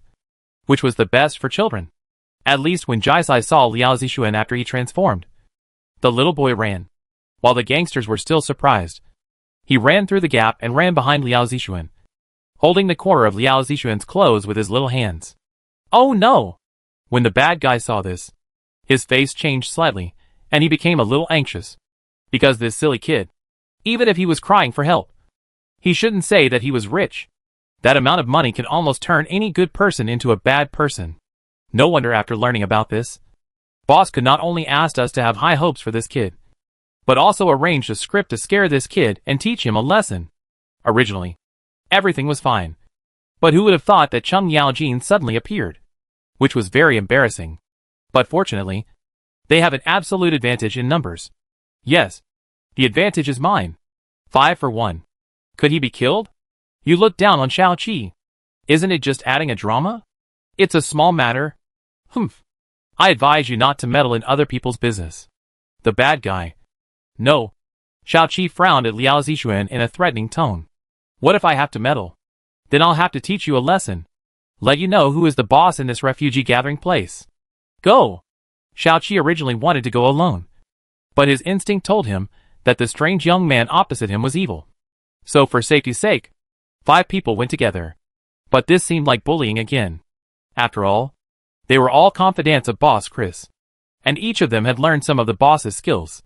One person alone could beat 3 or 4 ordinary thugs. Therefore, Xiao Qi gave the other 4 people a look, meaning that they should not be too ruthless. Just do it when it's enough. Because they are brave, and we are just acting out a script. Not really bad guys. The 4 gangster teammates also responded with a look of don't worry. We will be gentle. After a paragraph. It is really hard to write a few words to describe it. The battle that is not worth watching ended in a few seconds. As a result, naturally, there is no doubt. 5 against 1, and then the whole team was wiped out. Led by the bad guy Xiao Qi. The leader. The 5 people covered their various body joints and fell to the ground in a twisted manner, wailing and crying in pain. You? If you have the guts? Don't leave. Wait here. I'll go call our boss. He staggered to his feet. Xiao Qi and the other thugs with bruised faces and noses supported each other, saying harsh words while limping and running away in a tone that was totally inconsistent with the harsh words.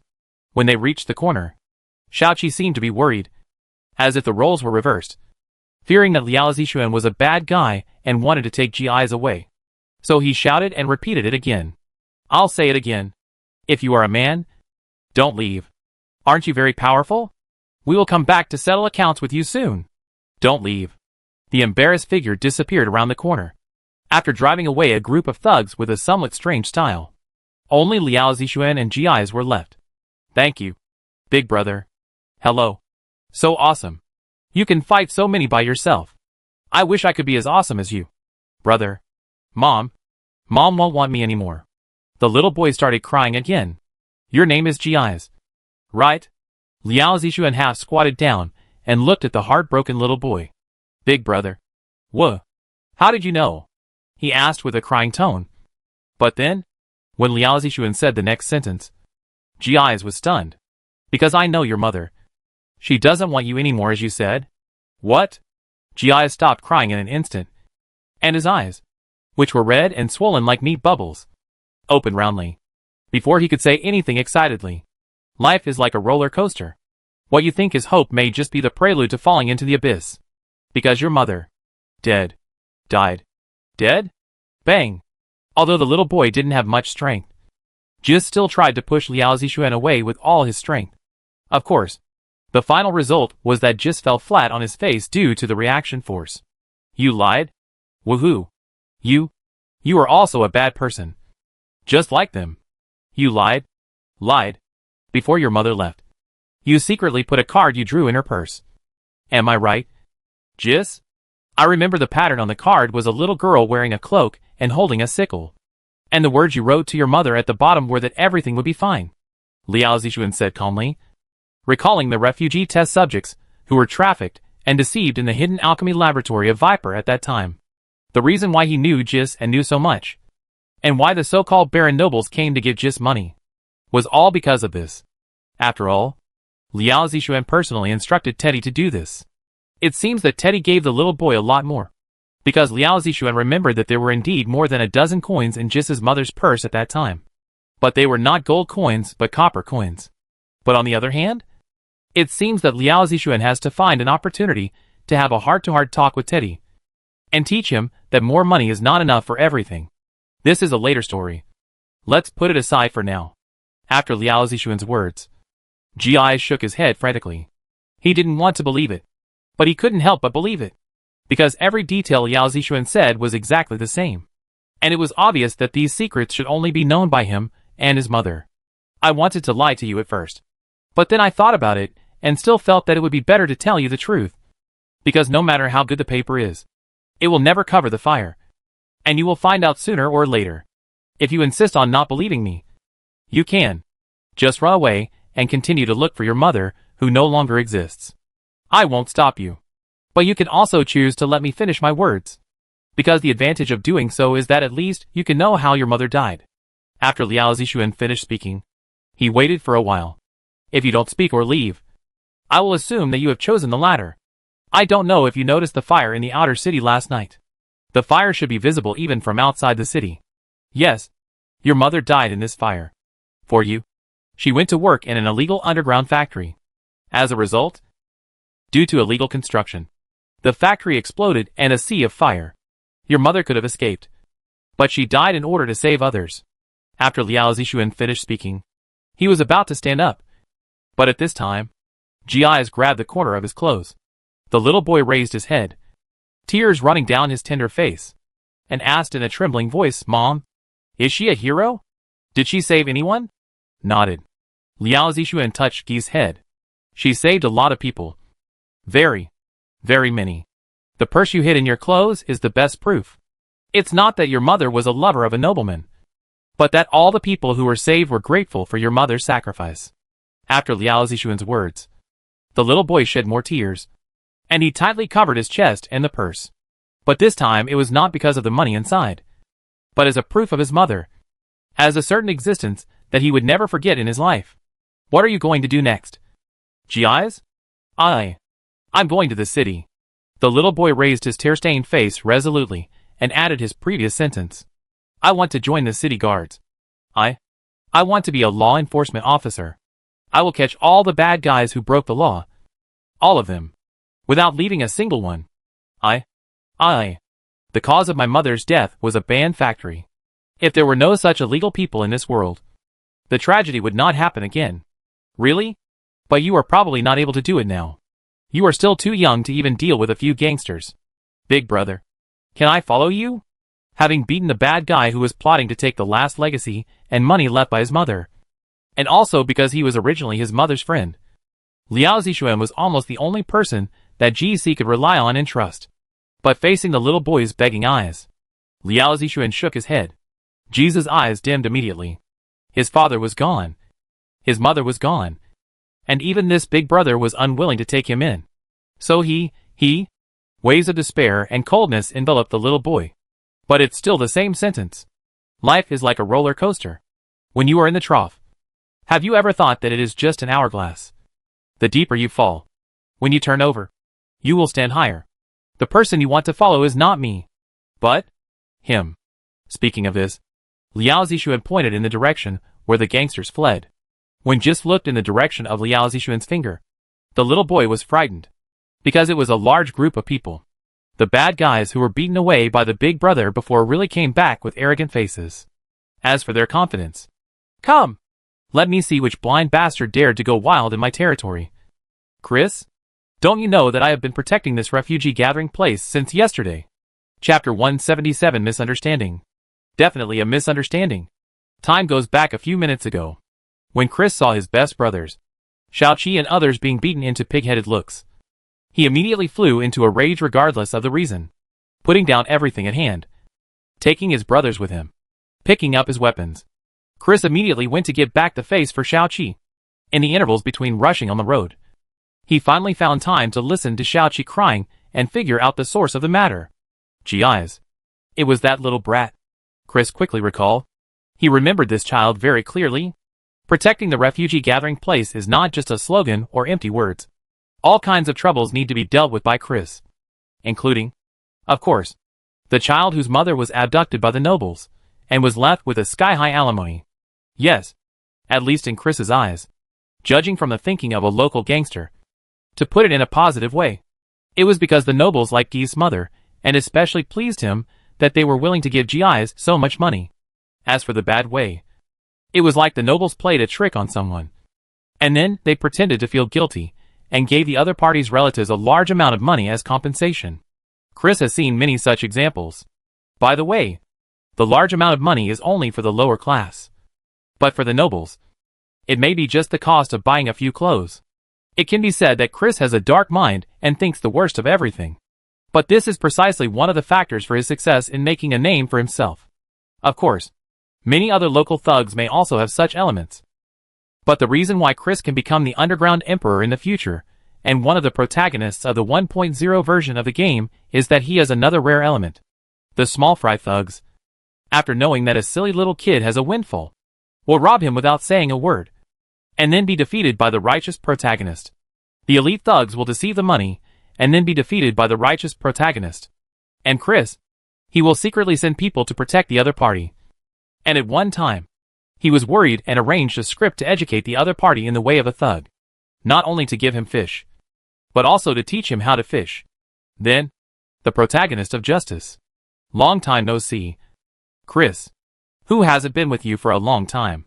Chris's expression of "don't try to get close to me" hadn't finished showing yet. But he felt that the other party's voice was a little familiar. After rubbing his eyes again, and taking a closer look. Hiss. The fox pretended to be the tiger's power. Xiaoqi, who was staring at Liao Zixuan with arrogance, suddenly felt the tiger beside him suck in a breath of cold air. What's going on? Xiaoqi turned his head to look at their boss.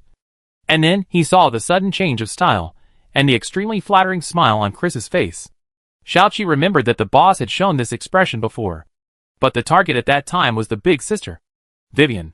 Could it be that the boss has fallen in love with someone else? This is what Xiaoqi thought of at the first moment. But soon. No. The person opposite is a man. Later. No. A man is not impossible.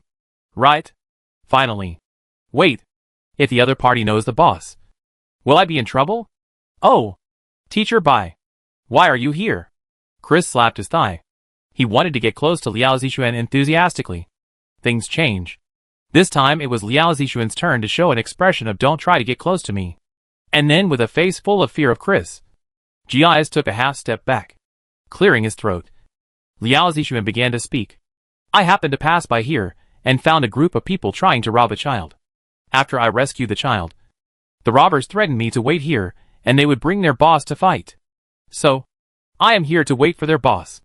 After explaining why he was here, Liao Zixuan smiled, and asked the young man opposite, who was already sweating. It's you, Chris. Why are you here too? This. Chris rubbed his hands. He glanced back at the large group of brothers following behind him, who had not yet reacted to the situation. Put it down. Put it down. What are you doing? You look like you want to fight. Can't you see my teacher is here? Chris scolded loudly with a look of disappointment. It is worth mentioning that Liao Zixuan noticed with interest that among Chris's brothers, there were actually several players mixed in. Looking around, hey! You can also see a familiar ID. Sure enough, it has already begun to show results.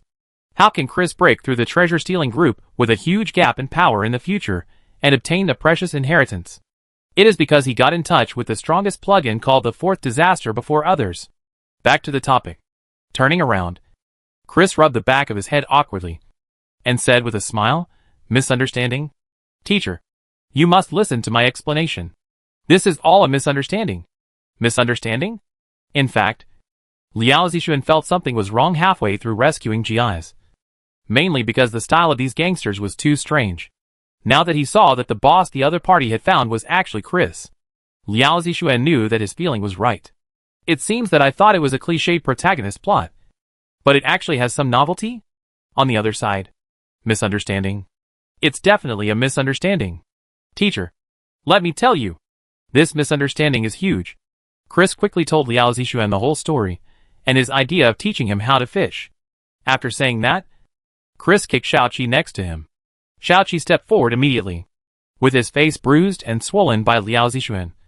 He complained aggrievely, Bye. Boss, bye. We really didn't lie to you. We just wanted to pretend to be bad guys to scare the kid and teach him a lesson. We were acting well, and it was just the critical moment. But who would have thought that you suddenly appeared? Boss. You hid me. Woo-woo. Xiaoqi was kicked again, ignoring Xiaoqi's resentful look at him. Chris grabbed the microphone. In short, teacher, this is the situation. Absolutely true. Although Xiaoqi is clumsy. Teacher, if Xiaoqi and the others hadn't been protecting and following him, to be honest, How could Jis, a silly kid, have kept all that money until now? Chris did not forget to defend his brother, and his explanation in front of Liao Zixuan was not exaggerated at all. Remember that Jis bought a lot of gifts, and he spent money so lavishly, all thanks to Xiao Qi secretly beating away the real robbers who had ill intentions, so that Jis had the opportunity to take the things home and share them with his friends. Okay. Actually, I've noticed something a long time ago. Liao Zixuan waved his hand. You are worthy of being a teacher. I knew that nothing could be hidden from you. Chris found an opportunity to flatter. Don't call me teacher. I don't remember. Did I promise you? Or did you complete my task and beat Demir? After Liao Zixuan said this, Chris felt very bitter. Why? This task is too difficult. Ever since he knew who Demir was, Chris was desperate. One is the most talented mage in Huidian City, and the other is just a local gangster. Even if he puts it in a good way, how can he beat them? He probably won't even have a chance to touch the corner of his clothes. How about this? I'll give you a new task. Seeing Chris's bitter face, Liao Zixuan shook his head. New mission. Teacher Bai. Just tell me. Chris' eyes lit up, and hope was rekindled. He couldn't think of any mission that would be more difficult than defeating that pervert in a one-on-one duel. How about you adopt this child, and let him follow you? Liao Zixuan helped Jiai's, who was hiding behind him, and looking at Chris and his gang of thugs with a frightened look, to the front. This? Chris hesitated. He didn't quite understand. But soon, Liao Zixuan's next sentence solved Chris's doubts. This child has no parents. There was a short silence at first. As expected. Huh? Chris sighed in his heart. No problem. Leave it to me. Teacher. If this is the new task, it would be too easy. Right? Later. Chris was right. This is just the first one. As you can imagine, as long as the reconstruction after the disaster is not completed, there will be more children like him. Chris, I want you to do your best to take them in. Can you do it? Of course. I won't let you work in vain. In return, I will pay you in advance this time. Liao Zixuan glanced at the two new girls who appeared in the distance. He had to get away quickly and yo-yo. Everyone felt that Liao Zixuan's figure disappeared after a flash in front of their eyes. Only Chris could still hear Liao Zixuan's message. And a crystal clear card made of some precious material. If one day you encounter a major event that will determine your life or death or your future, just tear up the card and luck will come to you. Luck will come to me. Chris repeated Liao Zixuan's words. He lowered his head to look at the pattern on the card. A little village girl was rolling dice. Never mind. Although he still didn't quite understand what it meant, Chris still had an excited expression on his face. Since it was given by Mr. Bai, it must be a great treasure. After stuffing the card into the innermost part of his lapel and hiding it, Chris squatted down and looked at Jiai's, who was trembling and alone after Liao Zixuan left. Jiai's, from now on, you will follow me. Let me introduce myself. My name is Chris. Although I may not be well known now, my goal is to become the underground boss of the entire Huidian city. What about you? Jiai's? What is your goal? Since this is a child that Teacher Bai has specially instructed, I must treat him well and train him seriously. So the first step is to ask Jiai's about his future plans. Chris has made up his mind. No matter what the other party wants to become, he will do his best to assist him. Until I want to become a city guard, a law enforcement officer who punishes evil.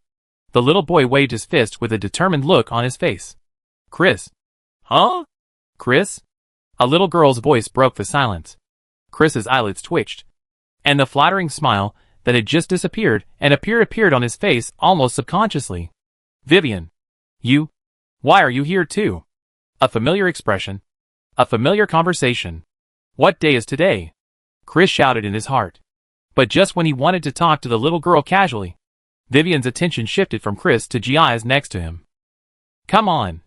Go. Remember what I told you? Don't let yourself regret for the rest of your life just because you're embarrassed. Vivian also squatted down. Then, two children came out from behind the little girl. Henry. Anna? Keith shouted in surprise.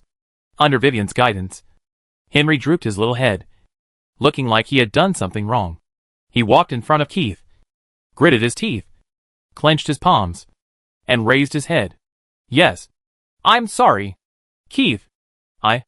I shouldn't have said that about your mother at that time. I was wrong. Please forgive me. As a result, Keith, who had just calmed down a little, was mentioned by Henry again about his mother. And the little boy couldn't stop crying again. Woo woo woo. But Henry didn't know. When he saw the crying Gus, he panicked again. He thought Gus didn't want to forgive him and stood there stupidly, not knowing how to apologize again. Luckily, Henry's sister Anna, who was also brought by the smart Vivian, couldn't stand it and ran over. After glaring at her speechless and tongue-tied brother, the little girl hugged the crying Gus, put his head on her chest, touched Gus's head, and comforted him. Brother Gus, it's okay. It's okay. We are here. I will always be with you. This, Chris, who was confused, looked at the scene between the three children. Just as he was about to say something, he was stopped by the little girl with her eyes, and made a hushed gesture with her fingers. Leave some space for these kids. The adults quietly stepped aside. Why did Vivian let Xiaohei deal with it after she noticed someone following Jis? And she went to the other side separately. For Henry. If it weren't for Vivian's efforts, perhaps this pair of friends would break up forever in the future, just because of a momentary quick talk. To be honest, this is a detail that even Liao Zixuan hadn't considered. Chris, I didn't expect to meet you here. What a coincidence. After saying hello to someone he knew. What made Chris depressed was that Vivian's attention shifted away from him again. And this time she looked around, as if she was looking for something strange. Excuse me, Chris, have you seen my Xiaohei? Chapter 178 Miss Vivian. Attack! Little Black? Before Chris could react, there was a noise from the ground at his feet, which scared him. He saw a little wolf with black hair, leisurely walking past him, and then went to the two girls opposite. Oh! So? Okay. I understand. Chris only saw Vivian bend down and pick up the little black wolf. And the little girl kept nodding. It seems that she can communicate with this little black wolf in a way that ordinary people can't detect. Soon, Vivian showed an expression of understanding, and then turned her attention to Chris again. Thank you, Chris. Xiaohei told me everything. It turns out that those behind Jis are all your people. You are willing to take care of him and adopt him temporarily. Now I feel much more at ease. When did the little black wolf appear? How did he know so much? Why didn't I notice it at all? Chris was a little confused. But soon all his doubts were covered by the smile of Vivian opposite him. Don't say that, Vivian. If you really want to thank me, I should thank you. Chris's good impression of the little girl in the past was mostly from admiration and some kind of feelings. But now, in this good impression, there is a little more sincere gratitude from the heart. Actually, I was an orphan since I was young. I struggled to survive. Although I gradually relied on luck and hard work to get to where I am today, I also found that I seemed to have forgotten something very important in my original intention. The reason why I gathered everyone together was because we were all poor people. Only by uniting together could we change the status quo. But slowly, as my power grew, I only thought about myself.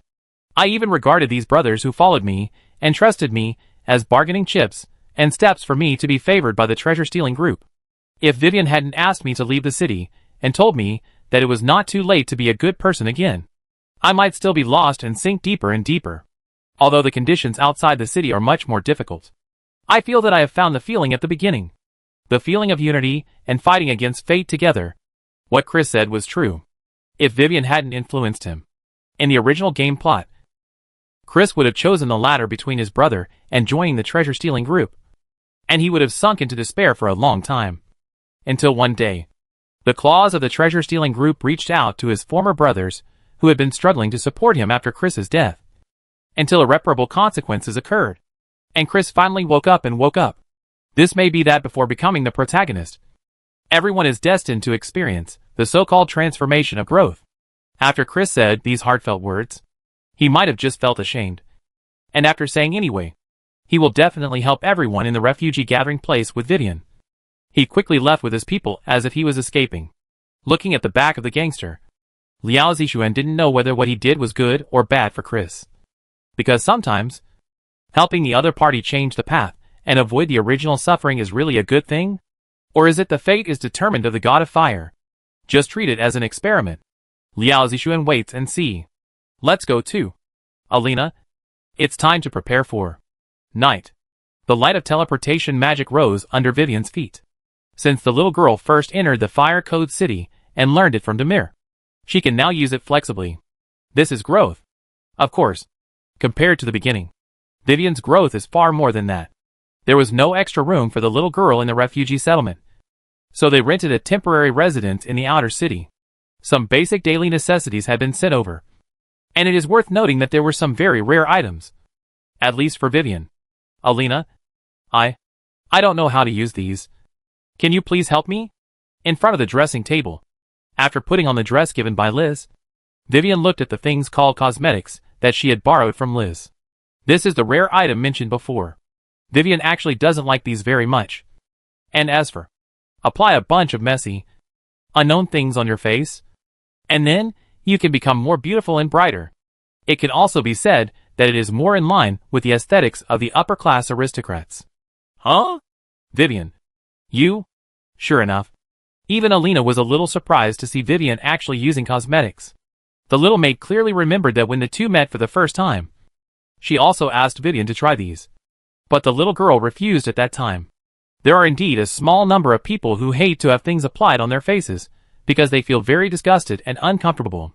Moreover, no matter how you look at it, the two words Vivian and cosmetics are completely incompatible.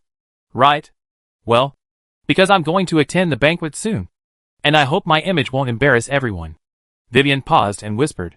She grasped the corners of the new skirt tightly, and the palm of her hand felt a silky texture she had never felt before, although it felt much better than her original coarse linen clothes. If Vivian had to choose, she would definitely prefer to change back to the latter, because not every ugly duckling wants to become an eye-catching white swan. But if becoming a white swan can save many people, then Vivian is willing to try. I know. After nodding, Alina started to work. In a moment, 7 or 8 kinds of makeup tools with different functions were skillfully taken out by the little maid and walked towards the little girl at the dressing table. Halfway through, Alina looked at Vivian, who stood straight with her back straight, as if facing a great enemy, and the little maid burst out laughing. Okay. Don't be so tense. As if you are going to be tortured. Relax, Vivian. These are not as scary as you think. Maybe it was to relieve the little girl's tension. It is also possible that the incident that just happened in the refugee gathering place made the little maid think of herself. In the interval between dressing, she chatted with Vivian. You know, Vivian, I actually understand those refugees who do whatever it takes to enter the fire code. Some of them are like Guy's mother, who thinks that one day she can please a noble and get a fortune that will make her worry-free for the rest of her life. But I think I exposed all of this when we first met. She smiled self-deprecatingly. Alina paused while combing Vivian's hair. Do you think I'm embarrassed? Why? To the surprise of the little maid, Vivian asked her back. What? Why? Alina stuttered for a moment at the unexpected reply. Why do you feel ashamed? Wanting to live a better life is what everyone is pursuing and working hard for. But everyone has different ways. As long as you don't rely on or hurt others to achieve your goals, I don't think it's shameful.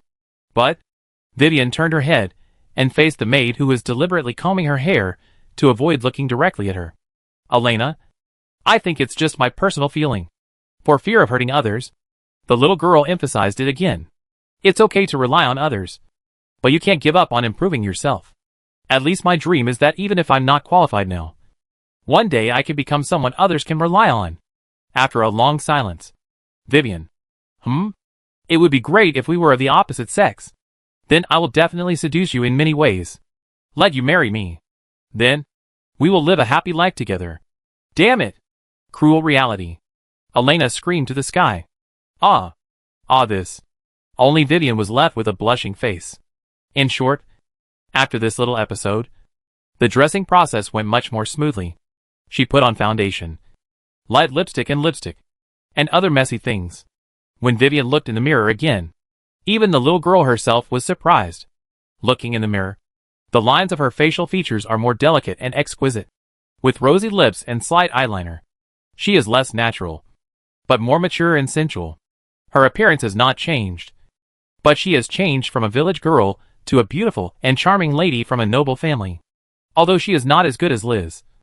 After all, temperament cannot be completely solved by makeup, but can only be accumulated over many years. But at least, she can be said to be a young lady. young in every sense. So beautiful. Miss Vivian.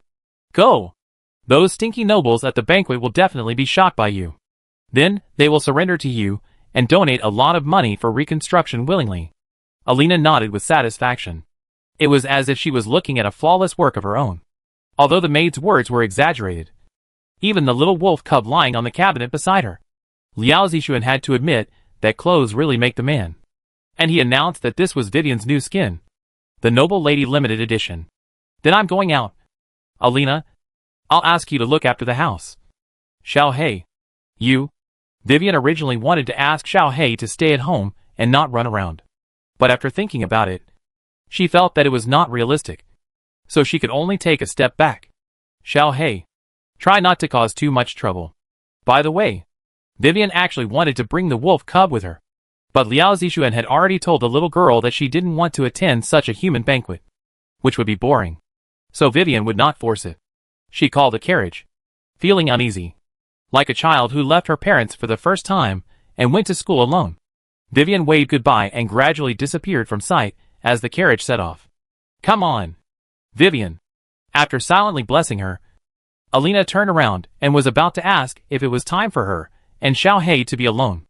As a result, after the little maid searched for a long time, she was frustrated to find that there was no trace of the wolf cub. Sure enough, after Vivian left, Xiao He was free and went to play somewhere. But it was okay this way. Alina, who had turned back into a person, walked to her room and took out a carefully kept diary from the bottom drawer of the desk. Opening it, you can see that it records the little maid's daily life. At the beginning, there were few words on the first many pages, and they were just trivial matters. However, in the past few days, the number of pages has increased sharply, and the number of words has been filled up without paying attention. After thinking for a while, Alina picked up the pen and wrote today's diary. Well, a lot of things happened today. It was exciting since I woke up in the morning. Not only did I see Miss Liz's Sundra side, which was super cute, but I also saw Miss and Vivian's affection. No, I should have heard it. Damn it. Why did Miss kick me out? I really wanted to see it, but I didn't expect Mrs. Summoned Beast to be a bat. I think there must be something wrong. Hey, actually I also want Vivian to help me see if I can also become a summoner. But I still don't have the nerve to say it out loud. Besides, it's strange for a maid to have magic power. Right? Oh, I really want to know. If I also have a summoned beast, what would it be? After seeing the situation of the refugees outside the city, I realized how difficult it was for Vivian to make this decision. It is really too difficult to help so many people. Right? If it were me, I would not have the courage. So should I say that she is worthy of being Vivian? Gi's is really pitiful. I don't know what happened to her mother. In fact, I didn't dare to tell Vivian. When I saw the scene, I thought of the rabbit's death and the fox's grief.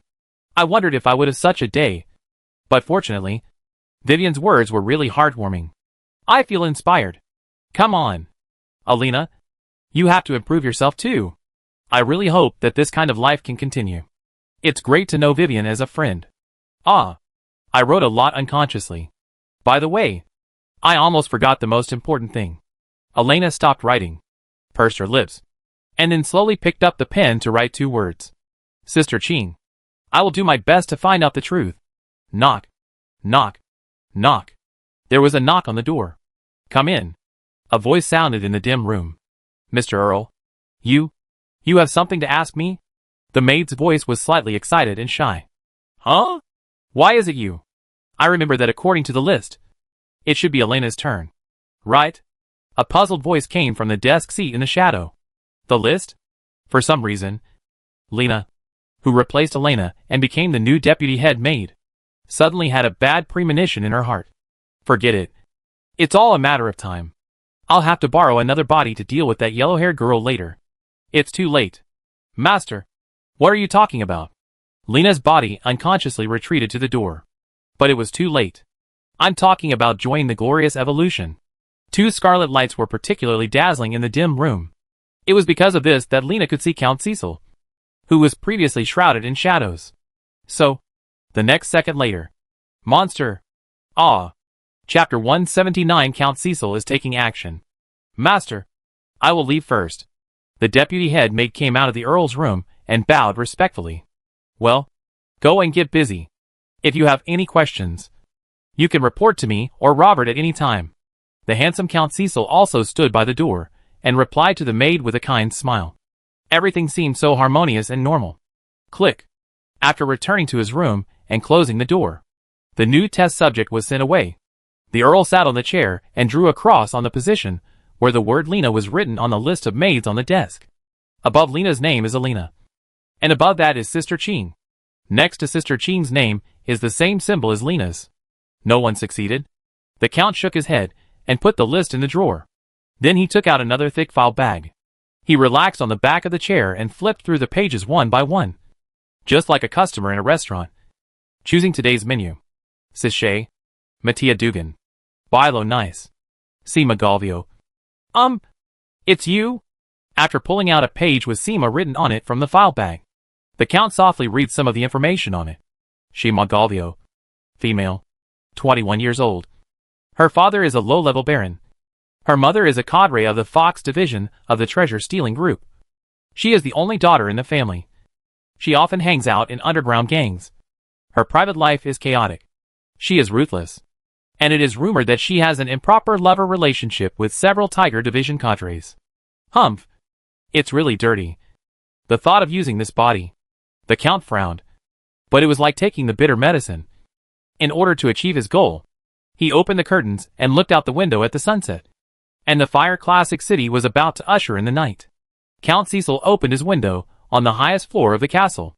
He opened his arms, took a deep breath, and leaned straight out of the window, falling freely in the castle, and finally disappeared into the darkness. A few seconds later, at the same position of the Earl's room window, a dark little wolf cub showed a human-like curled lip. Good guy.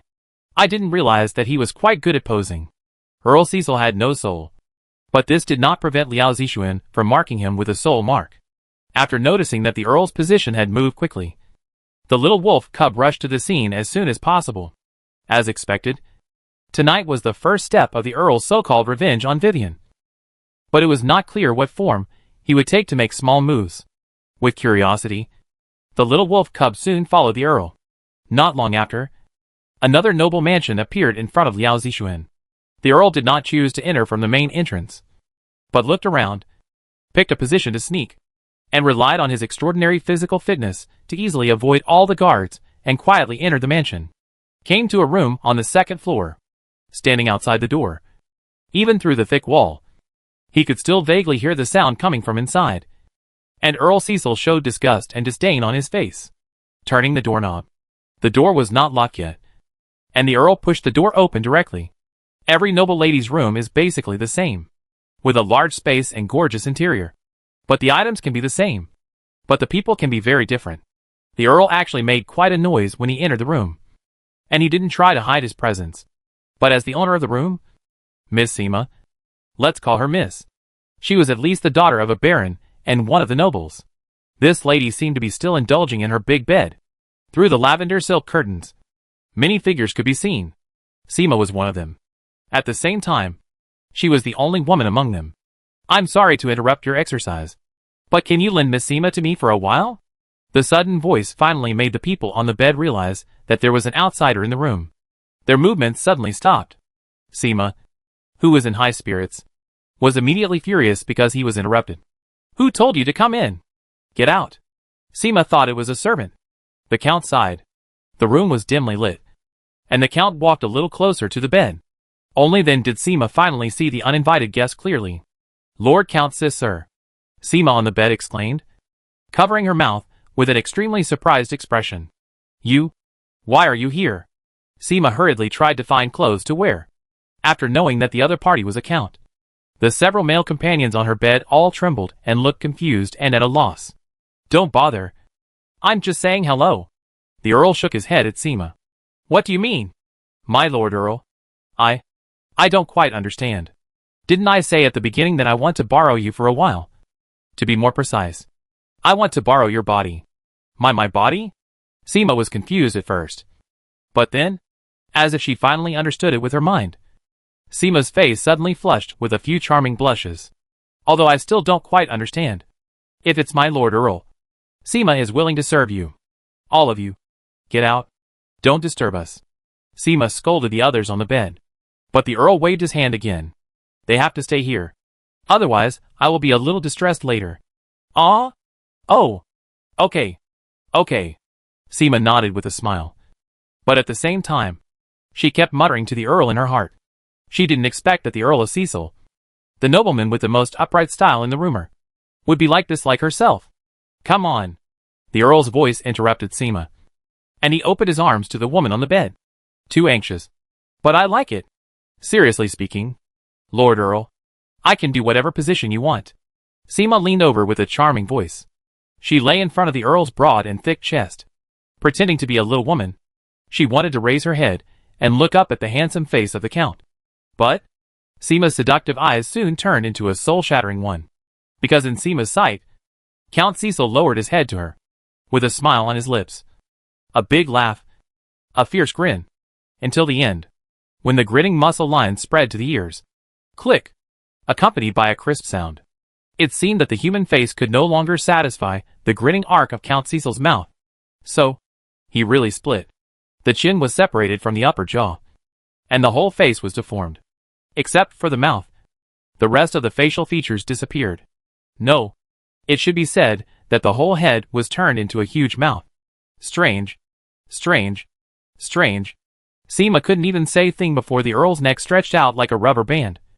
Reaching the roof of the room, he turned into a head with a bloody mouth.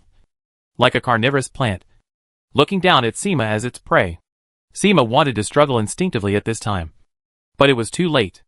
The Earl's hands were like two iron clamps, tightly binding her, not giving her the slightest chance to move. No, no. Ah! Help. Gudong. The bloody mouth enveloped Seema, and a piercing and sharp cry for help came suddenly. The Earl did not chew the head eaten by the bloody mouth, but seemed to be corroded and absorbed, shrinking rapidly like a balloon, followed by Seema's upper body, legs, and finally the whole person disappeared and evaporated. No. This is not over yet. After absorbing Seema, the Count's original body also began to change. The bones and limbs made a crackling sound of dislocation. And what was even more terrifying was that the skin on the outside also squirmed and deformed, as if it had come alive. Finally, the Count disappeared. In return, Seema reappeared. The room seemed to have returned to its original state. The naked Seema and several male companions, who had already been scared silly on the bed. But this time, Seema licked his lips and moved his limbs towards them. Just think of it as adapting to the body. Seema walked out of the room and casually greeted a male servant who happened to pass by. When the male attendant walked in front of Seema, Seema was stunned for a moment, then looked at the male attendant up and down with a sizing look. What's your name? By Miss Seema. The male attendant replied with a smile. You look pretty good. I originally wanted you to go in and clean the room, but now I have changed my mind. Come with me and accompany me to the next dinner. After saying that, Seema took the male attendant named Bai and walked out of the gate of the mansion in a swaggering and open manner. What she didn't see was that the attendant's mouth twitched behind her, and his face showed an indescribable strange expression to Seema. Should we say that he has completely integrated? Or is this the true face of a certain Earl? After leaving the mansion, he casually hailed a carriage. Shima told the driver an address. Are we going to a banquet? Miss Shima? Hearing the address, Shima said. Bai Tsong couldn't help but ask curiously. Shima originally frowned, because this was too much for a servant. But for some reason, maybe because the other person's appearance was really pleasing to the eye, Shima smiled and explained, no hurry. Before that, there is another place to go first. Okay, Miss Shima. Bai nodded, without asking too much, and sat quietly on the side of the carriage. On the contrary, after seeing the appearance of the male attendant, Seema became more and more interested. She was about to reach out and touch the handsome face of the other party. But who knew that the attendant seemed to notice something and turned his eyes first. What's wrong? Miss Seema? Bai Weixiao asked. Humph. With a cold snort, Seema took back the half-extended hand. The carriage was stable at first, but it became bumpy later. The road in the inner city was not so bumpy. This situation could only happen in the outer city. The journey was not far. After arriving at a place in the outer city, Seema got off the car with the attendant and walked towards a deep alley. Who? As soon as I entered the alley, several thugs with weapons came out. It was obvious that this was not a formal place. But soon, when they saw who it was, the thugs immediately put down their weapons. It turned out to be Sister Seema. Sister, you haven't been here for several weeks. Our boss misses you so much. Please come in. The thug made an exaggerated welcome gesture and grinned, looking at the obscene expressions on these people's faces, revealing the yellow teeth that had not been cleaned for several days, and then looking at the male attendants he brought with him. Although their status was equally low, they were crushed in both appearance and feeling. Seema distanced himself from the gangsters and walked quickly inside. At the end of the alley was a secret door leading to the underground, which was a familiar standard in every base of the treasure-stealing group. The road was smooth and unobstructed. Seema's face was the best pass. It could be seen that he had been here many times. It was not until he came to the center, a large room filled with smoke, that the guard at the door stopped Seema, or more precisely, the male attendant beside Seema. Bye. You stay outside for now.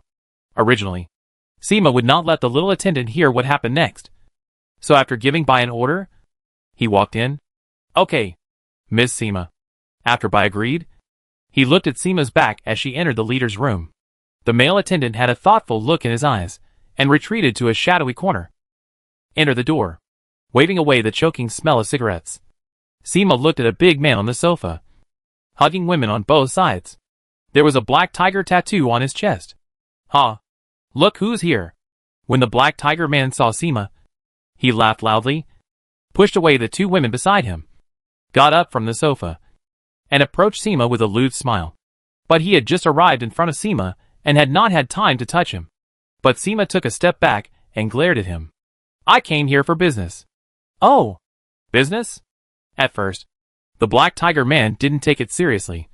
But then, Seema's words finally made his expression more focused. It's a big deal. I'm sharing it with you because of our relationship. It's about the daughter of Count Cecil. I have a secret intelligence. The daughter of the Count will appear in the outer city tonight, and she will only bring a few guards with her. While Seema was speaking, he pointed to a deserted place on a map he carried with him. Even in the outer city. You don't want to. That's right. Seema nodded affirmatively. As long as we send people to ambush there in advance, it will be easy to kidnap the Earl's daughter. If you want Vivian to embarrass herself at the banquet, you must first isolate the other party, even if the target is your beloved daughter. For the sake of the big plan, Count Cecil. No, it should be said that the current Seema is willing to let Liz sacrifice and suffer. Without Liz's help. Seema sneered in her heart. She didn't know how Vivian, a little country girl from the countryside, could deal with a group of wicked nobles at the dinner party. Chapter 180 Kidnapping. On the other side, the black tiger man showed a surprised expression. You are crazy. You dare to touch the Earl's daughter. Humph. Don't think I don't know about your treasure-stealing group. Are you afraid of this? As long as the money is big enough, there is nothing they dare not do. After Seema sneered, the black tiger man fell into silence, as if he was thinking. But as the previous sentence said, as long as the money is in place, there is nothing they dare not do. The black tiger man showed an expression of being tempted. But before that, is the source of the news reliable? How could that young lady leave the inner city and go to such a remote location? He asked Seema with certainty. Hey, who had never thought that Seema would cheat him. After all, the relationship between the two could be said to be an old underground lover.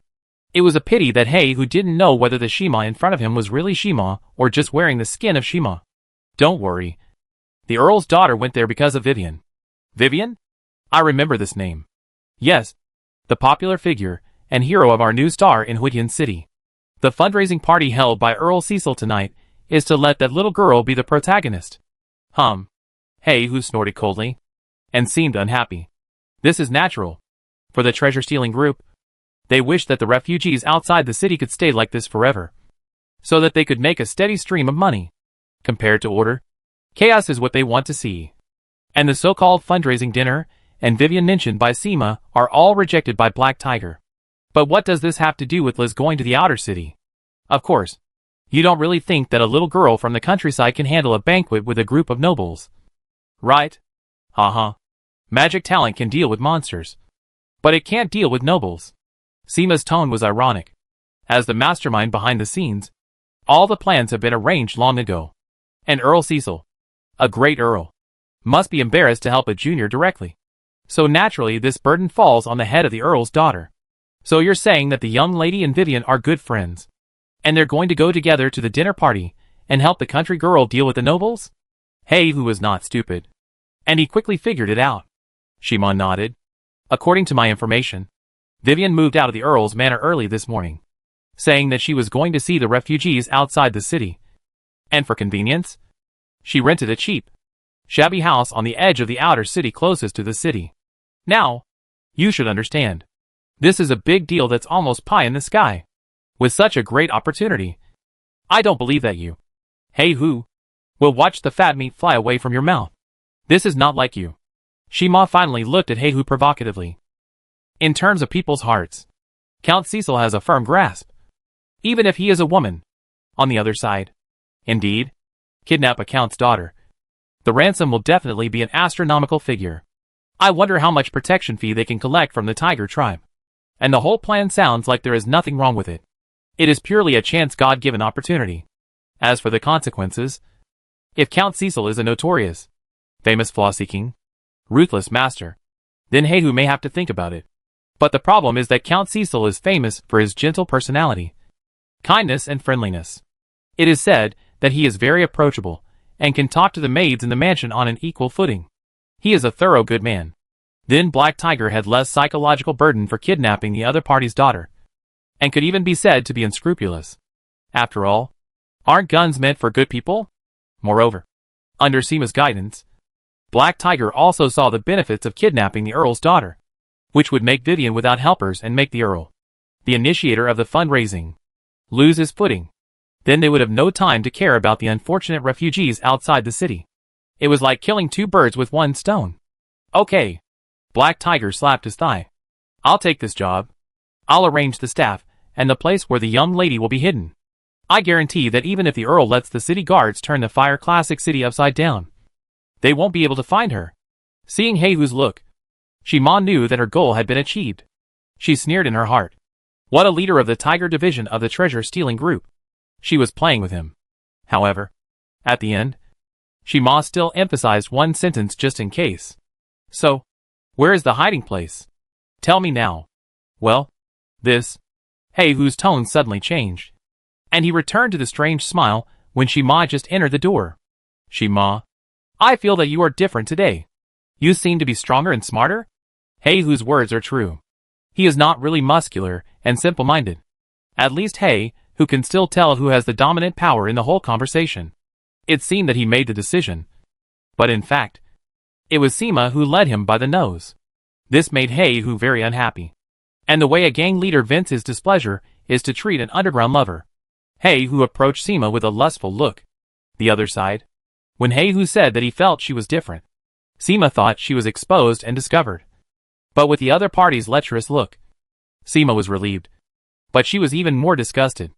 Although he hated these disgusting things in his heart, in order to achieve his goal, Count Cecil still chose to cooperate with him. Anyway, he was using someone else's skin. What are you going to do? Seema pretended to be anxious. What do you think? Seema? Do you still want to know the hiding place? The hiding place is equivalent to a solid contract. In Heihu's view, it is a guarantee that you can share the profits after the matter is completed. If you don't share the money, I will expose the location. But Count Cecil wants this. Of course not for money, but to rescue his beloved daughter, or his future body afterwards. I really can't do anything about you. Get it done quickly. Remember not to dirty your clothes. I have to go to the banquet later, Seema said with a look of disgust. But it seems to arouse Heihu's interest even more. Haha, baby. I really like you more and more. In the dark corner of Heihu's room, a little wolf cub covered his eyes with his paws. But through the gap, he could still see the scenes that were not suitable for children. If Liao Zixuan's attitude towards Count Cecil was to get rid of him as soon as possible at the beginning, then later, when he discovered the secret behind him, as a soulless person, he felt more pity. But now the little wolf cub was in awe of Count Cecil's professionalism. It almost reminded him of a certain evil book. In short, Black Tiger obviously knew that he couldn't delay the business. and the battle ended not long after. The two marked an extremely hidden abandoned warehouse on the map as the place to hide Liz later. Seema got dressed and walked out of the room. After Seema came out, she frowned slightly. She looked around, but did not find the figure of the male attendant she brought with her. "Where is the man who came with me?" Seema asked the guard of the treasure-stealing group next to him. But the guard shook his head. It's strange to say, if Seema didn't ask about this, the guard really didn't realize that such a living person disappeared in front of them. But after all, it's none of their business. And the other party is just an ordinary servant. It's probably that he ran around out of curiosity when no one was paying attention, and ended up getting lost. The guard sneered. Losing in a treasure-stealing group full of villains. And such a handsome young man. The end can be imagined. Blame it on your curiosity. Seema may have thought of this possibility. After all, it seems that there is only this explanation. Her brows furrowed even deeper. It was rare that Seema hesitated for a moment, which showed the importance of appearance. But of course, she gave up quickly. She didn't have time to look for people in such a large treasure-stealing group. The Tiger Division's base. What a pity. After a sigh, Seema quickly left the Tiger Division's base, called a carriage, and finally headed for the most important banquet tonight. At the same time, a small group of elite treasure-stealing group members of the Tiger Division also gathered under the command of Black Tiger. They took advantage of the night, took a carriage, and quickly went to the road provided by Seema, where the Earl's daughter would appear, and set up an ambush. However, what these elite treasure-stealing groups did not notice was that, on top of the carriage they used to kidnap the young lady, a black wolf cub was yawning and lazily lying on it, as if taking a free ride. The bumpy sound continued. A carriage that was obviously different from other ordinary passenger carriages, with luxurious decorations, was obviously a noble carriage of a wealthy family. It was driving on the muddy road in the outer city at night, because she was just going to pick up someone. Liz did not bring too many people. Or in other words, her impression of Woodyan City was still in the inner city with stable security, including herself and the coachman. There were only 5 or 6 people. If it weren't for the experience she and Alina had with the hooligans the night before, perhaps Liz wouldn't even bring these guards. However, Liz's feelings are changing little by little now. At least this pampered young lady has personally experienced one thing, that the difference in the paving of the outer city and the inner city is really huge. Liz in the car didn't look very good, because it was too bumpy, making her feel like vomiting. Really? Why did Vivian have to come to this place and ask me to come and pick her up? Have I been too kind to her recently? The young lady muttered with a little resentment, and reflected on herself. After all, to be honest, given the identities of both parties, Liz did not expect Vivian to make such a request, asking her, a daughter of an earl, to be a coachman. But this was Count Cecil, that is, her father, who personally conveyed the message for Vivian, and her father did not mind, saying that it was a good opportunity for Liz to go out and take a look at the outer city. So Liz had to obey his orders. Alas, just when Liz was sighing in her heart, suddenly, squeak! This was the violent friction between the wheels and the ground. The noble carriage where Liz was stopped by the brakes, and the young lady in the carriage, caught off guard, naturally fell forward due to inertia, and her snow-white forehead suddenly became slightly red and swollen due to the collision. It hurts. Liz rubbed the redness and swelling on her head after recovering from the shock. The next second, her already depressed mood was ignited by this, and an extremely angry emotion surged from Liz's heart. She lifted the curtain in front of her and wanted to ask the coachman how he drove the car, but before she could speak, a chaotic voice came from outside the carriage. "Who are you? What are you doing? Do you know that this is the Earl's car?" The coachman and several guards shouted outside, and what answered them was a burst of mockery and arrogant laughter. "TSK, TSK. I know. Of course I know. If it wasn't the Earl's car, we wouldn't even bother to rob it. Hey! Sister Seema is really amazing. This big fish really swam into the net by itself. Okay. Stop talking nonsense. Let's get started." The masked leader of the elite treasure-stealing group interrupted his accomplices. He drew his weapon, and the sharp sword flashed coldly under the moonlight. "Remember not to kill them all. Leave one alive to report to the Earl, and tell him that if he wants his precious daughter, bring the ransom." Yes, boss." After a casual unison response, the elite members of the treasure-stealing group also drew their weapons. It's no wonder they were so relaxed. After all, this was a battle without suspense. As the Tiger Division with the strongest combat power in the treasure-stealing group, it was also Black Tiger's confidant sent out for safety reasons. At least each of them was an elite who could fight more than one. On the other hand, Liz was not only caught off guard, but also far inferior to the opponent in terms of individual combat power. And even the only number of people was at an absolute disadvantage. No hope. Liz in the carriage had long lost her previous anger. In such a shocking situation, the calm mind of this young lady instantly analyzed this desperate judgment. No! It's not hopeless. Unless Liz remembered what happened in Vivian's room in the morning. She was just in case. But she didn't expect that it would be needed so soon. But? Liz looked down at her shaking hands. With her level that can't even be called half-baked. Just a beginner. Can she really do it? Never mind. Now we can only chase them with all our might. So, stop. Just when the vicious treasure-stealing group was about to kill them, and the guards were ready to die, Liz's delicate voice came from the carriage. Then, the young lady jumped down from the carriage smoothly and appeared in front of everyone.